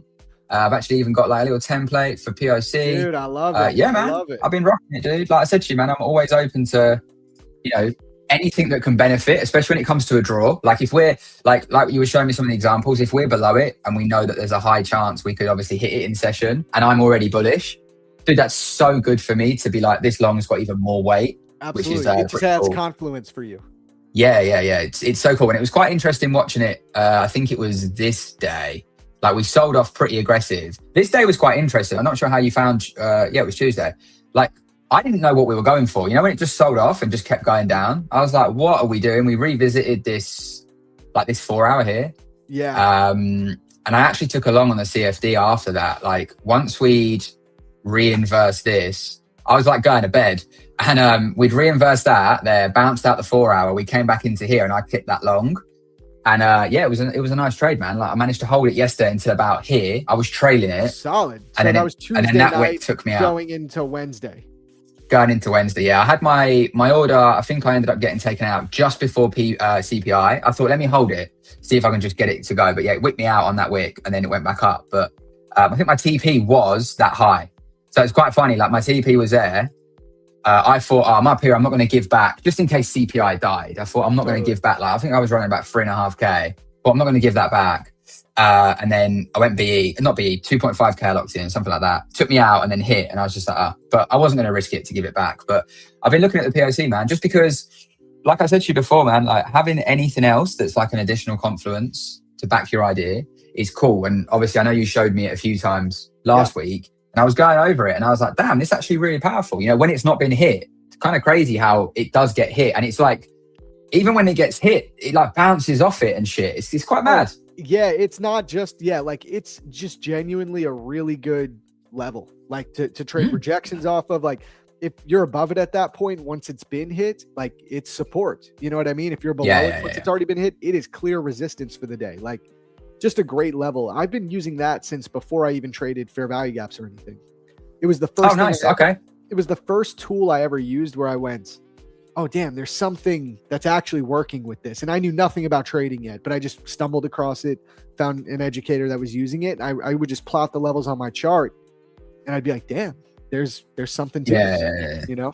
Yeah, for sure, man. It's it's super powerful, man. So we'll see what happens. Like, but just having that on as well is sick. Like I've enjoyed just watching it more than anything. So yeah, I put that on after we spoke last week, man. Obviously I've noticed, the one thing I have noticed, I suppose you're on MNQ most of the time, but they're sometimes very different.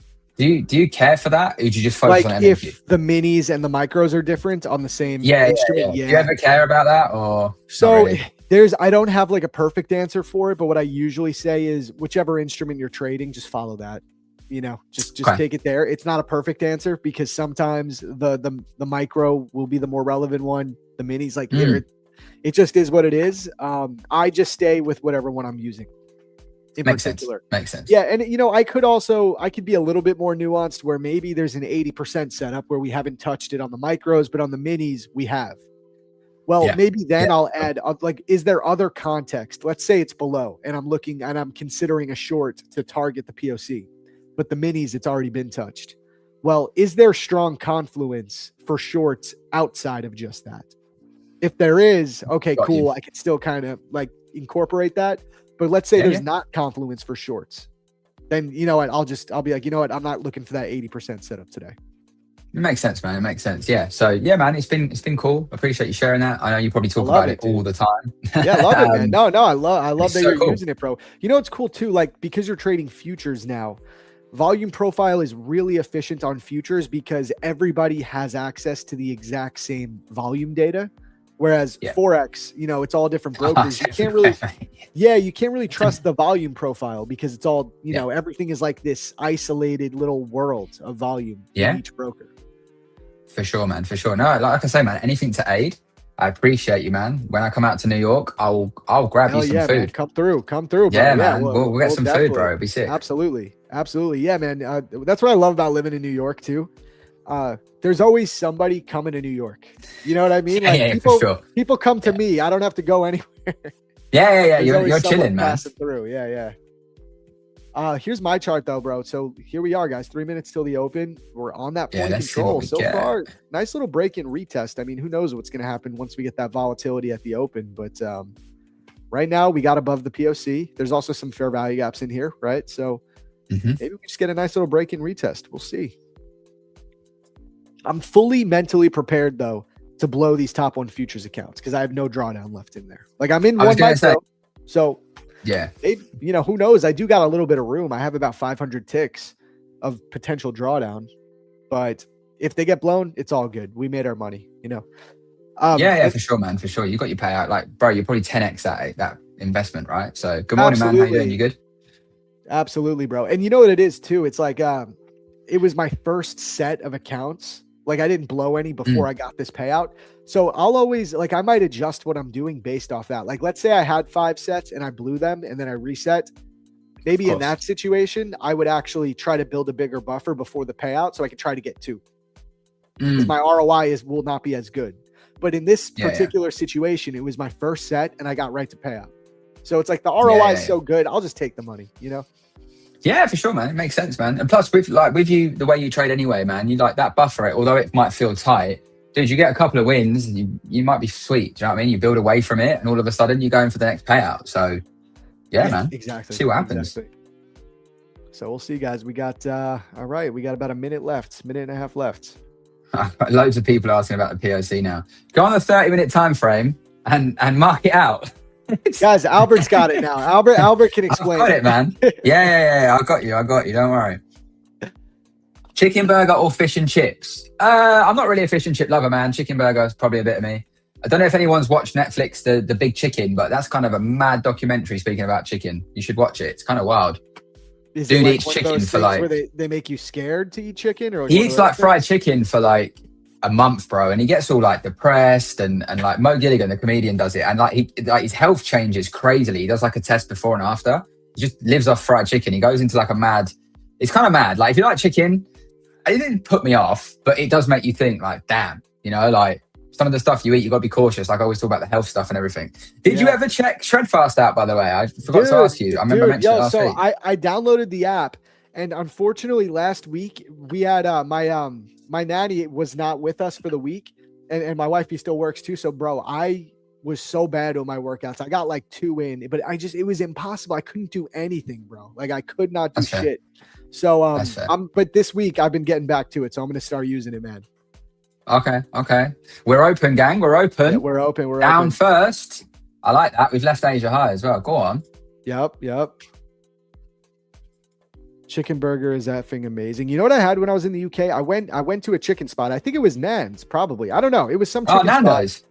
It might have been. Yeah. I don't know. It was my first night there. I went to like, I don't know. It's probably like the tourist hangout spot there.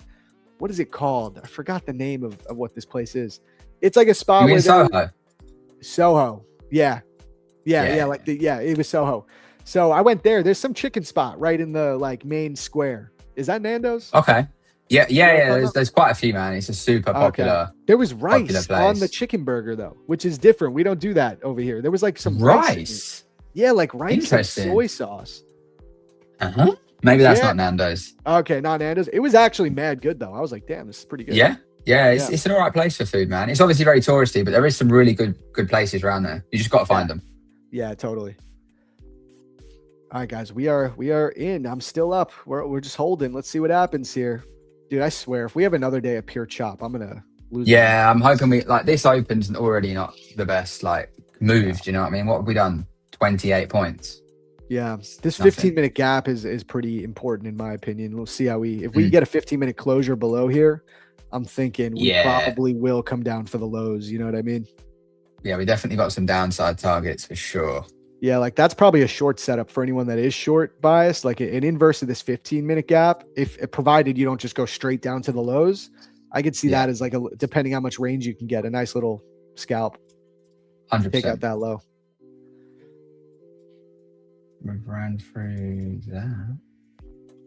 Is chicken burger like a chicken sandwich from Chick-fil-A? Yeah. Just like a chicken burger. Yeah.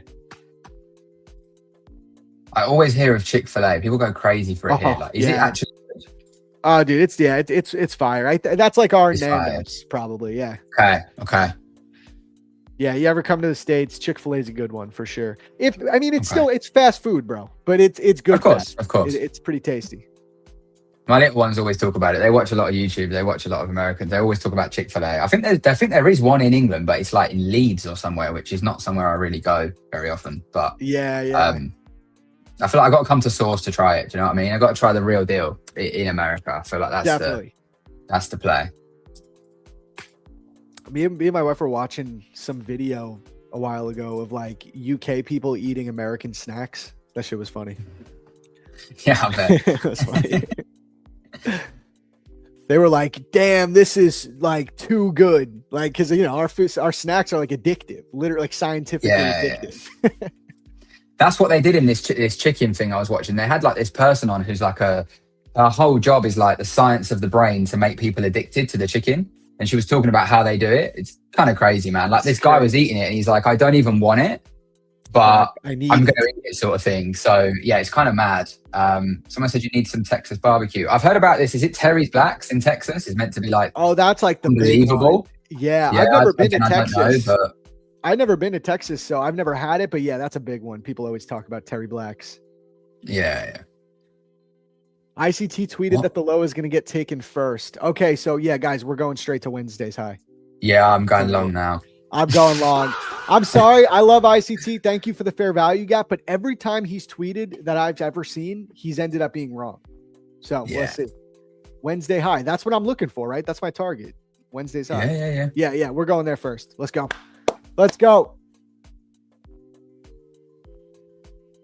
Just give us some follow through here. Where's that tweet? I need to screenshot that.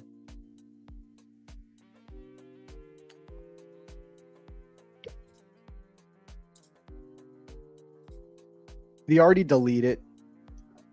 Nah, surely not. He does that, bro. Yeah, He'll delete it if it's wrong.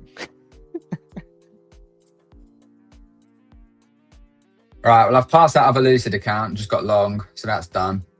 Let's go. Yeah, let's go. I'll show it because I know. Hang on, one sec. Where am I? Can I show more than one screen here? I don't know. Share screen. Here, let me go to your chart. I'm just going to show the trader vote. Hang on. Yeah. There you go. Got it. Yeah. So I didn't. Again, look what I do, man. I needed 100 quid. I better not have gone over again. It should be all good. But yeah, these two are already live, so these are fresh. This one now will be converted to funded. Beautiful, man. So happy now days, you have how many fundeds? You have 4, 3? 3 with Lucid, 5 with Apex, and I got a fresh 5 with Apex that I've just got. Cooking, so let's go. Yeah, man. We see what we can do, man. So happy that's done. You're gonna start cooking, bro. You're gonna clean up with futures. Yeah, I'm looking forward to it, man. Like, I honestly as well, dude. Like, it wasn't like I wasn't enjoying trading. I've done it for so long, and like, I felt like there was a little part of me that was just getting a bit comfy and whatever. Yeah, this has really opened up that whole new. Yeah, it's opened that whole new thing again. Like even being, and again, I'm so honest to like, I always document the realities. You know that you've watched the vlogs, right? So I'm just sharing what it's like to adapt across from CFD to this. Change the edge slightly purely because I used to be a lower time frame trader, but on CFD I get cooked a lot with spreads, commissions, and all that sort of stuff. But on here, I'm loving it, man. Like just being able to get in, back in my ideas and seeing what it does. It's sick. So yeah, we'll see where it goes. But yeah, your long's looking even better now, bro. Bro, I'm telling you, we're going for Wednesday's high, guys. This is it. It's over. We're going for Wednesday's high. I'm going to stay long on these TOF accounts, and we still got E8 as well. I need another like $300 to hit the max profit for the day. So you guys can watch me. We'll get ready to close this out. I'm just going to get that Lucid account live. Is it done yet? Is it updated? A little bit more, chat. Okay. Come on. All right, here we go. One more push. Hey, let's go. We're out on CFDs. I need $1,200 more to pass this 200K account. Let's go, bro. Yeah. You smashed it. And now we're just chilling here. Let's just let this rock. Wednesday's high, guys. Wednesday's high. Thank you, ICT. Oh, that's funny. Wasso gang TP hit, baby. Long scalp from Josh, up 370. Nice job. W's. Yep, we're just holding, guys. We're holding. Good sell entry? No, dude. No. No, it's just risky, man. Yeah. Obviously, do your thing, back yourself, whatever you want to do. But with those highs being so close, yeah, they've got to get ran. Hey, come on. Yeah, we're going to the highs. Look how aggressive we ran through that. Damn, it's what you want. Yep, this is exactly what we were hoping to see. Finally, man. Finally. Yeah. Yeah, guys, that's it. I mean, it's Wednesday's high. That's coming no matter what. So we got that at 30,080. I put my TP a little higher. This was purely just based off a dollar amount. So I might close it when we actually take 3080. But let's see. That's We'll fair. see if we get like follow through immediately, then I'll hold it. But if we start to pull back at all, I'll cut it there. You do have this wick as well. This is up at 30,097. I just think we clear all of these out at this point. Yeah. I think we'll just go through it as well, like aggressive. Yeah. That's what I'd like to see anyway. Zach got his longs finally. Yes, sir. Wassel paid off, up 2K on the day. Yeah, everyone drop your P&L. I know a lot of you are long with me. Jimmy closed in full, 1,400 times 5 Futures Elite accounts. Let's go, man. Jeez, let's go. Jimmy is the highest paid out student in the liquidity lab so far. He's done like 20K in payouts, bro, in the last What a guy, man. 30 or 40 Unreal. days. And he wasn't getting payouts like that before. It's crazy. Yeah, that's sick, man. You got to take some credit. You got to give him credit for doing something about it. It's sick to see, man. There's no better feeling than just seeing people win. It is, man. It really is. It's an awesome thing. Up 4,000 from Christine, up 800. Let's go. Up 800. Everyone's green. Let's go. Let's go. ICT really is the money printer, opposite of everything you call. And it's funny because I don't even like hating on ICT. I actually get kind of annoyed when people who like trade VWAP or they talk about how ICT traders are all broke and all those jokes. I'm like, bro, like you got to chill first off, because most of the top paid out traders do trade some type of ICT. They trade liquidity or some type of fair value gaps. Like it's undeniable, first off, but it is kind of funny that ICT tends to like put out these posts and then they're wrong.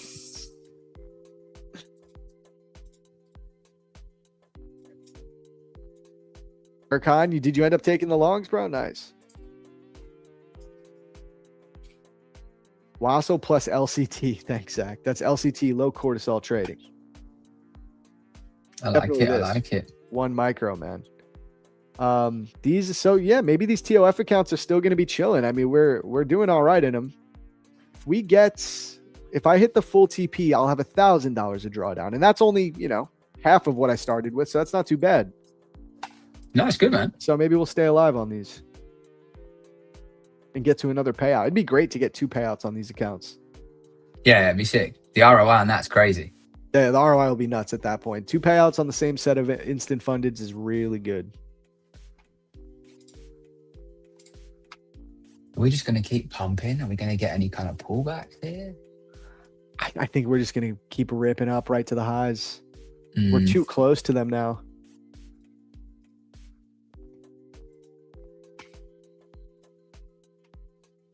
I feel like the market's been building up to this for so long. It's like, it's like a bottleneck and now it's just ready to pop. Yeah, for sure. Oh, there's the Lucid account come straight through live. I love that, man. These guys are quick. That's one of the like biggest selling points of Lucid. People love that, dude, because same day you could start trading the funded account within minutes. Literally, yeah. I guess there's a blessing and a curse for some people, depending. They might get it now, chase a trade, blow the thing up or something. I guess I'm sure there's people that have done that, right? Oh yeah, 100%.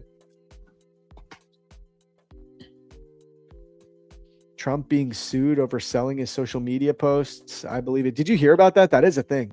I've heard about this. Yeah. He was like charging $100K a month to like get access to his tweets early. Yeah. I read something yesterday that like Wall Street are adopting it or something. Again, I don't know, but I read some big thing that apparently they're all getting willing to adopt it. And I'm like, then that kind of defeats the point, no? Because then you've all got no edge. Bro. Yeah. But that's a good point too. Because they all can afford $100K a month. Yeah. Yeah, of course they can. Yeah, it's weird when stuff like that happens. But man, that guy's just doing whatever he wants, bro. He doesn't care. Dude, it's like the markets the US economy is already completely built on speculation and gambling. And it's just like that. There's another example. Yeah, it's kind of mad. It's insane. Jumped in again on that little 1 minute. Okay. Just be careful getting long up at the highs like this, guys, because Albert is right to a certain degree that if we want to pull back, we can. We can definitely pull back, and it could still go to those highs, but you could pull back 50 to 100 points, no problem. I mean, it's not that crazy here. So we could create a 5 minute here as well in 2 minutes, and then the 5 minutes used for the pullback to continue higher, which would probably tie in with open range high being printed too. So that's just a thought process I'm having. It may not happen, but it's something to be mindful of when we pump. Just don't get your giddy pants on and then get caught out. Definitely. I've done that too many times in the past where you think this is only going, you get in too soon, it takes you out, and then the move works and you maybe not got nothing left to get in. Facts, man. Clean long, got in daily VWAP. Nice. Yeah, guys, I'm just gonna hold this. I mean, we'll just see. We'll see what we get. See what we can get. Bro, would you ever trade that E8 Pro account? Does that one interest you at all? Yeah, it does. It's something I'm probably going to do with CFD, I think, for sure. Is grab one. I think they're cool. I think they're really decent, depending on how you approach them. I think they're a good firm as well. Like, obviously, I was fortunate enough to go out to their office in Prague and meet the guys. They're cool guys behind the company, man. Really nice people. So yeah, it'd be cool to really start locking in some stuff with them. I had a few accounts at the start of the year, and I don't think I took it serious enough because I was still doing that algo thing. Remember, I was like learning the whole algo side of stuff and all that. Yeah. But at the moment, I've kind of just left that, letting it run. It cost me a lot of money, man. Like, not only in spending money, but also in just time, the opportunity cost. So sure. I'm not saying it's bad or not good, but I have an edge in trading myself, and I can't code that into an algorithm. So I've parked that for the moment. Again, I'm very willing to learn these lessons. I'll be accountable. It's my own beef. So I kind of didn't really give them a chance. I'd got some accounts, and I think I must have blew 200Ks, maybe more with them on the algo stuff. And I was kind of just like, what are you doing? But I think I'd love to get back into them with CFD. And I might even trade NAS on it, but just do the whole bigger stop rather than, because I can't do what I do on futures with CFD, just because I'll get murdered on like spreads and commissions. But I think I could trade very similar to yourself, right? Like, you've got your bias and you're kind of just like, I'm getting in, got a big stop. And what do you do with CFD though for yourself? Do you work out lot sizes, or do you just do dollar risk again? Is that the kind of vibe?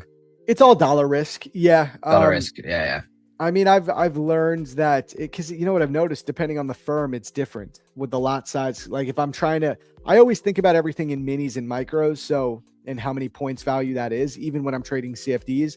And I just do the math. Okay. Like, I've learned that 2 lots on the E8 account is like 5 micros on MNQ. It's around there. So I know if I trade 4 lots, that's 1 mini, or 10 micros. Got you. Yeah. And that's been my usual position size. It's like starter position is 2 lots, which is 5 micros. And then I'll usually add up to at least a mini. Makes sense. Now, the only thing with that E8 Pro account is that now that it's funded, it's not funded yet, but I need $1,200 more. I'm probably going to get it. It'll be done. But once I get it, I mean, I don't really expect a big payout from it anytime soon, because I have to make, if I want to get an $8,000 payout, I have to make 16 grand again. You know what I mean? Yeah. You can take out 50% at a time, and you want to build a buffer. So I'm probably not going to do that, but I'm going to try to make at least 10, take out 5, and then kind of work with that buffer and try to slowly build it up. I don't know what I'm going to do. Okay. I don't really know, but I do see it as like, maybe I do just be patient and make the full 16 or make even more, because having that static drawdown of 16,000 is great. Maybe I treat it like a long-term personal account and just don't expect any cash flow from it for months. Bring it up to $32,000 profit and then take out 16. And then I have my original 16K static drawdown account. I don't know. We'll see what happens. Yeah, for sure, man. For sure, mate. It's that's the beauty, right? Is you've got everything in your quarter. We just slap those highs, man. Yep. So now I'm like, okay, do I just take this, or do I look for that little bit of a push higher? That's that thing, isn't it? Yeah, I think I got to take this here. Let's give it a second. I got my finger on the trigger, guys. Here we go. Okay, I'm taking it there. Let's go. We're out. W's in the chat, gang. What a trade, man. What a trade. Yeah, sick trade. Sick trading. On that. That was a banger. Absolute banger. Hey. Yeah, man. You want to enter this last night. Yeah. Held that thing all night. Yeah, it's bad. It's sick. Beautiful trade. Let's go, man. I don't even know what to do now. Let's go home. Let's just end the stream. Let's go. It's done. What do we do? Zach, post your YouTube channel. I want to subscribe. Joe will do that in a moment. If you could drop my YouTube. Drop Albert's YouTube again, too, when you can, Joe. Let's go, let's go, let's go. What a trade. Yep. Equal highs finally taken. I'm just so happy that they're done. Now it's going to be interesting, bro. Like, what do you think now, man, for the next couple of weeks? Like, we took some major liquidity here finally. Do we just run to all-time highs? Is that how bullish this is? Or we could pull back. I don't really know. ES is up at all-time highs. So there is SMT on the higher time frame. Yeah. What do you see from your perspective? I'll pull your chart up. Yeah, man. Pull it up. We'll have a look. It's one of those, man, where, like I was saying earlier, like, dude, we could just rip to all-time high. There's not a lot in its way. Like, when you're looking at, like, you know, levels it might react off, there's really not a lot. So unless we just reverse from these highs now and come lower, I mean, we hit the one gap that was made and we've just sent it. Okay, it wasn't as quick and as aggressive as we'd have all liked, but it's done that. There's not a lot really. Okay, you've got this high maybe, but I think all-time high could be hit, man. I just don't know if we'll just, obviously, it's not going to be one candle, but I do just think we'll continue a bullish trend, especially if we close above these highs. If we pull back in them, maybe we'll get some sell-off. But if we close above all of this, then I think we'll just keep going towards all-time high over the next couple of weeks. Maybe by September, we take out all-time highs. Like, unless some kind of mad news happens or something goes on. But yeah, that could be my viewpoint. Now, for me, it's like, you know, I know this is territory where for me, I won't trade now, probably, because all my draws are gone. I'm not going to take a reversal personally. It's just, I'm not calling the top of a move like that. So I come back tomorrow. Like that's the one thing now with that is it's like, well, that's done. My job is achieved essentially with, you know, got more live accounts done, whatever.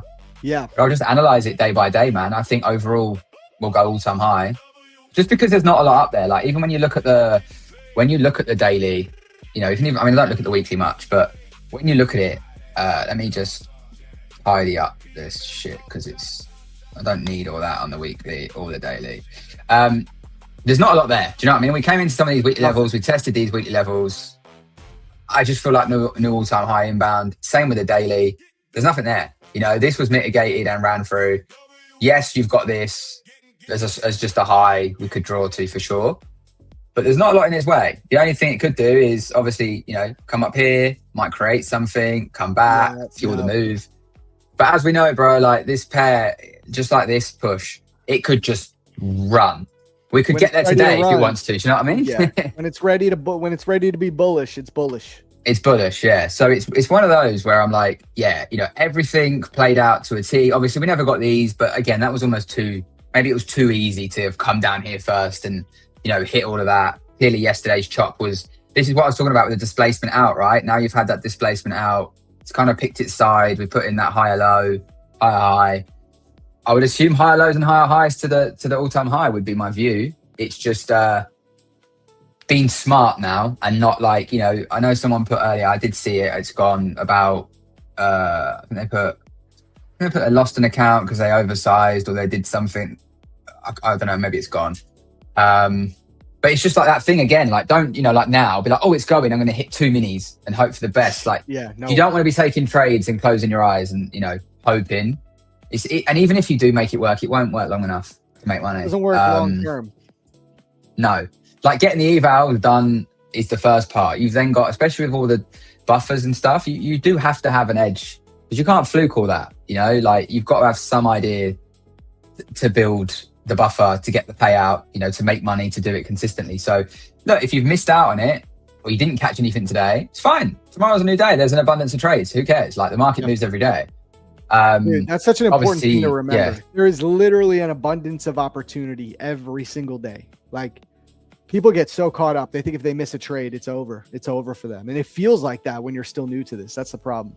Yeah, it does. But like, again, man, you know, I don't want to turn it into a big psychology mindset thing or anything like that. But a lot of it is just how you approach it and how you're coming into it with, you know, the mindset. And, you know, one of the biggest things for me was being able to go, I don't have to do anything today. I can just observe.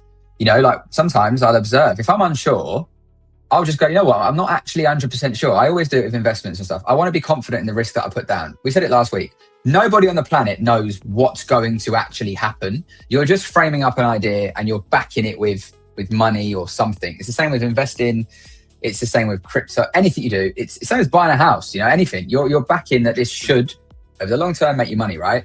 It's the same with this sort of stuff. So if I'm not sure on an idea, I either won't do anything, or I'll size down, or I'll trade accounts, or I'll get evals. Like yesterday, because it was CPI day, I thought, I know CPI sometimes can be a bit choppy. I won't trade my lives. I'll just trade evals. Cool. You know, fine. I think it's making conditions and rules for yourself. And that's when it comes down to who you are as an individual, whether you stick to them. It's like me saying, no, I'm done for the day. You will not catch me now just going and taking stuff. Unless we get some massive, beautiful retrace and it makes loads of sense. Yeah, I'm not going to really trade. So I will just come back tomorrow. But I think what people do is they say that and then they're very easily coaxed into the next move because what if? You don't make money like that though. That's what they want you to do, you know? It's why I've just been given that Lucid account. I've just passed on New York Open and they're like, here, have your live account. Because they want me to they want me to go smoke on it, right? And probably pop the thing. You're feeling confident. They're like, oh, he's going to be overconfident. He's going to double into his position. Yeah, dude, it's a real thing. It's so, like, you got to remember, like, a lot of firms, and I love prop firms, right? I'm so pro prop firm, but they have some of the smartest people ever doing psychology of humans to understand their tendencies and what they might do or might not do. And there's always a carrot being dangled of like, you can go again, you can make one more trade. It's why some of the Tradeovate features are cool, where you can like lock yourself out. I think that's cool. You know, like being able to lock yourself out. If you're someone that does struggle with those things, put those things in place, you know, like whoever it was that said something, you know, I hope you're still here, but you said, what do I do? You know, blowing accounts with oversizing. Straight away, I'm like, then just drop your size. That's the first thing you do, right? Drop that size down, but also make sure there's some form of edge, you know, like what you don't want to do, because I've done this in the past, the market pushes in what you see on Tradeovate is an aggressive candle. And then like the moment you click buy or sell, it reverses with a big wick. And then you're like, oh shit, I'm in this with a mini or two. You're not going to last because 50 points, you're done. So sometimes it's like, you know, going in with smaller size, just getting that proof that, you know, the trade's right, the ideas are right. That helps as well. But I think, yeah, you know, if you are doing minis, you've got to be pretty confident in your approach, because you don't get many shots. You get basically two. If you do one mini, you've got two chances and your account's dead. Do you know what I mean? Exactly. Size down, be accountable. Maybe you're doing it for all the wrong reasons. Maybe you saw someone online say how easy it is and you thought you wouldn't have to put any work in. Yeah, maybe. I always say, like, there's a lot of things within us that we have to accept sometimes as it's our fault we are where we are. And people don't like that. I get it. Humans don't. But a lot of the reasons you are where you are is yourself. You're doing something you're not recognizing yet that's keeping you there. So you've got to change what you're doing. And that usually happens by looking within and going, I keep over trading. Well, why? You can stop. You know, you can do anything. It's like overeating, right? You can stop that. But you have to want to. You know what I mean? It's all in your control, man. Yeah. And yeah, from a technical perspective, I totally agree. I think at the end of the day, there's not much here left. There's not much left here for us to hold us back, other than maybe we sweep these highs, begin to consolidate, and you get a reversal after sweeping the highs. Fine. But other than that, I think it's just going to be clean traffic to a new all-time high at this point. Yeah.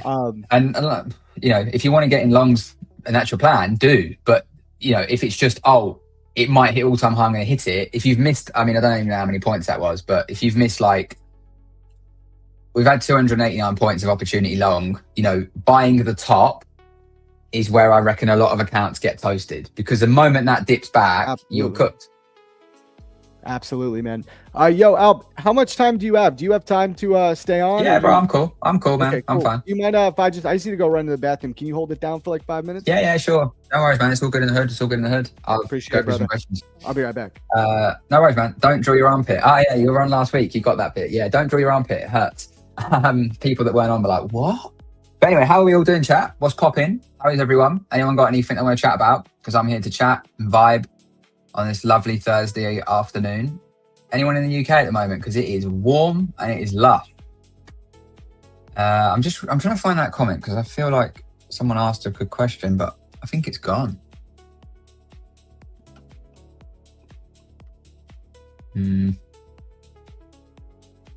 No, can't find it. Too many. Where in London are you out of? Like South London, just south. Yeah, the UK is boiling. We've got 35 here. It's pretty hot. What is your strategy? My strategy is just me, bro. It's a collection of things over the years. Like, I kind of just do what I see on the chart. A lot of it's liquidity. Very similar to Zach. I just go lower time frame for my entry because I like a bit more precision in my entry, get in, get out. But it's very much the same sort of stuff, you know, looking for liquidity points. I want to see draws taken or I want to target draws. You know, it's either I'll look for the reversal in the continuation. So like I was saying earlier, you know, if we came down and took these levels out, then I would have happily gone long because the overall picture for me is long. But I'm not just smashing reversals at highs like this, trying to catch the top. I've done that in the past. It's just too up and down in results. Often I want to trade towards these. So the trade that I took, you know, I was more than happy to take these highs out and these highs out at the time. So once we'd sort of created the 930 low, we'd held this gap, started to show the momentum to the upside. We'd also, let me just turn all this crap off. We also, it's miles away now. We'd also hit this gap, didn't really do a lot to it. We took the high, whipped back in. Once the volume came, for me, I was like, these are going to get toasted. They've been left there on purpose sort of thing. And then, you know, we had the other highs higher up. But pretty much like liquidity, man. Liquidity and draws. Draws for me are important, but I only trade in like after the opening bell, just because that's when the most volume comes in. And I feel like the draws are a lot easier to read, you know, whereas London and stuff for me, it's a bit slow, a bit choppy sometimes. Can be beautiful, of course, like anything. But yeah, that's pretty much it, dude. Love your insights, especially in mindset. Thank you, man. I appreciate that. It's something I really have worked a lot on over the years, and it's changed my life. So just want to share that. I know it's not always fun for people, but it's the reality of when you really work on yourself in a personal development term, you can change your life, and so much more than just trading. Like the person I am now that was like 7 years ago is night and day difference. And I'm literally living my dream life. I get to do everything I want with my family. We're all healthy. I've got everything I need. So I'm just vibes in. And if I can project that to the right people, for me, that's the whole point in doing content. Do you know what I mean? Norwich is warm, sick. I'm at work, north of UK near Lincoln. Yeah, dude, I bet it's hot at work, man. Just got to keep hydrated, mate, and enjoy it, right? Because before you know it, it will be wet. Waiting for the next setup, being patient, love that. Thank you all for 230 my platform. Buzzing for you, man, love that. Yeah, the eclipse, I didn't really see much of it. The girls were trying to get some photos on their phone, and it looked kind of cool. I know some of the people I know actually went and got some glasses and were like proper vibes in with it. Five has launched a 200k summer plan, and now you can have 600. Oh, sick. I remember last time they'd done the 100. It was like their 10-year anniversary. Might check that out. I like Fivers, great firm. Traderify, Select or Flex. I haven't tried Traderify. Zach will get you on that. I think he's told me before, but I can't remember. So I'll wait for him to come back. I'm Bexley, sick. Used to live in Mitcham, sick. What football teams do you support? Don't turn it into football, but just curious. We got any Tottenham fans? Because if we have, not a bit of me, mate. Arsenal. I'm joking. It's not that deep. It's just football. What about you, Ab? Do you also do mentorships? I don't really do like trading mentorships, man. Like I do share technical stuff, but I have a really small group. It's kind of like an elite level group. So it's not just your typical group join, you know, pay me, help. I get really nitty gritty personal with them on like a one-to-one basis. I know like their partners' names, their kids' names. I'm helping them with a lot of things through life. These people are building businesses. We've got people in there doing millions in business revenue, earning crazy money through business, leveling up their careers, their health, their fitness, their trading, people that never made money that are now making money. But I do it with a small group because I can't do it on a mass scale. It's more of a passion project. I'll be completely honest, as a business, and I'm open about this, it doesn't make me enough money for the time I give, but I just enjoy helping people. And that's generally the honest truth. But it's something that, you know, I'm looking to really build and scale with the right people. But that's why it's expensive, because, I mean, I say it's expensive. It's not for what you get. But I don't just want anyone to join and not use it for what it is. I think there's a lot of stuff online that just doesn't help people. For me, it's actually about helping people. But that takes, you know, as Zach will know, if you're working with someone on a one-to-one basis, you don't want a massive group. You want it to be quite small, tight-knit group. So that's what that is. It's not for everyone, but it does change everyone's life that joins, and that's a fact, because I offer a money-back guarantee and no one's ever asked for their dough back. So I've given the people their dough back, though, to be honest. If I don't think you fit, I do get rid of you because it's just not for me. Like I say, Talking it's not about for your money. mentorship. Yeah, it's not really. I was just saying it's not really for money. Like I'll make a couple of grand out of it, whatever. But the money I make from other things is much more. It's more of a passion project. You know, when you just help people, like someone loses loads of weight, they get a new career, they're better with their family or their kids, and they're noticing it in them. Bro, for me, that's what it's all 100%. about. So yeah, that was, someone asked about that. We was just all vibes in, seeing where people are from. How are While you you're doing there, it? someone- Are you doing like one-on-ones, like hour-long Yeah. one-on-one calls? How does it work for you? So when you join, I used to jump on a call with people and like really get to know them on that call, record the call, understand your mental roadblocks, subconscious blocks, and then we'd work through it. I kind of recently took that away because some people were joining and they were avoiding the call, and it kind of ruins the whole point because I need to know you. Like, it's not just a group, like there's content and videos, and I recently brought in some trading stuff because some people didn't have an edge, but I need to know you and your subconscious blocks, your tendencies, your language that you use to understand what is stopping you from getting to the next level. So now it's more of like I do like a thing called Daily Hour where I'm always dropping like, you know, different voice notes in the day, different things to think of, different tasks. There's like a whole mindset thing in there about remodeling your identity. But I'm probably going to close it off, to be honest, man. With the people I've got in there, I've got such a sick group of people. I'm probably going to shut it and just keep it as an elite group and not actually let anyone else in because I don't want to ruin that vibe. And I know that's like I said, as a business, it's not a good idea.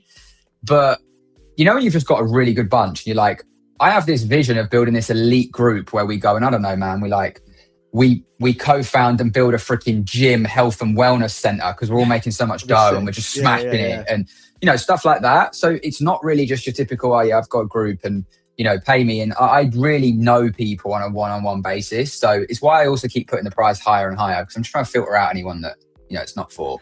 Dude, I feel you, man. I think that's awesome to be able to do that. I just actually started putting that into my group too, man, because we're doing like group calls 3 days a week, which so they're consistent enough. It's Monday, Wednesday, and Friday. We meet beginning of the week, middle, and end.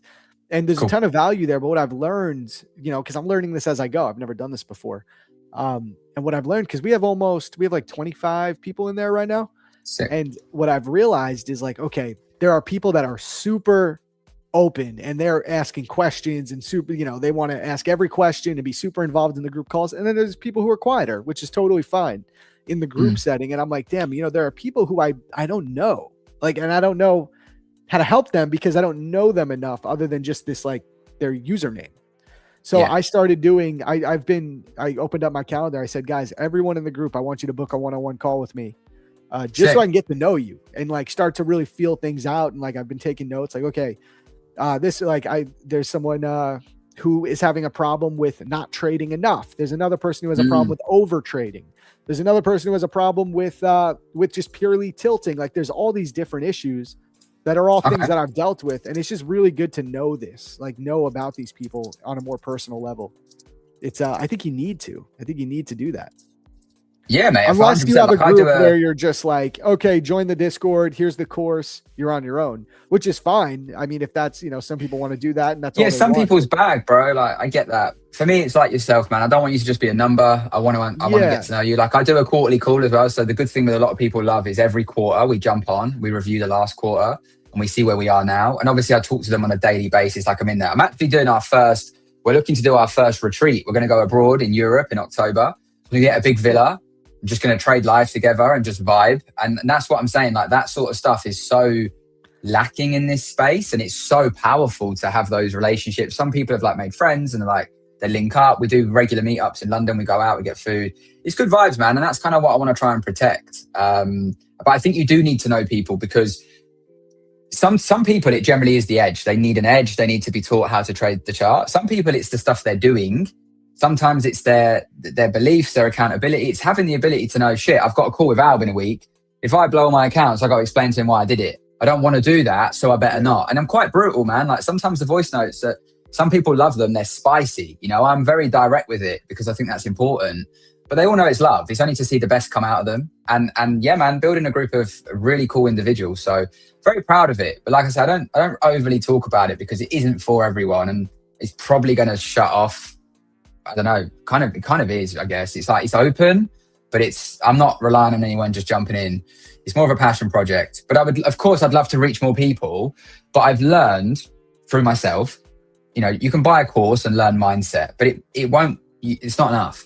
Yeah. To truly change someone's identity, you need someone with you to help go through that. And I think trading sometimes is the same, man. Like with what you're doing, the group calls and people need that. It's easy for you to say, here's my course. I've always said, back in the day, when like people used to sell Telegram, like courses, bro, you never get anything from that. Like, here's my model. This is what I do. That's not really anyone's problem, I mean, so I mostly agree. I do think there are people who, like, depending where they're at in their trading, they genuinely, like, you do need technical analysis education.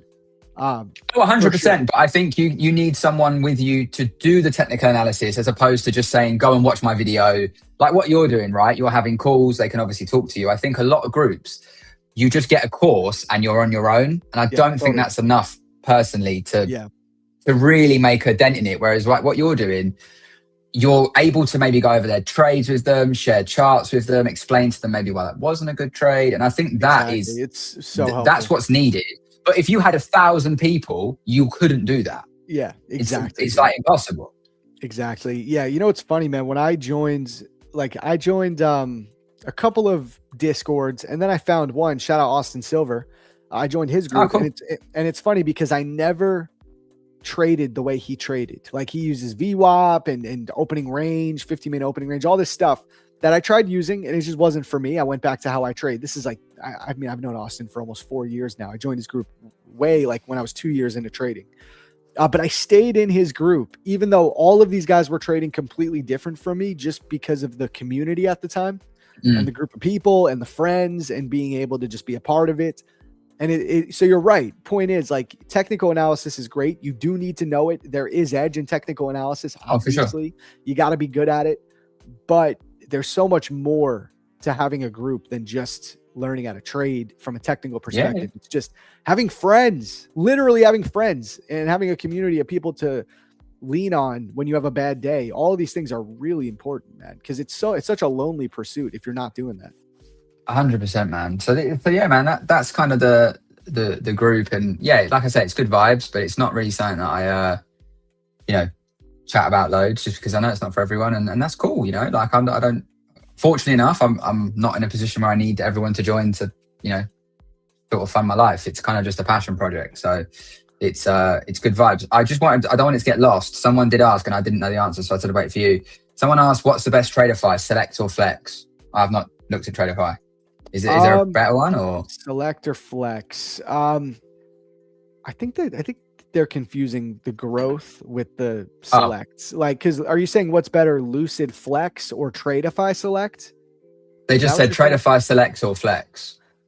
I think they're trying to say Lucid or Tradeify, because Tradeify has two. They have the Tradeify Growth account, they have the Tradeify Select account, and then they have instant funded. There is no Flex plan, but Lucid has. That's Lucid, right? Lucid Flex. Yeah. Okay. Yeah. Okay. So I think that's what you meant. If that's what you're saying, I think. I mean, it really depends. So, like with Tradeify, they have a bigger profit cap on the 50K accounts than the Lucid 50K Flex. So if profit cap is a bigger thing for you, you got to go with that. But if it's more just about simplicity and having like with Lucid, it's a really good price. Tradeify Select is more expensive. Lucid Flex is cheaper, but a smaller profit cap. So all of these things end up evening out. It just depends what's more important to you as a trader. They're very similar plans, though, is the point.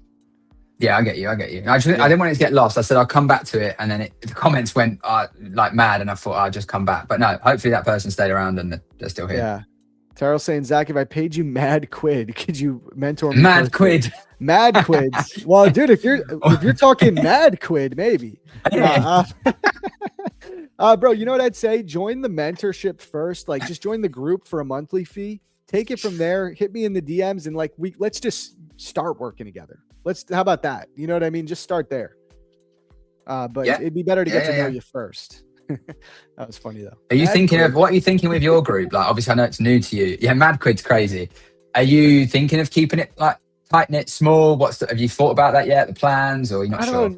Yeah, I don't know. I'm just doing it as I go. Like right now, it's a tight knit group, so I can be super attentive.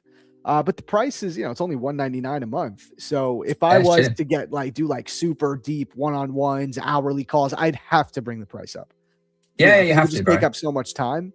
So I just like where it's at. Like if it grows to a point that I go, I can't manage this in the way I'm doing it, maybe I'll change ideas. But right now it's just like we have a really good group. So I'm just running it, just like do it as we go and build it out. Fair. Yeah, this thing is still ripping, man. She's on smoke. Can I pay you in? In my old days, I would have said yes. No, not anymore. Not these days, man. Someone asked if I meditate. Yeah, I do, man. I do like 15 minutes every morning. I just enjoy it. I enjoy but not like, I don't force it, I just like to sit, quiet the mind, have some thoughts, see what's going on.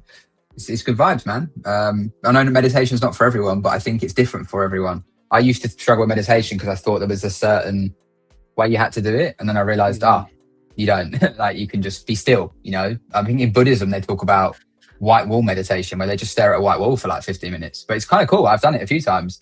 It really makes you sort of settle. You're just staring at this white wall, but it can be pretty cool. It can be pretty powerful. Dude, absolutely. Yo, did you hear about the Friday stream tomorrow? The Prop Firm Match third anniversary. No, what's popping? So it's third anniversary. Okay. It's Prop Firm Match's 3-year anniversary. I thought Prop Firm Match had been around way longer than that for some reason. I didn't even know it was only 3 years. I thought so did I. I thought they'd been around longer, but I guess not. 3 years, man. Done a lot in 3 years, I gotta say. But we got a crazy stream on Friday, man. We got Brett Simba coming on. I'll be interviewing Brett Simba, the CEO of Tradeify. Oh, cool. You got Matt Leach, who is the CEO of My Funded Futures. You got Zamco coming on, Day Trading Ralph, plus a ton more people. I think Clay, a ton of prop firm CEOs are going to be on. Mad giveaways. Apparently, we're giving away over $3 million in accounts. Damn, you're going to hit a new record for the stream tomorrow, bro. Surely. It definitely, man. It's going to be a huge stream. They were telling me that the team was saying I got to pop a bottle. I'm like, guys, it's going to be 9 a.m. You want me to pop a bottle? I guess all right, I'll pop a bottle at 9 a.m. just getting on it. Oh, man. That's crazy. Now, that'll be sick, dude. I'll if I'm about, I might join in, tune in, see what's saying. I was going to say, man, like we're going to have guests throughout the whole thing, but it's organic. I mean, you're a huge part. I feel like you're a favorite now. You're in the universe. So yeah, you want to hop on, bro. Just let me know. We'll try to see if we can get it in there. Yeah, dude. I'll come by and say what's up. I don't think I'm doing anything crazy tomorrow. So that'd be cool to just jump on and see what's popping, see what everyone's saying. Good vibes though, man. It's nice to see like the growth. Obviously it's just business in general is hard enough. So seeing that they've done 3 years and obviously they're able to do all this stuff, dude, it's sick. It's wicked, man. Yeah, man. I know you got a busy life, but you got to consider going to the Miami Expo next time, bro, when they do it. Yeah, I've got a feeling they're going to try and coax me in on that one as well. They tried the London one and I was pretty against. I was like, nah, I'm not coming. But maybe, man. Who knows? Are you just against like these in-person things? You just don't want to be a part of that whole world? Like what? Like why? It's just like, bro, I love nothing more than like chatting to good people, right? It's just I feel like sometimes these things, there's a lot of people that talk nonsense, and it bugs me. Yeah, because you're dealing with people's lives, and you just need to be mindful of that. And I know not everyone cares about that, but I just sometimes have gone to events in the past, and people that are there, I'm like, you just don't have a Scooby-Doo what you're on about. But because they've got some sense of audience or whatever, they get away with it. And it's just like, I fell for a lot of that when I was younger early on. And it sent me down the wrong path. I know I can't like freaking, be Moses of the industry or anything, but I just don't want to be on stage with someone it's not in my nature. If someone stood next to me talking pure waffle, I'm going to have to go, that's bollocks. And it's just not a good vibe. But I'm sure there's some incredible people at the events. It's not me being like, I'm freaking the Messiah or anything like that. It's just, I can't mingle with, like, I'm very big on energy, right? I think energy is massive. And like, I want to be around people that are obviously going to level me up and help me grow and build. I don't want to be around people that I shouldn't be having conversations with because it's just a detriment to my mind. And you sort of leave feeling like frustrated. Do you know what I mean? That's not me saying the events are bad, by the way. It's just some of the characters that go, I've been in this space a long time. Yeah. A lot of people have tried to do me wrong as well. People utilize you, use you, all that sort of stuff. So I'm just very observant and aware of that. But who knows, man? Maybe we find a way. I come through, I drop value, and I have a good time. Dude, we can make I'd it like to do it. Just be like, all right, you got to be on stage with Zach. You could be on a panel with me. Yeah, bro. Good. If it was me and you, the only thing I'd worry about if it was me and you is people would be like, "Shut up," because we just talk for ages. But that's fine. That's what they want. That's bro. fine. That's what the people want. Yeah, for sure. But all jokes aside, I do understand what you mean, and I do think that there's something to. There are certain people who make the trading education space that is their business. They've never been a trader. They've like come into the space from day one thinking like, I'm going to be an educator. And those people, they gravitate towards in-person events because that's what they have to do. They can't be live streaming. They can't be trading. Like anytime they have a thing like that, they're going to those things. So there's almost more of those people a lot of the time. I totally know what you mean, bro. 100%. Yeah, it's what bugs me. And obviously they're the people that share and look, I've got nothing against anyone sharing their life, your wealth, whatever, if that's what you want to do. But like some of the people that share their wealth, it's not come from what they do. Yeah. And bro, I don't share a lot of bro. Some of the stuff I could have shared, people have been like, whoa, I don't want people to be my mate because I look like I've got money. I want you to listen to the advice I'm giving because I'm doing the real thing. So I never wanted to attract anyone. Bro, I could have hit 100K on YouTube 2 years ago if I was like, check out all the money I spend and the things I do. But I don't want to be that guy. Like I say, man, I've bought some crazy things and realized I'm still happy with a coffee and a croissant and a walk around with the girls. Do you know what I mean? Like that's me. I'm happy with that.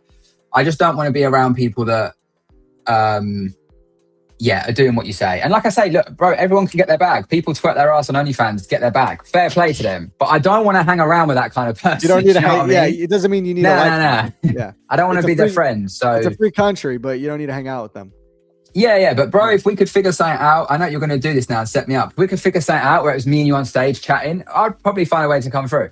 Okay, cool. I'll talk to them if that's when. I mean, we got a lot of time. I don't think it's until like way down 2027 is when this is. So, we got time. We got time to plan and figure it all out. But yeah, man, like I love fun about it, bro. It's just fun being around a ton of people that you do know already and hanging out with people IRL because this is the industry. I mean, you have a lot of other stuff. It sounds like this is my industry. This is all I do. Yeah.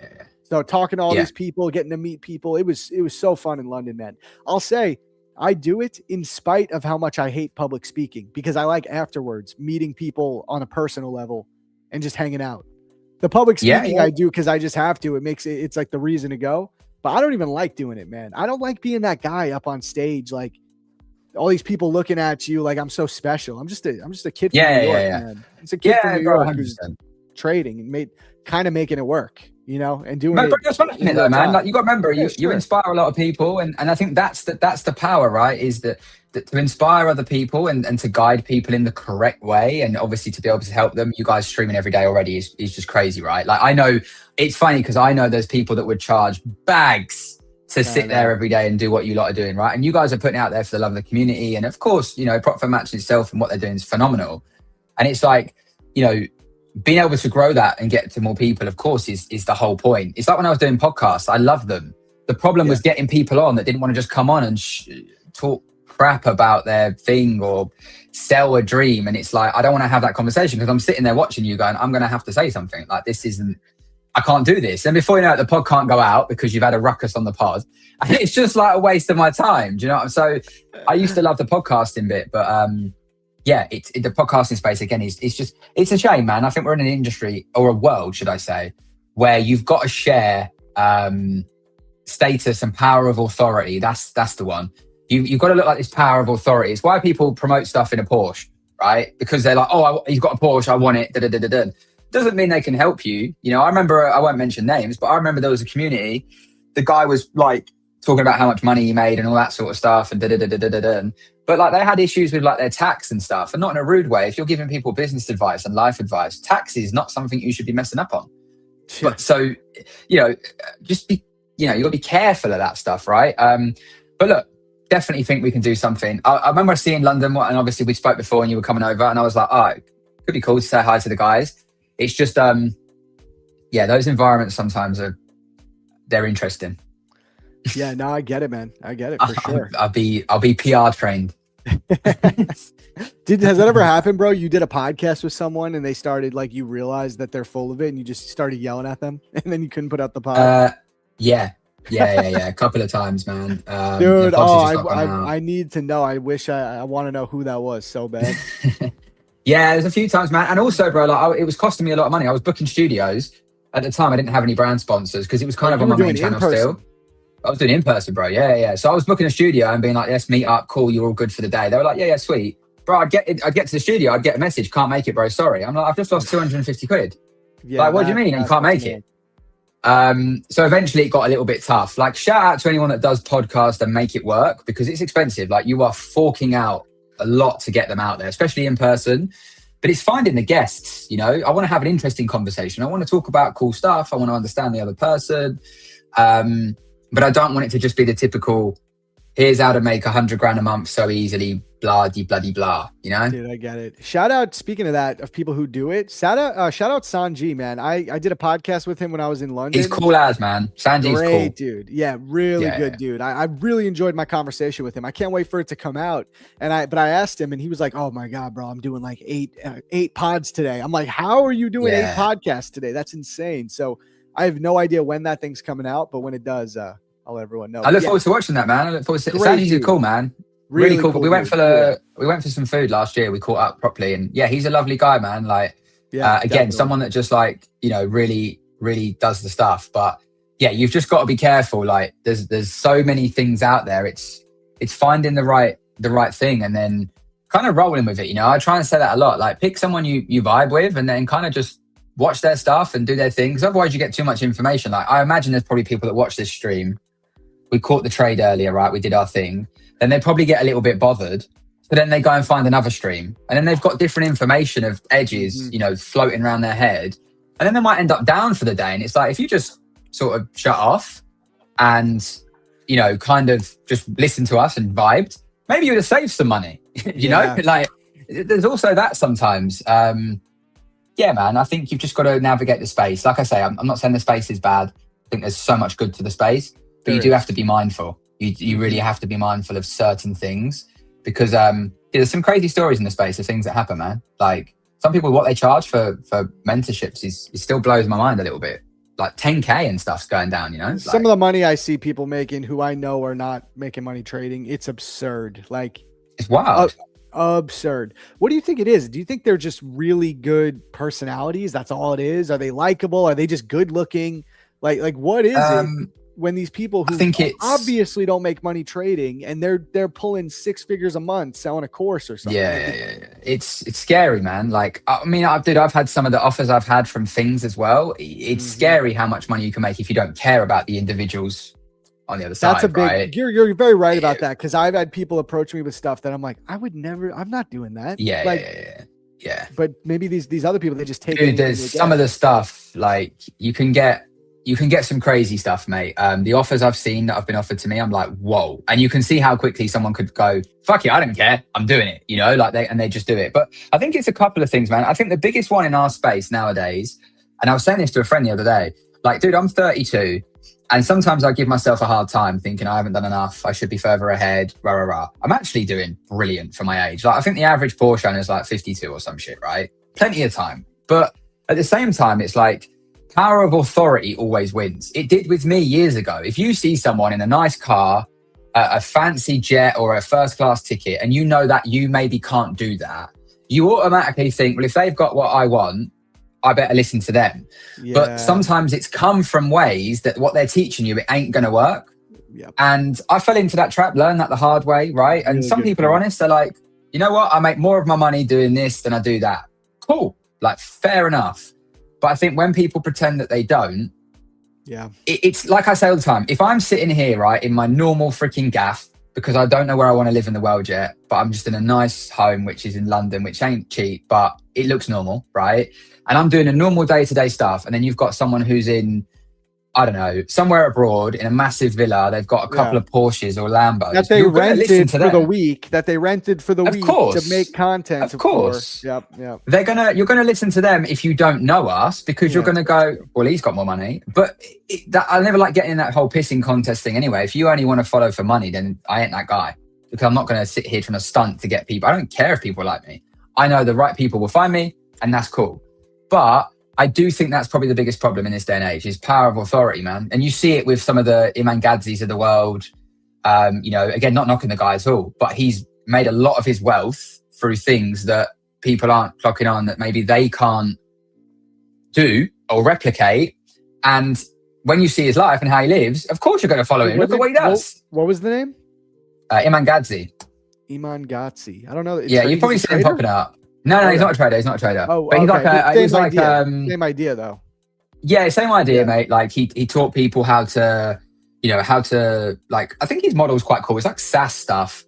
But when you look at it, a lot of that money came from courses. He'd made some incredible investments and stuff. And I'm not knocking the guy, but what I'm saying is people will listen to him and take everything he says as gospel because he's got so much wealth. Like he'll buy his mum Birkins and Pateks for fun. Like it's just banter. He's got so much money. If you actually see him, you will go, rah, like he's obviously knows something. But I'm not knocking it, by the way, but he sells courses. So like,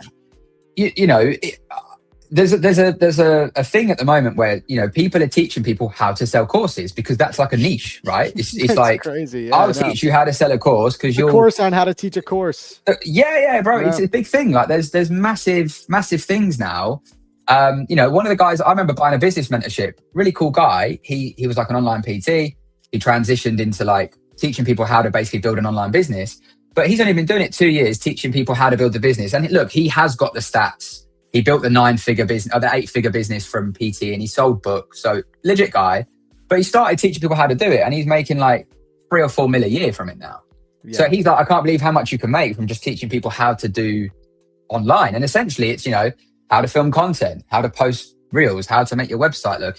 It's a very big thing now. So I think we're just in that age, mate, where it's very easy to look rich. But staying rich and you have a little is bit big. of money. Yeah, if you got a little bit of money, you can make it look. You can make it look so much more, especially some of these like worlds you can live in, where you can like Thailand, Bali, bro. You can be a king out there if you're making a couple of grand, Whereas, dude, I live in London, mate. Like not in a hard way. Sometimes I feel broke. I'm like, shit. These people, like some of the stuff that people are doing, you're like, damn, I've got to get my bread up. So I'm sure you see that in New York. New York City, bro. I'm middle class in New York City. You know what I mean? Maybe a little bit past that now.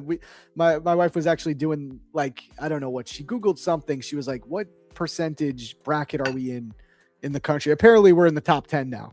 And I'm like, that's amazing. But in New York, everything's so expensive that you're like, there's people way like, I'm nothing in this city. Yeah. There's always someone out there with more. Like, that's life. I said to my friend a few days ago, like if I earned what I earn now 10 years ago, I'd be absolutely balling. Yeah. But right now, it just like with a family of 4, like it's good. Don't get me wrong, it's good, but it's not like that level where you're going to be doing crazy stuff that's not rented. Like I don't want to rent a car and take photos in it and be like it's mine. I would want to throw up in my mouth and eat glass if I did that. So let me ask you, because people ask, because like, okay, we could easily move to another state, like a second tier city, live good, like real good, and we're living good here, but we could live even better, way better in a second tier city. But we stay in New York. For us, it's like, this is where we're from. So that's a big part of it. I just want to, I'm a New Yorker. This is where I'm from. I'm stuck here and family's here. But what about you? Why do you stay in London? Do you just love London? Is it family? It's the kids, man. So obviously I won't go into too much, but I got moved loads when I was younger. I moved all over the world. I was in Cyprus and like moving around England loads. And it was quite hard to keep making friends and figuring things out. And my eldest is, believe it or not, she's going to be 16 next year. Like I'm going to have a 16-year-old. And with her, like, dude, it's mad. With her, like getting into that typical, like, I mean, mad to say, like driving a car, work-life balance, her career and all that development. I feel like it would be mad to just whisk her away right now when she's so close to sort of finishing school. So it's kind of one of them, like let her finish and settle and get all of that set up. And then we'll probably have a real think on what to do. Obviously, my youngest is she's 9. She's comfy, but she's more than willing to move. Sure. But we thought about it a few times, and that's the thing. Like, I could move tomorrow, bro. Like, we could be gone. Do you know what I mean? We could go somewhere nice, be off. Totally. And bro, like, I've got a friend who recently moved. I know it's the classic thing. He moved to Dubai. Mate, he loves it. Like, the way the life is, the money. He's like, bro, you don't even realize how much more money I've got for what I've got. And, you know, obviously, if you live in a normal place, if you don't live on the Palm, you're broke. You're going to need a lot more money, right? But yeah, some of these lovely areas, gated communities, pool, all this good stuff. It's just that, mate. I don't want to make the kids, I don't want to uplift them, move them, and put them through what I went through, and I don't have to. So I'm kind of happy to deal with it right now. But yeah, man, I think at some point, like, me and the missus, we love the sun. We've got so many places we'd love to go to. But I also think I haven't hit enough places yet to know where I really would like to live, like permanent base, if we were to move abroad. So I think when I think of that, I'm like, well, if you don't know, then why go and do it for the sake of doing it? You know, everything is good right now. We're good. Friends, family, stuff like that. So yeah, that's the main reason, man. I think if it was just me and the missus, we would already have gone a long, long time ago. Yeah, the kids make it make sense. We talk about the same, because it's also like growing up, to be able to grow up in New York City, like, kids are gonna have opportunities. You know, it's a place where things happen. Where, like, there's gonna be great education, successful people, driven people. Where if we move to like Texas, and no offense to Texas, but it's like, it's gonna be different, you know, than growing up in a place like New York City. So, but you sacrifice a lot to stay in these places. You know what I mean? You really you do, man. You do, for sure. Someone asked how old I am. I'm 32, mate. So yeah, I had my youngest like 17. Dude, see, I think I'm a young dad, and you know, by all measures, there's a lot of people that don't have kids at our age. You know, they're not having kids for sure. the same way. So yeah, for sure. 15 is even crazier. I'm like a young dad in this generation. Yeah, for sure, man, for sure. And that's what I say, man. Don't, like, you're not, like, anyone watching, you're not too old or late or old or anything. Hell no. Like, Hell no. You're not, man. Like, that's that narrative that winds me up when people are like, oh, I'm 30, I'm old. You're absolutely not. Like, you're in the even prime if you're 50, you're bro. Yeah, mate. Like, honestly, man, this is what I'm saying. There's no rush. Like, make sure you enjoy your life, build the skill sets. We can click buttons and make money anywhere in the world. Enjoy that, relish that, but have fun. Like, I hate the thought that someone might be coming off their computer today upset because they lost money in trading. Like, it doesn't matter. Do you know what I mean? We'll come back tomorrow, we go again. Well, that's Everyone's the only way you're going to make giveaway. it in this. That's the only way you're going to make it, is that you can't care because you had a red day. I mean, a red day used to literally affect everything. It affected every aspect of my life for the rest of the day. And you just go, I genuinely can't live like that. I have to quit if I keep living like this. So, and when you let go of that, you realize it's really not that big of a deal. Like, I was red yesterday, man. That's it. I didn't even think about it. I forgot about it. It doesn't mean anything to me.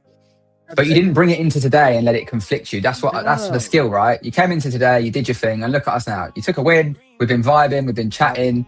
Green's playing. Like, do you know what I mean? Life's good, man. You know what I mean? Yeah. and I think obviously when people are still in the struggle phase of trading and they've had no success, it's a lot harder to, like, you have a red day and you've already not had any success. It's hard because when you've started to see some proof of concept, it's a bit easier to swallow red days because you start to learn that it's just inevitable. But unfortunately, it just comes from getting reps in. Like, I always tell people, when you get into trading, welcome to hell. Just prepare to be in this for 2 years struggling, man. It's just struggle. You're going to struggle. If you want to stick with it, it's going to be a struggle. But it's funny, isn't it? Like, we go to the gym and we struggle, but we know we have to grow. So why are we scared of doing that when it comes to business and trading? Yep. Do you know what I mean? It's that thing, man. We train to failure in the gym. We're scared of failing in trading or investing. Who cares? Just fail and learn and go again. This guy wants a giveaway, man. Like, this guy's on it for a giveaway. We can do some giveaways, guys. Here, I got one last question for you, Albert. I don't want to keep you all day if you're a busy go on, man. But all right, what do you think is better? Getting into trading ultra young, like 17, or getting into trading at like 28 or 30? Now, there's two different ways to look at it, right? You're smarter, more mature. You've had more experience. You can handle things better. Or do you think 17 because you're just young and hungry and, you know I think there's two sides, right? I can give both views because I've done it the way with a family too. I think there's a young lad in my group, and he now don't say sorry, bro. I'm joking. Don't be silly. He still lives at home with his mum. He has a really good career and he wants to trade. And I tried to break it down to him and say, bro, you're in the best position of your life because it's not on a pedestal. It's not a need. You don't have to do it.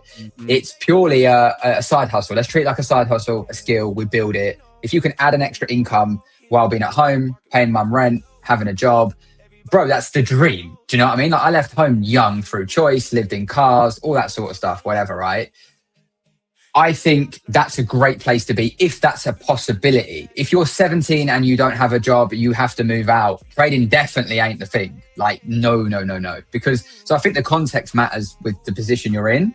But I think at that age, you've got nothing to lose, everything to gain. But you do need to put the right head on because you could lose a lot of money and see it as a gambling thing. And you need someone around you maybe that can help you, guide you, right? If you're 28, 30, you could have children. You might not be able to take as many risks. Yeah. You might feel nervous of letting the family down. I've definitely felt those. Sometimes I still feel that. I'm like, am I failing? Like, shit, like we need to do better, whatever. It can add a lot of baggage and pressure that could hinder you. So then you have to work on, that's where I think you have to work on you more because you have to change that viewpoint and realize that's not the case. And that's why I always say get a good income first. Trading will be a lot easier than trading for an income. Yeah. So I think there's pros and cons to both. It would depend on the situation. I would never change my journey because it's played out and it panned out, but I've never advised the way I did it because it was very stressful, and it's not healthy. But I do think the full-time trader glamorized thing sometimes is a little bit of I don't want to say a dream, but I think it's the wrong dream to push. I think you should see it as, for most people, man. I think, and also no one talks about, and this could maybe be for next week, no one talks about how lonely it is and mental health when you're just sat in a room all day with you don't even have banter at work anymore. No one's around, right? You're locked in, you're trying to do this thing. So I think even if I always say, bro, if most people could add 30K a year to their income, probably be buzzing. You know what I mean? And I think trading can very easily do that if you allow it to. That is something anybody can get that. An extra few thousand a month. Extra few thousand a month. Yeah. It's going to change your life. You're going to, and then you can start thinking okay, do I make some smart investments? Maybe you catch some altcoins or some good investments at low prices. You put that money in, that makes you a couple of six figures. And now you might go, I'm going to move into this now. I feel like I'm in a good place. The problem is people are like, I've made a K. I'm going to quit my job. They're trying to force it. Yeah, it's too aggressive. And then you start taking now, imagine right now, your rent's due tomorrow, you missed a long. Well, you're going to try and take shorts or buys or you're going to do mad shit that just ain't going to work long term. So yeah, that's kind of my viewpoint on it. But I think it really matters in your situation. But if you're anyone here who's young and you're fortunate enough to still be at home and your parents are cool with that and you've got a job and you're doing all right, I think side hustle trading, learn the skill, take risks and see where it takes you. But don't rush to it's even like leaving home, right? It's always in hindsight because I left early. I wanted to get out, whatever. But Same. Dude, if I could have stayed there and just stack, I'd be so much richer. Well, that's the paradox of getting older. It's hindsight, right? Yeah, you got the insight that you don't have when you're younger. It's yeah, for sure. But I think side hustle trading could be something that is spoken about more because I think it could help. And see where it takes you. I'm not saying only treat it like that and don't have aspirations and goals and dreams. You can make any amount of money in this trading game, of course. But maybe don't make it that you have to be the $1 million trader a year in year one. It's very rare. It's like saying you want to play Premiership football straight away. You might have to start at a shit club first and build up. I'll tell you right now. It's the same thing, right? That's a good litmus test for if you're trying to find someone to learn from, guys. If they're telling you that you'll learn their strategy in a year and you could go full time, they're full of it. If they're talking about side hustle, this could be a good side hustle for you, that's someone you want to learn from because they're being real. Yeah, because they're being honest. If someone's telling you in 9 weeks, I'm going to get you making 100 grand a year, bro, that is when I'm running. Yep. Because I've seen all that before. It's just a sales tactic because it sounds appealing because it's power of authority. That's what marketing is. If you look at any market in the world, we are marketed to every day with billboards, adverts, Amazon, all that shit, right? It's just marketing and they know how the brain works. So if someone says to you, imagine you're a struggling trader, you're a little bit low right now. And I go, guys, 4 weeks time, I'll get you funded making 50K a month. Someone is going to be like, oh my God, really? Fucking hell, I'm doing it. So you've got to have logical, critical thinking in this world. You have to. People are preying on the desperation because if people are desperate enough to believe that, it means they're in a situation, they're in a bit of a desperate situation, because you should be able to think critically and go, I'm going to be making 50K a month in 4 weeks. Really? You know, that's just crazy. But yeah. You need it's hard. It's you know, you want to thing believe as well. Yeah. If you need to make money, I know someone just put, I'm 17, my parents support me in my trading and they tell me that starting early is better. So what are your thoughts? Dude, if you've got full support of your parents and they're telling you to do it, bro, do you know how powerful that is? This is what I'm saying. Sometimes we look at our position and we think we've got been dealt the wrong hand of cards or in a bad place. Flip the perspective and be like, yo, I've got nothing to lose. I've got everything to gain. Run with that, you know? And if it takes you till you're 19, but then you're doing 30, 50K a year, on top of your whatever you do, you're going to be thriving into your early 20s. Doing great. You know, just don't fall into that. I need to go if I'm not making £1 million next year, I'm shit. Because, bro, not many people are making £1 million in a year. Do you know, like, as much as it's not as much money nowadays in the big wealth world, it's still a lot of money to get to from zero. Do you know what I mean? Like, it's a lot of money to get to. So you have to be realistic, man. But dude, like, this is the sort of stuff I could talk to you about for hours. I know people want giveaways, and I don't want to keep chomping on and yapping away, but I love this sort of stuff. This is my jam. Yeah, no, it's the best, man. This is what it's all for, especially when the market, I mean, guys, it's been going vertical up. It's not doing anything else. It's slowing down. Exactly. It's funny because I'll notice, like, when the market starts acting like this, we'll actually lose viewers because people are just like, I got nothing to do something. I want to trade. Yeah. I want. But this is it, bro. This is great conversation. This is what it's all about, bro. Trading. I'm on for 4 hours a day, guys. You see me trade every day. I usually take 1 to 2 setups and I'm done, and then I'm yapping for 2 hours. That's just what it is, you know. And that's trading. That's profitable trading. You're not going to be in and out of the market over and over and over again all day. It's crazy. For sure, man. For sure. No, it's cool. It's lovely to see people like it. Obviously, that's the whole point, right? It's just sharing. I've got a lot of life experience. I try and share that, be honest as possible with it. And honestly, I think some people just have a better time if they treated it in a different way. Like, I really do. But yeah, man. Dude, and people, last thing, I guess, before you go, that one thing you said, I just want to touch on, where people don't realize, they think when they're working at a place where they have to go into work every day, they think, oh, this sucks. I got to wake up early, get to the job, get dressed for work. It'd be so great if I could just work from home and be in my pajamas. And I used to think like this too when I was going into the grocery store every day. And yes, I'm grateful and I don't want to go back to the grocery store, but of course, but you forget that, like, being able to go talk to people every day, like a lot of people in today's world, they get all of their social interaction at work. Then they come home and it's Netflix, you know, take care of the kids, and they're like, if they work from home, they're struggling to find people to, you know, if you don't have like a niche or a hobby, it's really tough to like have friends. If you know, a lot of people get their social interaction at work.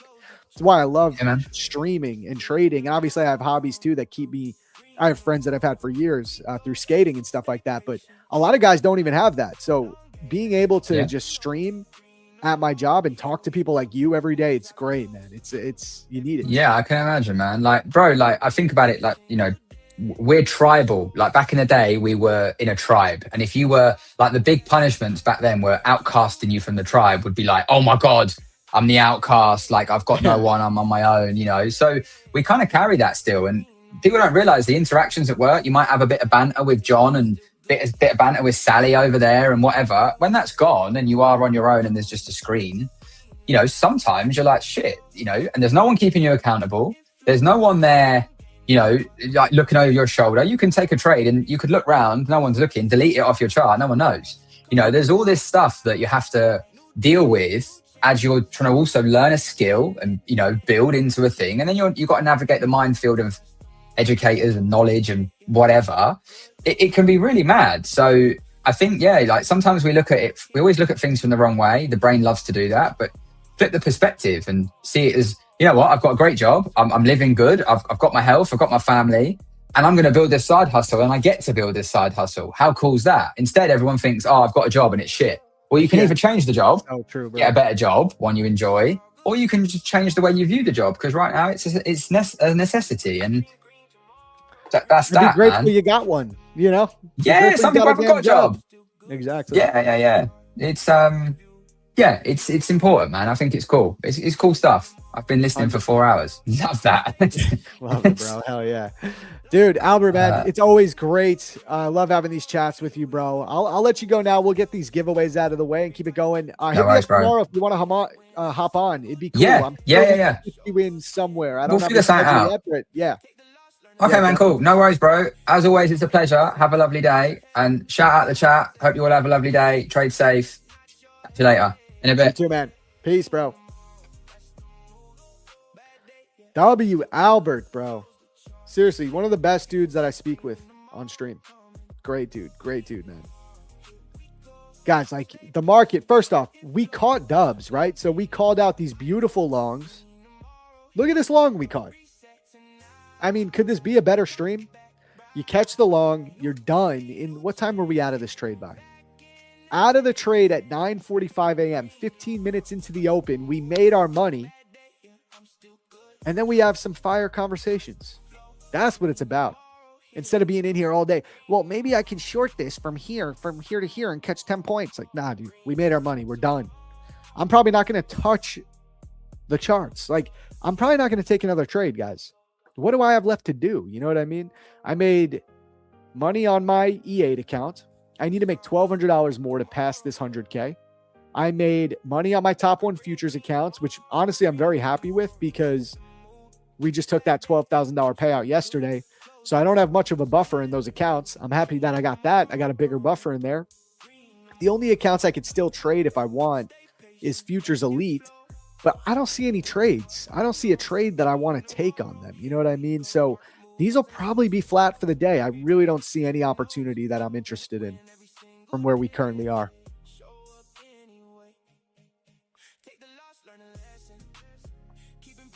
W. Zach, I FOMO'd short. Oh, God, dude. See, this is what I mean. There's no need, bro. No need. If there's no trade, you got to just be cool with coming back later. Coming back tomorrow.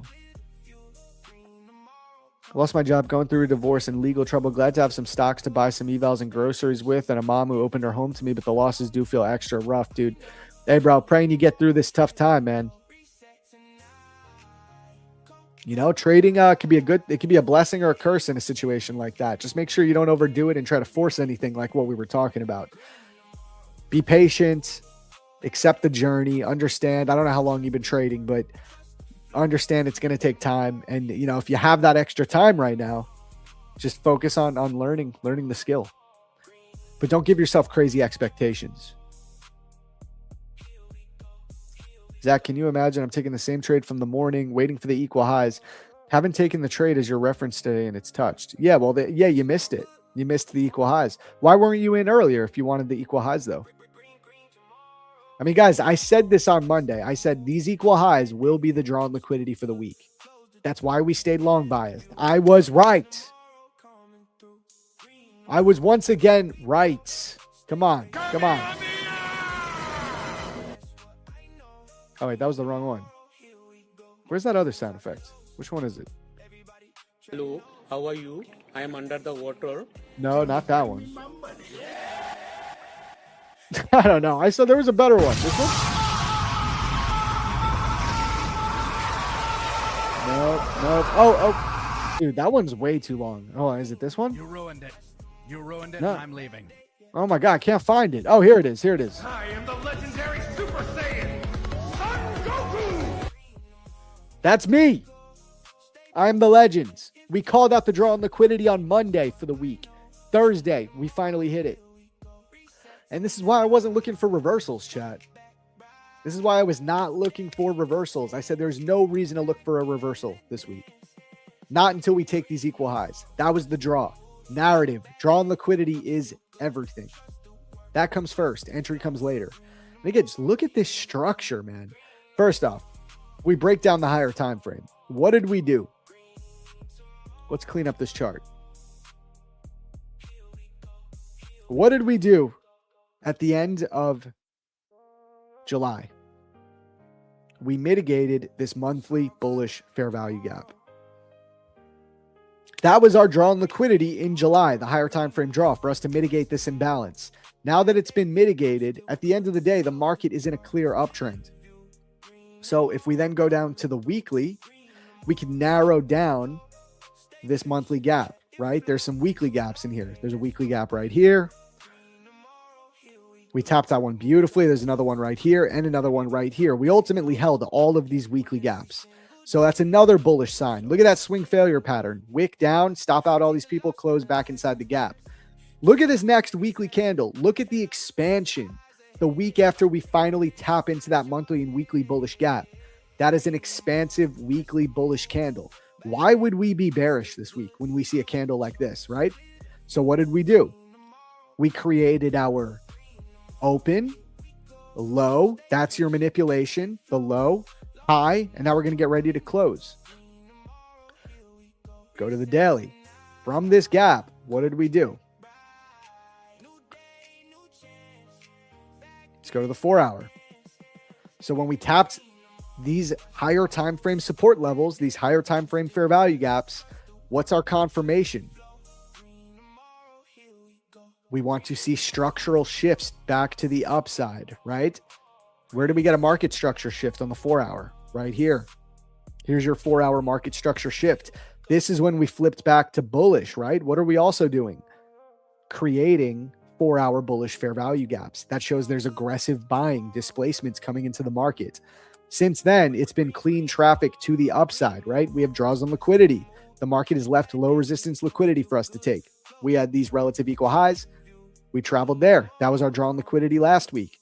Now we've taken these highs, right? Look what we're doing. We're holding. What are we doing still?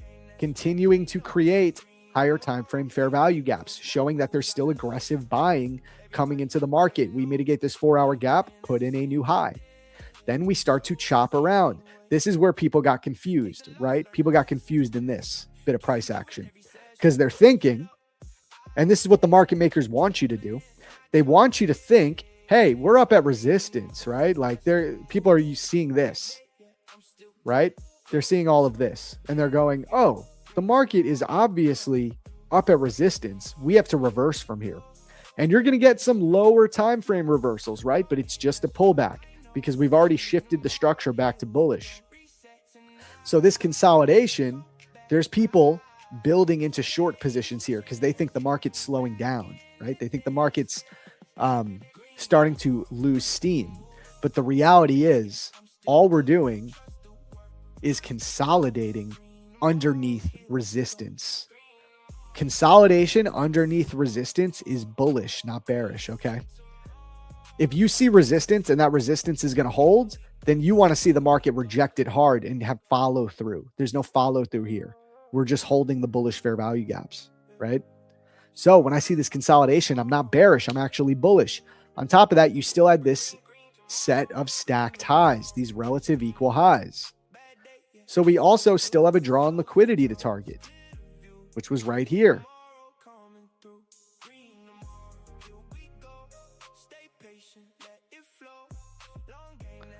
Now that draw on liquidity is taken, that's the easy money. All right. Now it's going to get more complicated. We have to see, are we going to continue to rip up and make a new all-time high? I do think it's realistic. I think it's possible. You have another set of equal highs right here. This is going to come into play eventually. Maybe next week we might be in a straight up buy model here, where we're just going to take out all of this low resistance liquidity now back to the upside. But what are we going to want to see in order to confirm that? We're going to want to see the market continue to hold bullish fair value gaps, right? And we're going to want to see the market continue to create higher time frame fair value gaps to the upside. So that's what we're going to be looking on tomorrow and going into next week. As long as we hold the bullish structure, we'll stay bullish. You know, another realistic scenario is we could begin to chop around. Like maybe we go into a daily consolidation for a week or two, maybe even for a month.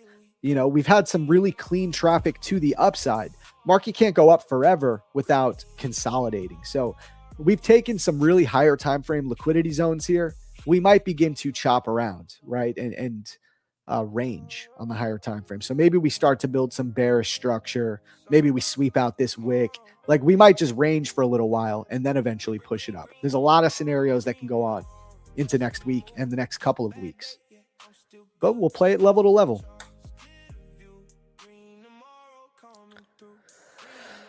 That's it though, man. All we need is a wassail and a nice clear draw on liquidity, and we'll keep printing. That's it. Thanks for going over this. Yep, I got you, man. I got you. Beautiful TA. Thank you. Thank you. Yep. Listen, when you start to learn, you spend 6 years doing this every day, you could start to read the market, right? That's the whole point. That's what we're doing. So again, going over the long that we took, I got in the Asia session. Again, I got in during Asia because all I cared about was, are we in a premium or discount relative to where I think it's going? I thought we were coming up to these equal highs. That's the draw. I got long here with a wide stop loss. Target those highs. Easy. Just hold it. Hold your trade. Don't oversize, right? If you're in like freaking 5 minis, this pullback, you're going to freak out. This pullback, you're going to freak out. You're going to freak out. If you're in a reasonable contract size, you can withstand a 150 point stop loss. Well, you could easily come back up, capture 270 points to the upside. That's why we use lower contract size, wide ass stop loss. Wassail, baby. Also makes sense of the week. I mean, listen, guys, this is what we do in the group. This is what I'm teaching people in the group. The goal is for you to be able to read that without me eventually. Lose, delete the bias, blow up 2 accounts and eval that was trading for 5 days slowly. Yeah, man, you got to not tilt, brother. Again, you know what causes tilt? Oversizing. One of the biggest problems most traders have is simply being over leveraged. That's it. They're just over leveraged. A lot of people, they can read technical analysis decently well. Maybe they're not amazing at it, but good enough to make some money day to day.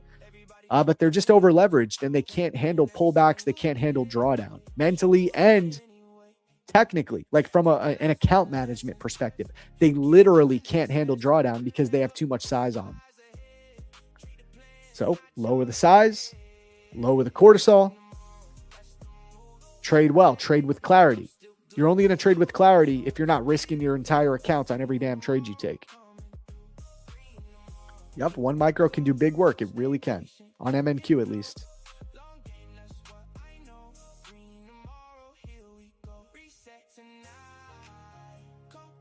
Learned something today. My stop loss is always too tight. Yep, that's a big thing we teach. That's what we talk about, the wassail, the wide stop. Widening up that stop, lowering your contract size will solve a multitude of problems. It really will. It really will.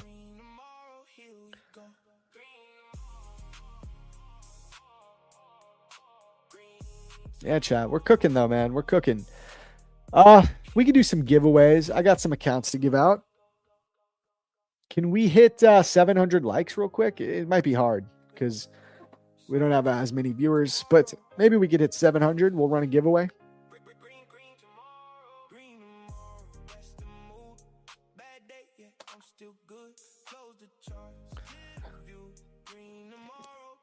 Is 5 micros on a 50K a good idea? 9 out of 10 times, no. 9 out of 10 times, it's too much size with the current volatility, man. It just is. I think something a lot of people forget is that the market is in action. Contract shares are all inventory. It's being moved around to make profit by institutions. Every retired market maker says the same. Yeah, sure. Oh, an auction. Auction. Yeah, for sure. Auction market theory. 3 micros, $500 daily today. Said, let's do 2 minis. I'm good. And boom. Yeah, that's insane, bro. That's insane, brother. You're trading 3 micros. Today you decided to do 2 minis. Why? Let me guess. Let me guess why. And I'm sorry if I sound aggressive. I'm not. But I'm just saying, let me guess why you did that. Yesterday, you lost money. And you want to make it back today. It's either that or it was possible if you traded 2 minis to like pass your funded account or to secure a payout. So you decided to do it. It's one or the other, I guarantee.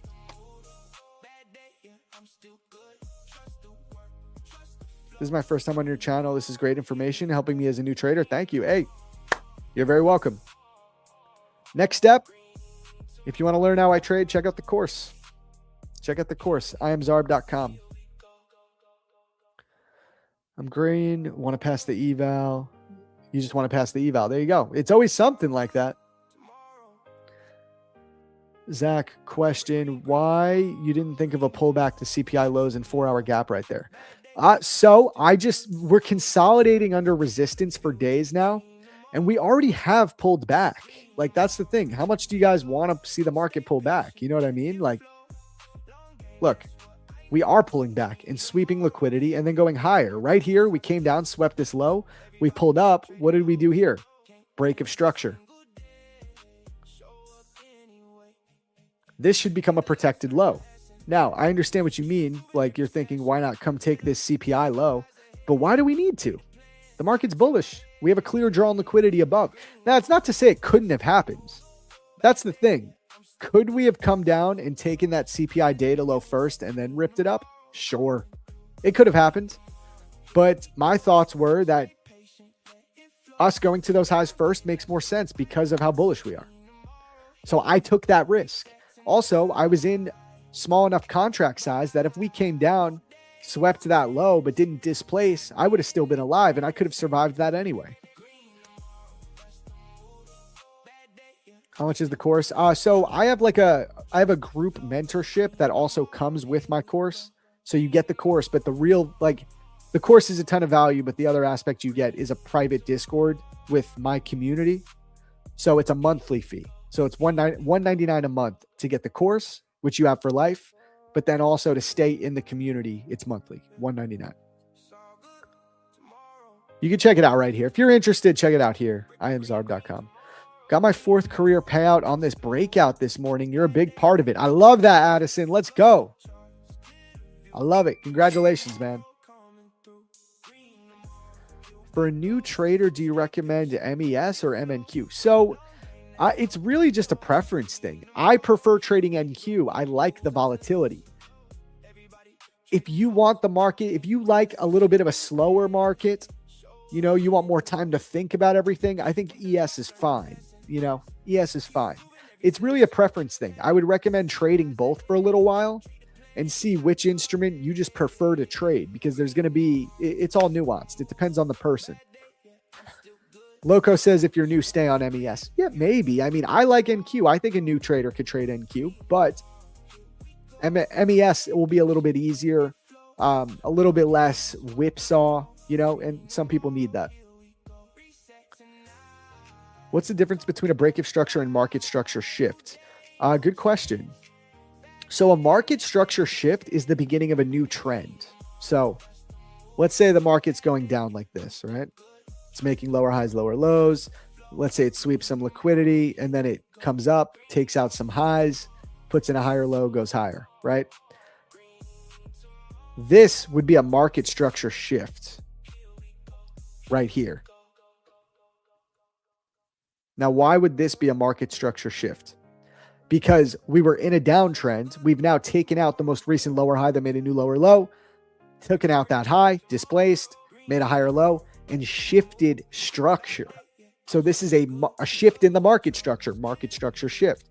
A break of structure is continuation, right? So in this example, we're already in a higher time frame uptrend. So this is just a break of structure because it's breaking the most recent high, but it's continuation. Exactly. Yeah, you got it, AKs, right here. Break of structure equals continuation. Market structure shift equals reversal. Correct. Exactly.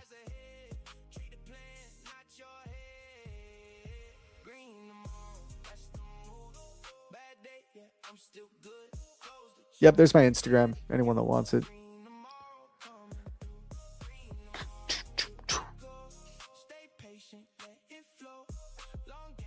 We are out here, chat. Man, I'm hungry. I want some lunch. Dude, Albert was asking me about Chick-fil-A. Now I want Chick-fil-A for lunch.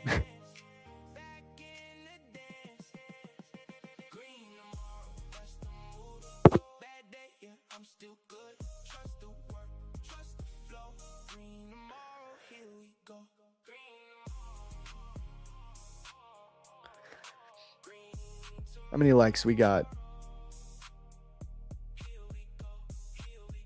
666. Oh, That's the devil number. Guys, get us off that. Get us to 675 and I'll run a giveaway. 675. As a new trader, I can't even spot order blocks. You know what, bro? I don't even use order blocks. If I had to tell someone to pick between order blocks or fair value gaps, I would say fair value gaps. I think they're better. Straight up.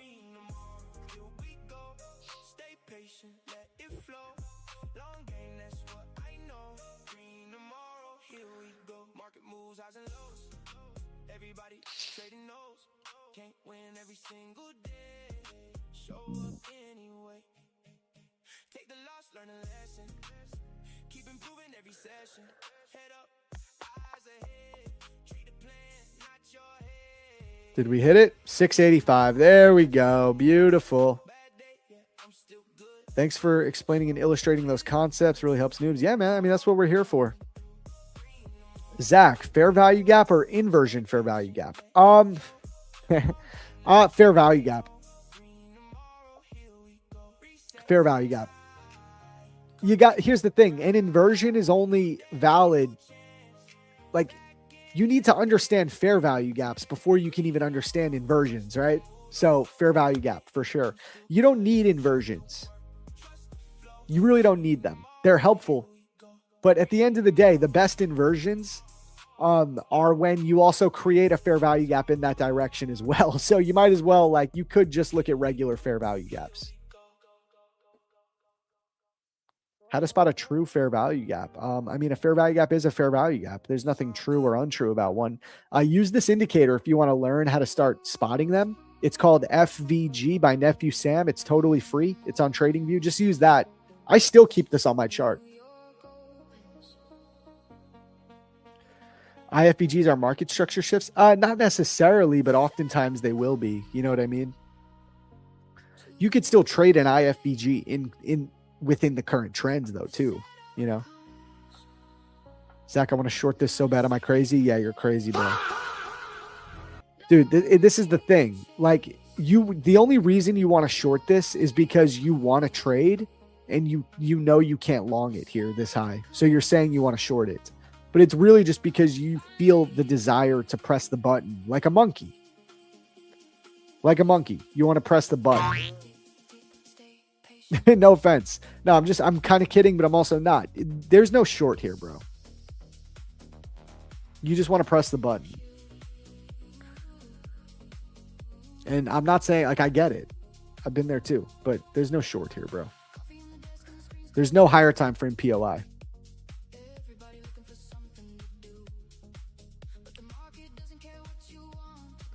I had 2 payouts from single 100K growth account in 13 days. Gave back 80% of it back to the prop. Is this common problem? Yeah, it's a very common problem. It sounds like you're newer to trading. The fact that you've gotten 2 payouts is already a big W. So just keep grinding it out, man. You're doing something right. Start limiting your challenge purchases. It sounds like because you got a payout, you started overspending. You can't do that. You want to keep that money, right? So give yourself a budget. You know, don't try to buy the least amount of prop firm challenges possible. That's always like one of the most important things I do. Is my goal is to try to spend the least amount of money possible within reason so that I can still make a good amount of money. But because you do got to spend money to make money, but always keep in mind that you also want to spend the least amount possible. It's true. No offense taken. Yeah, man, for sure. Alex is in a short. Alex is a different animal. He'll short and make money somehow.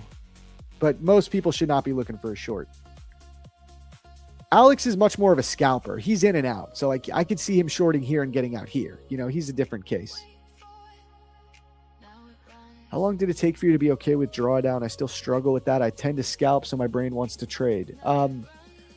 Yeah, trading in drawdown is not fun. It took me years to be okay with trading in drawdown. Bro, there's no secret answer either. You just have to understand that drawdown is inevitable. So you have to be okay with trading in drawdown. Otherwise, you will literally never make trading work. So you have to just get to a point that you fundamentally understand that, like in your soul. And then you trade in drawdown. And you trade the same way you would trade if you were up.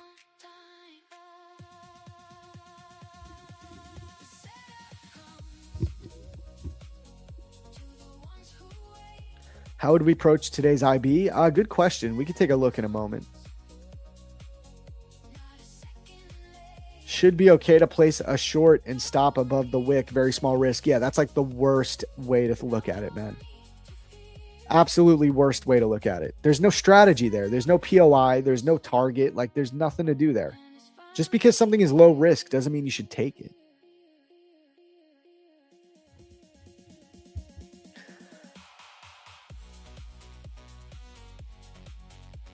Honey Gain, that might be anecdotal for you.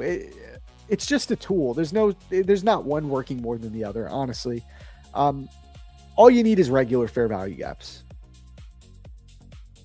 That doesn't mean you can't use inversions. I use them, but like an inversion is nothing without a regular fair value gap. So that's all I mean. Like if I had to pick, I'd pick regular fair value gaps. You were the same way at first. Yeah, Jimmy knows. And Jimmy's killing it now. Dude's up like 20K. So listen, it gets better, but you got to work through it. Do I ever take counter trend trades? Oh, bro. Who are you talking to, man? Yeah, I do. When it makes sense, I do. Absolutely. Can MNQ go to 30,380? Anything's possible right now. Anything's possible. Doesn't mean you have to trade long up there.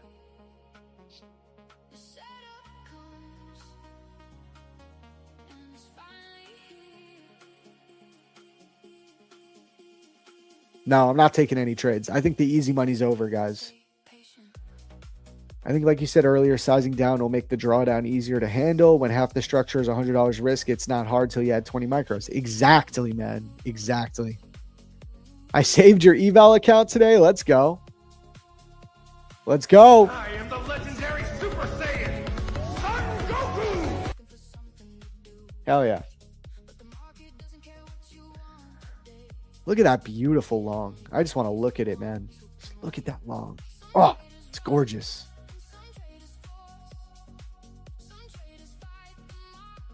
Depends on the market. Yep, for sure. Mr. Deep Charts, you're like a giveaway fiend, huh?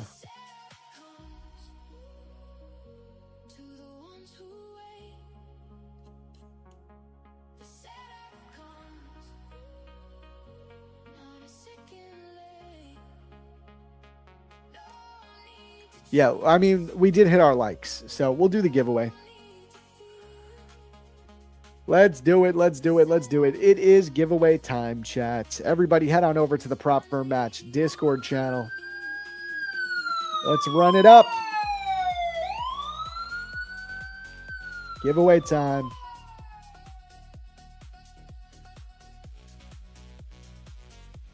Here we go. Here we go. Here we go. Make sure to come here to the giveaway portal. I'm going to create a code. What should the code be today? What should the code be? I don't know. Code is I'm a legend. Zarb's a legend. Code should be Zarb's the best trader on planet Earth. I'm just kidding. Yeah, let's do fair value gap. Code is going to be fair value gap, FVG. FVG. 1 minute to enter. On 3. 1, 2, 3. Bang. Entry portal. Click enter here. Type in the code, FVG. Click submit. Yep. Drop a fire emoji.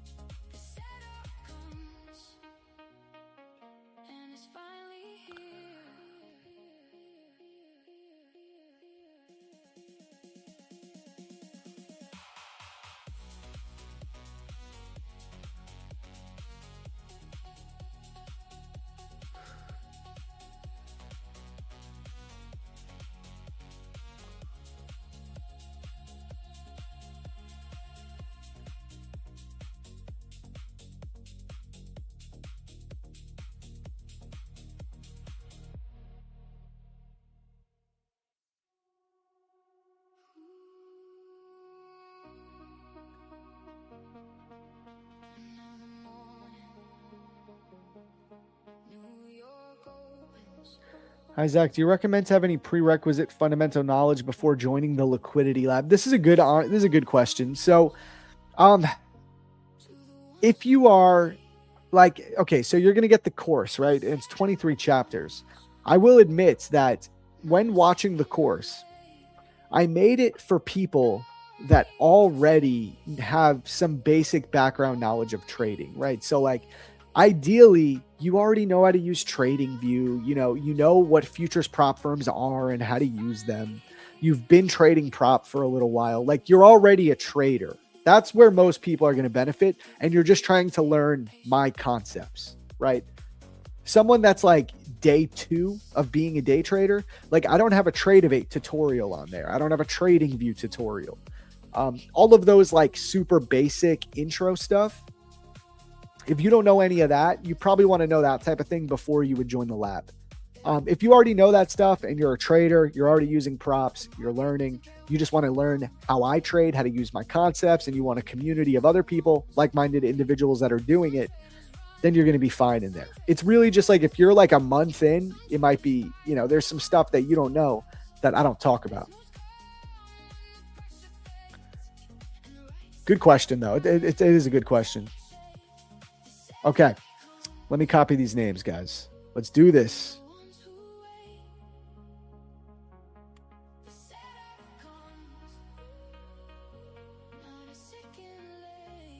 Guys, who's hyped for tomorrow's anniversary stream? Are we ready? It's going to be some crazy guests, man. It's going to be insane.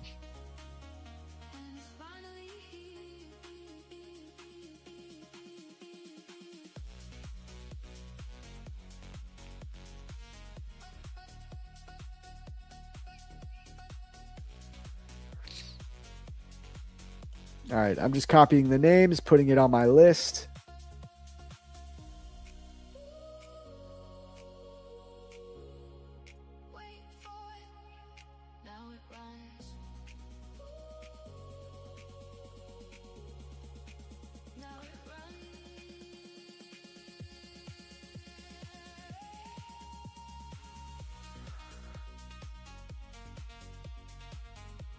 All right.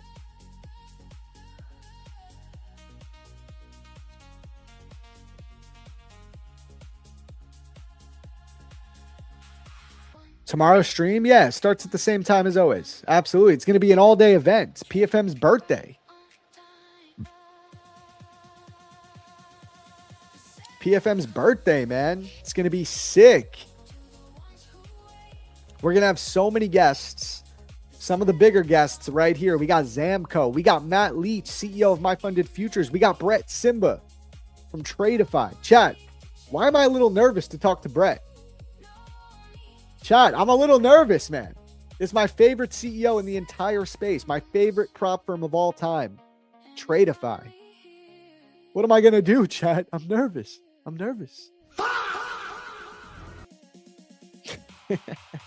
Nah, I'm kidding. I got to wear, I got to think about what I'm going to wear.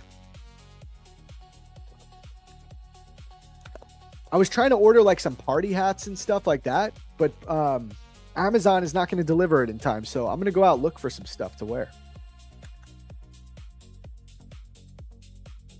Everyone bring champagne. New poster is updated. Oh, is there? Hold on. Let's see.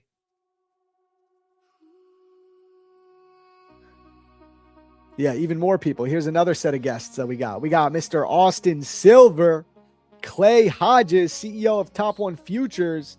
We got the CEO of Take Profit Trader as well. Oh my God. Oh my God, chat. This is going to be insane. I wonder when I got to get the schedule. I got to ask them if I can get the schedule.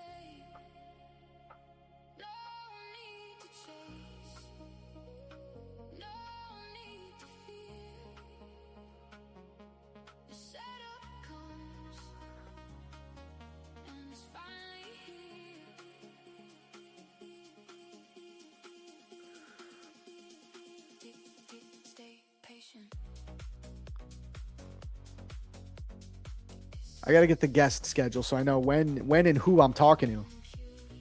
Yeah, it's going to be massive. It's going to be so massive. I'm going to repost this one too. I already reposted that one. Hold up. The newest one. I got to repost this one.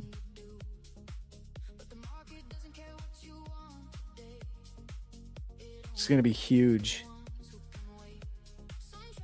Wear a suit? Dude, isn't it? Is it? How bad is it that I don't even have a suit? I think I have a dress shirt.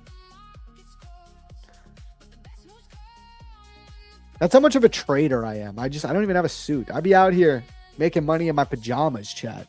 You don't even know. I could be in my underwear right now. You don't know if I got pants on. You would never know. You just see right up here.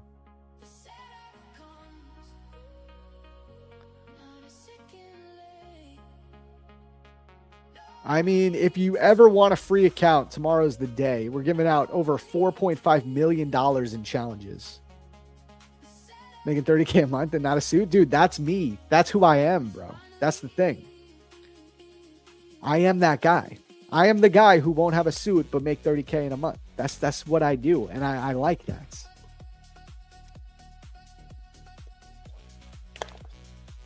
Do I have pants on? You'll never know.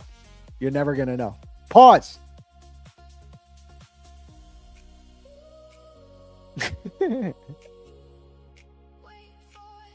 Yeah, that's based. You got to be rich and not wear a suit ever.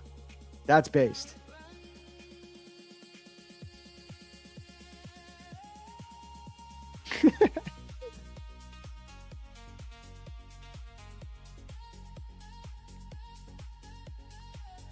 Nah, we'll see. I got something to wear, I think. I'll see. Hey, appreciate that, Honey Game. Much love. Love that, Honey Game. Much love. Love your simplicity, Zach. As Warren Buffett says, living a frugal life. Yep. When are we going to start trading? You're late, bro. We're already done trading. We already made our money today. Here's the long I'm in that I took. I'm out. Don't worry. Alex is going to get on here. You know Alex. He's going to find trades, guys. Alex is going to find trades. He'll be on in about 30 minutes. He'll scalp lunch session with you guys. He'll make $1 million. That's what he does.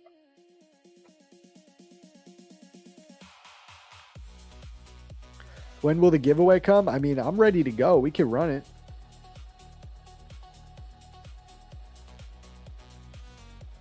I just can't imagine being the person saying, like, run the race. Run the race. Like, you're thinking about it that much. Like, you just need the giveaway to happen. It's like, accounts that paid me fast. I got to say, I got to give a huge shout out to Top One Futures. I requested my payout with Top One Futures. Here, let me do the math right now. I requested it on stream here, on stream yesterday. And, okay, so what time did I request it? I submitted the payout at 8:54 a.m. I requested the payout on Top One Futures, right? I'll tell you right now, at 1 p.m., 1:11 p.m., the money was in my Rise account. So that took it took 3 hours for me to get my money from Top One Futures. That's a really quick payout. And it was a $12,000 payout. So got to shout out TOF.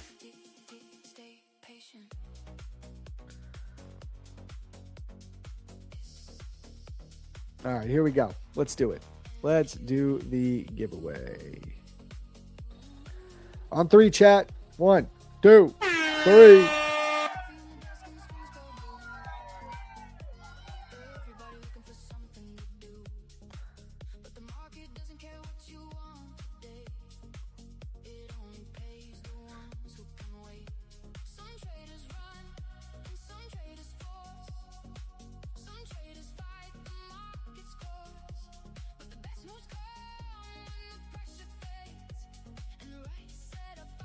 Who's it going to be, chat?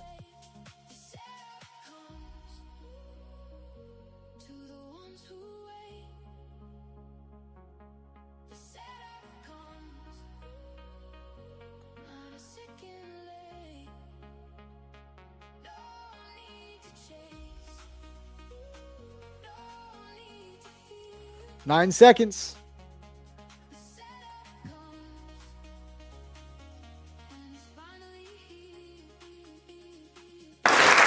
Man. Who is it? Who won? This is for a Lucid account, by the way. Shout out to Futures Schroeder. Future Schroeder, you just won a Lucid account. Big congratulations. Big congratulations. Let me save your name here. Support will contact you and get you your accounts. Congrats. Big shout out to Lucid, man, as one of our sponsors. Both of our sponsors, top firms in the space, Lucid and Tradeify. 30% off with code match on all Lucid accounts. People in the chat are saying they pay out really quick. Lucid still, I think, has the quickest payouts in the entire industry. I'm talking minutes. They pay out in minutes. So big shout out to them. Code match, MATCH, 30% off. And then Tradeify. Also, always hooking us up with giveaways. Brett's coming on tomorrow. Friend of the show, 40% off. MATCH, code match, baby.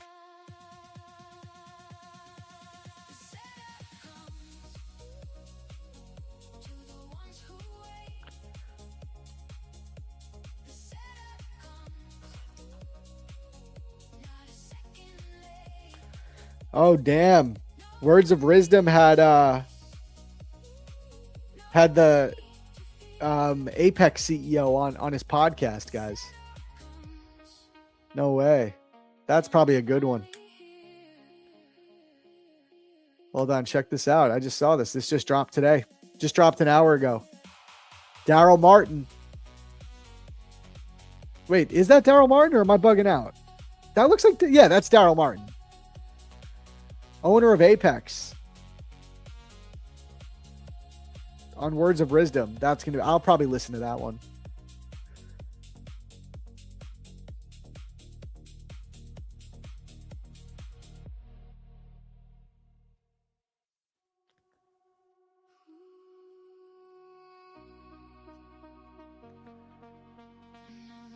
You're the only one who lost money long in a bullish market. How on earth did you lose money longing today, bro? Please explain.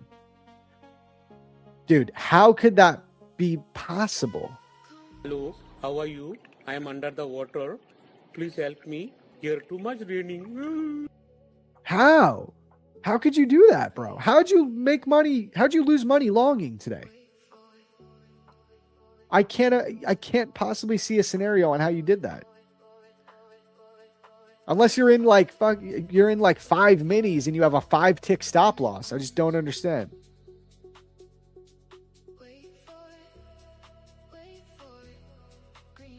Long 30,227. 30,227. What time?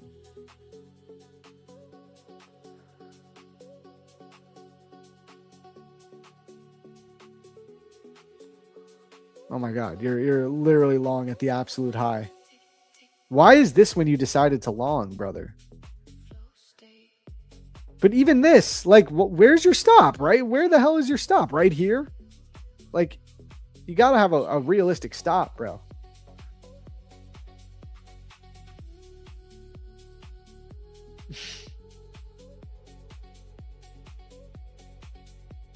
I'm not laughing at you, brother. You're probably just newer at trading, but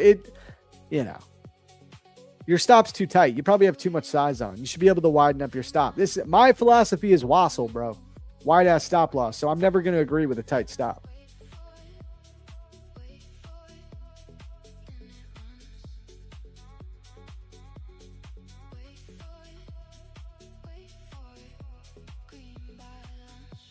Green by lunch, baby. What other songs do we have?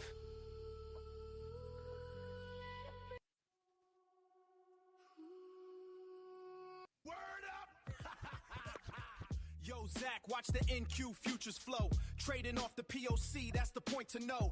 VAH and VL define the session's range. Initial balance check for the daily exchange. Evals get full ported, a fearless attack. Stacking paper to the ceiling, there's no turning back. My man Zach on the charts, a true technician. Killing the game with his street smart ambition. Yeah, that's the cipher.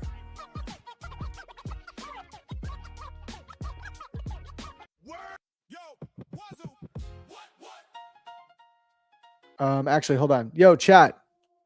Somebody asked about initial balance. Let me take a look at that.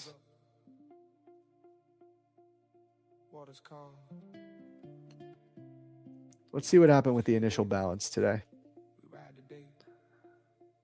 Have we broken IB?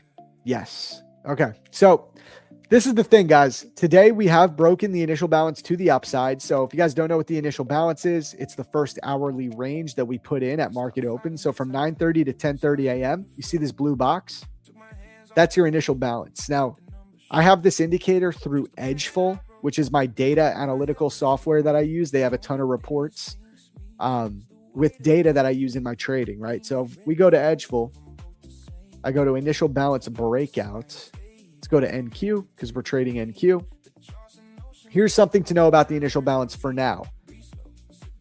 We only break one side of the initial balance 80% of the time. 80% of the time, we only break one side of the IB. There is a 17% chance right now for the last 6 months that we will double break this initial balance. Here's your initial balance low all the way down here.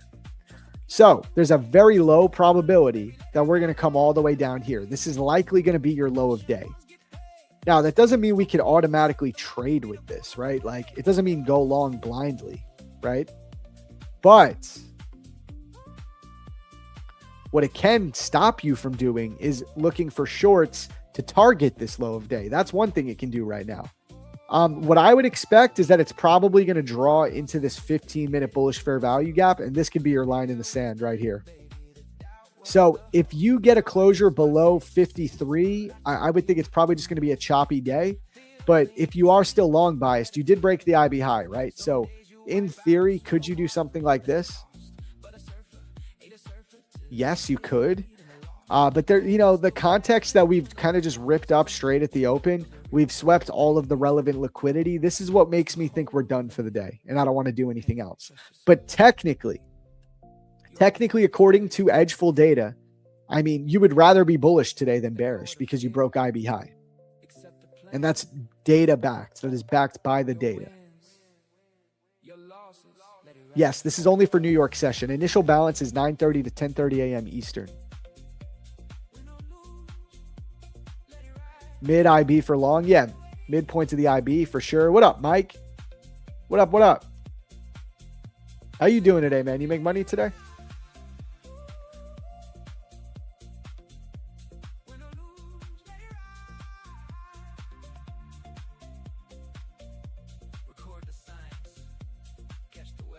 Yeah, nice pullback. Did ES break IB? Barely, but it kind of did. Yeah, guys, I got nothing. I got no interest in doing anything on this market for the rest of the day. My drawn liquidity for the entire week is taken. Like, I'm chilling now. I got no interest in doing anything else.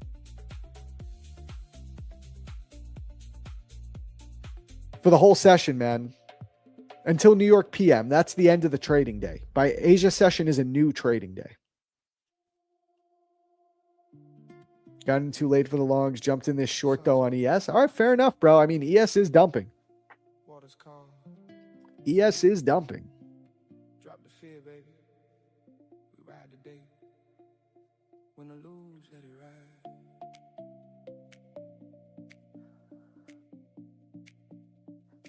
Do I still watch ICT? I actually never watched ICT. I never learned from him. I learned from other people. And then I kind of just made it into my own thing.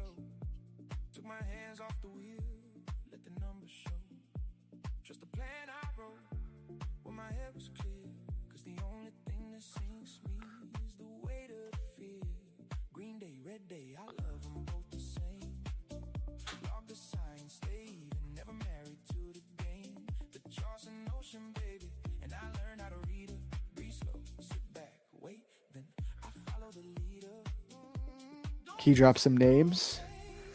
I learned a lot from T-Trades. I learned from Desi and Brian Stonk. Just a range of people. What up, Erkan? Yo. How you doing, man? You make money? Are you still trading this? Let me guess. You're short. Erkan is short, guys. Let me guess. And he's printing.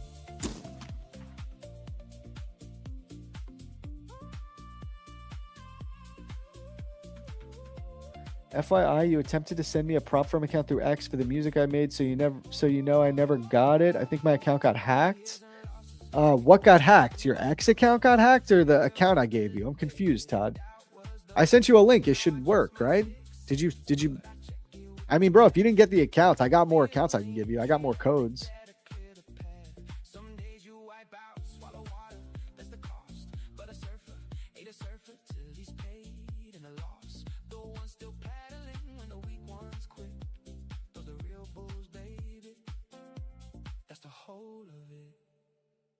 Trust yourself.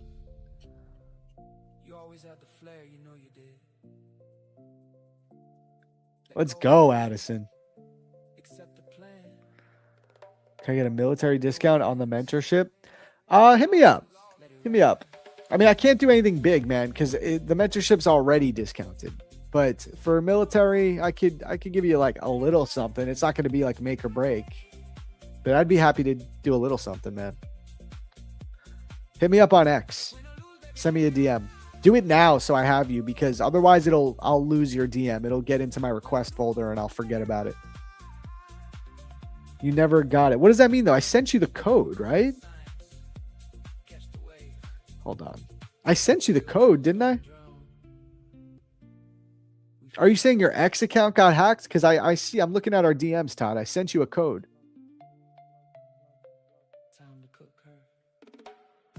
No what?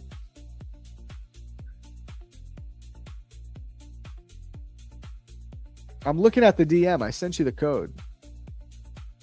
Are you saying you didn't get the message, or the code didn't work? What is my X name? It's I am Zarb. I am Zarb on X. Here, I'll drop the link for you, bro. Water's calm.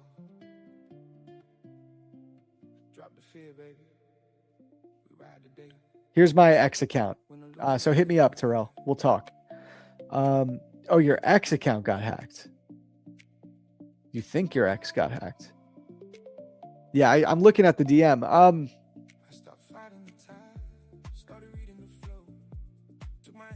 Let me see if this code's been used. How can I figure that out? Let me see.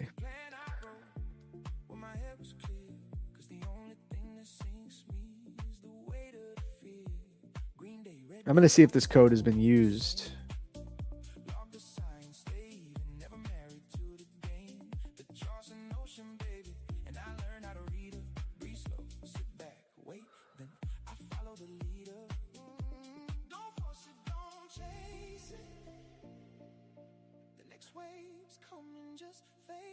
The code hasn't been used. Okay. Brother, do you have me on Discord? So I can't talk to you on X. Where can I message you? No, the code was not used. I just checked to see if it worked still. Can you message me on Discord, man? You just followed me, Terrell? Okay, I'll send you a DM.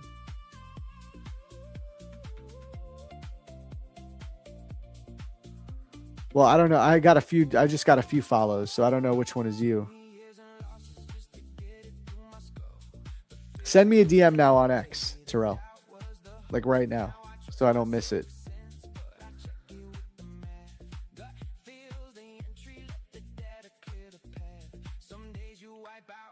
Yeah, Todd, hit me up on Discord.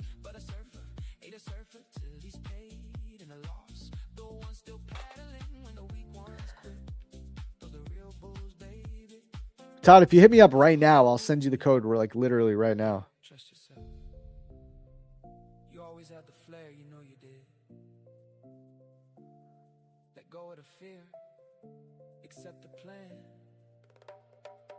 Your wins, your losses, let it ride.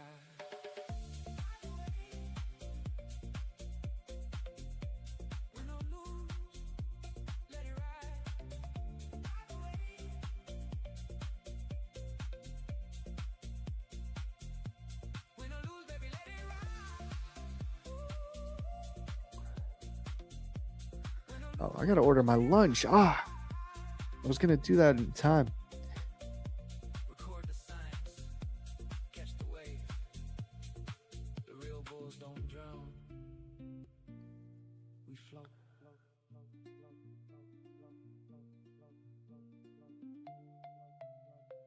Time to cook her.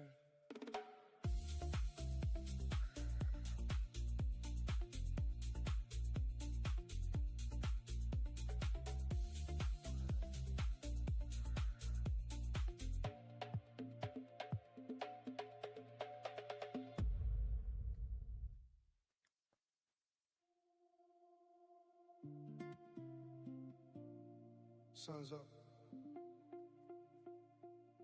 Water's calm. Drop the fear, baby. We ride today. Win or lose, let it ride.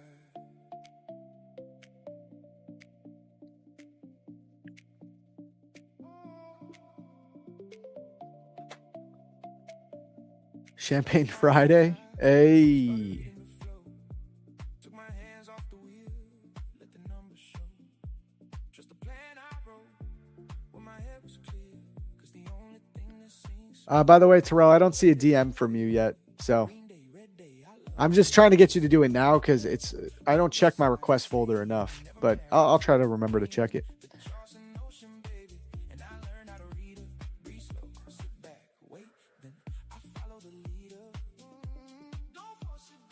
Send me a DM on X, on Discord. Okay, yeah, I see it.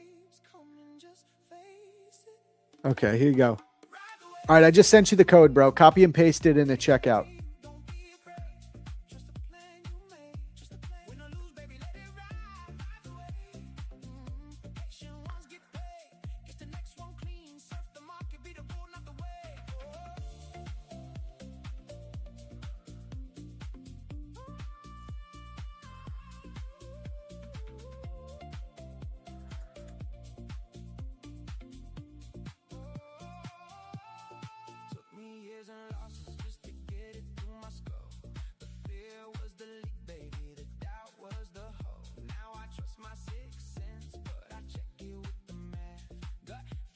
Some days you wipe out, swallow water, that's the cost. But a surfer ain't a surfer till he's paid in a loss. The ones still paddling when the weak ones quit. Those are real bulls, baby. That's the whole of it. Hey, trust you. Got you, Todd. Got you. You always had the flair, you know you did. We should all have codes now. Todd made a ton of AI music. He deserved it, man. He deserved it.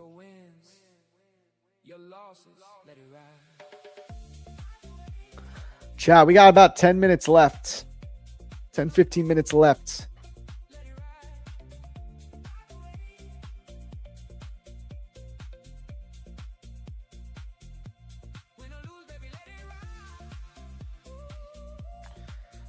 Well, actually, I'm going to be staying on a little extra to hang out with Alex.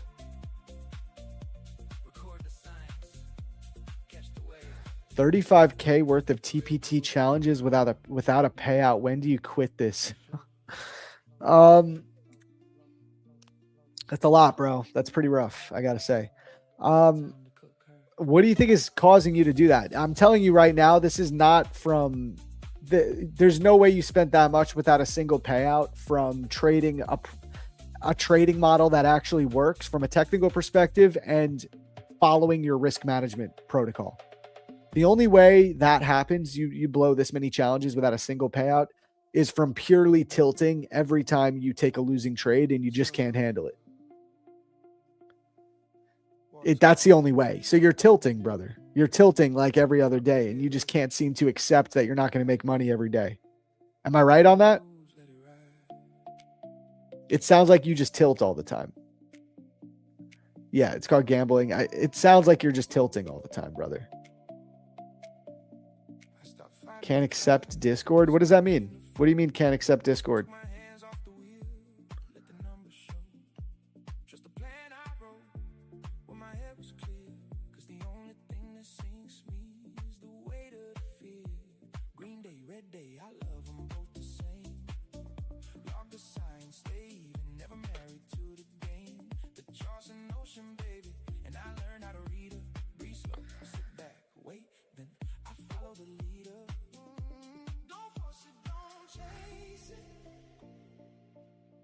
Waves coming, just face it. Ride the wave.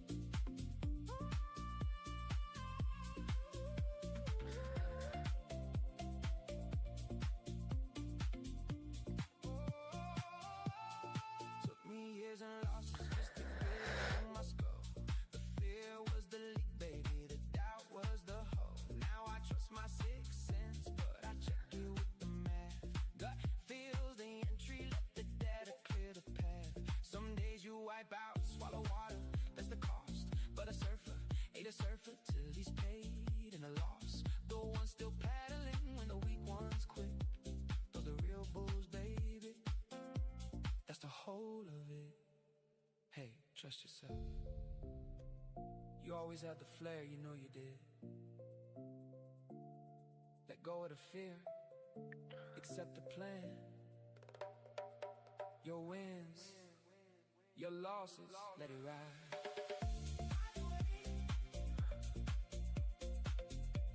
Win or lose, let it ride.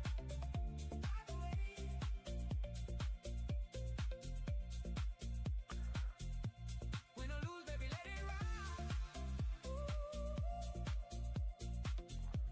Win or lose, let it ride. Record the signs, catch the wave. The real bulls don't drown. We float.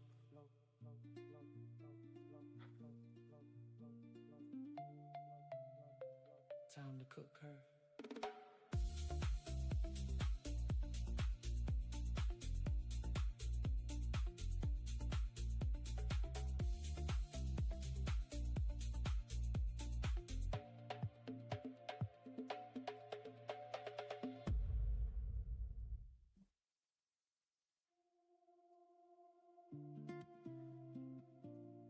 Sun's up. Water's calm. Drop the fear, baby. We ride the day. Win or lose, let it ride.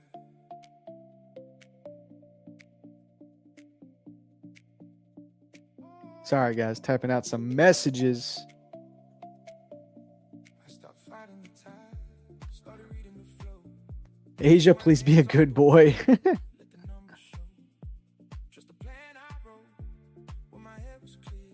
Cause the only thing that sinks me is the weight of the fear. Green day, red day, I love them both the same. Log the sign, stay even, never married to the game. The charts and ocean, baby. And I learned how to read her. Breathe slow, sit back, wait, then I follow the leader. Don't force it, don't chase it. The next wave's coming, just face it. Ride the wave, let it carry you, don't be afraid. All right. Trust the plan you made. 35Ks in 1 year. Only reason I know is because of their reward screen. Well, let me ask, are you tilting every other day, brother? Okay, tilt is a problem. I tried 100 things and had to unlearn a lot of BS. I'm not a quitter. Brother, I guarantee 90% of it is just tilt. Truly. I guarantee a big part of it is tilts. Like, you got to be okay with not making any money and just focusing on trading day to day. One thing that helped me was my Wassel approach, using a wider stop, lowering my contract size. Let me ask you this. What's your average contract size? Are you trading 50Ks, 100Ks? What account size are you trading? And what is your average contract size? Let me ask you that. I'm going to have to join Wassel, gang. I keep getting wiped out before TP is hit. Go ahead. Join the crew, man. Spots are still open. You always had the flair, you know you did. Let go of the fear. What is your Wassel approach? It's kind of funny, but it stands for wide ass stop loss. The point is we use wider stops and lower contract size. We don't over leverage. 95% of futures prop firm traders are completely over leveraged, which leads to tilt, which leads to blowing accounts and not getting payouts. We trade smaller contract size. We open up our stop and we focus on targeting and determining the correct draw on liquidity. If we can get the correct draw on liquidity, we're going to win most of our trades as long as we give the room that the trade needs. We do not focus on getting the perfect entry. Entry is secondary. What's most important is directional bias and what you're targeting. If you could figure that out, if you could determine the correct draw on liquidity, you'll be able to get the trade right, even without the perfect entry. And that's what we teach. Tilt is 100% why I keep losing. Yep, that's it. That's it for most people. Sometimes one mini. Yeah, one mini's too much. I'm telling you, man, too much. 50K accounts or 100, or what size account? I bet it's 50K. Way too much size on a 50K, brother. What up, Kate? Yep, you know the deal.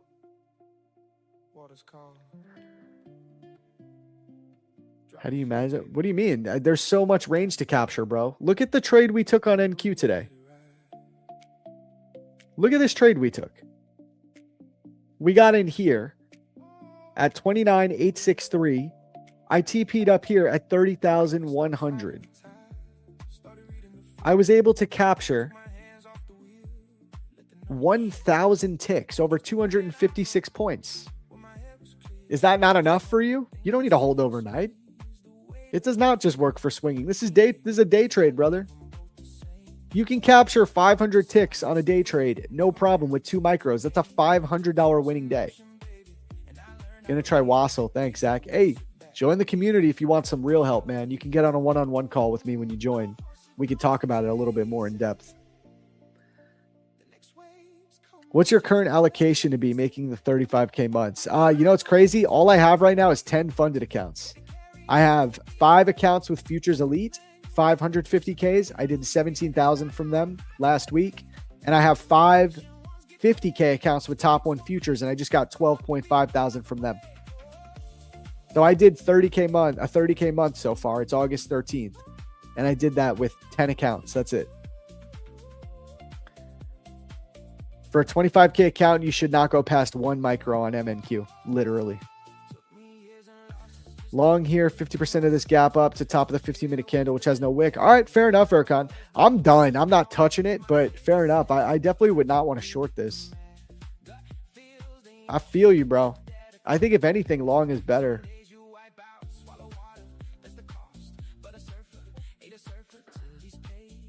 And you're targeting top of the 15-minute candle. Nice little scalp. I like it, bro. The best week I ever had was using 2 micros every time. I'm telling you, man. People don't understand. Never passed an eval till I switched to micros. Then Sizing Town and Fundeds got me payouts. There you go. Let's go, Mike. No bullshit. I got 7,000 plus overall on the day. You made me realize that it's not about the individual profit on one account. It's about the cumulative outweighs the individual. Let's go. That's what I'm talking about. That's what I'm talking about. Nah, for real, all jokes aside, that's exactly what we're talking about. I love it, man.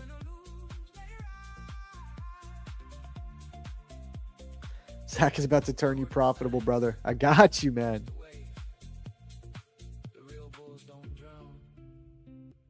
All right, we got Stephanie in the longs with you, Erkan. Let's see.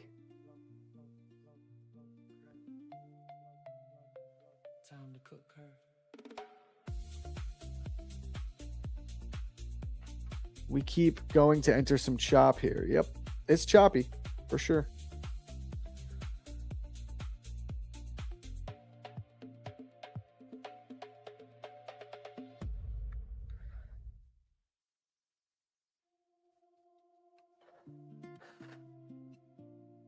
Sun's up.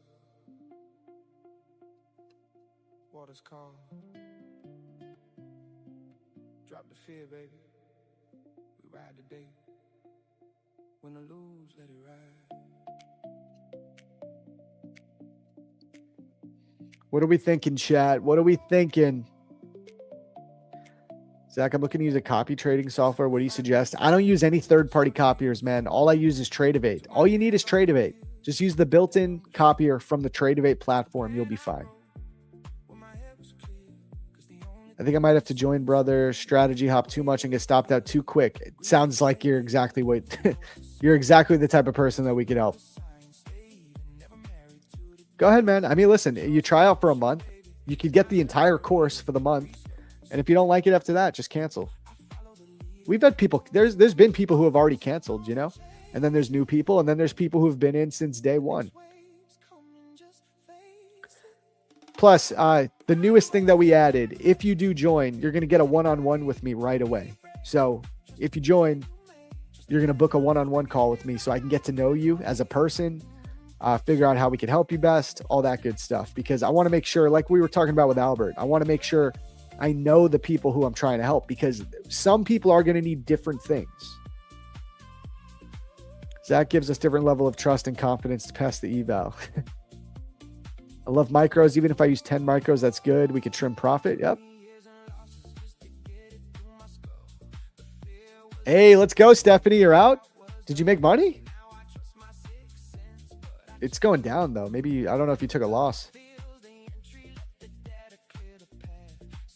Doesn't work on Tradeify. Did you put your accounts in groups and can trade all its? I don't know. What do you mean doesn't work on Tradeify? I use Tradeivate, bro. Tradeify works on Tradeivate. Here's Tradeivate, right? Here's the group copier. Go to your accounts. Here's the drop down. Click on manage groups. Create a copier.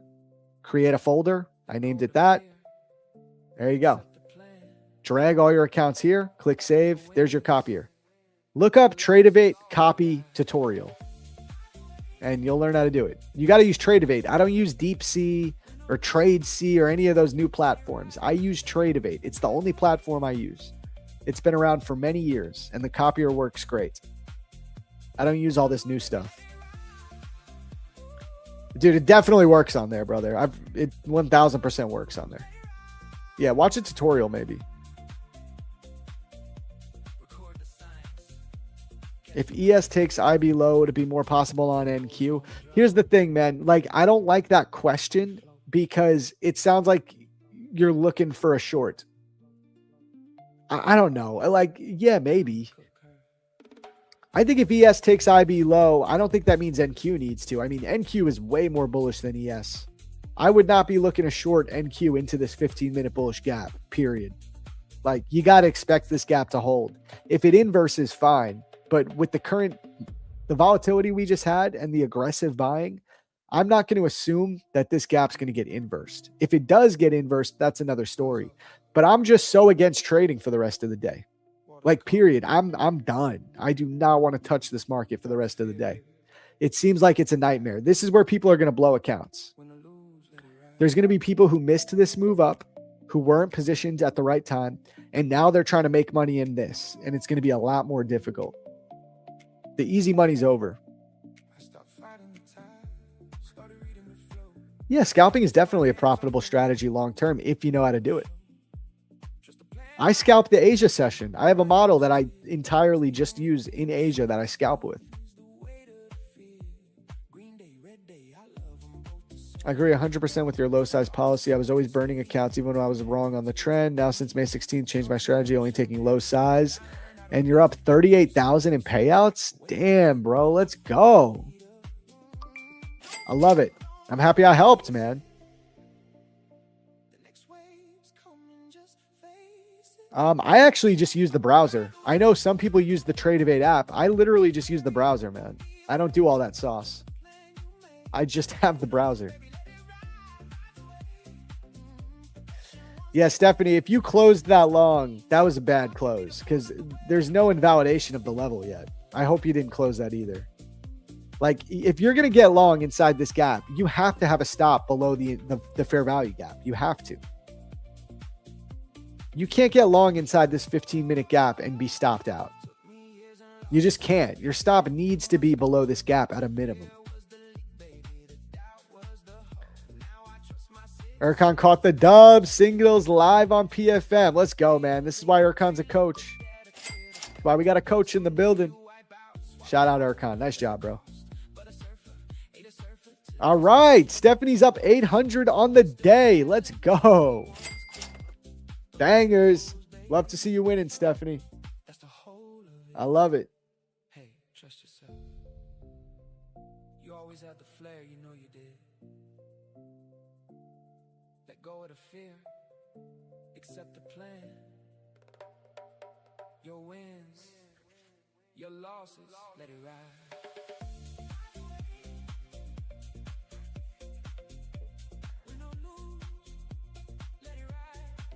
TP smashed.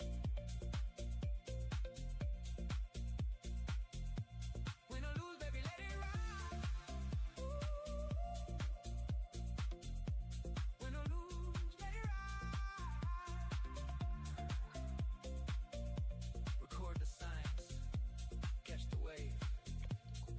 The real bulls don't drown. We float.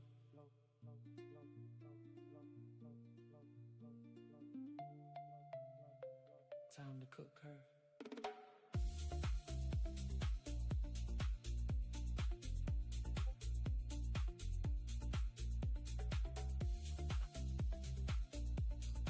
Nice pull. Look at that hold of that 15-minute gap. This is why I would not be looking for shorts, guys. This is just a bullish market. It doesn't mean it can't reverse, but like you don't want to anticipate that this market's going to reverse here. Not a single bullish gap has been invalidated. Water's calm. Drop the fear, baby. We ride the day. When I lose, let it ride. I'm thinking I need to use my college tuition fees to buy prop firm accounts. What do you think? I need to escape the matrix. Bruh. Please don't do that. Please don't do that. I think that's probably a troll. It's probably a troll, right? Definitely a troll. Made 4K on that move. Let's go, man.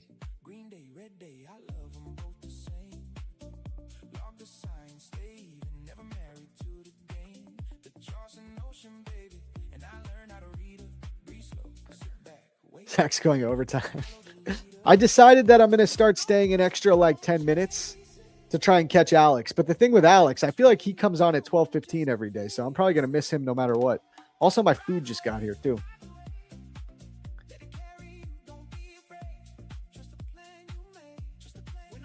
I'll give him 5 minutes because I have a meeting actually at 12:15. So.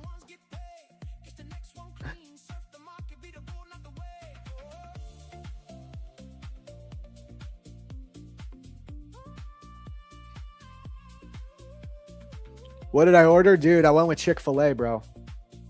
It's okay. I'll get my steps in. I got a bunch of one-on-one calls I got to do today. I'll make sure to get my steps in. So I deserve the Chick-fil-A.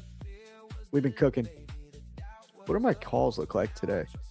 I know I got so many one-on-one calls because we just implemented this with the group.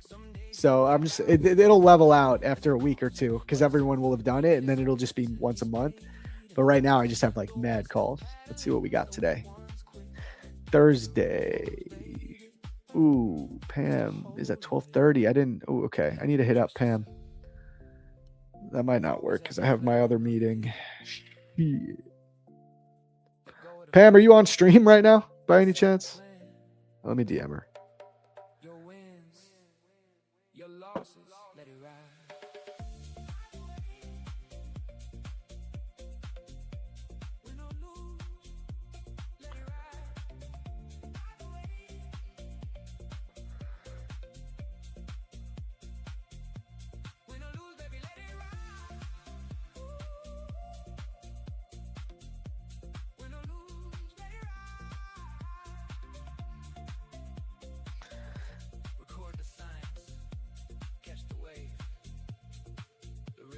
Don't drown.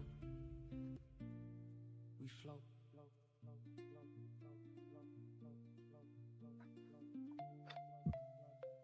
Time to cook her.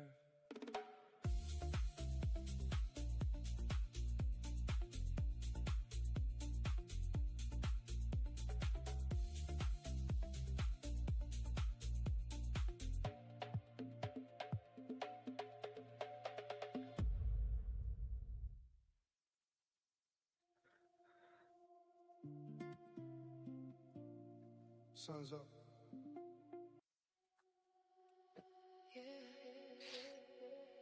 Alex is the dance buddy while we're making money. Dude, he is the best dance buddy.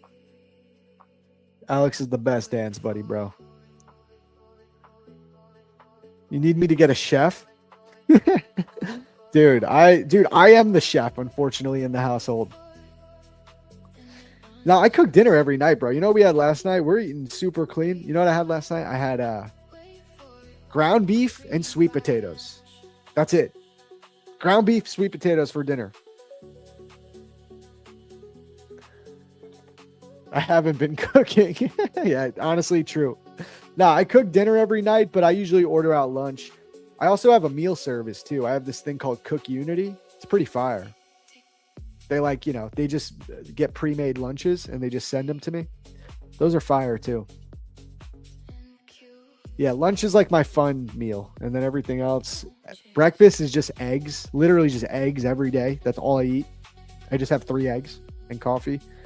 Then lunch, I get whatever the hell I want. I either eat Cook Unity, the meal service, or I order lunch. And then dinner, It's literally just ground beef, potatoes, ground beef or rice, chicken and rice, chicken and potatoes, or salmon and asparagus. That's pretty much all I eat. Just rotate. Trying to be healthy now. I used to eat crazy bad. That's why we're on our health kick now, you know? We're trying to get healthy. I mean, I'm healthy, but you know what I mean. Trying to be healthy.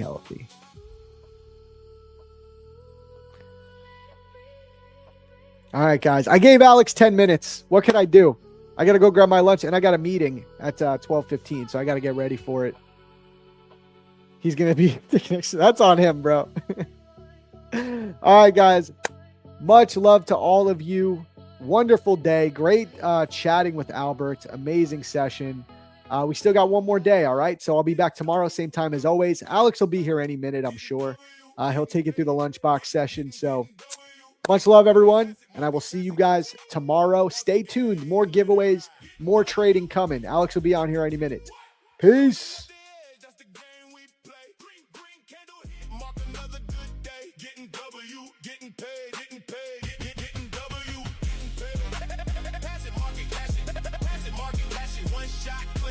Panic.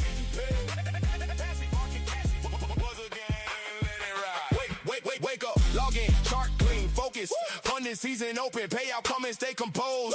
Ever past the target, tap the rule I honor. Mark the green day up another W on the roster. Wide ass stop loss. Let the runner take a breath. What? Give the trade some room, then we banking up the rest. Ka-ching. One entry, one exit. Patient on the level, liquidity swept clean by the dip and keep it clever. Whole crew hungry, everybody eating PFM to the top floor. That's the only season you getting paid. Ka-ching. What? Sharpen up the edge, that's the game we play. Green candle hit, mark another good day. Getting W, getting paid, getting W, getting paid. Pass it, market cash it. Pass it, market cash it. One shot clean, we don't panic. Getting paid.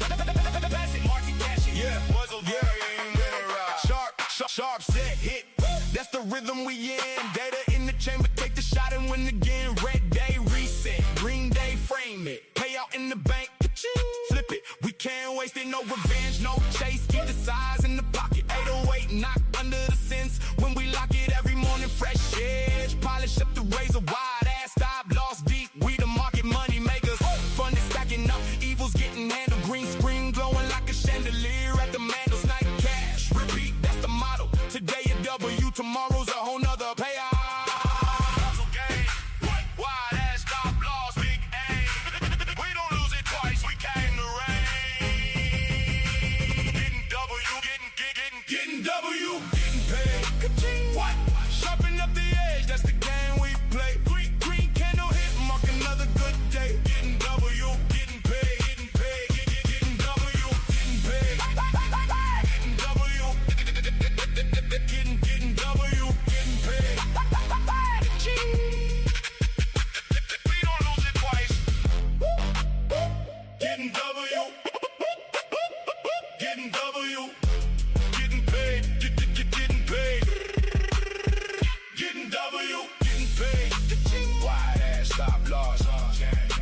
PFM up top. Snipe season. Every season. Getting W. Getting paid.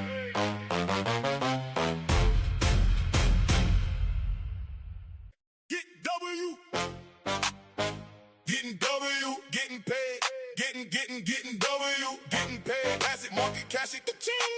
Wuzzle gang, let it ride. Getting W. Paid. Ka-ching. What? Sharpen up the edge, that's the game we play. Green candle hit, mark another good day. Getting W, getting paid, getting W, getting paid. Pass it, market, cash it. Pass it, market, cash it. One shot clean, we don't panic. Getting paid. Pass it, market, cash it. Wuzzle gang, let it ride. Wake up, log in, chart clean, focus. Funding season open, payout coming, stay composed.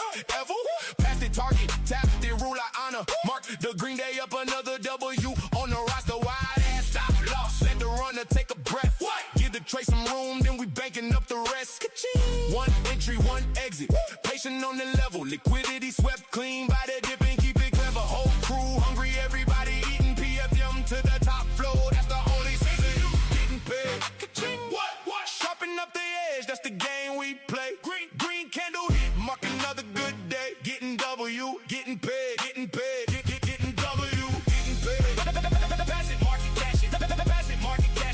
shot clean, we don't panic. Getting paid.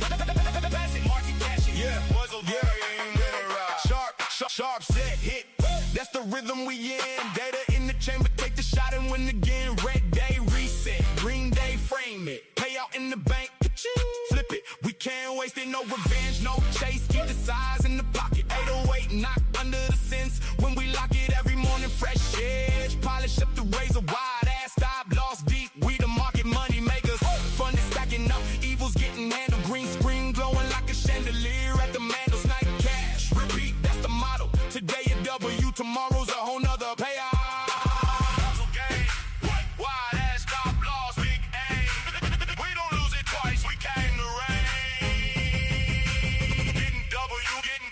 Getting W, getting paid. What? Sharpen up the edge, that's the game we play. Green candle hit, mark another good day. Getting W, getting paid, getting paid, getting W, getting paid. Getting W, getting W, getting paid. We don't lose it twice. Getting W, getting W. Getting paid. Getting W, getting paid. Wide ass stop loss. PFM up top. Snipe season, every season. Getting W, getting paid.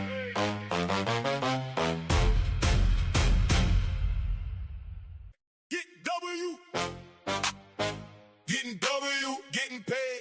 Getting W, getting paid. Pass it, market, cash it, ka-ching. Wuzzle gang, let it ride. Getting W, paid, ka-ching. What? Sharpen up the edge, that's the game we play. Green candle hit, mark another good day. Getting W, getting paid, getting paid. Getting W, getting paid. Pass it, market, cash it. Pass it, market, cash it. One shot clean, we don't panic. Getting paid. Pass it, market, cash it. Wuzzle gang, let it ride. Wake up, log in, chart clean, focus. Funding season open, payout coming, stay composed. Ever past the target, tap the rule I honor. Mark the green day up another W on the roster. Wide ass stop loss, let the runner take a breath. Give the trade some room, then we banking up the rest. Ka-ching. One entry, one exit. Patient on the level, liquidity swept clean by the dip and keep it clever. Whole crew hungry, everybody eating PFM to the top floor. That's the only season getting paid. Ka-ching. What? Sharpen up the edge, that's the game we play. Green candle hit. Ladies and gentlemen, let's give it up for the one, the only, the lunchbox legend, the NQ Jedi. He who spreads light on the market.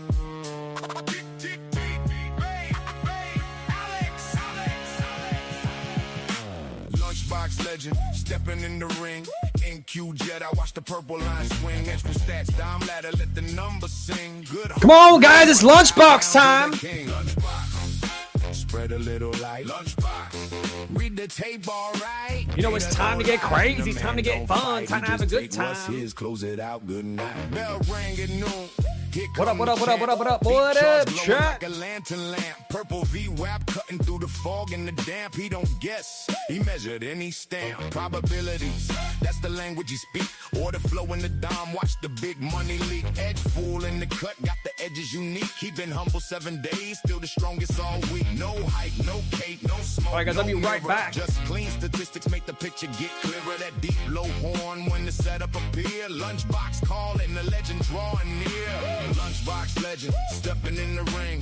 NQ Jedi, watch the purple line swing. Edge for stats, dime ladder, let the numbers sing. Good heart, real one, bow down to the king. Lunchbox, spread a little light. Lunchbox, read the tape, all right. Data don't lie, and the man don't fight. He just take what's his, close it out, good night. Honorable, homie, that's the code to keep. Good vibes only, plant the wisdom deep. Teach the young bucks how to look before they leap. Never sell them dreams, just the truth, no sleep. He the calm in the chaos, light in the dark. Jedi with the data, leave a statistical mark. Lunchbox indicator, purple line spark. One glance at the levels and he right on the mark. Respect on his Lunchbox legend, Tmade Alex. Tmade Alex. Let's go. Tmade Alex, let's go. Tmade Alex, let's go. Cut the noise and trust the data. Coffee in hand, eyes locked on the screen. Hunting that clean move, keeping entries pristine. While they overtrade, he waits for the match. One sharp setup and he's ready to snatch. Prop firm, pressure now, he stays calm. Turn small risk into a victory song. He don't chase candles, he lets them come. Silent assassin when the market runs. Level so clean, execution blessed. When Alex locks in, he's better than the rest. Teammate Alex let the lunchbox play. 12 to 4 p.m, that's when he gets paid. Prop firm match is where it's at. Tries getting nervous when he's at his desk.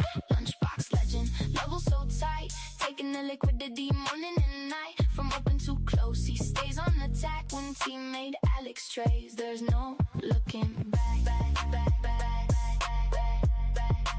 No looking back. There's no PO3 mapped and the fractals align. He sees the trap way before the sign. Fake breakout here, reversal there. Meanwhile, weak hands vanish in thin air. Lunchbox strategy, simple and clean. 12 to 4, yeah, the window is mean. While others post losses, hoping for grace.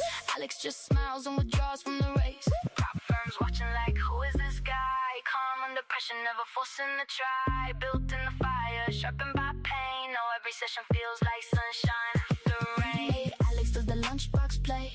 12 to 4 p.m, that's when he gets paid. Prop firm match is where it's at. Charts getting nervous when he's at his desk.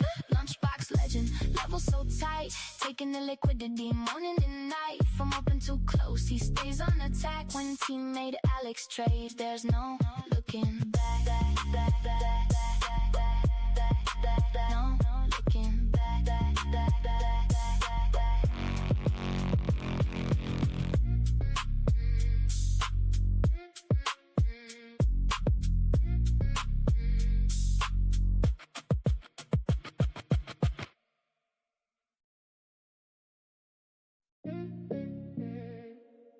Lunchbox legend, Tmade Alex.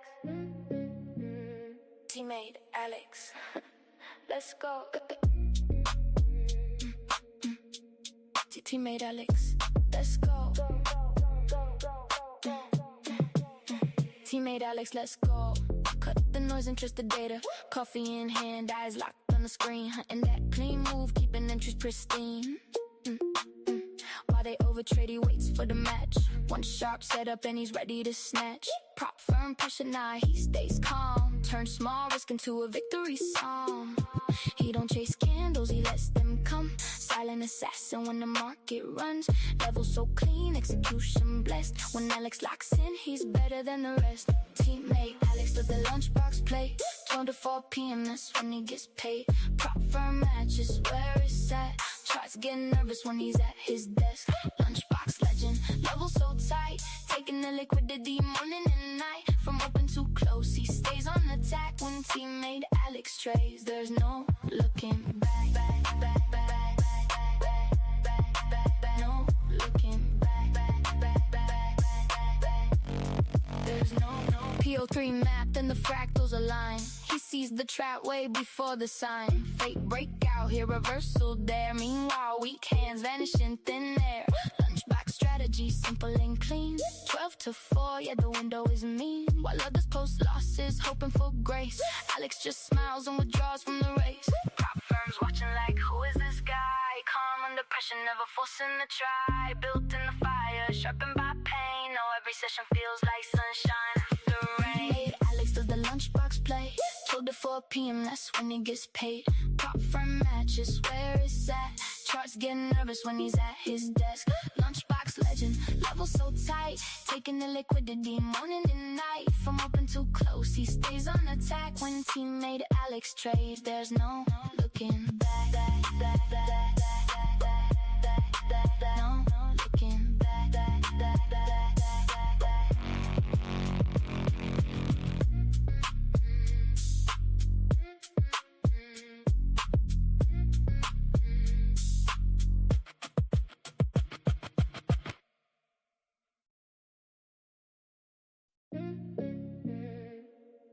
Lunchbox legend, Tmade Alex.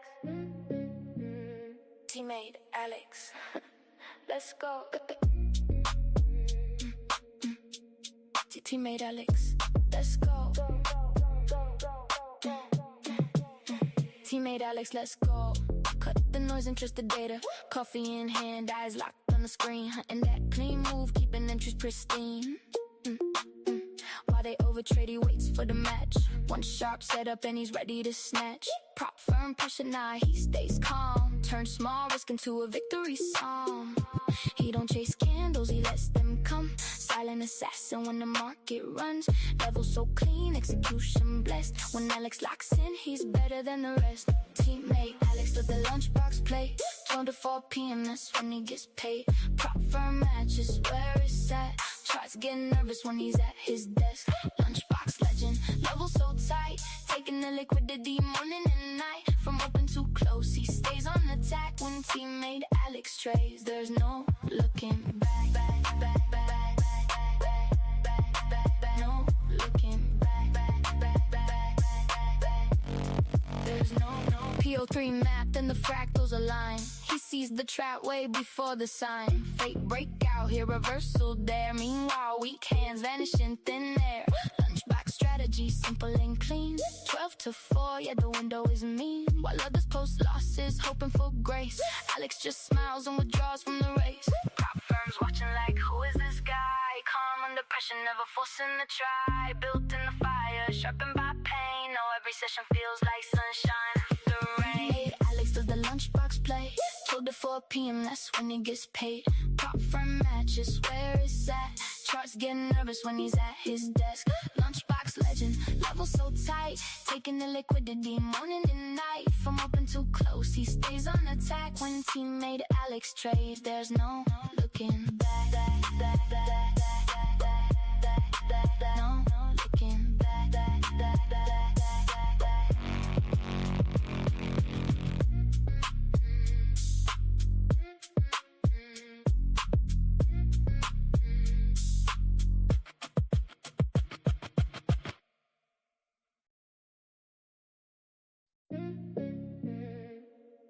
Lunchbox legend, Tmade Alex.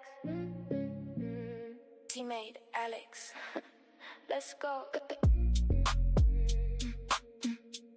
Tmade Alex. Let's go.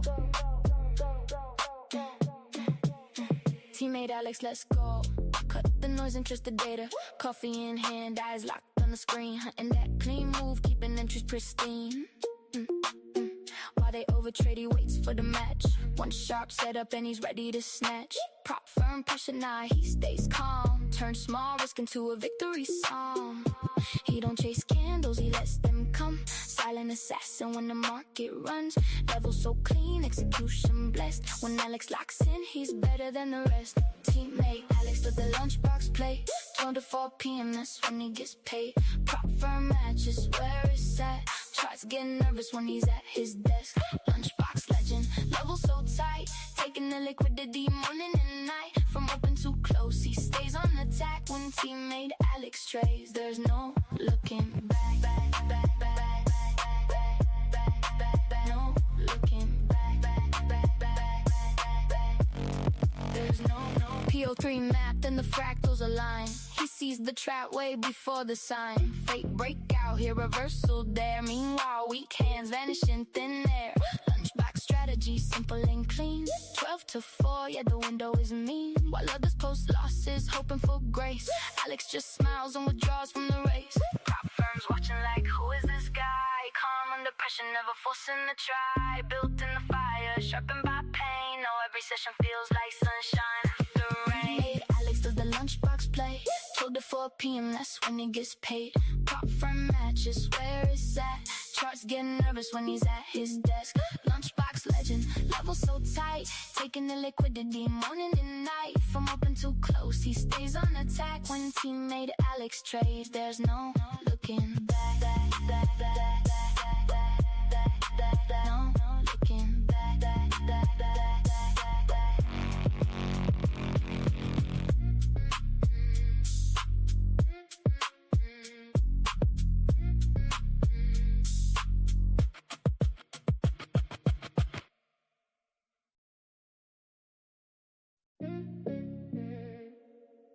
Lunchbox legend, Tmade Alex. Tmade Alex. Let's go. Tmade Alex. Let's go. Tmade Alex, let's go. Cut the noise and trust the data. Coffee in hand, eyes locked on the screen. Hunting that clean move, keeping entries pristine. While they overtrade, he waits for the match.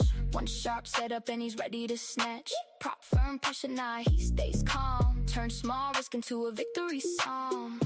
He don't chase candles, he lets them come. Silent assassin when the market runs. Level so clean, execution blessed. When Alex locks in, he's better than the rest. Teammate Alex to the lunchbox play. 12 to 4 p.m., that's when he gets paid. Prop firm matches where it's at. Tries getting nervous when he's at his desk. Lunchbox legend, level so tight. Taking the liquidity morning and night. From open to close, he stays on attack. When Tmade Alex trades, there's no looking back. No looking back. There's no PO3 mapped and the fractals align. He sees the trap way before the sign. Fake breakout here, reversal there. Meanwhile, weak hands vanish in thin air. Lunchbox strategy, simple and clean. 12 to 4, yeah, the window is mean. While others post losses, hoping for grace. Alex just smiles and withdraws from the race. Prop firms watching like, who is this guy? Calm under pressure, never forcing the try. Built in the fire, sharpened by pain. Now every session feels like sunshine after rain. Made Alex does the lunchbox play. 12 to 4 p.m., that's when he gets paid. Prop firm matches where it's at. Charts getting nervous when he's at his desk. Lunchbox legend, level so tight. Taking the liquidity morning and night. From open to close, he stays on attack. When Tmade Alex trades, there's no looking back. No looking back.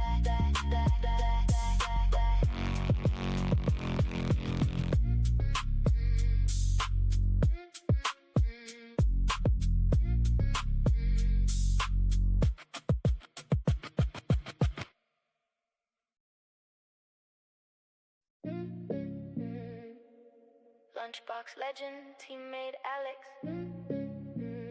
Tmade Alex. Let's go.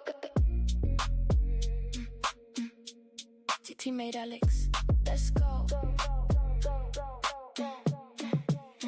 Tmade Alex, let's go.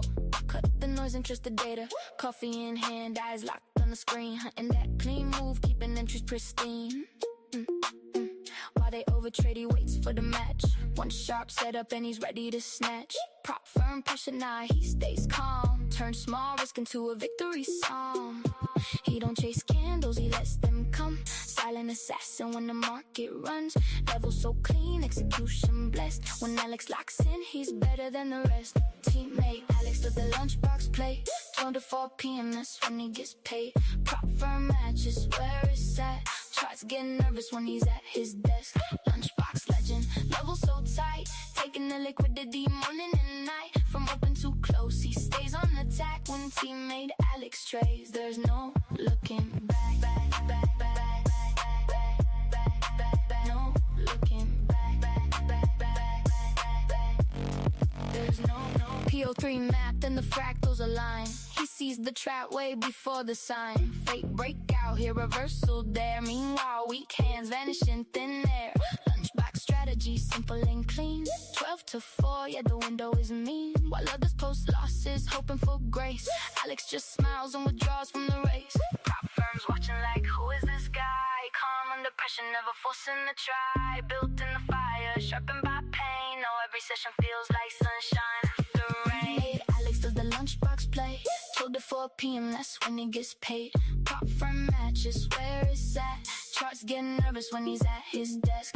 Lunchbox legend, level so tight. Taking the liquidity morning and night. From open to close, he stays on attack. When Tmade Alex trades, there's no looking back. No looking back.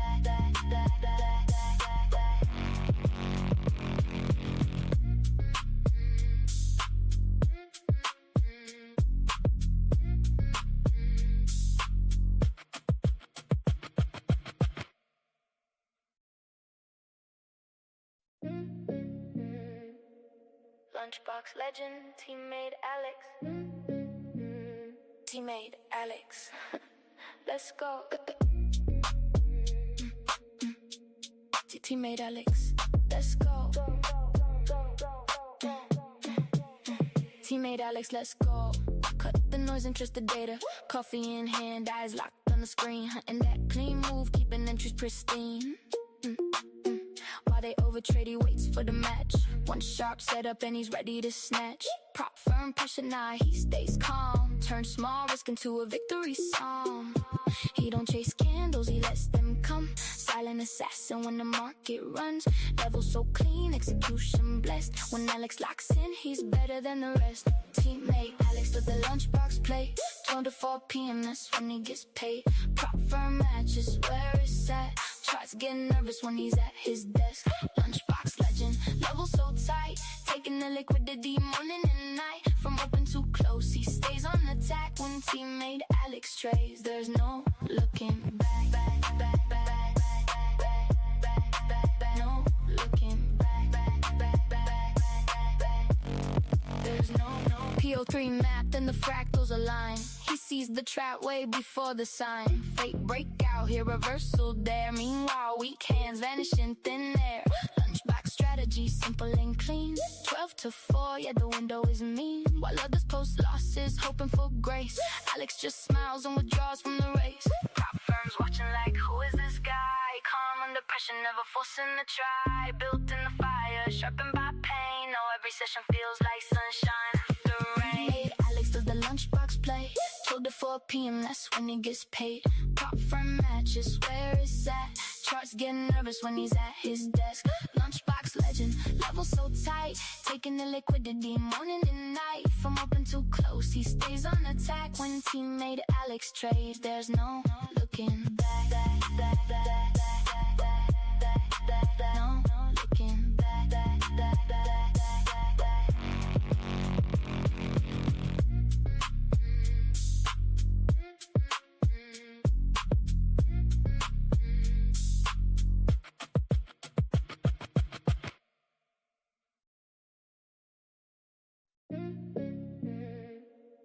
Lunchbox legend, Tmade Alex. Tmade Alex. Let's go. Tmade Alex. Let's go. Tmade Alex, let's go. Cut the noise and trust the data. Coffee in hand, eyes locked on the screen. Hunting that clean move, keeping entries pristine. While they overtrade, he waits for the match. One sharp setup and he's ready to snatch. Prop firm, pressure now, he stays calm. Turn small risk into a victory song. He don't chase candles, he lets them come. Silent assassin when the market runs. Level so clean, execution blessed. When Alex locks in, he's better than the rest. Teammate Alex with the lunchbox play. 12 to 4 p.m., that's when he gets paid. Prop firm matches where it's at. Charts getting nervous when he's at his desk. Lunchbox legend, level so tight. Taking the liquidity morning and night. From open to close, he stays on attack. When Tmade Alex trades, there's no looking back. No looking back. There's no PO3 mapped and the fractals align. He sees the trap way before the sign. Fate breakout here, reversal there. Meanwhile, weak hands vanish in thin air. Lunchbox strategy, simple and clean. 12 to 4, yeah, the window is mean. While others post losses, hoping for grace. Alex just smiles and withdraws from the race. Prop firms watching like, who is this guy? Calm under pressure, never forcing the try. Built in the fire, sharpened by pain. No, every session feels like sunshine after rain. Alex does the lunchbox play. 12 to 4 p.m., that's when he gets paid. Prop firm matches where it's at. Charts getting nervous when he's at his desk. Lunchbox legend, level so tight. Taking the liquidity morning and night. From open to close, he stays on attack. When Tmade Alex trades, there's no looking back. No looking back.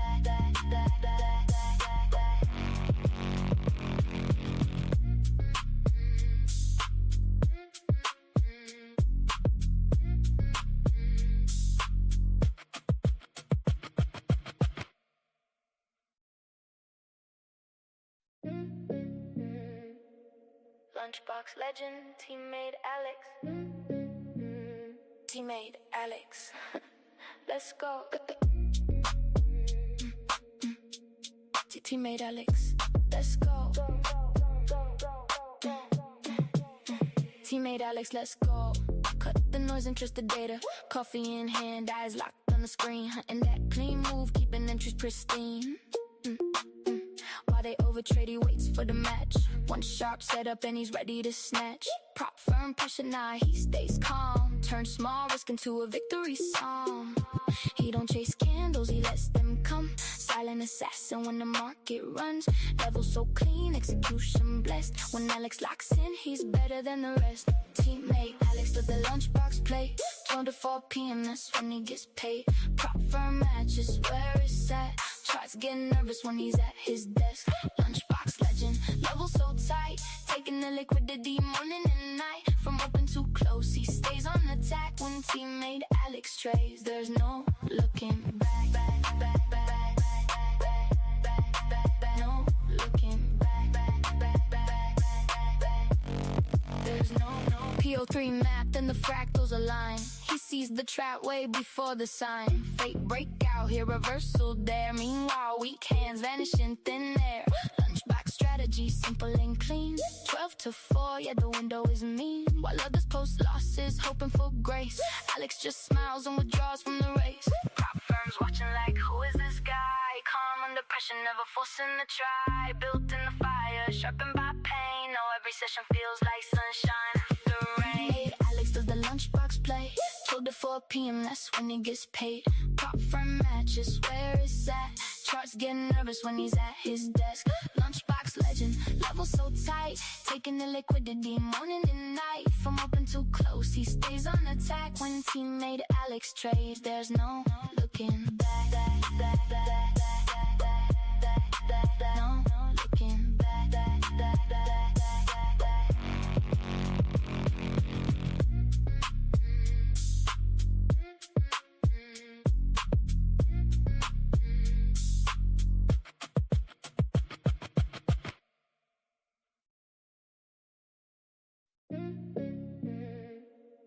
Lunchbox legend, Tmade Alex. Tmade Alex. Let's go. Tmade Alex. Let's go. Tmade Alex, let's go. Cut the noise and trust the data. Coffee in hand, eyes locked on the screen. Hunting that clean move, keeping entries pristine. While they overtrade, he waits for the match. One sharp setup and he's ready to snatch. Prop firm, pressure now, he stays calm. Turn small risk into a victory song. He don't chase candles, he lets them come. Silent assassin when the market runs. Level so clean, execution blessed. When Alex locks in, he's better than the rest. Teammate Alex does the lunchbox play. 12 to 4 p.m., that's when he gets paid. Prop firm matches where it's at. Tries getting nervous when he's at his desk. Lunchbox legend, level so tight. Taking the liquidity morning and night. From open to close, he stays on attack. When Tmade Alex trades, there's no looking back. No looking back. There's no PO3 mapped and the fractals align. He sees the trap way before the sign. Fake breakout here, reversal there. Meanwhile, weak hands vanish in thin air. Lunchbox strategy, simple and clean. 12 to 4, yeah, the window is mean. While others post losses, hoping for grace. Alex just smiles and withdraws from the race. Prop firms watching like, who is this guy? Calm under pressure, never forcing the try. Built in the fire, sharpened by pain. No, every session feels like sunshine after rain. Alex does the lunchbox play. All right, guys, I'm back. Sorry about that. Sorry about that, chat. I had to do something for PFM. You know, it's a big day tomorrow. I don't think you guys understand how big the day is tomorrow, chat. Do you guys understand how big our day is tomorrow? Fam, let me know if you understand how big tomorrow is going to be.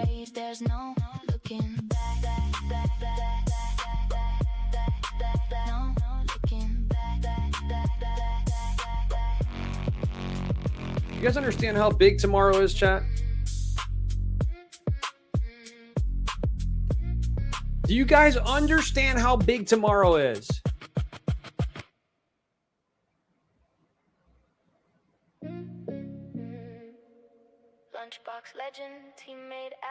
Guys.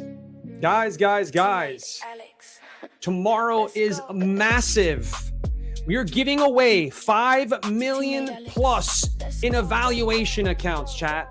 5 million plus in evaluation accounts tomorrow. 14-hour stream. I don't think you got to understand. $5 million giveaway in account size, chat, for 3 years of PFM.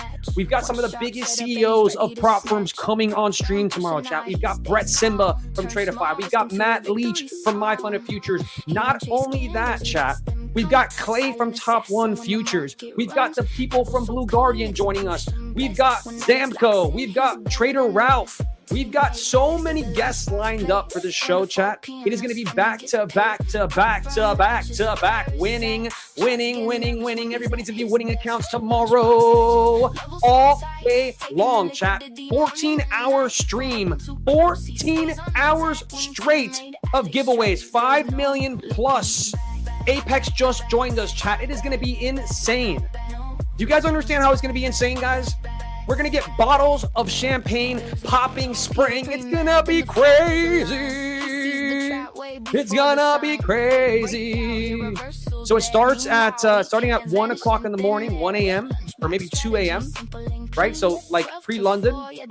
It's going to go start with Fabio pre-London. Then it's going to go into Luna's session for 4 hours. Then into Zarb's session for 4 hours. And then your boy, Tmade Alex, is going to be doing what?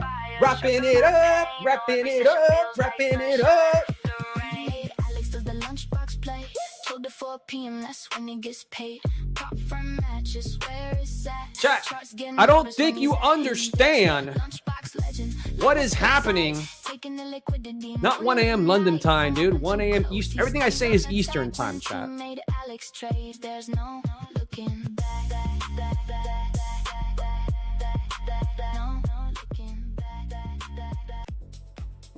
Chat, everything I say is Eastern time, okay? Come on. You guys know me, chat. You guys know I don't talk about anything that's not EST. Come on, chat. You guys know I'm all about that EST.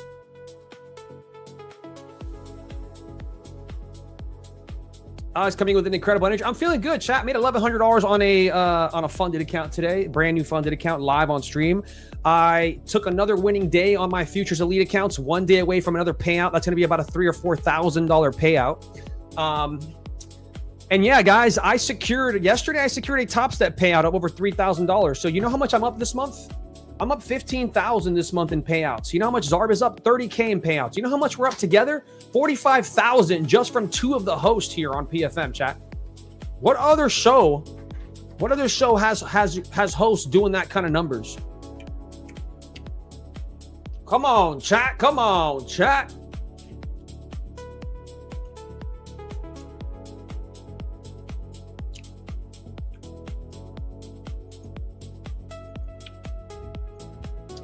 baby. Come on.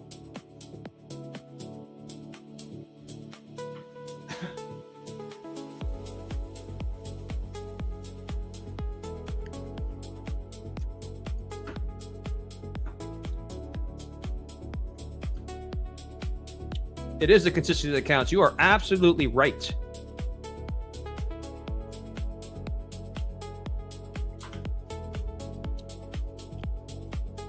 All right, chat. We got some evals to pass here on the stream. Who's down to pass some evals? I'm about to be among the richest people on the planet. I'll take it.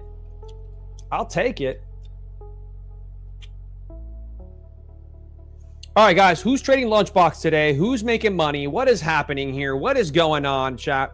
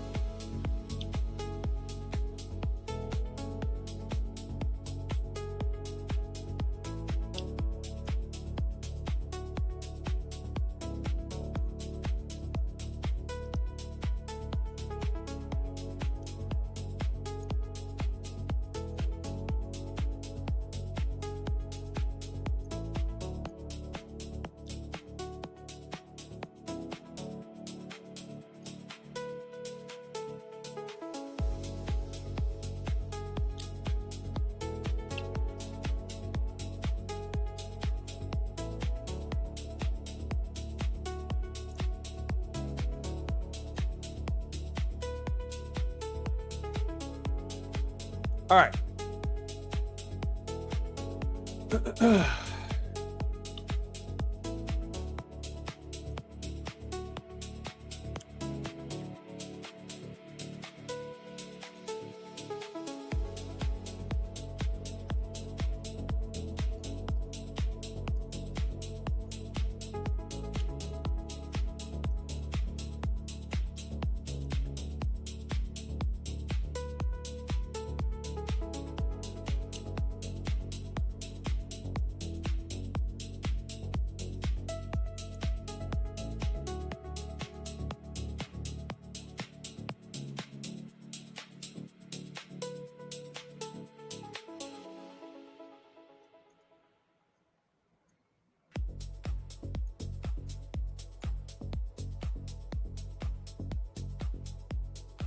Okay.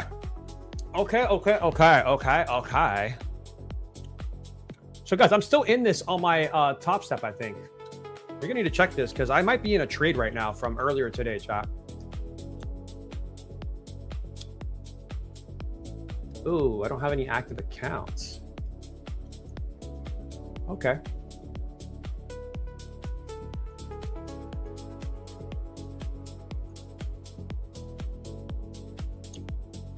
Guess I'm not in a trade.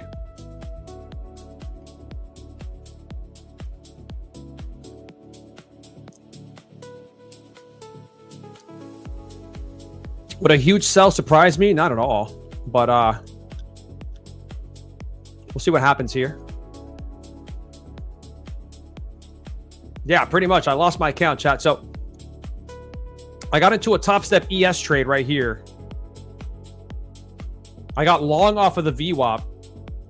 Looking for us to come back up into New York. 820s. I got long at 70,000. Oh, I got that long at 70,800. So, like right here. And I got taken out down here, sadly. I probably bottom tick this for an exit on the account. But it was my fourth payout already. So that account would have been 5 payouts, and I needed to get rid of that account. You know what I'm saying, chat? So I don't go live. You know what I mean? So I don't go live. Alex, did you switch your system to order flow? Did you add order flow to your old system? I added order flow to my old system. I'm still trading Lunchbox. I'm still trading Tmade Core in the mornings.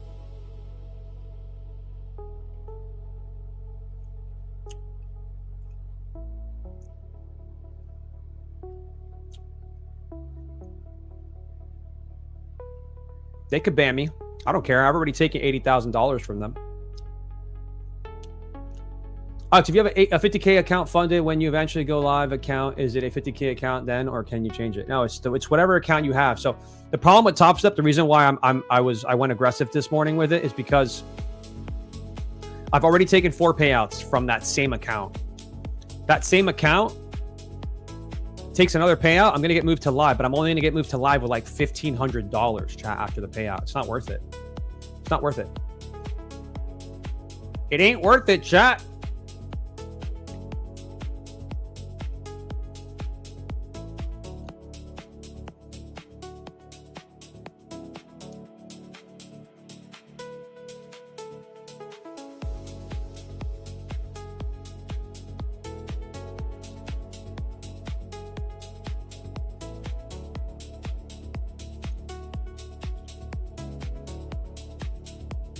I'm looking at everything, man. I'm here, I'm there, I'm everywhere, baby.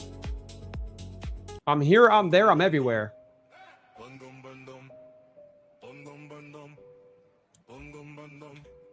Sun comes up, I log in, coffee gone, I lock in, is on the screen, NQ in the green, go move slow, then it snaps, tape talk loud, I read the gaps, take a cut, then I reload, one more shot, same road, up, down, that's the game, take the Live is not, listen guys, live is not a bad thing. Live is great if you have capital when you go live. Why would you want to go live with a $1,500 balance? It doesn't make sense.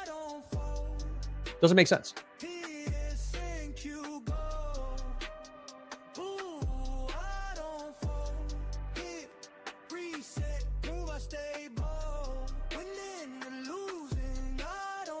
And you guys got to remember, guys, I take too many payouts. I take too many payouts. I don't let the payouts, like I don't allow payouts to I don't like grow payouts, right? Like I take my money when it's available. So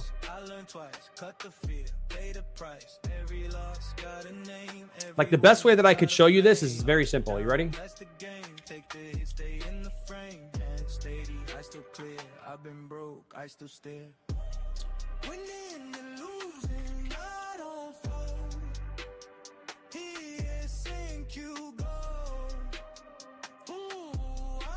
Oh my God, they just brought out the 250K accounts again, chat. Should I get one? Chat, should I pick one up? Should I pick one of these up? I think I'm gonna try one.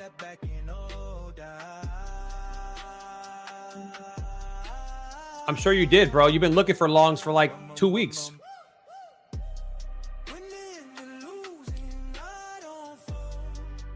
Yeah, I'm getting one of these 250K accounts, chat.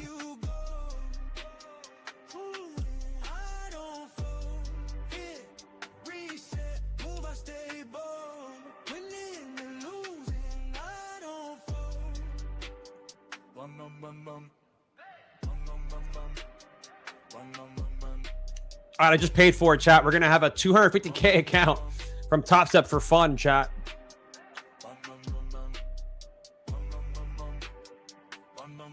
That should be fun.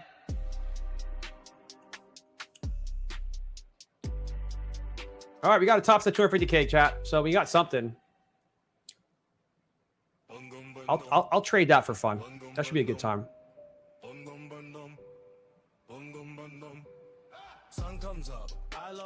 So yeah, Lunchbox High is definitely in effect here. I want to see us trade.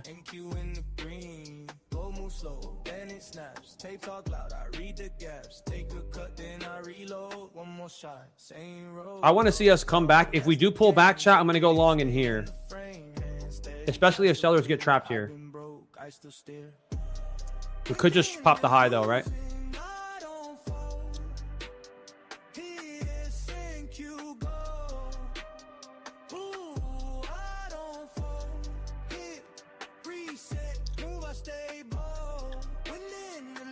Tops is going to integrate order flow. How? They don't have tick data. It's going to be some bunsy ass order flow, chat. Green Day smile, I do my best. No big talk, just a plan. Click by click, I'm the man. Wrong way once, I learned twice. Cut the fear, pay the price. Every loss got a name, every win got a flame. Up, down, that's the game. Take the hits. No, nobody bought me a coffee, chat. Messed up. I've been broke, I still stare.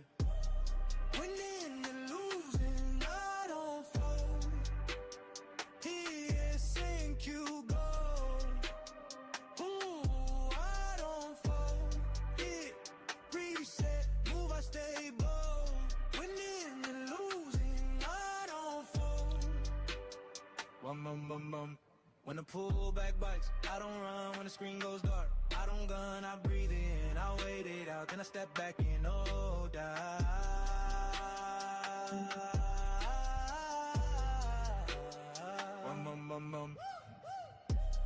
Winning and losing, I don't fall. He that sink you go. I don't fall. Hit, reset, move, I stay bold. Winning and losing, I don't fall. Bum bum bum bum. Bum bum bum bum. Bum bum bum bum. Bum bum bum bum. Bum bum bum bum. Bum bum bum bum. Bum bum bum bum. Bum bum bum bum.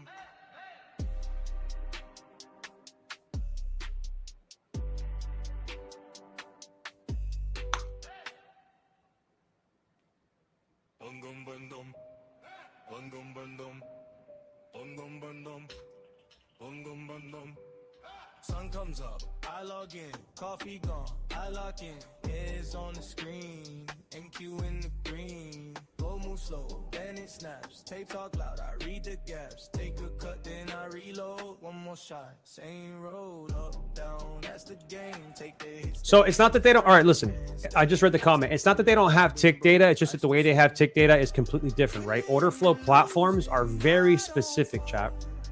An order flow platform is literally looking at the like 1 second tick data, right? Like they're looking at the very lowest time frame. TradingView doesn't have that. TradingView, which is exactly how TopStep is built, doesn't have that. The way that they work is they are essentially looking at an estimation for their order flow. That's why it's not accurate. You cannot trust the order flow from those guys.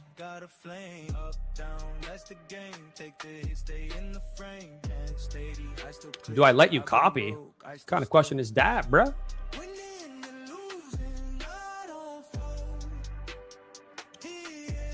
No, you got Sierra charts, Atas, Quant Tower, Deep Charts, all of those order flow platforms.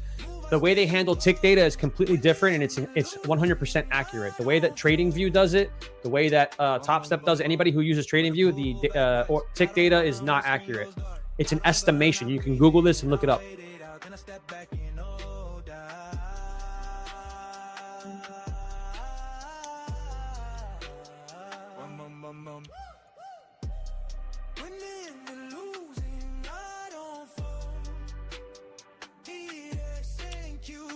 Am I looking for trades? Yeah, I'm looking for a trade back into my lunchbox here.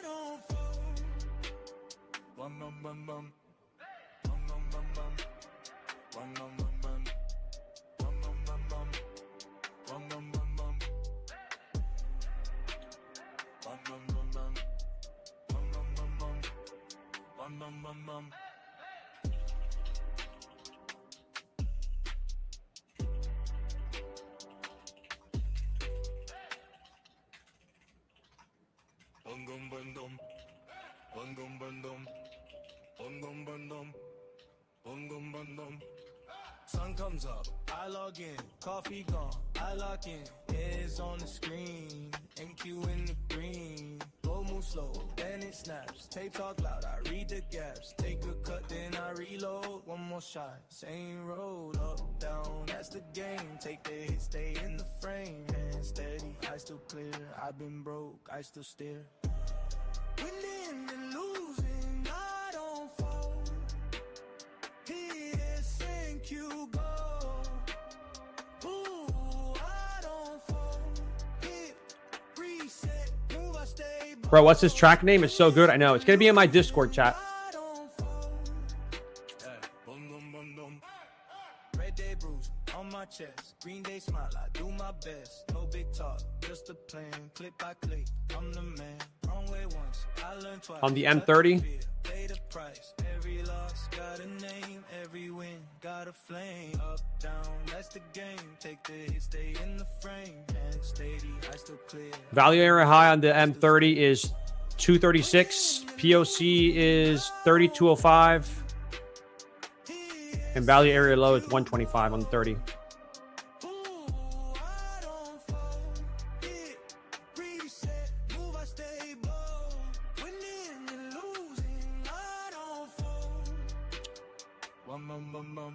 When the pull back bites, I don't run when the screen goes dark. I don't gun, I breathe in, I wait it out, then I step back in, oh, die.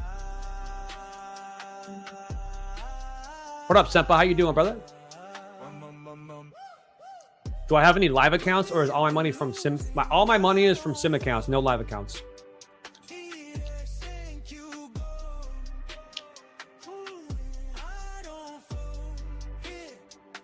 All right, chat. Let's see if we reject value area high, which is also this high here.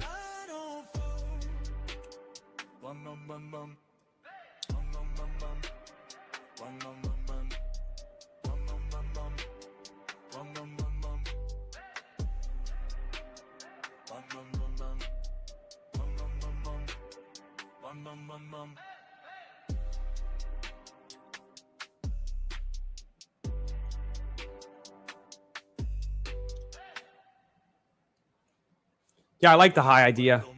I like the high idea a lot. I've been saying we should be taking NQ longs. So I took longs from down here. I want to kick myself on this pro account. Look at this, chat. Look at my trade here.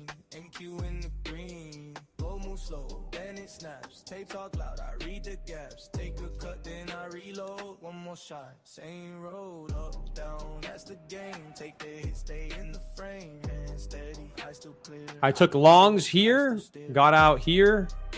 I took longs here, got out here, chat. $1,161 on those two trades.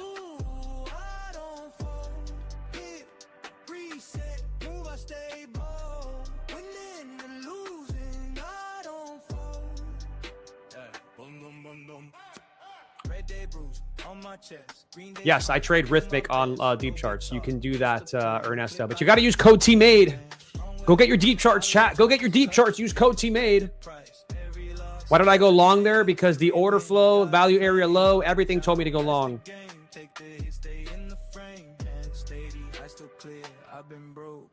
I am going to be looking for a short, but not right now. I think we need to revisit these highs here and then potentially even this high.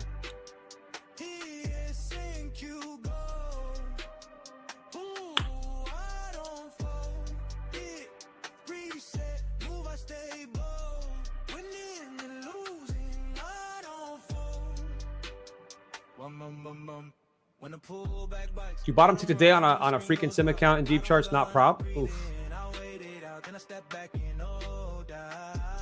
Why I didn't catch this move? I didn't catch it on NQ because I tried to catch it on ES. I got long here on ES, chat. Called it out live on the Discord. I got live here on ES. I mean, long here, ES pulled back, took me out of my trade, and then now ripped back up. So I tried the long, but on ES. The longs on ES looked better, in my opinion, when it was here at the 810s, 811s. It was just at 50% of the range. It was so nice, chat. And then it did something unexpected. It broke below the overnight session VWAP and then continued to push into here, which was absolutely ridiculous that it did that.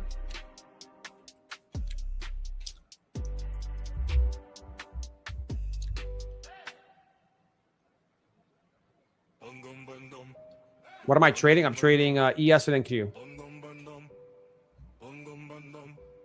Sun comes up, I log in, coffee gone, I lock in, it's on the screen, NQ in the green, go move slow, then it snaps, tape talk loud, I read the gaps, take a cut, then I reload, one more shot, same road, up, down, that's the game, take the hit, stay in the frame, and steady, I still clear, I've been broke, I still steer. Winning and losing, I don't fold. Yo, chat, I didn't realize it, but we got our friend Randy in the stream here waiting for us. I don't even have the video up. I don't have the actual stream up right now. I have other things up. So, Randy, man, I'm sorry I had you waiting, brother. Are you ready? Are you ready? All right, chat, let's get Randy up on the stage here. What's up, bro? My bad, dude. What's up, brother? I was looking at a bunch of, like, I feel like I need more monitors, dude. But I like, here's the thing, dude. Me and you had this conversation the other day. I looked at getting more monitors and I started measuring out my shit. I can't fit anything bigger than what I have if I want my light and my camera where it is. Yeah, I hear you. I don't know what to do, man. It's stressing me out. I might get like a small one or something for the right. I just finished recording a podcast with Austin and this. I don't know if you know Scott Pulcini is. I don't. No. He's an old pit trader, but now he's basically a bookmap guy. Oh, very cool. But just love the guy's a wealth of knowledge. But 9 screens. He's got 9 screens, and I'm just like, and we're both. Where's his like, camera? Where's his light? I need to know this. I need to know what the secret is. His lighting in camera looks nothing like ours. Okay. He you know what I mean? Like it's a webcam probably on his laptop that's running in the corner. Okay. But you're just seeing like the back of his shoulder. Yeah. The echo in the room. He's just speaking to the mic in the laptop. But no, it got me thinking too, because I want some more screens and the lighting thing. So when I get to Mexico, I got some ideas. I'll definitely, once I get it set up, I'll show you and you tell me what you think. And I'm going to have more screens, but keep the lighting, but it's going to look maybe a little wonky at first, but we'll get it going. Yeah. What's happening with you, brother? How you doing? Everything's good, man. I took a pretty big loss today. Probably my biggest loss ever. But on one account that has $30,000 in profits in it. What are you stressing then? Because it was a 17K loss. That's why I'm stressing. I had a 26K loss yesterday. Did you see that? Yeah, but it wasn't was one across account. multiple accounts. No, 100%. I hear you, bro. Yeah, look, I'll show it to you. You ready? Dang. Took it like a G, bro. Well, we're up 30-something thousand, so I was going heavy, but I was looking for a retrace. So I can't get long on the push higher unless it retraces a little bit. So I was shorting to my retracement. That was my problem today. And the market never retraced for me. So I'm sitting in the same long that you took your second trade there, whatever that trade was that long. I'm still in that long. Oh yeah, I got long from down here on NQ. Dude, I'm so mad, bro. I'm not mad, but so top ES, this pullback to ES where it was, yeah, down to 50% of the range is like A+ for me. You got overnight session and New York session VWAP all sitting in this area. I got long on my top tip account that I just took its fourth payout on. Yeah. I got long at 8/10s off the VWAP. I got in very heavy, dude. 5 ES contracts. My stop was 800s. Literally 800s. And I was trying to trade it back up to this high here, which is value area high right now. Yeah. That was my trade idea. Look at how it took me out, bro. This is why I don't trade ES. Bro, I got in at 78.23 on the bounce off the New York VWAP. It looked beautiful. And then I've been sitting in basically, what is that? Fucking 25 points of drawdown. Like, it was painful, but I was just like, I knew buying it up here, I had to put my stop would need to be below 7,800. So I'm like, yeah, I thought we wouldn't even. I thought we would bounce you. off the overnight session. Like I saw us kind of not like we held New York and then we kind of went through New York and I was like, all right, that's fine. But overnight session VWAP is lining up with 50% of the range, which is literally your golden pockets, people call it. I love 50%. I talk about 50% of everything. Wicks, freaking ranges. Like I love it, you know? I told everyone in Discord, I'm like, I would put my house in this trade. Like this is a beautiful trade. You're going to win this most of the time. Not today, man. Today it took me out by 1 point or 2 points. Yeah, you can't let it. Can't win them all, bro. I saw an A+ setup at the Open that I've been watching with order flow and whatnot. I didn't take it because it's still like out of my comfort zone a bit. So I watched price rip 35 points higher. Like that would have been what I made on the trade if I entered at basically. I wanted to get in at like around 7,800, and I would have got out somewhere around even like 7,830. So let's call 30 points on the trade. Like I had a pre-market plan all done. Like I went through all these options levels and whatnot and came up with this plan. I never took the trade. So it was like the emotions of like watching the move, getting that little brief pullback, seeing a New York VWAP hold. I'm like, I'm in. Always the worst. I've had to sit in this thing all day, man. It's painful. It's killing me. It is painful. I'm still in drawdown. But here's the thing, dude. The data suggests that we go back up to the highs. That's just what the data tells me, right? IB high was taken on both NQ and ES. Most of the time, we retrace to 50% of the range, max, and then we go higher. Today, we retraced past 50% on ES. That's what caught me off guard. I mean, this is an A+ setup, dude. You usually get a retracement into 25% of the bullish zone. So like from the 50% and higher, you usually only get the retracement to 25%, which is here, right? Which is where I thought it would bounce. And I didn't take the trade because I was like, I was looking at NQ and I wanted NQ to go a little bit lower and I was going to get on the NQ trade. Then NQ decides to go higher right here. This move here decides to go higher. ES decides to go lower. And so at a certain point, ES got to 50% of the range, which is like right here at its overnight session VWAP. And I was like, you know what? I think that if NQ makes it down to the New York VWAP, it's going to hold, right? So I was like, ES at overnight session plus 50%, NQ touching the New York VWAP. This is a great, they're together. They're going to probably support here. And ES decides to go another 12 points below. There must have been a ton of orders sitting at 7,800 or something because there's only one reason to do that. It doesn't make any sense to me besides just. So let's go back to the Open for a sec. So what is that? 9:30 to 9:45. Any big trades trigger on ES? So the biggest trade that came up on ES is a buyer that came in at 7,800s, about 317 contracts, and he defended that area, but.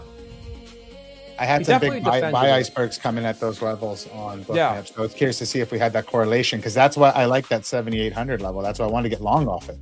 I like the 7,800 level too. That's where I put my stop. Yeah, my stop was at 96.25. Oh man, you got saved by 2 points. Well, you got it. Like with the market, like the way it is, these levels just don't hold to a T, man. Like they play. Not anymore, and I especially learned that playing trading VWAP. Trading VWAP has taught me to have a bigger stop open over my whatever VWAP or level it is, because price can play around that VWAP. You've seen it how many times? Yeah. And then today, overnight VWAP is king, and or even we cut through overnight VWAP actually. It's New York VWAP on NQ, which held up, I think, which held the markets up basically, right? Yeah, the New York VWAP. I mean, the reality is this, man. I told people on my Discord today, because I stream there every morning live, and I told them, I said, get ready to put some serious size on in your trades when I give you the signal, because July and August is the worst performing data market I've ever seen. When it comes to the data that I have for the last 5 years to 10 years of data, the retracements, the double breaks, the shit that we're doing on a higher time frame, which is hourly and above after the New York opens, you don't see it regularly, bro. You don't see it regularly. So when these markets get back in tune to actually following the real data that we have over the last 5 years, 10 years, I'm telling you right now, bro, I'm going to have my 100K month. I'm going to be ready to put my foot on the pedal, on the metal, man. I'm going to be hitting these things with size. And this account that I showed you that I'm down 17K on, this is my practice, dude. This is my practice, bro. We had an 8,000, 11,000, and a 5,000. So we're talking, $20-something thousand or 25K in these 3 days, and then a 17K loss. This is what I have to get better on. Is when I'm trading 10 minis, I can't give it too much room, bro. I was trading 10 minis. You gotta cut your. I think that's the one thing when it comes to moving up in size is you gotta be on the flip side of that. You gotta cut your losers fast. Yeah, you have to. Or else right, you gotta just be wrong. It's absolutely okay. You're trading with size, right? Like something in that process is gonna have to give, and it's like as long as you can not tilt at cutting a loser fast, you're gonna be okay. And I think. I forgot who I read about 100%. One of these traders that trades massive sizes, and the one common denominator with these, it's in the new market. Cut their losses quick. Yeah, out of their losses. Yeah, they fucking cut their losses. Yeah, for sure. Yeah, I gave it a little bit too much room today on a day where we were bullish as hell. And you got 30K in the account. Why wouldn't you? Like it's psycho. Like I'm and just it's saying, sim. It's sim. It's not real. So it's like for me that account is a $500 account. It's a 150K straight to funded. I got fucked, right? So basically, I got into a trade during the day that rhythmic outages happened, and instantly the rejection. I have it all recorded too because I'm live streaming. Instantly, the entries got kicked off, like you saw. Rhythmic kicked me off, right? And it was all Lucid accounts. I was like, that's weird. I tried it again. No, it didn't take. Tried it one more time, dude. Instantly, as the order hits the market, it gets kicked off, like it doesn't work, and then it says disconnected. So the account disconnected itself. And I was like, okay, that's fucking weird. I guess there's something happening with Lucid, with Rhythmic and Lucid, right? I don't think anything about it. I switched over to other accounts. I started trading other accounts. I traded other Rhythmic accounts from other firms. Like I just didn't, I didn't think about it. End of day, I look, $11,000 profit. Those trades that I put on that said disconnected and kicked the orders off, we're just live running in the background the whole time, but not showing me the trade, right? So I get an $11,000 a day, and I'm like, all right, I have to make 56K to get a payout. I've got to make 56K to get a payout, dude. You know what I mean? So I was like, all right, fuck it, let's try it. So I made 8,000 yesterday. I was up 7,000 today, and it wasn't enough, man. I got greedy, and ended up red. That's how it happens. Walking through everything you said is you basically, had that big windfall, the win, whatever it was, basically because the orders, you thought you weren't in the trade. Then you get this massive profit target you got to hit now to take a payout. By the way, to make 3K, just so you know, 56K. I've had this same conversation with somebody that had $45,000 in a top one account because he was copy trading, sizing up like crazy, had a multiplier, didn't realize the top one account went to like 35 grand in profit. And it was like, he had to make 75,000, something stupid to take the payout. Of a $3,000 payout. Same thing like you. And he just but it's like mentally, if you just even walk through everything you said, you got lucky, you pushed it, you did well. then you obviously took that bigger loss where you probably felt like, okay, I'm going to get this thing to the line. And at the end of the day, man, like you said, it's 500 bucks. Well, I'll tell you this, dude. I was looking at it like I could still trade. They hit me. That was a DLL. I didn't even realize the account would have a DLL. How are you going to give me a DLL when I'm up 30K or 35K on the account, right? Like, that doesn't make sense. I thought once I was above the $4,500 buffer. Yeah. So what was the DLL? 50% of the account balance? I guess. I never knew that would happen. I've never had a 30K account. You know what I mean? I know, like, but I've never seen it say it's a percentage of the balance. Bro, It's usually... on live stream, it kicked me out and said I'm done for the day. And I was like, wow, I hit DOL. I didn't even know I had one. That's tight. But that should be a static number. Right? Yeah, I don't know. I thought it was $4,500. I thought I could get back down. I thought that would be like where it stops you because that's the buffer of what you need on a 150K. But I guess they move it and it's trailing or something and it's 50% of your balance. I don't know. I mean, I get it. You don't want to lose more than 50% of your money in one day, but like it's not real money. It's a sim. It's sim, you know? Unfortunately, that's marketing 101 on the prop firm's part because if they want you to basically now, like imagine you didn't have a DLL, your trade would have been back up. You would have been bro, no DLL. I'm up on the day. 100%. Yeah, you're 8 points on profit. Yep. I'm sorry, bro. So, here's what it is, bro. Everybody watching this, everybody in the chat, please learn from these things from us. That's what we're here for. We're here for so you guys can take this shit away from us and don't make not even mistakes, but just some of the stuff, like reflect on it like how we are. So hopefully everybody takes something away from I love this. to talk about this stuff super transparently because it's like it's funny, but also this is like the reality of prop trading, you know? So I can have a day like this, bro. You can have a day like this where you're down 17K on this 30K account that I'm up, which I'm now only up like 14K, which is whatever. And then you can have a day like this, or you can have subsequent days like this where I just have this ability to like take certain accounts and not lose. Like I went 3 months, bro, on Top Step with not one loss. It was over 30 days of green. I showed it yesterday. And now on my Futures Elite accounts, bro, look at this. So even with a 17K loss, I still won today. I'm up $1,240 on Futures Elite. I can't take a loss on these accounts. Like Futures Elite must hate me, bro. I took a second payout with these guys on tomorrow's Tuesday. My second, and that'll be another tomorrow. I'll take another 4K. I'll be at over 9,000 in payouts from them this month. Let's go, dude. I feel bad for them, bro. With me, you, Austin, Zach, like we're taking like 50, 60K in payouts here.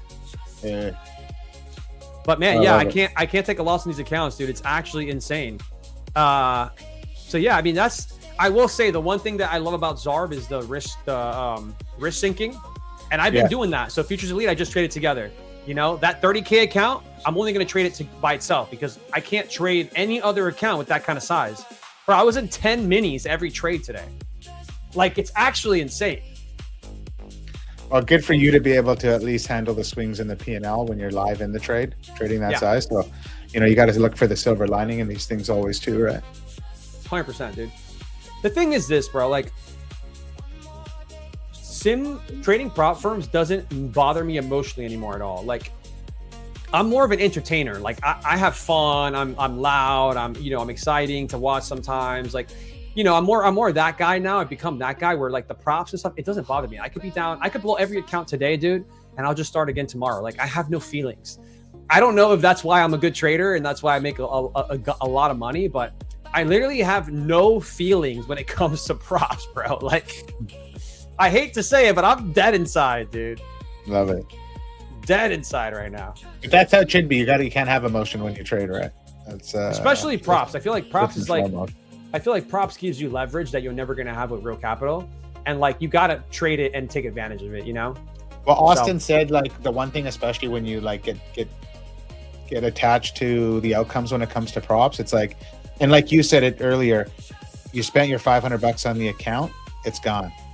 When you buy the account, the money's gone. You ain't getting that $500. Like it's gone. No matter prop firm goes out of business, don't take a payout, whatever happens, you blow the account. So you got to have that mentality of like, okay, what's crazy is that most people will lose $500 real cash and they're just fucking, they're gutted.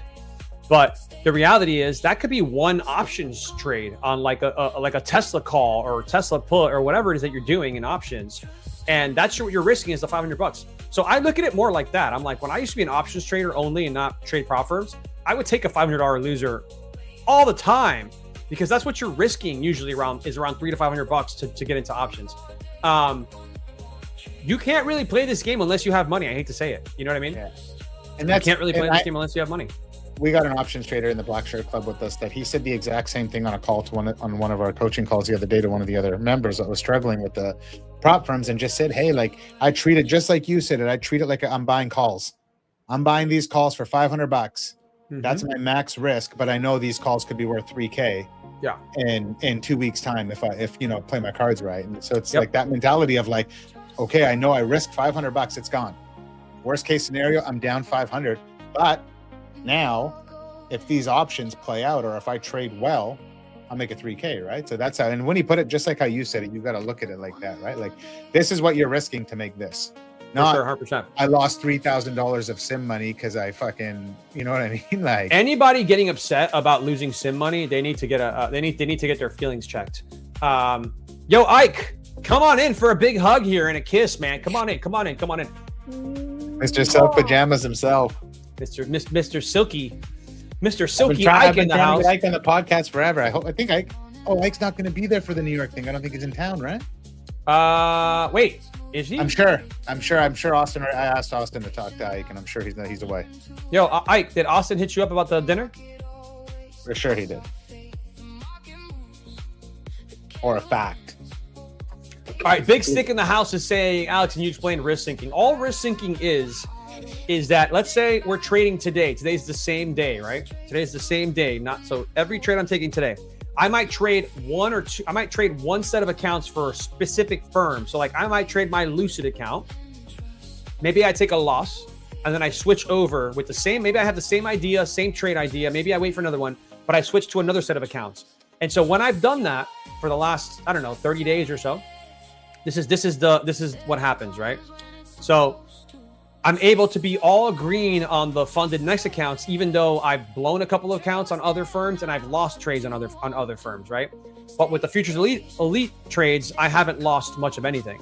And also on my Lucid, I haven't really lost either. Like that one, this is so this is a fluke, right? Like that 17K is a fluke. But like if you look at like this, for example, this is my other 150K that I'm trading from them.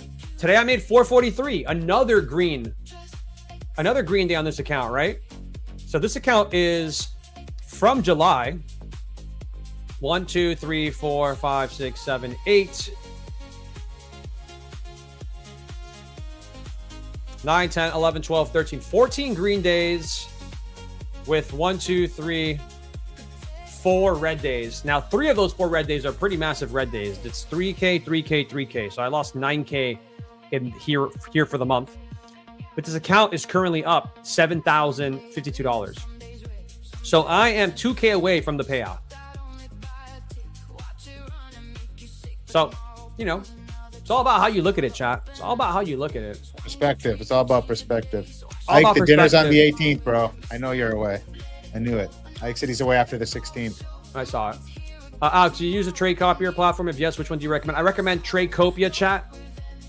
And you can get 30% off if you use code Tmade.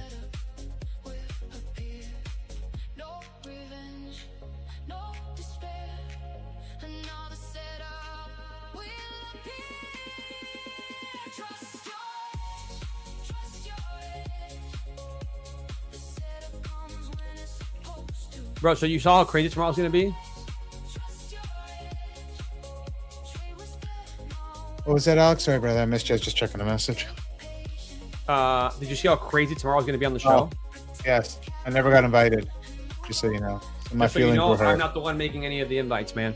Oh, good. I got a call with Roberts coming up here, and he's gonna. Yeah, let him know, man. Let him know how you feel about it. But it's going to be actually insane tomorrow, bro. We've got Brett Simba coming on the show. We've got Matt Leach, My Funny Futures CEO. We've got Clay from Top One. We're giving away $5 million worth of accounts. Bro, that's like, I did the math, because most of them are going to be 50Ks. That's like 50 or 60 accounts that we're giving away in one day. Wild. Isn't that crazy? Wild. gonna be nuts, man. No, it's gonna be more. So 10 50 cases, 500,000. So 20 50 cases, 1,000. So it's it's 100 accounts we're giving away tomorrow. We're giving away 100 accounts, chat.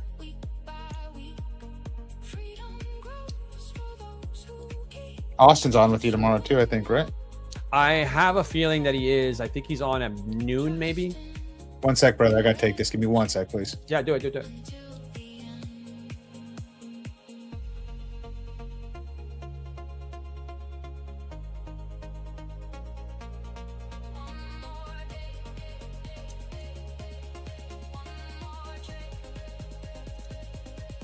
Matt, good question. Probably.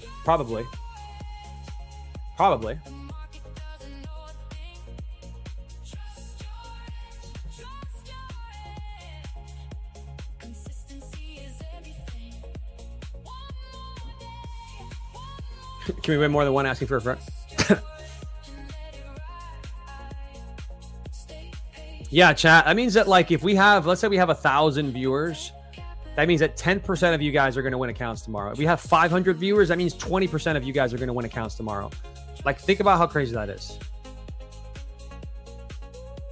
The streams are going to start at 2 a.m. Eastern time, and we're going to go all the way from 2 a.m. Eastern all the way to 4 p.m. Eastern time. So we're going to have a 14-hour stream, chat.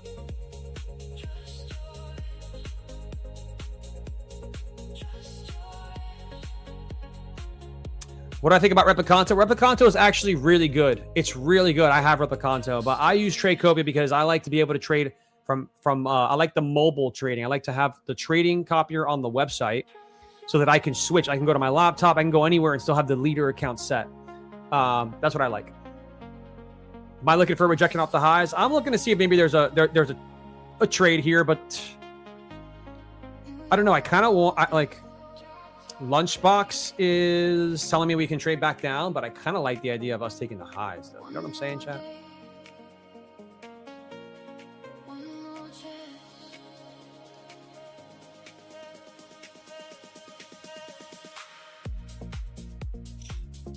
I'm back. Sorry, I had to take that call. Oh, good, bro. You got to do your thing, baby. It's the beauty of streaming and being, you know what I mean? Today's been a long day, actually. Streamed all morning, did a podcast, and now I'm on with you, so I'm trying to keep the energy up. Keep it alive.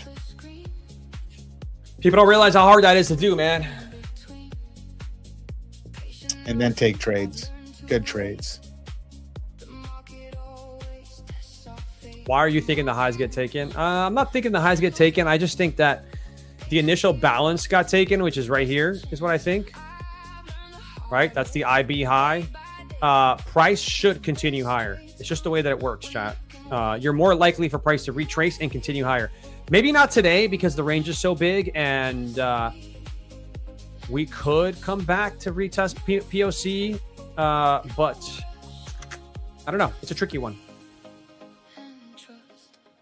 We do have a nice 15-minute gap down here, though. Where? 15-minute gap at 32.20 all the way down to 30 or 200. I'm going to try this, chat. 10 minis. 10 minis. Do it. I should, 12, right? 20 minis. Go 20. Kind of want to see us go.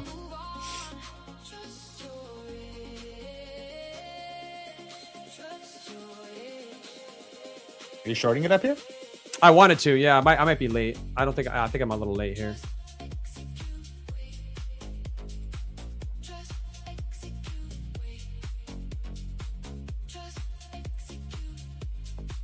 I'm a little late, but I liked it. It started to look a little bit better for the idea. I just want to know where my VWAPs are. Like, why my VWAPs are not on this damn.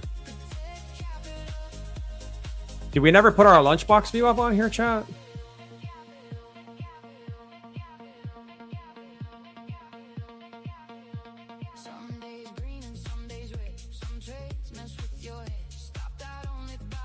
Dude, I got this new song that I love. Gonna play it here in a second.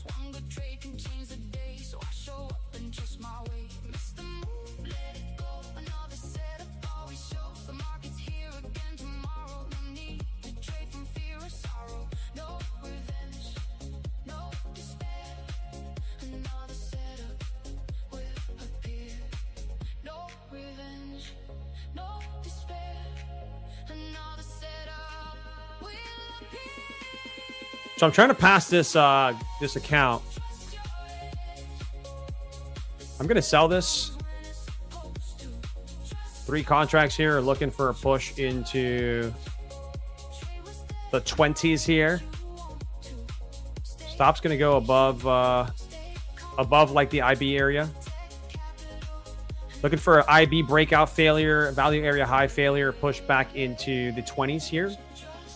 24 is the 15-minute gap. So a push into 24 could see some support. Also, we want to find where VWAP is on the lunchbox chat.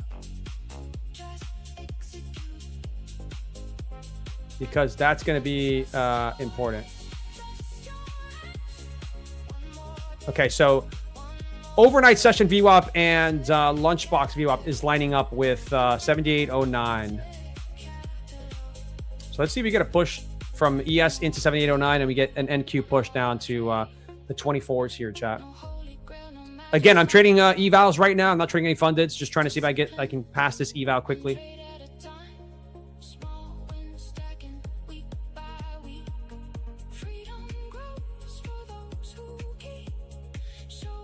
If ES touches that VWAP and NQ is still kind of diddly-daddling, I'll just cut the trade.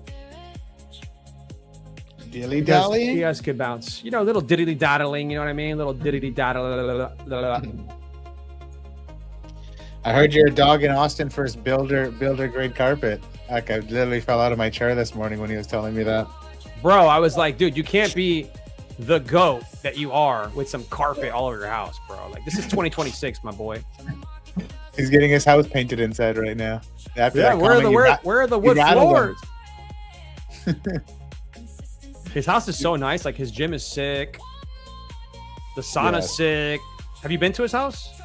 Yeah. Oh, no. I've just seen lots of pictures and videos of it. It's so dope, dude. I love his house. I haven't been there yet either. I feel like Luna, Zach, and Alex all keep the vibes high and great hosts. Good times. Here we go, chat. See if you get the 24s here. 24 is what I'm looking for. If ES taps this double VWAP here, we might have a problem with 24s here. Let's see, chat. What is that VWAP? Your lunchbox VWAP? Yeah, lunchbox for ES. So that's probably going to send us higher. Come on, my boy. You're going to just reject my freaking TP? It got to 25 and not 24? Market's really gonna humble you today. Dude, they're on me, bro. They're on me, man. They're on me. They're on to you. 100%. They don't want me to win, Chad. They don't want me to win. All right, there we go. Beautiful. Up $1,200 on the account now.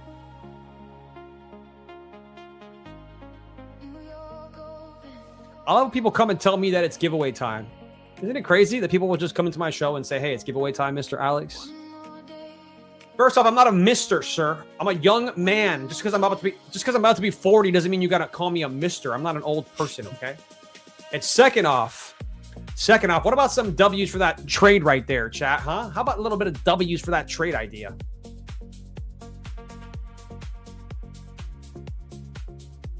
The other day, Joey Morgan showed it with 36 minis in Tradeify TV. Yo, what's wrong with that guy?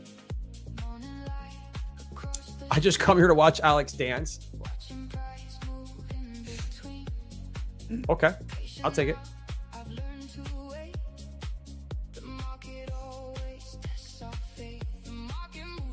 Mr. Old Alex, give one strategy for recovery. I already told you, call me Mister. You're getting nothing from me.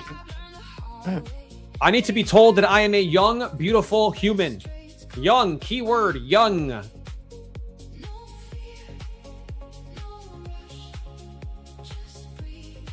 Damn, should we stop calling you sir and just feels weird calling you bro? I'll start calling you ma'am next. You're really gonna fuck people up. Are we allowed to swear on YouTube? I keep forgetting because we don't stream on YouTube, right? Like it's. You're fine. I say F-words. There's no filter over at ASFX. No, and I think on one day, I think that these streams they don't get sent to like like younger people because it's obviously trading related. All my stuff on YouTube is clicked. Yeah, not yeah, for sure. Or something. Yeah, I'm pretty sure that's how they have it set up. So we're chilling, man. So you chat with X people? I do. I do chat. I chat with them. All right, so ES about to touch this VWAP. What? No, it's Lisa M. Was it Lisa M or Lisa M? Hello, Sensei Randy. Good morning. Good afternoon, whatever time it is, wherever you are. What time is it here? It's 10:40 a.m.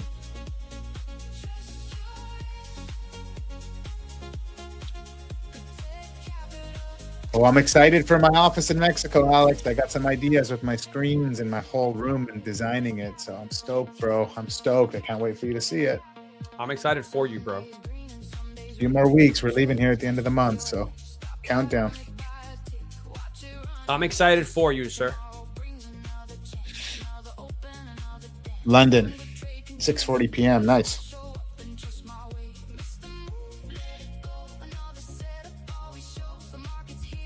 Yeah, I'm on the west coast of Canada in Vancouver. I'm moving to Mexico. Moving to a little town called Sayulita. Sayulita. Sayulita. Dan's World says he trades a 1 second chart. How's that going for you, Dan's? You making millions? How's it going for you, brother? I just saw somebody come up on my Instagram feed, 20-minute trader. He trades like a 1 second chart too. Really? Yeah. My buddy Alex trades a 5 second chart. But 1 second is wild. Ernesto says you're going to be eating some great street tacos. You have no idea, Ernesto. I was down there for a few months already, and the food's got me sold. It's just all like whole food, literally picked, slaughtered that morning. So I'm a 66. We're gonna be coming to Mexico City, so I'll definitely hit me up on Instagram or X or YouTube. The Randy Baines everywhere. Hit me up, bro, and we'll definitely get together when I come into Mexico City. But it's gonna be probably do that closer to Christmas time. Someone in the chat says I tried code Tmade on my girl yesterday. She got angry and shouted, "Heck no, I ain't touching your purple line." Bro, what is wrong with you people? Are you guys okay? Are you going to be the cartel's trading guy, Randy? That's what the people want to know here. Maybe I already am. And you went from the Ingloos to the sombreros, huh? That's what somebody said.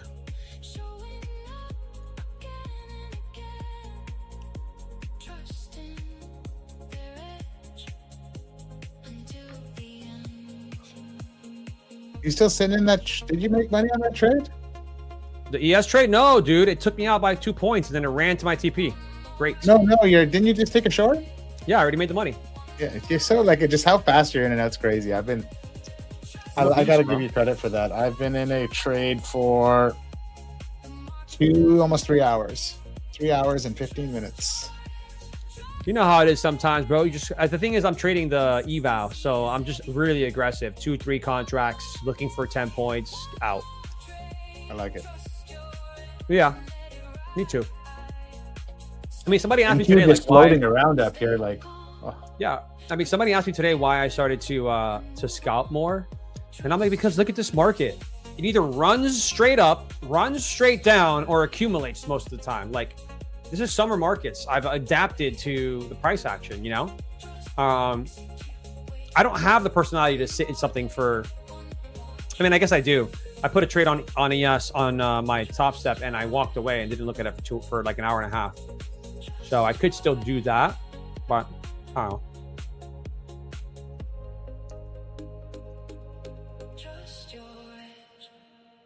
You got Shampy saying hello, beautiful. Who are you talking to, Shampy?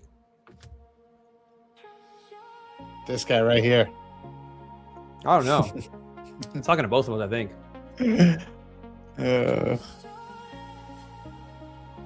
NQ Trading Dan says, I started scalping as well. Quick trade, small wins. So dangerous to sit in the trades with Trump. You never know what you're going to get with Trump, sir. That's for sure. It's more dangerous to sit in the trade with Trump than it is to go to Mexico, whoever's asking in the chat. So he was asking us Mexico safe. It's more dangerous to sit in a damn trade for 3 hours nowadays than it is to walk down the street in Mexico City.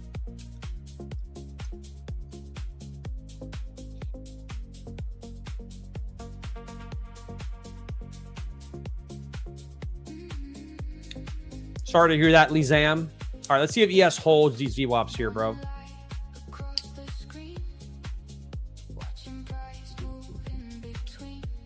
I feel like I'm going to be in this trade for the rest of my life.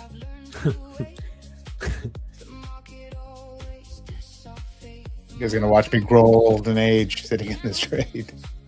That trade is testing everything you got, bro. I don't think my hair can get any grayer.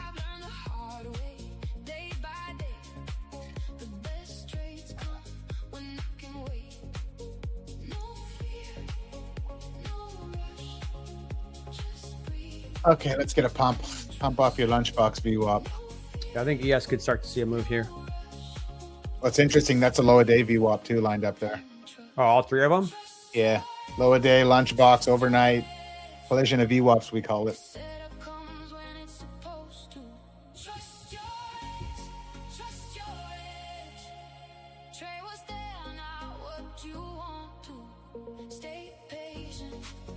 So I would take a long off of NQ right now if it actually touched the VWAP or like at least touched the 3200s, but it didn't. So I'm kind of like anything. Yeah, touch something, dude. Austin made money trading the Russell this morning. I know he's been looking for other markets because how are you supposed to trade NQ and ES when they just go straight one way or the other? He traded a double break on the Russell. Like it was. Did it work out great? Yeah, made money. Russell and YM were trading down at opening range low while NQ and ES were ripping, and then he just got like it's like they found some steam on those two indices and basically got the double break played out perfectly.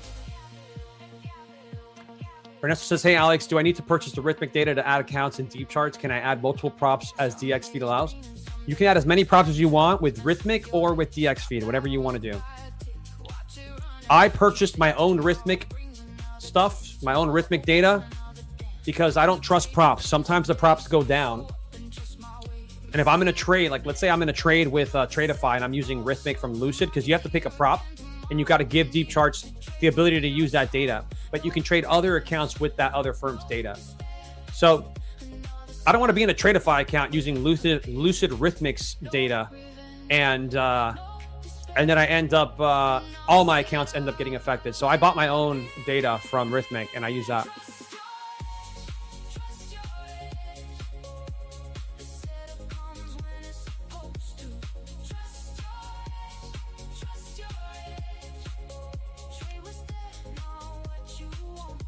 How am I going to risk manage the top step 250K? Probably going to risk the 5,000 per trade. Not per trade, but per day that I trade it. Yo, check out this song. I love this song. Ready?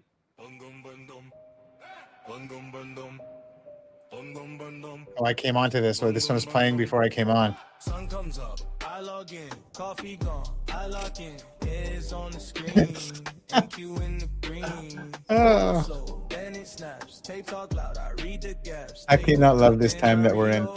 So do I, dude. AI, baby. Let's go. We had somebody tuned into one of our streams today after a while, and we got our own double break music and all this stuff now. And they were just like, oh my God, this playlist is fire. People are getting so hyped about it. Ernesto, yes, that is exactly correct. How much does Rhythmic data cost? So I think you can get the cheapest CME plan. I think is like 30 or 50 bucks a month. I pay 150 for everything. I don't know why I did that because I'm an idiot, but but yeah, bro, look at this. I could literally chat. Look at how much data I have. I paid for CBOT, CBOT Bond, CBOT Com, CMEFX, COMEX, EuroX, Eurex, EuroXB, NYMEX. Why do I have this, chat? Don't ask. I make too much. I make too much money, so I just buy stupid stuff. Oh man. You know you're making too much payouts when you just signed up for like every single data you could, like every single thing that Rhythmic has to offer, even though you trade like NQ and ES only. That's hilarious. Hey Alex, bro, can I do marketing for you and create reels and shorts? I need money. I mean, how good are you at reels and shorts? Is the question. Bum bum bum bum. When the screen goes dark, I don't gun, I breathe in, I wait it out, then I step back in, oh, die.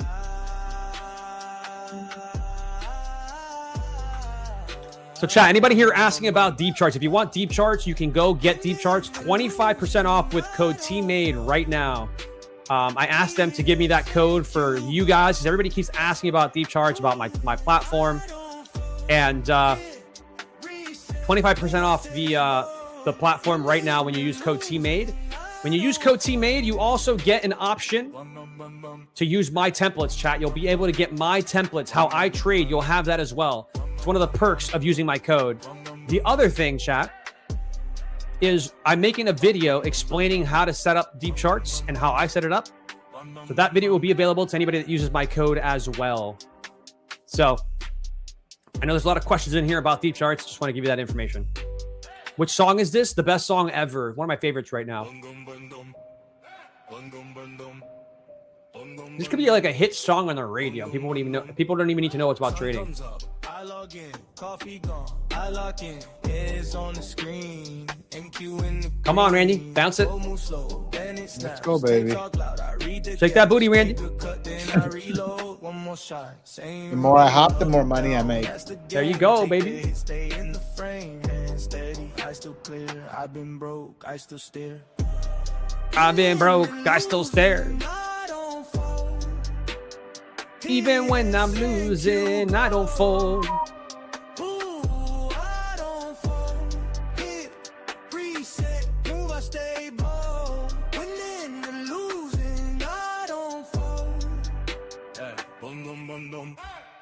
Red day bruise on my chest, green day smile, I do my best. No big talk, just a plan, clip by click, I'm the man. Wrong way once, I learned twice, cut the fear, pay the price. Every loss got a name, every win got a flame. Up, down, that's the game, take the hit, stay in Yo, the guys, frame. listen. Let me pause the music real quick because we got to talk about this, okay? I still stare.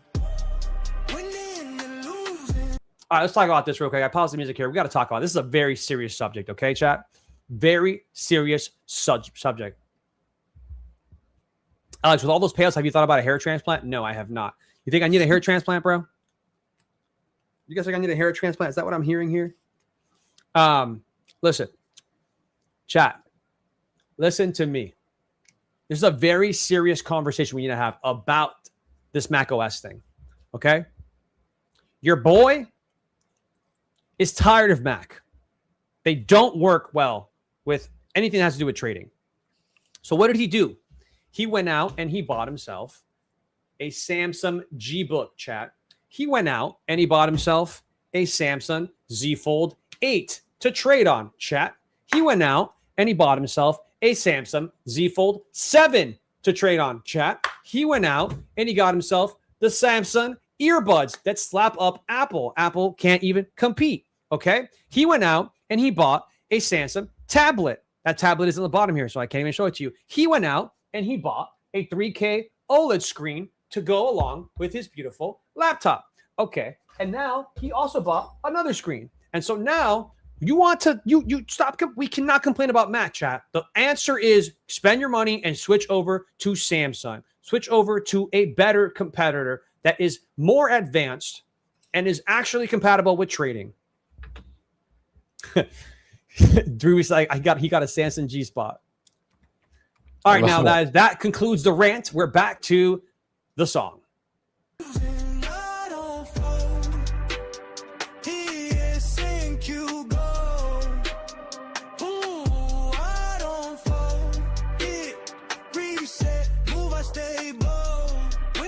I'm ordering a couple. Can I put these comments in the chat with you here? Where's our private comment? What do you say? I'm dropping something in her. I don't know if you'll be able to open this. It's in our private chat. Oh, yeah, send it over. So, like for my laptop, you see those portable monitors I have? Oh, yeah, the little ones, right? Yeah, so now like Asus just came out with like OLED flip, their Duo books. So it's like two that flip open. Yeah, I love that. I'm gonna get two of those. So I'm gonna have 4 screens when I travel, 5 screens when I travel with my laptop. That's so sick, dude. Yeah. Because it's like I carry the 2 portable screens. I have 3 with me at all times, but now I'm gonna have like 2 folding. And it's not even that expensive, dude. It's like what, like $800 thing, 1,000? Yeah. And they're old. They're like sick, dude. So nice. That's next on the list. I'm all PC. I'm nothing Mac. I only have an iPhone. Listen, actually. I got to pause the music for this. I hear people that say that Mac sucks, and that's true. But MacBooks are years ahead of Samsung and Snapdragons. Okay, fine. But are you a trader or are you not? If you're a trader, MacBooks are no bueno. They're no bueno. And you know what, chat? I'm profitable. I make good money. There's no reason I haven't I'm not going to go. There's no reason why I wouldn't go and invest into PC and Windows when that's what really the trading world is about, right? If you're a gamer, I'm not a gamer, but if you're a gamer, are you going to go game on your Mac and just cry about how much it sucks? No, you're going to go out and buy a really nice Windows PC. You're going to get a really nice graphics card. You're going to get whatever it is that it takes, to be able to game and game well. So that's just the way that I see it, chat. If you want to be a trader and you want to have the best access to everything with no issues, you got to go Windows. And if I'm going to go Windows, I'm going to go Samsung because I think Samsung is basically the Apple Android. That's what it is. Just laying down the sauce. Laying it down, baby Che.